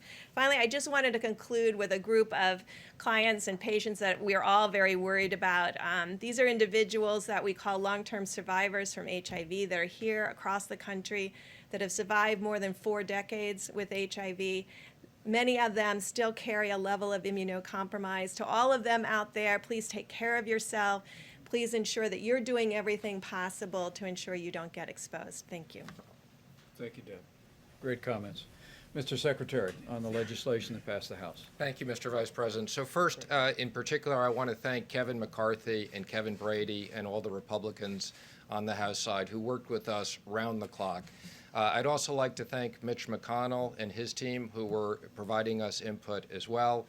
I especially want to thank Speaker Pelosi, who was literally available to us round the clock for the last 3 days. And also want to just thank the Vice President and the President, who were very specifically involved in the details with us and providing guidance. So I will just highlight some of the issues here. The first thing I would just say is this delivers on what the President announced in his speech the other night. Obviously, people who need to be quarantined and people who have the virus, we want them at home, and we want them to continue to get paid. We don't want to be in a situation where they fear not getting paid during this 2-week period of time. So the first thing that this does is it creates a very seamless process for people that work for small and medium-sized businesses. They will continue to get paid by their employer. They don't have to worry about big government and coming to big government to get their checks. They will continue to get paid. We were also very sensitive to small and medium-sized businesses. Many of these businesses covered sick pay, but they're going to have many more people that may be on quarantine than normal sick pay, and we didn't want them to have to bear the cost. So 100% of the cost for these limited situations will be taken care of by the federal government. And then finally, we wanted to think of, again, as I said, how do we deliver money to the people in the quickest way? We didn't want to take 6 months to implement some government system. So I want to thank everybody at the IRS. The way we're able to do this, again, the IRS will issue tax credits. For most employers, they'll just deduct the money from what they owe us. But I want to emphasize, for small and medium-sized businesses that have cash flow problems, we will issue guidelines. You'll be able to come to the IRS, get the money in advance so you don't have cash flow issues. So we were very careful in balancing, making sure that people got paid with not creating undue burden. We also will have unique circumstances where schools are closed. In many places, parents may be able to telecommute and take care of their kids and continue to get paid for their companies, but in certain circumstances that parents have to be home to take care of youngsters or elderly people, again, we wanted to ensure that they had the ability to do that. And as the Vice President mentioned, for kids that received meals in schools, the schools are closed, we wanted to make sure that those kids would continue to get lunches paid for. I especially want to thank the task force. 2 things that were very important to us in this. There's a provision as it relates to masks. We can now ramp up to 30 million masks a month, and we wanted to make sure there was free testing, but there's also a provision that the states will communicate back to CDC these results. So we will very quickly get those results. Last thing I want to say is I thank the House for sticking around till very late last night at 12:30. I don't want people to be surprised. We will be doing a technical correction on Monday morning. Despite us working very hard, we had language agreed with the Speaker and with Kevin McCarthy. It didn't get into the final bill. Last night at 12:30, Kevin, the Speaker, and I agreed that they would vote on it and have an agreement there'll be a technical correction. So I don't want anybody to come back on Monday morning and be surprised by that. So again, thank you to the Vice President and the President. And let me also just say, I would describe this as like a baseball game. The first inning was the $8 billion. This is the second inning. We have a lot more we need to do with Congress, and the Speaker and I have acknowledged it. We will be working starting immediately. The airlines industry in particular, no different than after 9/11, has a very unique circumstances. The cruise industry, the hotel industry, I would say we got a lot more work to do, and we very much appreciate the bipartisan support and anticipate rolling things out very quickly. Thank you, Mr. Secretary, and I know the President would want me to say again how grateful we are for all of your efforts on behalf of the American people. Acting Secretary Chad Wolf is going to speak about cruise lines, the current suspension of travel, and the expansion to UK and Ireland. Mr. Secretary? Thank you. Good afternoon, and let me start off by thanking the partnerships that we have with our private sector partners, both in the airline industry and the cruise line industry, for implementing a number of travel restrictions and security orders over the last several weeks and months. As the Vice President and the President have outlined, we have issued new directives denying foreign nationals who have been in certain affected countries, that's been 28 countries to date, from entry into the U.S. At the President's request, and again, as the Vice President outlined earlier, we've had a number of major cruise lines that have agreed to suspend outbound trips for 30 days. We've had a number of smaller operators follow that suit. And then we have also given orders to a very small handful to not sail, and that began at midnight last night as well. Today, as the Vice President outlined, the President made the decision due to the rising number of cases in the UK to apply these restrictions to both the UK and Ireland. So as we move forward, again, these restrictions bar travel for certain foreign nationals who have been present in the UK or Ireland in the past 14 days. And again, that goes effective midnight Monday. To be clear, the President's proclamation and these travel restrictions do not apply to U.S. citizens. I want to be very clear about that, and the Vice President mentioned that. Do not apply to U.S. citizens. So I think we saw some reporting of how do U.S. citizens get back from Europe quickly. They don't need to. They will be allowed into the U.S. Legal permanent residents, family members under the age of 21, foreign diplomats, and then we have other exemptions that are outlined in the proclamation. Can certainly travel back to the U.S. They will undergo some medical screening and some other questions when they arrive, and then they will be asked to self-quarantine for 14 days. These restrictions to the UK and Ireland, just like the Schengen zone in China and Iran, do not apply to cargo and economic air cargo, maritime cargo, economic shipping, or the like. So let me close again by saying that the President has really taken unprecedented action to protect the safety and the security of the American public. These actions have never been taken before. And so the Department, let me thank the Department of Homeland Security, the men and women of the Department who are working day and night, 24 hours a day to implement these restrictions and to make sure that we do this in a very orderly and efficient process. And we also continue to look at all measures on the table, new measures that we have to implement as we go forward as the virus continues to evolve. So thank you. Thank you, Mr. Secretary. And I know the President would want me to reiterate your thanks and commendation to the dedicated men and women of DHS that are on the front lines of implementing these travel policies and doing an outstanding job. With that, I'm going to recognize Seema Verma, the head of CMS, to talk about our continued emphasis on seniors, and particularly the risk to seniors with serious underlying health conditions, and the steps that we're taking relative to nursing homes and inspections and guidance to protect those most vulnerable. Thank you, Mr. Vice President. As the President and the Vice President said, we did take action last night to indicate that nursing homes should restrict all visitors effective immediately, and that includes all non-essential personnel. There are some exceptions for end of life. We're also canceling all group activities and communal dining, and there is active screening of healthcare workers that are in the facility. The emergency declaration, as Dr. Fauci said, is also very important to our healthcare workforce. There's a lot more flexibility that they have. For example, they can have workers from across state lines, doctors and nurses that can help them. Hospitals have the ability to move patients around. So that's also going to be very helpful as they go forward with this. Also with the nursing homes, we talked about this a couple weeks ago, that we had a call to action for all healthcare facilities to double down around infection control practices. We have now come up with some very specific guidance for our surveyors, and we have already begun the process of going into nursing homes, especially the ones that we have had a history of problems with infection control. And those inspections have already started. We've been doing those in Washington State, in California, New York, but we'll be increasing those over the coming weeks. Thank you. Thank you, Seema. And I'm mindful of the fact that there are likely many seniors in nursing homes around America that could be watching us at this hour. And let me just assure you that we're going to continue to take steps to ensure that all the guidance from CMS, all the guidance from CDC about preventing the spread of infectious disease remains low.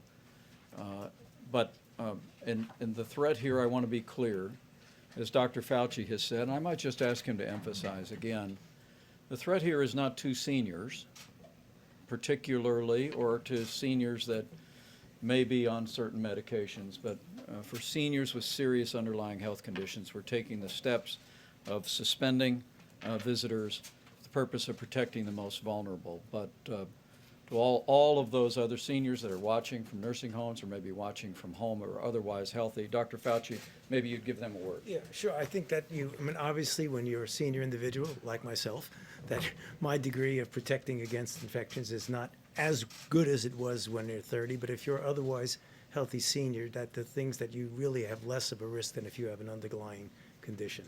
Thank you. Thank you, Doctor. Thank you. President, where's Secretary Couple Azar? couple more updates for you. I want to hear from the Surgeon General and Dr. Carson, and then we'll go to as many questions as you have. Okay? Mr. Surgeon General. Thank you. Yesterday was a very big, a very important day for our nation's providers and for our nation's patients in terms of the emergency declaration and also in terms of the agreement with the House that Secretary Mnuchin negotiated. And I want you all to understand some straight talk from the nation's doctor. We really need you all to lean into and prioritize the health and safety of the American people. No more bickering, no more partisanship, no more criticism or finger pointing. There'll be plenty of time for that, but we all need to hit the reset button and lean into moving forward the health and safety of the American people as our top priority.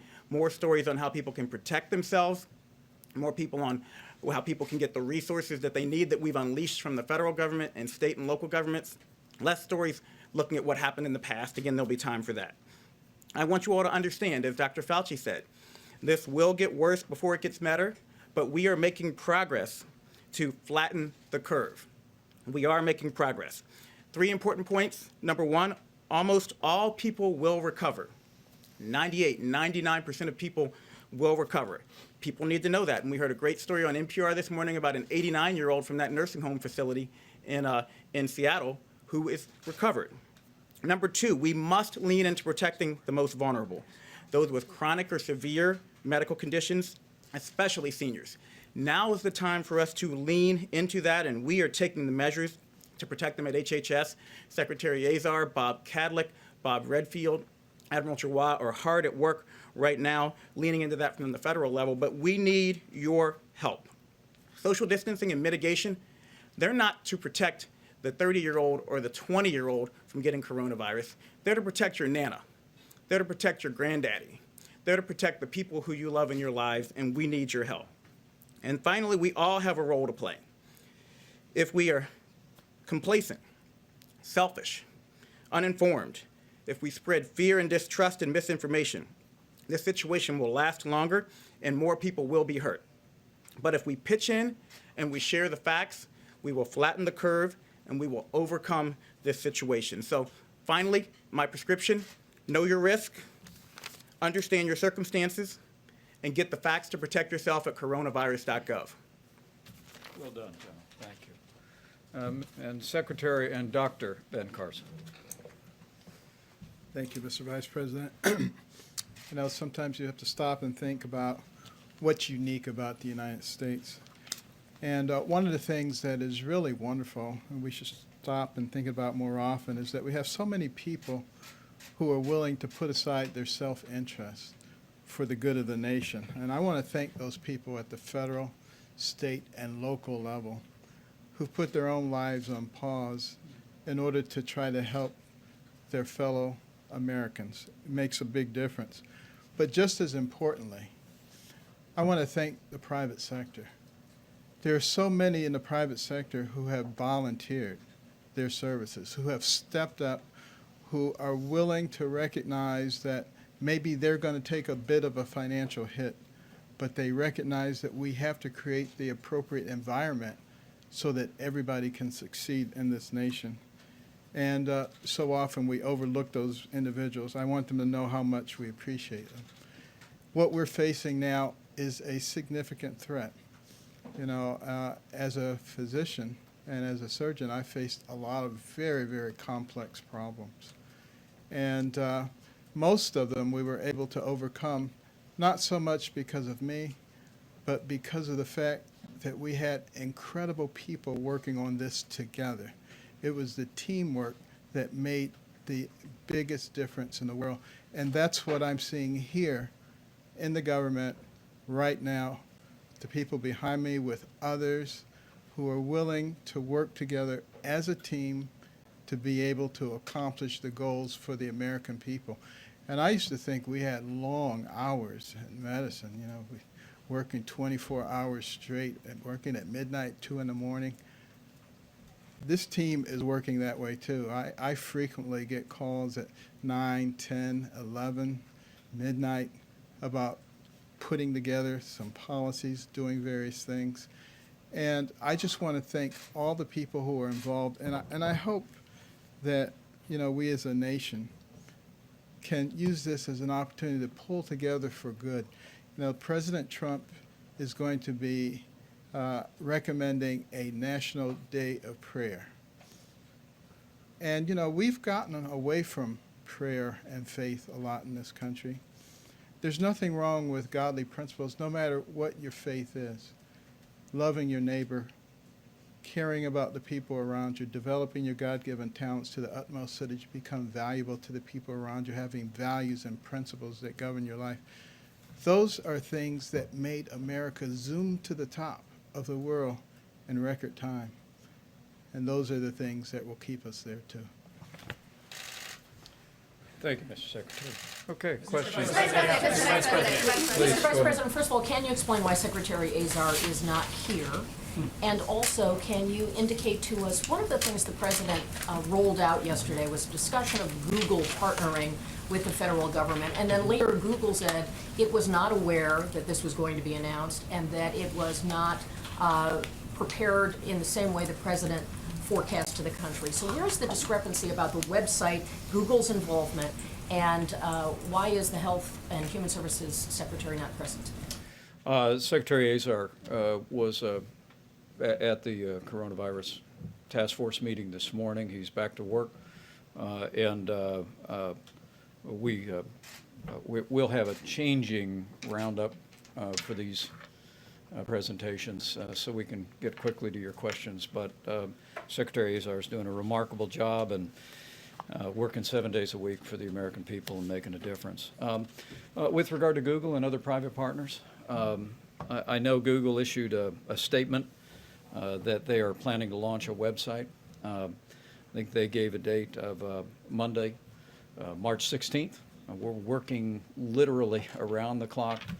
And I know that our whole team working on this public and private partnership couldn't be more grateful to all of the hardworking people at Google that are helping to put this website together. But tomorrow, 5 o'clock, we'll have very specific, Yes. we'll have very specific description tomorrow about when the website will be available, when the parking lot sites will be available for people to be tested. And we're working right now with state and local communities to determine where it's best to roll those out. There's a number of communities are already doing a great job meeting their needs, so we're trying to flow the resources. But 5 o'clock tomorrow night, we'll have details. Yes, please.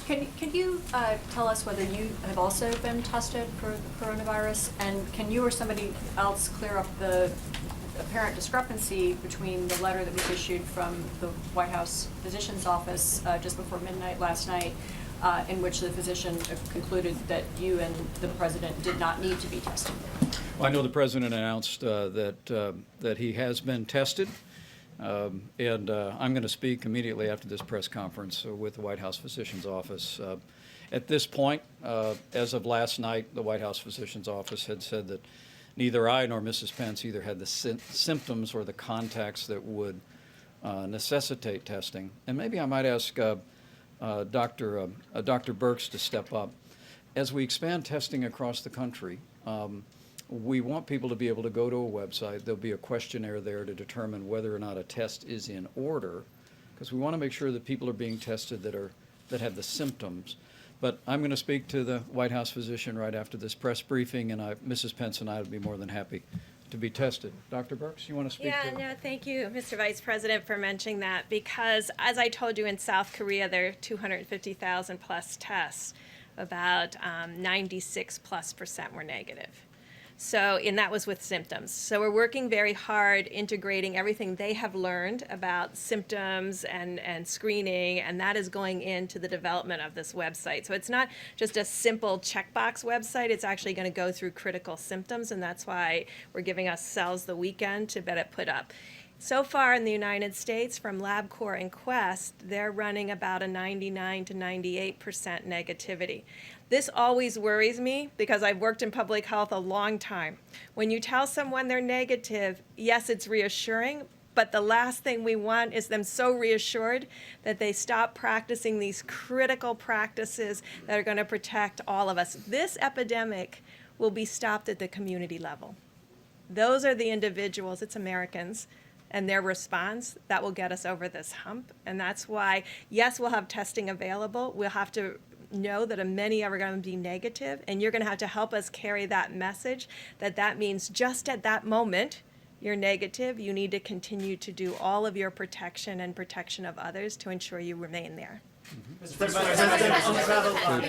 follow up on the Google question about the website, Google said that the website they are developing is in its early stages and will be limited to the San Francisco Bay Area.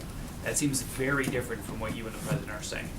Well, what Google said was that they're planning to launch a website this coming Monday, March 16th, that will enable individuals to do a risk assessment and be scheduled for testing at pilot testing sites in the Bay Area with the goal of expanding to other locations. And we're very grateful for that. The objective here is to have a website up very quickly that first people in the areas that have been deeply impacted, Washington State, California, New York. Now we've seen community spread in Massachusetts and also Florida. And so we want to make sure that we're flowing those resources as well as those remote testing sites in that area. But that's a statement I was handed this morning from them. And again, I want to tell you folks, we're working 24/7 on this. We're going to have very specific details on the rollout of this new public-private partnership in testing at 5 o'clock tomorrow. Please. Thank you, Mr. Vice President. Could you give us more details on the potential financial assistance for the entertainment industry, for the cruise industry that the administration is looking at right now? And if I may, on the temperature checks, were all of the members of the cabinet who were in here today, did they also have their temperatures checked? And, okay, I see you nodding, but is it also the White House policy now that anyone who, for instance, comes into the Oval Office needs to have their temperature checked at the door? I'd refer those questions to the White House Physician's Office. I have been informed that they're establishing new protocols for temperature checks, and I had my temperature checked too. let me ask the Secretary of the Treasury to address what may be the next few innings. I mean, as I thought Secretary Mnuchin put it very well. We got the initial support, $8.3 billion from the Congress. The House passed legislation to act on the President's priorities, but we understand the President's made it very, very clear, whether it's our airline industry, our cruise industries, that we expect to be coming back to Congress to make sure that as we put the health of America first, and as businesses make those hard choices, to make a priority of the health of their employees or of those that they serve or their customers, that we're going to make sure that they can come all the way back. Mr. Secretary? So let me just emphasize that this is a unique circumstance. This isn't like the financial crisis where people didn't know how long this was going to go on. And let me just say, there's no question, because of the things that we're requesting people to do, there are parts of the economy that are shutting down or slowing down dramatically. And as I said before, and I said yesterday, we are committed to use all the tools and all the resources of the government to make sure that we protect the economy. So many of the industries that you've talked about, as I said, the airlines are the most obvious because we have a unique circumstance where we have shut down travel, and these are of strategic importance to us. But we appreciate there's many industries that are impacted by this. I would also say there's many individuals. The President has talked about a stimulus program, whether it's through a payroll tax cut, whether it's through refundable tax credits.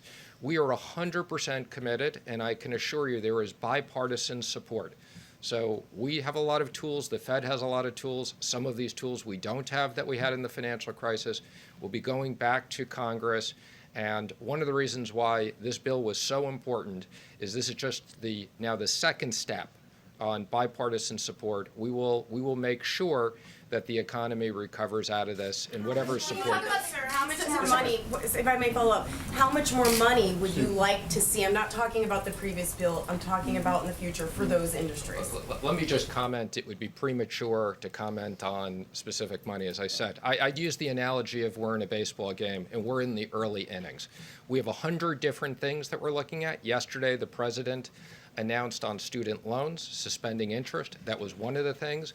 He announced using the strategic oil reserve. This is a great time. We also have a unique circumstance having nothing to do with the coronavirus. Parts of our economy are very much impacted by the temporary low price of oil. So the President, the Vice President, and everybody else is 100% committed. We got 100 different ideas, and whatever we need to do, we will do. Mr. Vice President, thank you so much. I have a question for you, and if I can, for Dr. Birx. First for you, sir, if I may. Your language has changed a bit. You've tweaked it a little bit.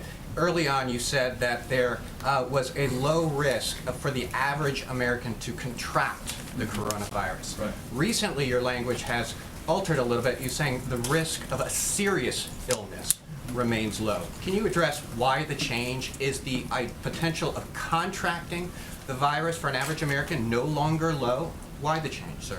Well, I'm going to let Dr. Birx address that, because the reason we're... Language, sir, and you are the Vice President. If you don't mind, sir. Everything that we are communicating to the public is based on what is the unanimous opinion of our health experts based upon the information that we have at the time. It's now a little more than a few weeks since we had our first instance of community spread in the United States. And letting the American people know the President took every step to prevent the coronavirus from coming into our country. I think you can't overstate how unprecedented and extraordinary the suspension of all travel from China was when the President made that decision before the end of January. And the travel advisories with portions of Italy, South Korea, the screening of personnel coming into our country. But allow me to let Dr. Birx address that, because what we're going to continue to do is tell the American people, straight from the health experts, the best information that we have to see to their own health, the health of their family, and their community. Dr. Birx? Yeah, thank you, Mr. Vice President. So every day we analyze data from around the world and look at age groups that are impacted, look at and try to get a sense of the amount of asymptomatic patients. Now remember, all of the groups that are doing screening are screening on symptoms.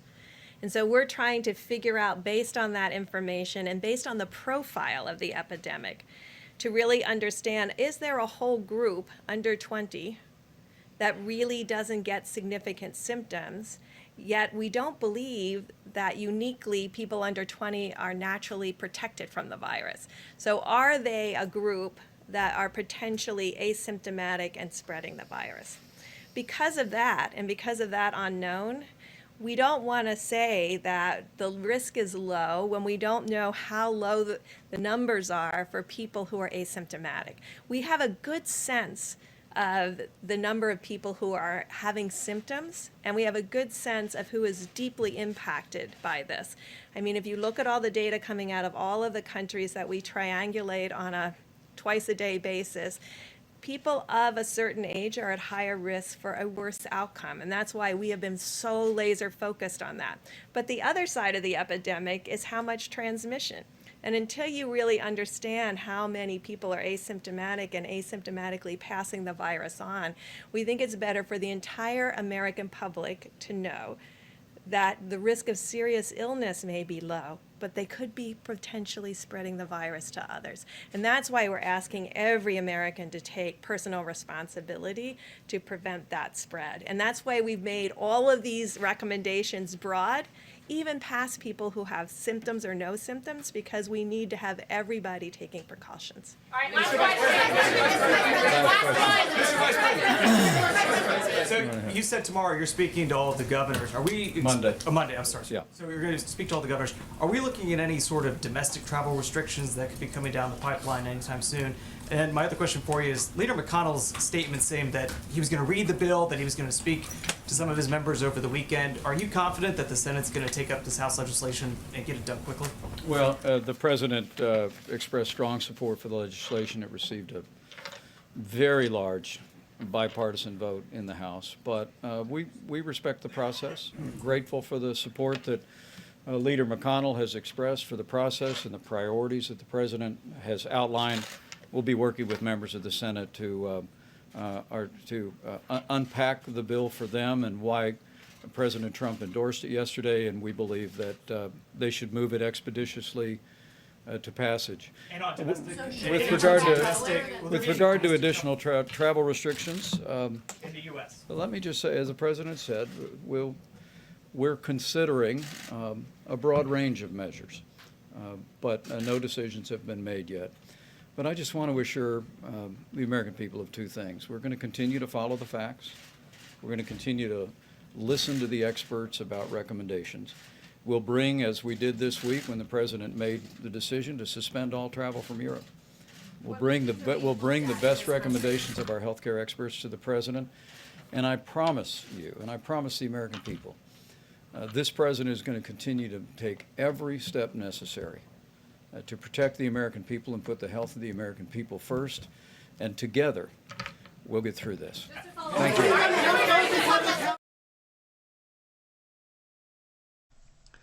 Hi YouTube, it's Catherine Michelle. Video number 2. I thought it would be interesting to discuss this time around the testing process for to determine if someone has the coronavirus. I saw something on Facebook, and I can't remember where it was. I've read so many things again today. I try really hard to keep up on the research data, the numbers from everybody, and then, things that are put out there and the frustrations from other people that are then repeated and copied and pasted and shared. That's the word, from others. And this topic has actually come up a lot in several different areas, and that is the testing for the coronavirus. And what does that mean and what does that entail? And a few times people have misunderstood what it is that's being tested for. What are they looking for in these tests? Now, they're not testing for COVID-19. COVID-19 is just the name of the disease. and disease being, let me read you, because I figure you can't go wrong if you read the definitions, right? Even though some people still don't like the definitions. We're going to stick to the definitions. And what does the word disease mean? It's a condition of the living animal or plant body of one of its parts that impairs normal functioning and is typically manifested by distinguishing signs and symptoms. So anything that's abnormal, and you can tell by either what something can tell you or what something can show you, is defined as a disease. So yes, COVID-19 or the coronavirus disease, it is a disease because of the disruption that this virus causes to the human body. They're not looking for that. That is just the name of the disease. What these test and what they are is they're called real-time polymerase chain reaction detection tests. And what they're doing is they are now trying to detect the SARS-CoV-2 virus. That is what they're looking for. They're not looking for COVID-19. They're looking for SARS-CoV-2, which is the virus strain that causes COVID-19. So you have the coronavirus, the family, the strain being SARS-CoV-2, the disease being COVID-19. So, they're not looking for the name of the disease. They're looking for what is causing that disease. So hopefully that helps a little bit. And a brief update, I spoke with someone who, a contact that I have overseas in the Philippines, and they were saying that as of right now, Manila is on lockdown, which I think a lot of people know. But where they are, they're saying that people, even though the city itself is on lockdown, people are still coming and going. It's business as usual. And I asked if their particular stores are running out of any products. They said just basically hand sanitizer and rubbing alcohol. They did say that there is no run on their toilet paper. There is no run on any kind of canned goods. But they said so they have all that in their stores. But they said that one of the good things about their culture there is that people generally buy fresh food, like say local farmers who grow and then harvest their products and then bring it into a market and then sell it there to locals. So all of their, they have a lot of fresh produce, which is generally mostly grown by their, the farmers of their community. So they don't go and buy in bulk. They buy what they need for that day. All in all, they said the cases are starting to rise. They said at last count, they heard they had 119 cases. But people there still are slow to do it. Like here, we hear the term social distancing. They're not doing that there. Not yet anyway. But there's no panic buying. So that's the word from the Philippines. And that's really the only update. I haven't really talked to anybody else from anywhere else right now. But I hope that explains a little bit. Oh, and one more point I would really like to make is I know I confuse a lot of people with how I say things and how I word things, but oftentimes I word things a certain way on purpose and for a lot of different reasons. But just so everybody else knows, I don't swing in the one direction where I don't even know what I classify myself as, to be honest with you, except for I don't go, the government is all wrong, everything's a conspiracy, it's all going to be doom and gloom, and we're all doomed to die this horrible death in a FEMA camp. And I also do not swing, the government is really right, they have our best interests at heart, they would never hurt us. I am neither direction with that pendulum. I try really hard to stay down the middle, where sometimes, you know what? I realize that what happens is not in our best interest from the government. But also on the other hand, I realize that Not everything that happens is a conspiracy. And when it comes to like the situation we're in now, although I believe in my heart, and if I am wrong, time will tell. And if I am wrong, I will apologize. But right now, what I believe to be the truth is this virus is very real. The numbers are telling us it's very real.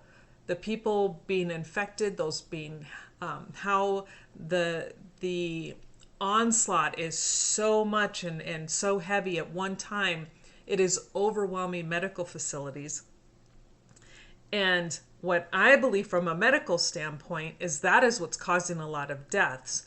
I don't even think that the death rate would be 2.5%, or in some cases 6, 8, 10% higher, or 10% would be a death rate if this outbreak where they were occurring right now really bad, if it had leveled off, if the amount of infections were at a level to where the hospitals could then handle them, I think a vast majority of these people would survive. But unfortunately, that isn't the case, and that's what makes this so deadly, is the amount of people who get sick at the same time, and the amount that are requiring hospitalization. It's just too much, and no hospital can handle that many, and that is what's making this very deadly, and that is very real. Now, whatever the majority of people's take on is this to force vaccinations, or is it to, make the government look like this, the shining angel of mercy? Again, time will tell. And I think the writing will be on the wall, and I think it will be on the wall soon enough for people to be able at that point to make an informed decision. But I am not going to swing my pendulum one way or the other at this point, because right now it's too soon and there's not enough information. What do I see happening? I don't like what I see happening, but at the same time, I don't like what people are doing either. I don't like the complete disregard for everybody else's health because somebody doesn't want to stay in their quarantine. Because of somebody, it's like, when you're growing up and everybody, you've got that one person that just won't stop misbehaving. So the whole class, like say you're in a classroom and that one kid won't just stop misbehaving. So the whole classroom has to be punished. And that's kind of how I see it now. Those people who are not doing what they need to do is what's causing the rest of us to have to then be put in these lockdown and quarantine situations. So is that a direct result of saying the government's trying to fence us in? Yes and no. But the point, it's still the same coin. So if we all are responsible and if we all take this seriously, do what needs to be done in your area, because for everybody, it's going to be different. It will affect people differently. Your situation is different. So don't look at the crowd and say, because they, somebody in your next town over, God, this is not coming out. That's not coming out right. Basically, what I'm saying is be mature, be responsible, I think is the good word I'm trying to think of. Be responsible. Handle your situation responsibly. And then the rest of the people around you will benefit from that responsible behavior. So again, if we take care of each other, we take care of ourselves. Have a good night. Beautiful day outside. And I think we have some great things to talk about. I'll start by discussing the Federal Reserve. As you know, it just happened minutes ago, but to me it makes me very happy. And I want to congratulate the Federal Reserve. For starters, they've lowered the Fed rate from what it was, which was 1 to 1.25, and it's been lowered down to 0 to 0.25 or 0.25. So it's 0 to 0.25. That's a big difference. It's a It's quite a bit, about a point. And in addition, very importantly, the Federal Reserve is going to be purchasing $500 billion of treasuries and $200 billion of mortgage-backed securities, and that number can increase. But they're going to start with that, and that's really good news. It's really great for our country. It's something that we're very happy. I have to say this. I'm very happy. And they did it in one step. They didn't do it in 4 steps over a long period of time. They did it in one step, and I think that people in the market should be very thrilled, and that brings us, we're the strongest country in the world by far, financially and every other way, and that brings us in line with what other countries are. They actually have negative rates, but look, we got it down to potentially 0, so that's a big step, and I'm very happy they did it. And you will not hear anything bad about me unless it's about a month or 2 from now. So I congratulate the Federal Reserve. I think it's terrific. Just came out just as we spoke. I wasn't going to mention Federal Reserve or anything else, but this came out as we were walking up. I want to thank the people at Google and Google Communications because, as you know, they substantiated what I said on Friday. The head of Google, who's a great gentleman, called us and he apologized. I don't know where the press got their fake news, but they got it someplace. But as you know, this is from Google. They put out a release, and you guys can figure it out yourselves and how that got out, and I'm sure you'll apologize. But it would be great if we could really give the news correctly. It would be so wonderful. I just had a phone call with very impressive people, the biggest in the world of stores and groceries and all, and I'll give you the names. Dave Clark, Whole Foods. Mark Clow, CEO of Campbell's Soup Company. Brian Cornell, CEO of Target. Randy Edeker, Chairman and CEO, President of Hy-Vee. Jeff Hammerning, CEO of General Mills, great company. Kevin Huracan, President and CEO of Cisco. Craig Jelinek, CEO of Costco. Todd Jones, CEO of Publix Supermarkets. Donnie King, Tyson Foods. David McLennan, Chairman and CEO of Cargill. Rodney McMullen, CEO, Chairman of Kroger, big company. Doug McMillan, CEO of Walmart. He's been fantastic. Doug was here, as you know, on Friday, and he watched the market go up 2,000 points. On Friday, it went up 2,000, almost 2,000 points. Todd Vaso, CEO of Dollar General Corporation, and Vivek Sankaran, President and CEO of Albertsons. So these are all phenomenal companies. These are great companies. We had a long conversation with them, and they're going to work 24 hours round the clock, keeping their stores stocked. I would like to say that people shouldn't go out and buy. We're going to all be great. We're going to be so good.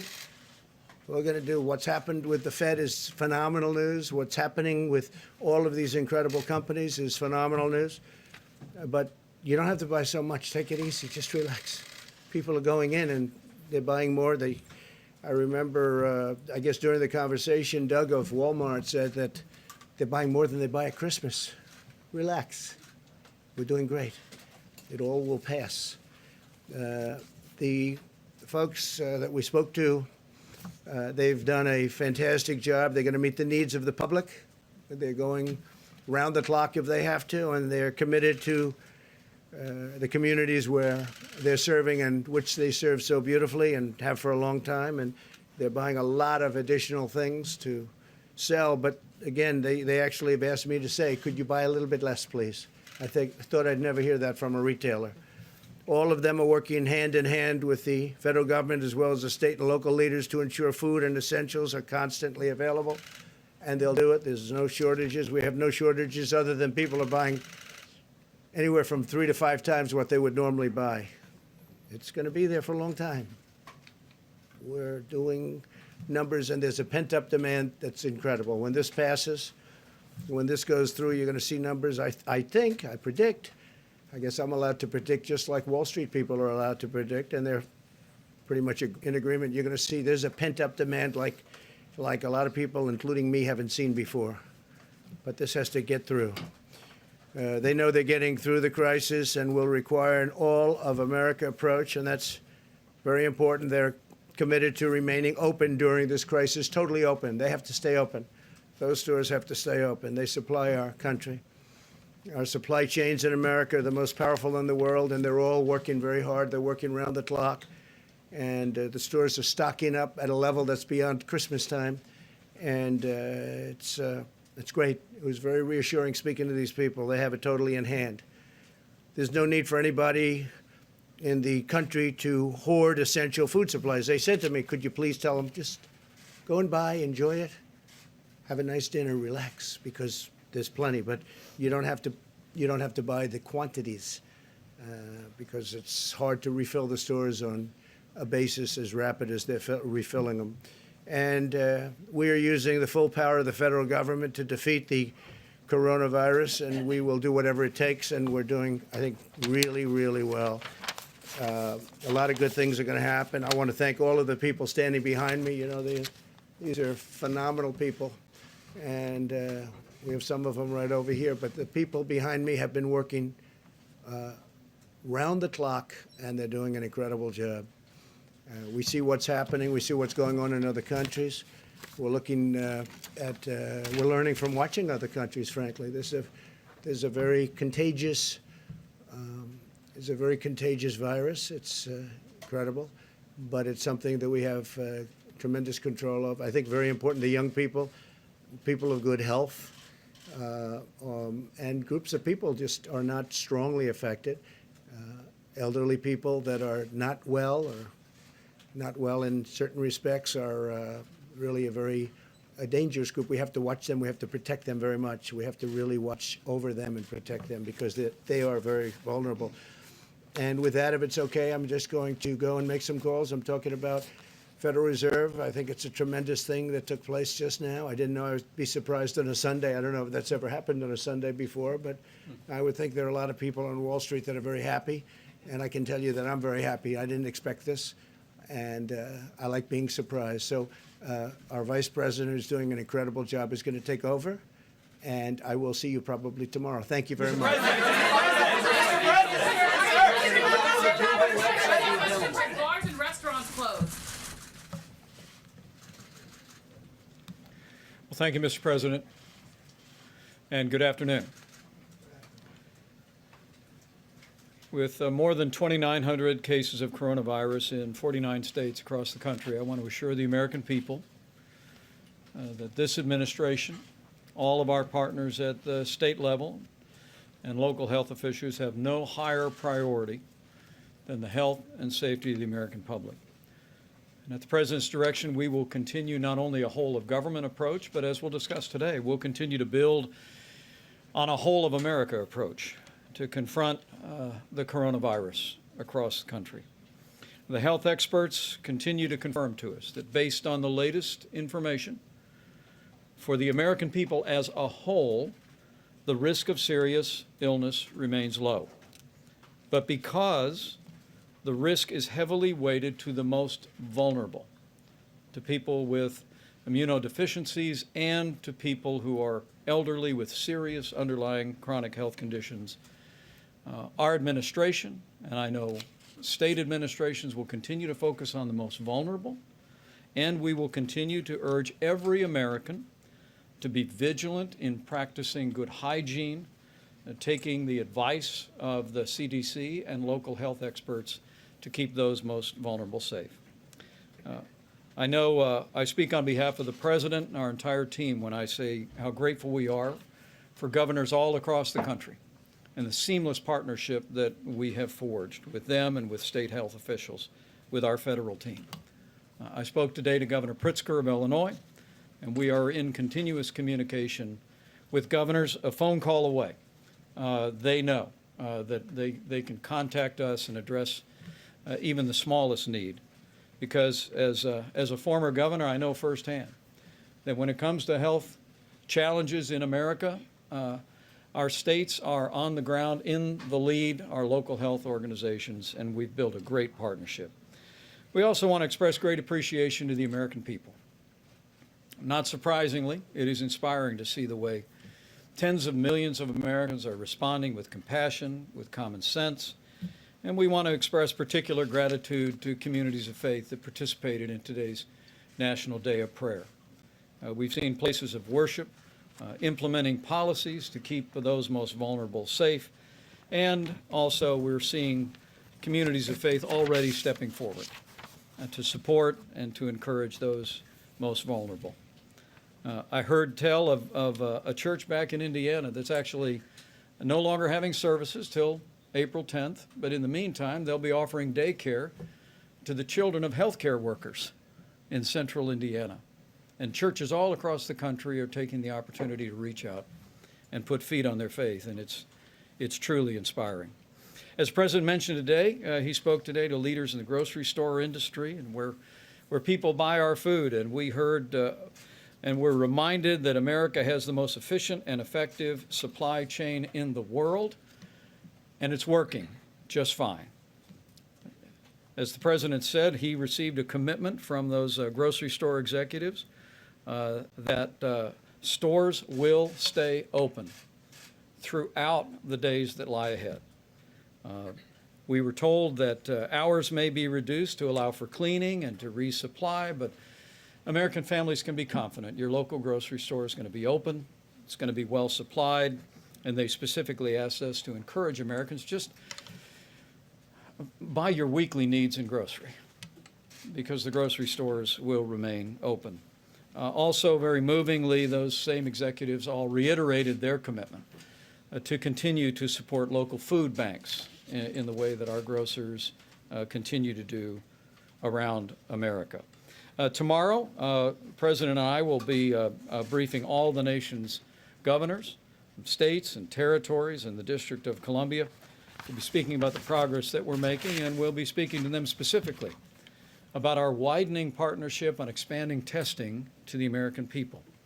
So allow me to speak to that issue, and then I'm going to recognize Admiral Brett Giroir, who will describe for us the excellent work the Public Health Service is doing. Dr. Birx will describe the importance of the new national public-private partnership for diagnostic testing that is going to open the door to thousands of more tests in real time for the American people in the days ahead. First, some fundamentals. As the American people know, testing is now available in all 50 states. Either state labs are either conducting the tests themselves or the CDC is processing tests. They're using the traditional manner of a manual test that allows for 40 to 60 tests a day.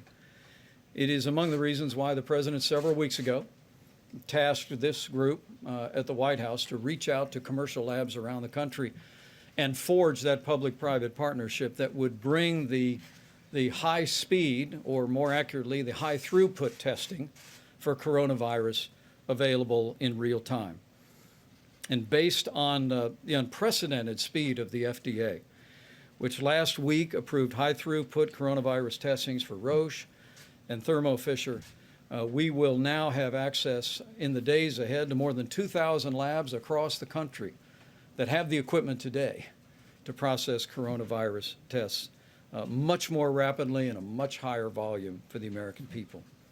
In terms of delivering those services, more than 10 states, in addition to CDC labs, and public health labs, and labs that states can now authorize in their states, more than 10 states have implemented their own drive-through testing sites, and we want to commend New York, Colorado, Delaware, Washington State, Texas, and others that have implemented these on-site places where people can obtain tests. Most are using the current CDC testing, the manual testing, but we are working closely with our governors, as you will hear momentarily, to make sure that the new testing regimen is available for their remote sites as well. As I mentioned, as of Monday, we will have more than 2,000 labs coming online. with the high-speed testing, and we are connecting states to those testing methods. We're also working with a number of retail partners to add to the work that states are doing around the country, working to set up parking lot testing centers outside of stores, and Admiral Brett Giroir will detail the progress that we've made over the last 72 hours. Following the President's declaration of emergency, the Admiral and our Public Health Service have forged a partnership now with FEMA, made possible by that declaration, and they've reached out to all 50 states to create a process that will enable all Americans who need to be tested to go to a community-based testing site outside of usual healthcare facilities. The focus of these tests, as Dr. Birx will describe momentarily, will be on those most in need. A priority will be placed on healthcare workers and first responders who are out there coming alongside people that are being impacted by the coronavirus. We want to make sure they have access to the testing as a priority. And then Americans 65 or over with a cough or a fever or other symptoms will be prioritized over other tests that are extended. As I mentioned, Admiral Giroir will describe the progress that we've made in just a few moments, but we're going to continue to work very diligently, hour by hour, day by day in the days ahead, to expand testing around the country and access to this extraordinary and unprecedented national public-private partnership for diagnostic testing. With regard to testing, as we expand testing, we're so pleased that Congress joined with our administration to make sure that cost is never going to be a barrier to anyone getting a coronavirus test. As you recall, several weeks ago, the President directed a change in our Medicare and Medicaid programs to ensure that coronavirus testing was included. Health insurers were brought in. They all agreed to waive co-pays, but because of the good bipartisan work done in the House of Representatives, now all coronavirus testing is free, and it's free for every American, including uninsured Americans. And we continue to urge passage of the legislation that will be considered by the Senate this week. Let me say one final word about the testing issue. And that is that we, as the President often says, we're all in this together.